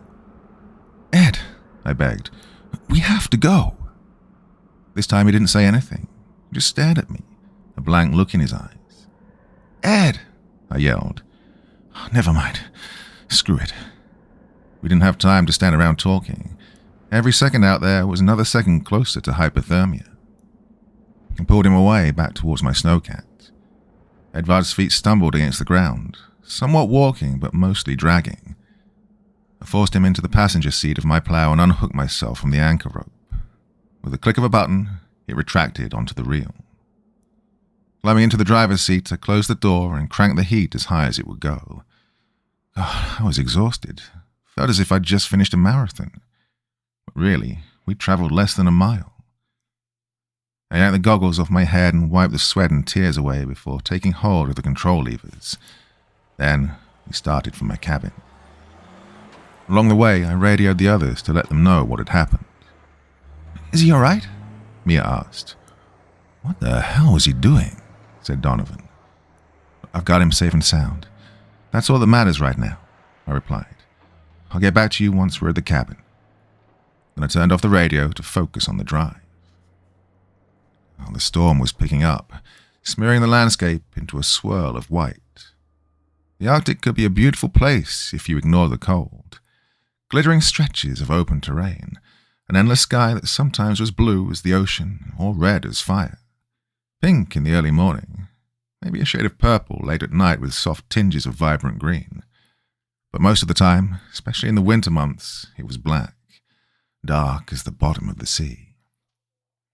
In that moment, I felt a sense of nostalgia for my first week at the research station, long before I'd become inured to the boredom and treacherous nature of the Arctic. In a strange way, perhaps even in a nonsensical, inexplicable way, I'd felt like an astronaut, as if I were exploring what few had seen before, a lone life form adrift in the barren void of space. Special, not because of who I was or what I could do, but because of what I was in relation to my environment. An odd entity that existed somewhere it wasn't meant to be. A flower in the desert. A heartbeat amongst the dead. That feeling quickly abandoned me during my second or third week. My sense of awe had been combated by the long hours of nothing, trapped inside my cabin for hours on end. All my distaste for the Arctic, for the cold and the snow, came with relative ease. "Where are we?" Edvard asked. "We're heading back to my cabin." He reached up and pulled the fur-lined hood from his head, peeled the goggles from his eyes, tugged the balaclava down around his neck. His cheeks were red, his lips chapped. Edvard was a handsome man in his early 30s, tan skin that had taken a softer tone from his time in the north, time spent away from the sunlight. A hard jawline with cheeks stippled by the makings of a beard.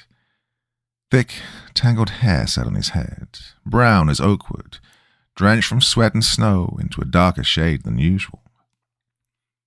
The thing I'd noticed about Edvard when he first met me were his eyes, glacial blue and intense, the kind that were easy to get lost in if you weren't careful, always watching, observing, assessing every minute detail.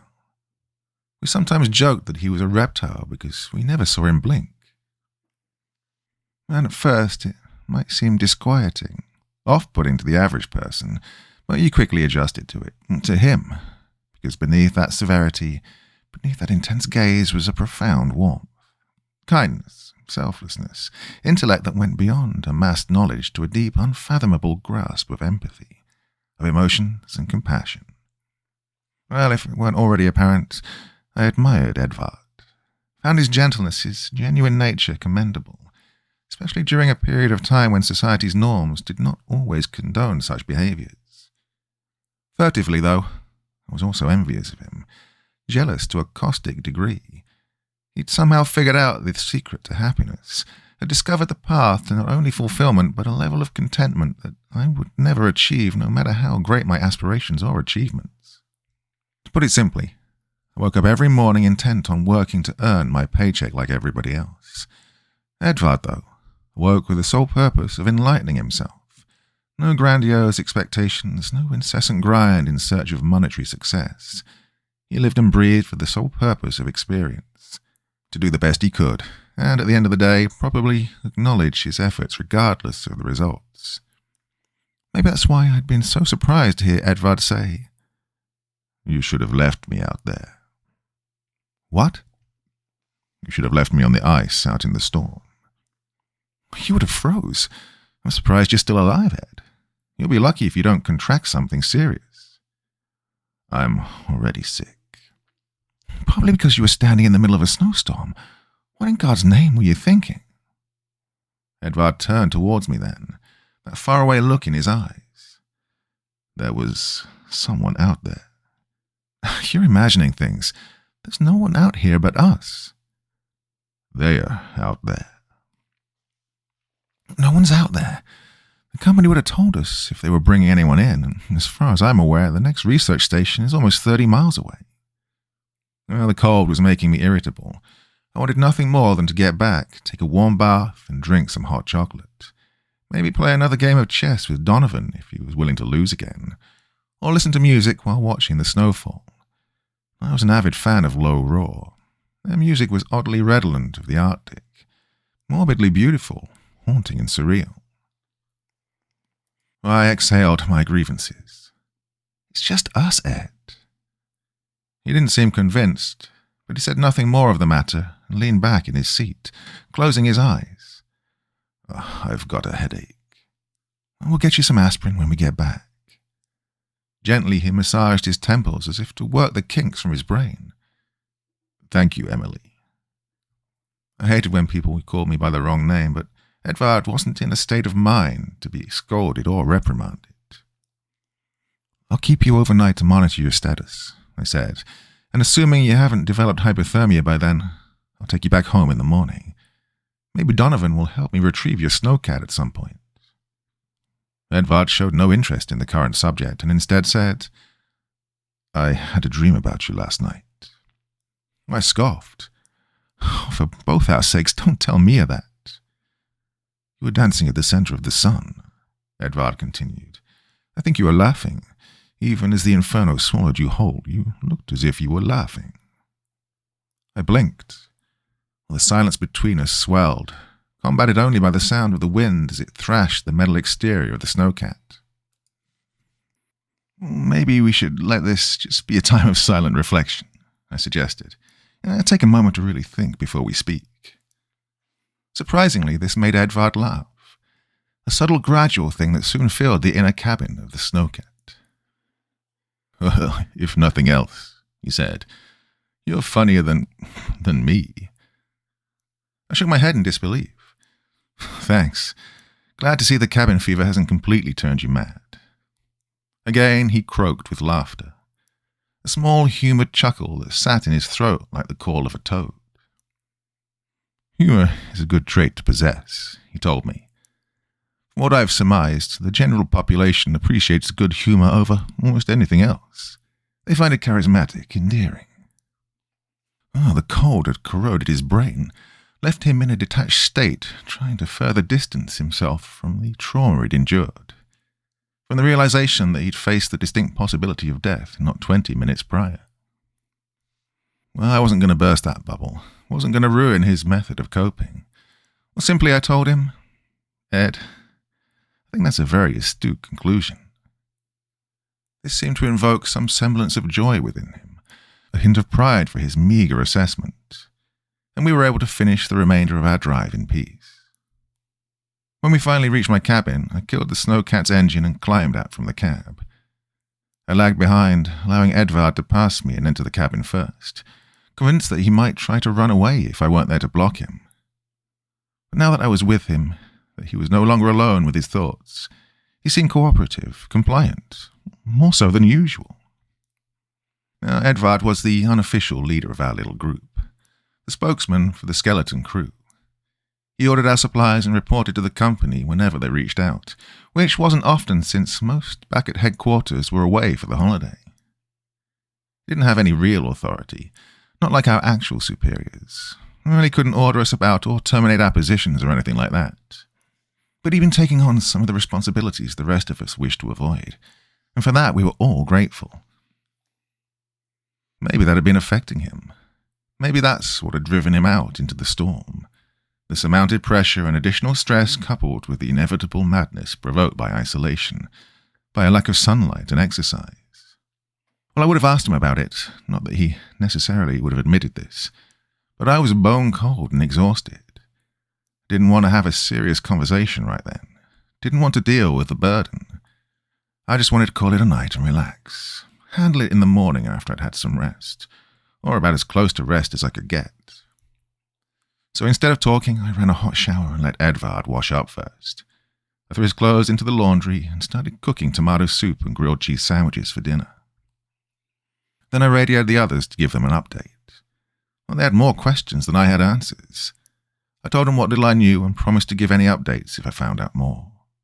An empty promise. Edvard was an adult, fully capable of making his own choices. If he wanted to talk, I was more than willing to listen. But in my mind, the last thing I would have wanted at a time like this was someone else poking and prodding, dissecting my every thought and decision as if I were no more than a hapless child. That didn't mean I wasn't going to keep an eye on him, though. He was in my cabin and therefore under my supervision. Until I felt comfortable enough with his current state of well-being, I wasn't going to let him leave. Some people might think I was being completely ignorant or stupid. Maybe I was to some degree. But I would tell those people you weren't there. You don't know Edvard like I do. Not that we're exactly close, but we've all been working together for the better part of a year, forced to spend almost every day within close proximity. It's not like we just clocked out at the end of the workday, Not like we could go to the bar on the weekends. If we wanted to socialize, it was with each other. If we wanted to play games or share a drink or have a movie night, there were only so many people we could do that with. Friendship or not, we were victims of circumstance. Animals sharing the same exhibit. You either learn to appreciate the company of the other 25 individuals around you, or you spend all your time locked inside your cabin slowly losing your mind. At this point, I'd had more conversations with Edvard or Donovan or Mia, or any of the other 23 analysts than I'd had with my actual friends, possibly even certain members of my family. We were more than familiar with each other. Edvard was whimsical, but he wasn't an idiot. He wasn't crazy or insane or anything like that. He was fully self-aware, more cognizant than 90% of the people I'd encountered throughout my life. And from what I could tell, he didn't seem depressed. Wasn't displaying negative behavior to lead me to suspect that he'd gone out into the storm with the intention of dying. Still, despite my rationality, he had gone out there for a reason. There was intention. I don't know, he admitted between bites of his grilled cheese. About half of his tomato soup still remained, wafting little streams of mist into the air. I really thought someone was out there. I would have put all my money on it, every last dollar. And your first instinct was to go after them? I said. I didn't want them to freeze. He took another bite and chewed. Didn't you do the same thing for me? Well, that's different. I was almost certain you were out there. The transmitter even said so. Still, there was a slight chance that I wasn't. Well, I guess. But you went out there anyway. All right, Ed, you've convinced me. Next time I notice you're miles from your cabin in the middle of a snowstorm, I'll just leave you be. He laughed. No, that's not what I'm getting at. What are you getting at, then? He contemplated this as he chewed, going back and forth between his sandwich and soup until neither remained. Human nature is self-destructive at its core, he finally said. It's practically intrinsic to do anything in our power to help another member of the species without any regard for our own well-being. I looked at him for a long time without saying anything, bemused by his statement, stupefied even. Then, when I did speak, I told him, "You've severely misinterpreted human nature, if that's what you believe." Oh? He seemed disappointed. Is that so? Enlighten me then. Gladly. I set my sandwich on the plate and leaned back in my seat. Have I ever told you about my father? He racked his brain for a memory that I already knew didn't exist. He was a good person, I explained. Served in the army for about 7.5 years. Honorably discharged due to mental concerns. Spent the rest of his life working minimum wage at a steel mill during the week. Nighttime security gigs at a bar downtown on the weekends. One day, I told him, he just dies. Heart failure. No warnings, really. He was overweight and had been a smoker in his younger days, but other than that, fit as a fiddle. Okay. Well, we didn't have much money growing up. We were just above the poverty line. So as you might imagine, we struggled to pay the funeral charges. God, it's expensive to properly dispose of a body, whether you cremate or bury. What did you do? We went to the VA, but they weren't going to cover it. Started a fundraiser online and in person. Well, that helped. People donated more than I expected. But at the end of the day, my family was stuck with a substantial bill. One that we're still paying, and it's been almost 3 years. Edvard frowned. I'm not fully grasping. The point is, there are good people and bad people. Two sides to every coin. But self-destructive, in a selfless, sacrificial way? No, I don't think so. I pushed my plate away. My appetite had abandoned me. There's a reason humanity still exists while other species go extinct. We're hardwired for survival. Our sense of self-preservation is greater than our innate emotional response to the condition of others. You think people should have donated more, until they had nothing left to give? Not at all. I don't hold a grudge, don't have any grievances. Hell, I'd probably do the same thing if I was in the same circumstances. But if our empathy is as great as you want to believe, we wouldn't have struggled in the least to pay for my father's funeral. There wouldn't be homelessness or poverty or starving nations. Society wouldn't completely break at the first sight of a pandemic. These things do exist. They happen because we're self-centered, most of us at least. We worry about number one and hope number 2 or 3 or 4 never come knocking on our door in search of help. Then why did you come out looking for me? I don't know. Just couldn't stand the idea of a coworker, a friend, being out there, left alone like that. Maybe you don't give the human race enough credit. Or maybe I'm just an idiot lacking the necessity for self-preservation. I'm not entirely convinced. He smiled then, a gentle pull at the corner of his lips. I possess enough knowledge, sufficient memories and experience to know that humanity can be full of destruction and hostility, but there's still compassion out there, enough altruism to deem worthwhile. It's a species worth protecting, one worth being a part of, don't you think? I scoffed. This conversation was absurd, but the question itself was beyond ridiculous. Not exactly what I'd expected from that night. It was commonplace to discuss politics or literature, pop culture and movies, weekend plans or outings with the family. The sanctity of humanity, the value of society, that just wasn't a popular topic. I think it's getting late, I said. I think we're too tired to be discussing ethical dilemmas or analyzing human nature. He put his hands up in surrender. All right, fine. But let me ask you one last thing, and I'll leave it alone. What makes a person? What standards qualify someone as a human being? Easy. They know when to drop a conversation. I retrieved my dishes and carried them over to the sink. Looks like you've still got some learning to do. I guess so. We cleaned up after dinner. I washed and he dried. Then, while Edvard looked through my collection of books and board games, I took a shower. The water was warm and thawed the cold from my body, melted away the stress that had pulled my muscles taut, helped clear the fuzz from my mind.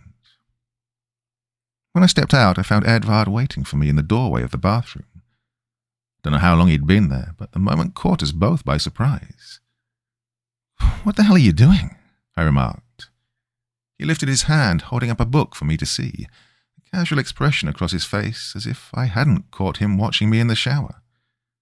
It might sound stupid, but his nonchalance made any internal alarms go silent. As if it were a misunderstanding, bad timing kind of scenario. "Can I borrow this?" he asked, holding out my father's copy of Thomas Ligotti's The Conspiracy Against the Human Race on display. Sure." I waited a moment, towel wrapped around my body, before asking, "You mind getting out so I can change?" He frowned. A reddish hue flooded his cheeks. "Right, sorry. Yeah, just one of those days." He backed out of the bathroom. Again, sorry, completely inappropriate of me. Once the door was closed, I swapped my towel for a pair of checkered pajama bottoms and a plain grey sweatshirt, cotton polymer that was softer than any pillow or cloud in existence. The small things in life are sometimes the most fruitful, little pleasures to make the rest no more than a distant memory. That greasy fast food takeout after a long day at work, the cup of cocoa after spending the morning shoveling your driveway, a tub of cookie dough ice cream after getting dumped by the only girl you ever loved, brief moments of reprieve from reality, distractions to keep your sanity intact, comfort in the simplest form. When I came out of the bathroom, I found Edvard sitting on the couch reading my father's book. He glanced at me and offered a soft smile. A strange way to clear the air, but for the life of me, I couldn't think of a better alternative. I'm sure one existed, but at the time, I was still in an awkward mindset of whether I should be upset, pissed, ashamed, or mortified. "I'm going to put the kettle on," I said. "You want a cup of tea?" "Tea? Crushed leaves and hot water." He chuckled. "I know what tea is." He pondered for a moment. "Is it any good?" "You've never had tea before?" "No, yeah, I have, but what kind?" "Well, I've got sleepy time vanilla, peppermint, and throat coat." I checked the cabinet. "I've also got homebrew coffee and hot chocolate with marshmallows." The variety in choice seemed to confuse him. Is that an answer?" Again that warm, crooked smile. You know better than me. I'll let you decide. I filled the kettle with water and set it on the burner. Then I went to my rig to perform the nightly check-in.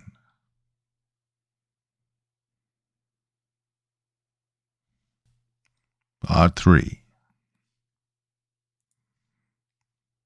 Mia was getting ready for bed. It seemed a little early, but lately she'd been laying in bed for hours on end, unable to sleep. Her theory was that if she lay down around 8 or 9 at night, she might be asleep by 10 or 11. Donovan was in the middle of a Studio Ghibli marathon. He'd been watching Nausicaa of the Valley of the Wind when I radioed in. Now, for those that don't know Donovan, the last thing you wanted to do was interrupt him during a movie. So I skipped the niceties and any attempt at conversation. Told them I'd check back in the morning. I wanted to mention Edvard, talk about the way he was acting, things he'd been saying, but like with Donovan and Oscar, it was hard to broach the matter with him in the same room, listening to your conversation. After recording temperatures, weather conditions, and seismic activity, I muted my systems and grabbed the kettle from the stove. I poured a cup of Sleepy Time vanilla for myself and throat coat for Edvard. When I came into the living room, Edvard dog-eared his current page and looked up at me. "Can I ask you something?" "Depends," I said. "What's it about?" "Your father." "Well, you can ask, but I can't promise to give an answer." "Fair enough, all things considered." I set the cup of throat coat on the coffee table in front of him and took a seat in my desk chair at the other end of the room. "All right, shoot," I said. "Shoot." "Figure of speech, Ed. Never knew you to be so literal." He tittered and shrugged helplessly. "Like I said, a weird day. Feeling a bit off. Like I've just awoken from a dream." "I know that feeling. Sort of like déjà vu." His brow knitted with uncertainty then. "I guess so, yeah." He set the book on the cushion beside him and took his mug by the handle, lifting it to his lips. "Wait a minute, that's—" But he was already gulping it down. Wisps of steam masked his face as he emptied the mug. Then he set it back on the coffee table and exhaled. "Oh, never mind," I muttered. "Guess you don't really need taste buds anyway." I blew on my cocoa before taking a drink. I don't know how he didn't react because I practically scorched the interior of my mouth with just one sip. "Anyways," I said, stifling a yelp, "you had a question about my father." "Right. I was going to ask if you missed him." "Of course. It'd be a crime not to." "Would it?" "Another figure of speech, Ed. Seriously, what's going on with you?" No, I understand. I just mean, what if I didn't miss my own father?" "I wasn't aware your father had passed." He pursed his lips, forming a firm line across his mouth. "Both of my parents, actually. They died in a car accident." I couldn't help the shocked expression on my face. Edvard was so vibrant and optimistic. Hard to imagine he'd ever experienced any serious trauma. That's just the way some people coped. Turn to the positive and leave the past behind. Let your shadow follow at your heels instead of plaguing your mind. "I don't really feel much of anything about their deaths," he confessed. "Shouldn't I, though?" "Well, when did it happen?" "I was a child. They were coming back from a date, and I was stuck at home with the babysitter, a young neighbor girl from across the hall." "Well, I remember hearing the police sirens from down the road," he recalled. "When I looked out the window, I could see the lights flashing in the distance. I felt helpless, trapped. I don't know how I knew it was them, I just did. But now I don't feel anything. It's like I'm watching that moment on TV, like it was someone else's life." "Well, I'm not a psychologist, but it sounds like you're still in shock." He shook his head. "No, I remember being in shock at the time. I don't know what this is." "You can be in shock more than once. Some realities take years to set in. It's not like you experience it once and it's done. These things come in waves." "Well, some days." I paused, wondering if this was something I wanted to share with him, something I wanted to share with anybody.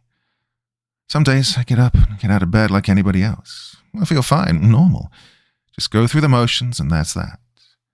But then there are days when I might hear a certain song or watch a certain movie or read a certain book, and it feels like I've lost my father for the first time again. Like I'm back in that moment when my brother called to tell me. Edvard stared at me, wide-eyed and completely enthralled, as if we were sharing some ghost stories around the campfire. Well, it comes and goes, I finished. You don't ever stop grieving, you just learn to carry that weight, to manage it so it doesn't crush you. What if you could forget it? He asked. Lose those memories. Would you? Well, that was a tough question. Well, I suppose the question itself wasn't harder than any other question, but the answer was complicated, difficult to put into words, to explain outside of just feeling it. Well, I'm not sure, honestly, I said. I mean, it's why people drink or smoke or whatever, because they want to distract themselves, want to forget their pain. I don't think you can, not without causing more issues for yourself. You'll have to expand on that a little more for me.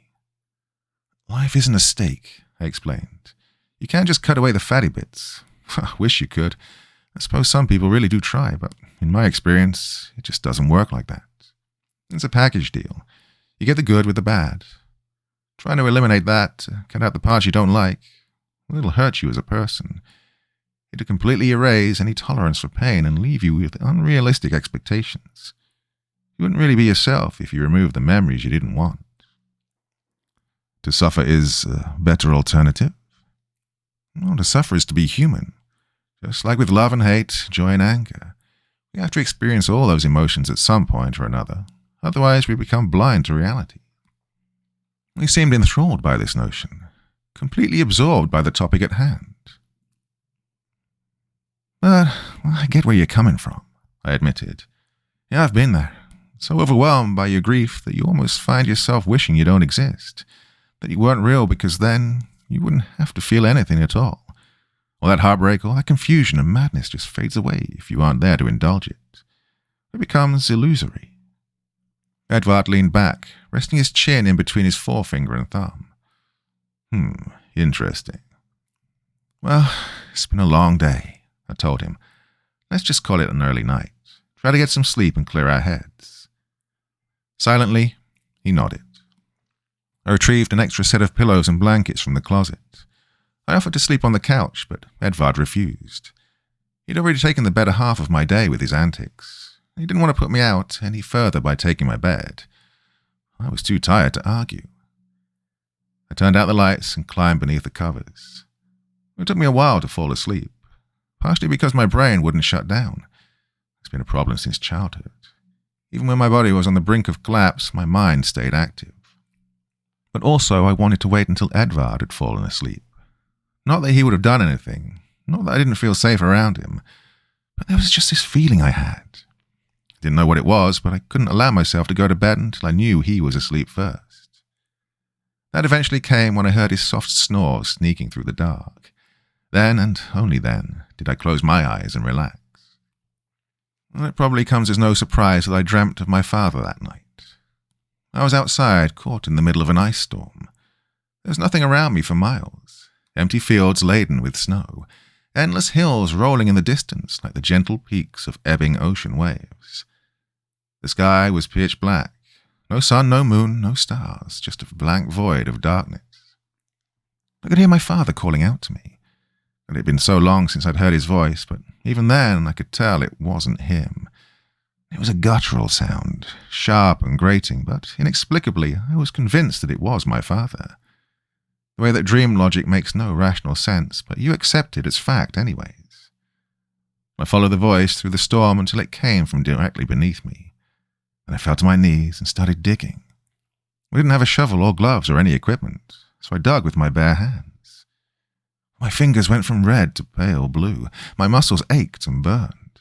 But I kept digging, pushing away mound after mound of snow. I found his corpse buried beneath a thick wall of ice, arms raised and hands poised as if trying to claw his way out. I blinked, and my father was replaced by Edvard. I blinked again, and this time it was Donovan. Short black hair and a thin moustache above his upper lip. Skin the colour of milk. Then it was Mia. Long auburn red hair and soft green eyes, mouth partially open as if frozen mid-scream. Lifting my fist, I pounded on the ice, cracking the first layer with relative ease, but struggling to break through anything deeper than that. And the wind picked up. Snow pelted me at an incredible speed, dragging across my flesh like the edge of a razor blade. When I blinked again, Mia was gone. Instead, it was me beneath the ice, a reflection interspersed by a spider web of cracks. Well, I woke up with a lump in my throat, wanting to scream but unable. My lips were locked together. I was paralyzed. At my bedside, Edvard loomed over me. He had a blank gaze in his eyes, looking without seeing, a lantern absent of light. "I am here," he said. His body began to tremble, and a crack split across his face. Blood seeped from the wound, but as it dripped towards the ceiling, I realized it wasn't blood. It was too dark, too viscous. Oddly, it reminded me of a lava lamp I'd had when I was a kid. The fake magma clumps slowly rising to the top, breaking apart and reforming into other clusters. Disobeying the laws of gravity and physics, the substance made contact with the ceiling, spreading across it in a pool of black sludge with tiny pinpricks of white fuzz. An entire solar system contained inside one body. "I was there," Edward croaked, "but now I am here. Yet I am still there. Help me. Release me from this prison." The crack widened with a bone-splitting snap. Edvard's head pulled apart, unleashing a tsunami of black mucus. Hard, gnarled branches protruded from within his skull, a coral reef spotted by fungus and an infestation of worm-like creatures. I watched in awe as it blossomed across the room, unfurling until its roots touched either wall. "I can't take it," Edvard said. "Release me. Please, let me out." Slowly he lifted his hand towards me. His fingers brushed my cheek. They burned against my skin. Edvard, or the thing that looked like Edvard, began to weep. "I've been here long enough. Make it stop. Let me out."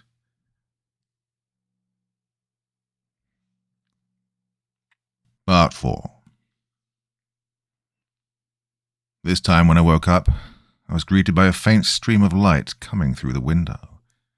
I bolted upright in bed, drenched in sweat and shivering. My heart pounded inside my chest. I looked around the room, but it was empty. No black goo, no fungus, no worms. No Edvard. The couch had been abandoned, blankets cast to the floor. Deathly afraid, I cautiously placed one foot on the ground. A moment passed before I had the courage to pull myself out of bed, to creep through the cabin as if every shadow might come alive and start attacking me. The kitchen was empty. The bathroom was empty. The shower was empty. It was just me, alone in that dimly lit cabin, accompanied only by a hissing silence as the wind whirled outside. Then the quiet broke as a voice crackled in over the headset. I went to the desk and booted up the rest of my rig. "Emmer, you there?" Donovan asked. "Emmer, answer the damn radio." "Yeah, I read you. What's going on?" "I've been trying to reach you for the last hour." "Oh, I was sleeping. What's up?" "Is Ed with you?" "No, I don't think so." "You're not sure?" "I just woke up," I reminded him. "But the cabin's empty." "Did you check outside?" I lifted the curtain of the nearest window. With the current storm, I couldn't make out much, but the driveway was vacant, and my snowcat was missing. A set of treads led away from my cabin heading northeast. "Oh, son of a bitch, he's gone," I told Donovan. "He took my plow." "Oh, shit, I thought as much." There was a hiss of static interspersed with his words. "Mia radioed me earlier. Said she couldn't sleep, so she checked the monitors to keep herself occupied and noticed Edvard's transmitter was on the move." I turned to the radar. Edvard's dot had come to a standstill in the exact location I found him yesterday. Mia's dot, though, was gradually shifting towards him, and Donovan's was en route to me. "Look, I'll be there in a few minutes, he said. Get your gear on and be ready. I don't know what the hell he's trying to pull, but we're going to go get him. Don, I don't know. What? Emma, what? Interference. The static was getting louder. If you hear, be there. Minutes. I tried to respond, but the signal was gone. Every channel I tried was overrun with interference. I ran into the bathroom and grabbed my clothes from the dryer. I didn't bother changing out of pajamas. By the time I had my boots on, I could hear the engine of Donovan's snowcat growling outside. I grabbed my equipment bag from the closet and ran out the door. There was no time for greetings or small talk. I climbed into the passenger seat, shut the door, and we were off. He's lost it. He's actually lost his mind, Donovan said, teeth gritted, fingers strangling the steering levers. What the hell happened yesterday? Nothing. Oh, bullshit. You don't just wander into a snowstorm. What did he say to you? Lots of stuff, but it's not like he told me he was going to go do it again. Why'd he do it in the first place? We thought he saw someone out there. Donovan jerked the controls to avoid a steep bank. There's no one out there besides us. That's what I told him. What'd he say? Nothing. God damn it, Emma. Look, I'm telling the truth. He didn't say anything. I tried to convince him, and obviously he didn't believe me. No, that doesn't make any sense, Donovan said. Even if there were someone out here, they'd be dead by now. You can't survive 20 minutes in something like this, much less 12 hours. I don't think Ed's operating on logic for this one. Donovan muttered beneath his breath and steered us into a valley. It doesn't matter. Once we get him back, we're calling in for transport. He's clearly experiencing some sort of psychotic breakdown. He needs more help than what any of us can offer him. He's just confused. Looking for your car in the wrong parking spot is confused. Wandering into a blizzard in the middle of a tundra is, well, I don't know what that is. It's a death wish, I thought. The snowcat shook against the wind. Drifts of snow swept across the windshield in curtains of white. Furtively, I was relieved Edvard had taken my transport.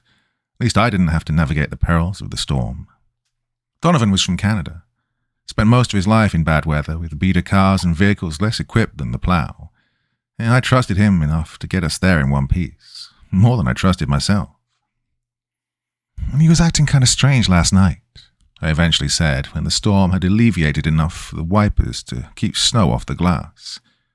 When it didn't take every ounce of concentration for Donovan to maneuver the icy terrain. It didn't seem like he was fully there. What else did he say about this mystery person? Did he know them, or did he think that he knew them? He never said, and I didn't ask. You didn't ask? He was clearly going through something. It didn't seem like a good time to be interrogating him. Oh, you should have told us. It's not like I could have without him overhearing it, I countered. Plus, I didn't think it was this bad. Didn't think he was going to do it again. People have bad days and do dumb shit all the time. Spur-of-the-moment kind of decision-making. I thought after a hot meal and a good night's sleep, he might bounce back, come to his senses. Well, clearly not. What else you got, Doctor? Are you really going to pin this on me? Donovan glanced at me from the corner of his eyes. There was a ferocity in his gaze that quickly cooled. No, he said. I'm sorry. I'm not pissed, and I'm not trying to be an asshole. I'm just freaked out and confused and tired of being, tired. More nightmares? All I have are nightmares or sleepless nights. It's getting old real fast, Am. I feel like I'm losing my mind, too. But at least I'm sane enough to not abandon my cabin and look for someone who doesn't exist. Yeah, maybe. We found my snowcat parked about 5 feet away from Edvard's. His had amassed a pile of snow in the night, and mine was already starting to collect its fair share. Yeah, you got an anchor line? Donovan asked. Forgot mine. Yeah, don't worry about it. I've got enough for the both of us. What else did you bring? I unzipped the bag and peered inside. Some provisions, thermal blanket, binoculars, flare gun, extra gloves, climbing pick, and a med kit. Well, hopefully we won't need any of it, but keep it on you just in case. Yeah, way ahead of you. We exited the snowcat and were hit by a wall of snow and ice. I anchored myself to the passenger door and then clipped Donovan to me. We walked across the field, heading north. If memory served correct, we'd find Edvard about 15 or 20 yards from the snowcats. Well, this time he wasn't just standing there, staring at his feet. He was digging with a metal-headed shovel from my cabin. Mia was maybe 3 feet away, watching in horror, mumbling soft pleas for him to stop. But Edvard was a man possessed, so convinced that there was someone out here needing his attention, needing to be rescued. "Edvard," Donovan called over the rage of the storm. "Ed, enough. Come on, man. There's no one out here."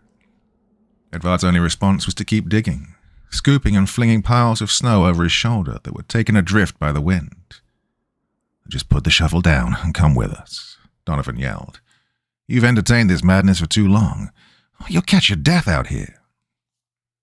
There was a harsh crack as the shovel met ice.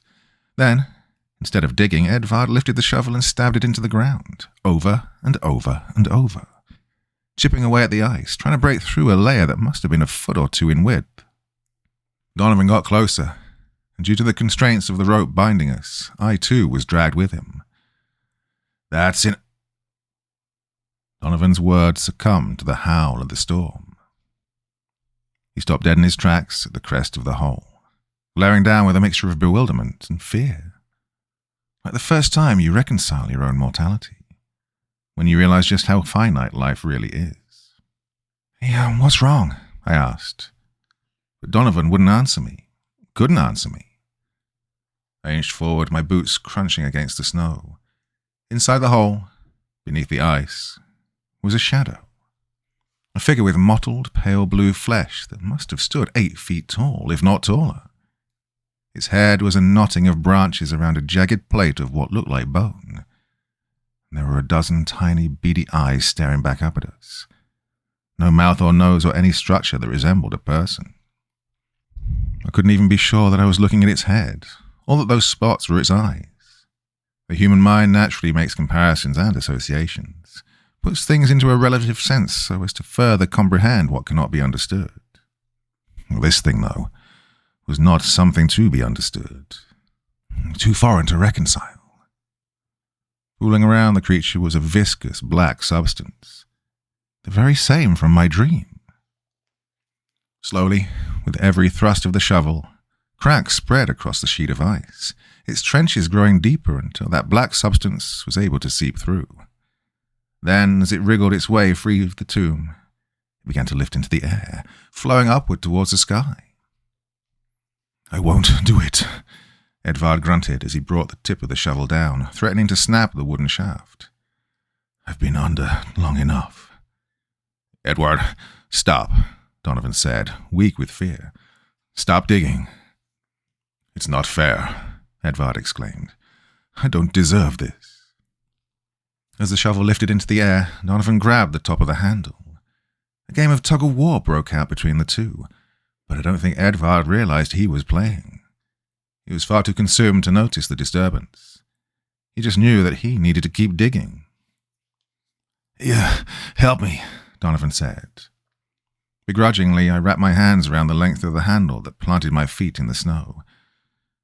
Together, we started to pry the shovel away from his grasp. Then, in a fit of rage, Edvard turned towards us with his lips peeled back in a snarl. "You can't stop me." He released the shovel. Donovan and I fell backwards into the snow. By the time I got to my feet, Edvard was out of the hole and upon us. He attacked Donovan first, ripping away the protective goggles and sinking his teeth into Donovan's right eye. I tried to stop him, but Edvard backhanded me with an unnatural strength, knocking me into the hole. I crashed against the ice with a dull thud. The cracks twisted and split around me. An onslaught of incoherent whispers snaked through my mind. It wasn't any language I'd heard before, but the very sound of it, the timbre of the voices, were like nails on a chalkboard, steel wool against a sheet of metal, growing louder by the second until it felt as if my brain might rip itself apart. Images flooded my mind. An endless stretch of black, I could see the stars and asteroids, the fiery sinews of a boiling planet. Galaxies devoid of life, devoid of anything and everything. Darkness all around me, cold and suffocating, deathly silent. My only saving grace was the sound of Mia screaming, an ear-piercing screech that made the whispers fade just long enough for me to climb out of the hole. When I returned to the surface, Donovan was on the ground, convulsing. He had his hand over his eye, an attempt to staunch the bleeding. Mia was on Edvard's back, her arms wrapped around his throat. But this had no apparent effect. Her weight and motion were nothing to him. He stood straight as an arrow, still and calm as the night. A blank, faraway look in those once warm eyes. "I won't be ignored," Edvard croaked. "I won't be forgotten. You understand, don't you?" Then, just as it happened in my dream, his head split apart. A mass of darkness spewed from his skull, projecting its own miniature replication of a galaxy. With it came that coral reef of barnacle-covered branches, a pink sludge that, against all logic and reason, I knew was Edvard's brain. Reformed and reshaped into this foreign matter that coalesced with the black sludge orbiting his body. Mia's screams were silenced as the darkness swallowed her whole. One moment she was there, and the next, there was no trace other than a glove that had been pulled off her hand during the struggle. She'd been absorbed and dissolved. Edvard spasmed and ripped open his coat, tore away the shirt underneath. A seam cut vertically across his chest, a mouth with rows upon rows of teeth. At the center was a bright light, a swallowed star. I squinted and turned away, bringing my hand up to shield my eyes against its glow. "I have traveled across oceans of cosmos to be here." His voice reverberated like a perpetual echo carried across the hollow of a mountain range. "I have endured tidal waves of darkness and deterioration to find this. You will not take it away from me." Donovan, fueled by adrenaline and numbed by shock, rushed in and thrust my climbing pick into the center of Edvard's chest. He yanked on the handle, tearing a gash that bled blood black as night. Edvard seized him by the throat, squeezing so hard I could hear the bone snapping. Then, as Donovan's mouth opened to scream or maybe to inhale the breath that would not come, the flume of darkness funneled down his throat. There was no swelling, no noticeable inflation. It had happened too fast. He just exploded, popped like a balloon. Bone and muscle and tissue splattered across the snow, painting it in shades of red. My instincts kicked in then, and I ran. I followed the rope back to the snowcat, but as I moved to climb into the driver's seat, there was a tug on the other part of the rope, the section that had been attached to Donovan. I was pulled out of the snowcat and slowly dragged through the snow. Thinking quick, I unclipped myself and scrambled to my feet. I leapt into the plough and pushed the steering levers forward at full speed. The wipers fought against the snow that blanketed the windshield, but they couldn't clear the glass. I never saw him, but I felt the jolt as I ran Edvard over, crushing his body beneath the treads. Then, beyond reasons of my own understanding, I stumbled out from the snowcat and rounded to the back storage compartments where we kept spare fuel canisters. I took the nearest one and tracked down Edvard's body. As expected, it was still active. There was no mist to indicate breathing, but the black matter continued to writhe from his skull, coalescing around his broken, distorted body. He looked up at me through bloodshot eyes. "Don't." "I'm sorry," I whispered, unscrewing the cap and dousing the thing that was Edvard in gasoline. I was acting on impulse, giving little thought or consideration to my choices. I can't say if I did the right thing, but at the time it didn't matter. It felt like the right thing, the right choice. I found my bag and retrieved the flare gun from within. Then I took aim, my finger on the trigger. Slowly, as if it were a struggle, Edvard lifted his fractured head from the snow to look at me. In place of words was a prolonged, guttural moan that echoed across the sky. I must have been half mad because it felt as if the entire world was shaking beneath my feet. I fired the flare and set his body ablaze. I stayed long enough to watch him succumb to the flames. The flesh and darkness withered into ashes, stolen and scattered by the wind. And in time, the fire began to wilt. Nothing could persist in the Arctic, not even a burning inferno. Retreating to the snowcat, I twisted the levers and started back towards the cabin. The trip was longer than I remembered, and there was a moment when I was sure I'd been lost. But through a break in the storm, I saw my cabin, saw my home. When I was back inside, I stripped from my gear and cranked the heat. Then I retrieved my headset to report to the company, but there was no response. Too much interference, too much static to get a message across. I thought about taking the snowcat to the next cabin over. The door would be locked, but I could get in if I broke the window. Maybe their system would still be active. Before I could follow through with this plan, I heard a voice in my head. A distant whisper from the recesses of my mind. Slowly getting louder, its voice becoming less of a gargle and more like my own. It dawned on me then what this was, what had happened. A parasite that infects its host from the inside out. I can't say how long it's been here or where it came from, but I know what it can do. At least, I have a semblance of understanding. I'd seen what it did to Edvard, watched as it corrupted him within a matter of hours.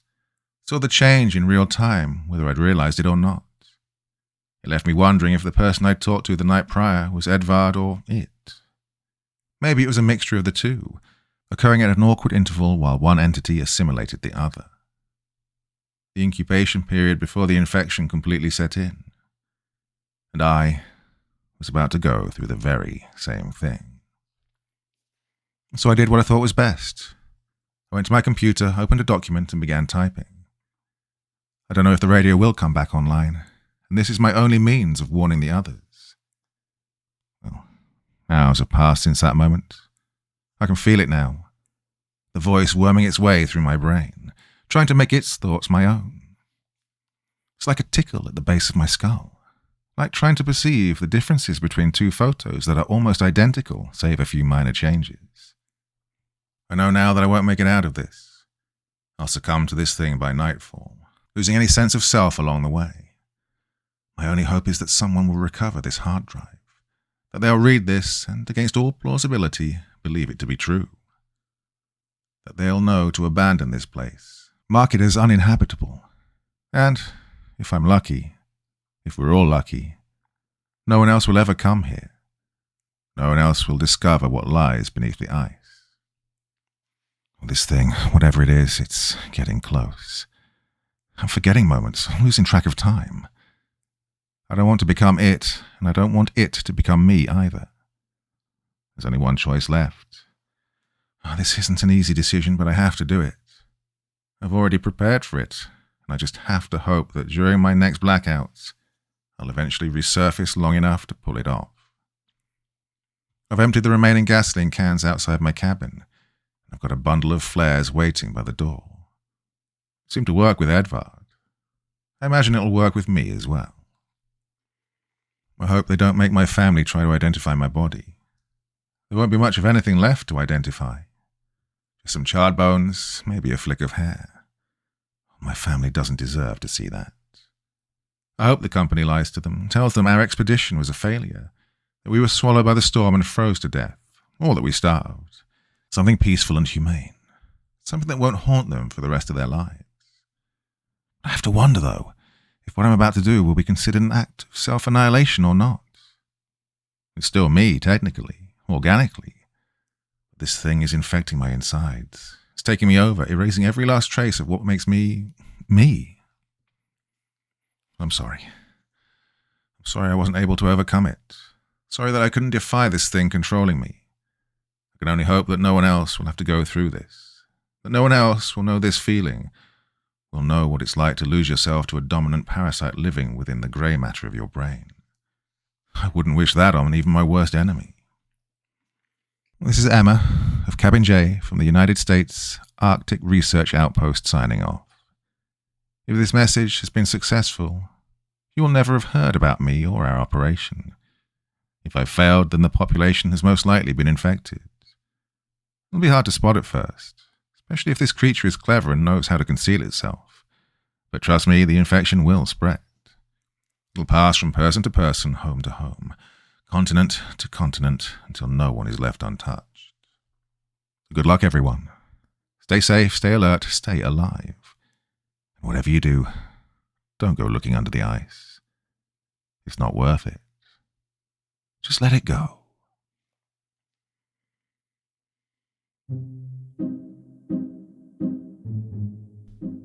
Hello, is there anybody in there? Just not if you can hear me. Is there anyone home? Okay, I refuse to butcher any more Pink Floyd lyrics, but just thought that'd be a fun way to say hello and goodbye. Thank you for all of the times you joined me over the course of this last year and these many, many years. It's pretty much 10 years since I started doing this. The official date of the first video on the channel is coming up in about a couple of weeks.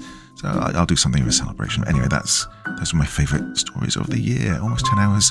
No mid-roll ads. I hope you appreciated that. Stuck it on, fell asleep, woke up and think, oh my God, this man is still talking. Well, that's it. That's the best, in my opinion, of what I did this year.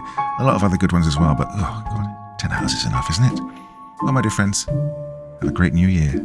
And a lovely 2026, and I will be here with you every step of the way, every week. Yeah, just like always. Okay, waffling on as I tend to do. You know what I'm talking about. Anyway, thank you so much for your support and all the kind comments and good wishes, and I'm sending it right back to you. So, have a lovely time tonight, wherever you are, whatever you're doing, and I will be back again very soon. Till then, my dear friends, remember these are just stories, and you all sleep well, yeah?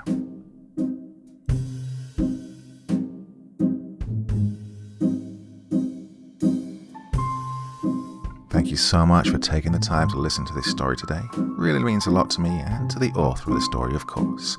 Well, if you want to know more about me, I'm pretty much everywhere on social media. You can find me on Facebook, Twitter, Instagram.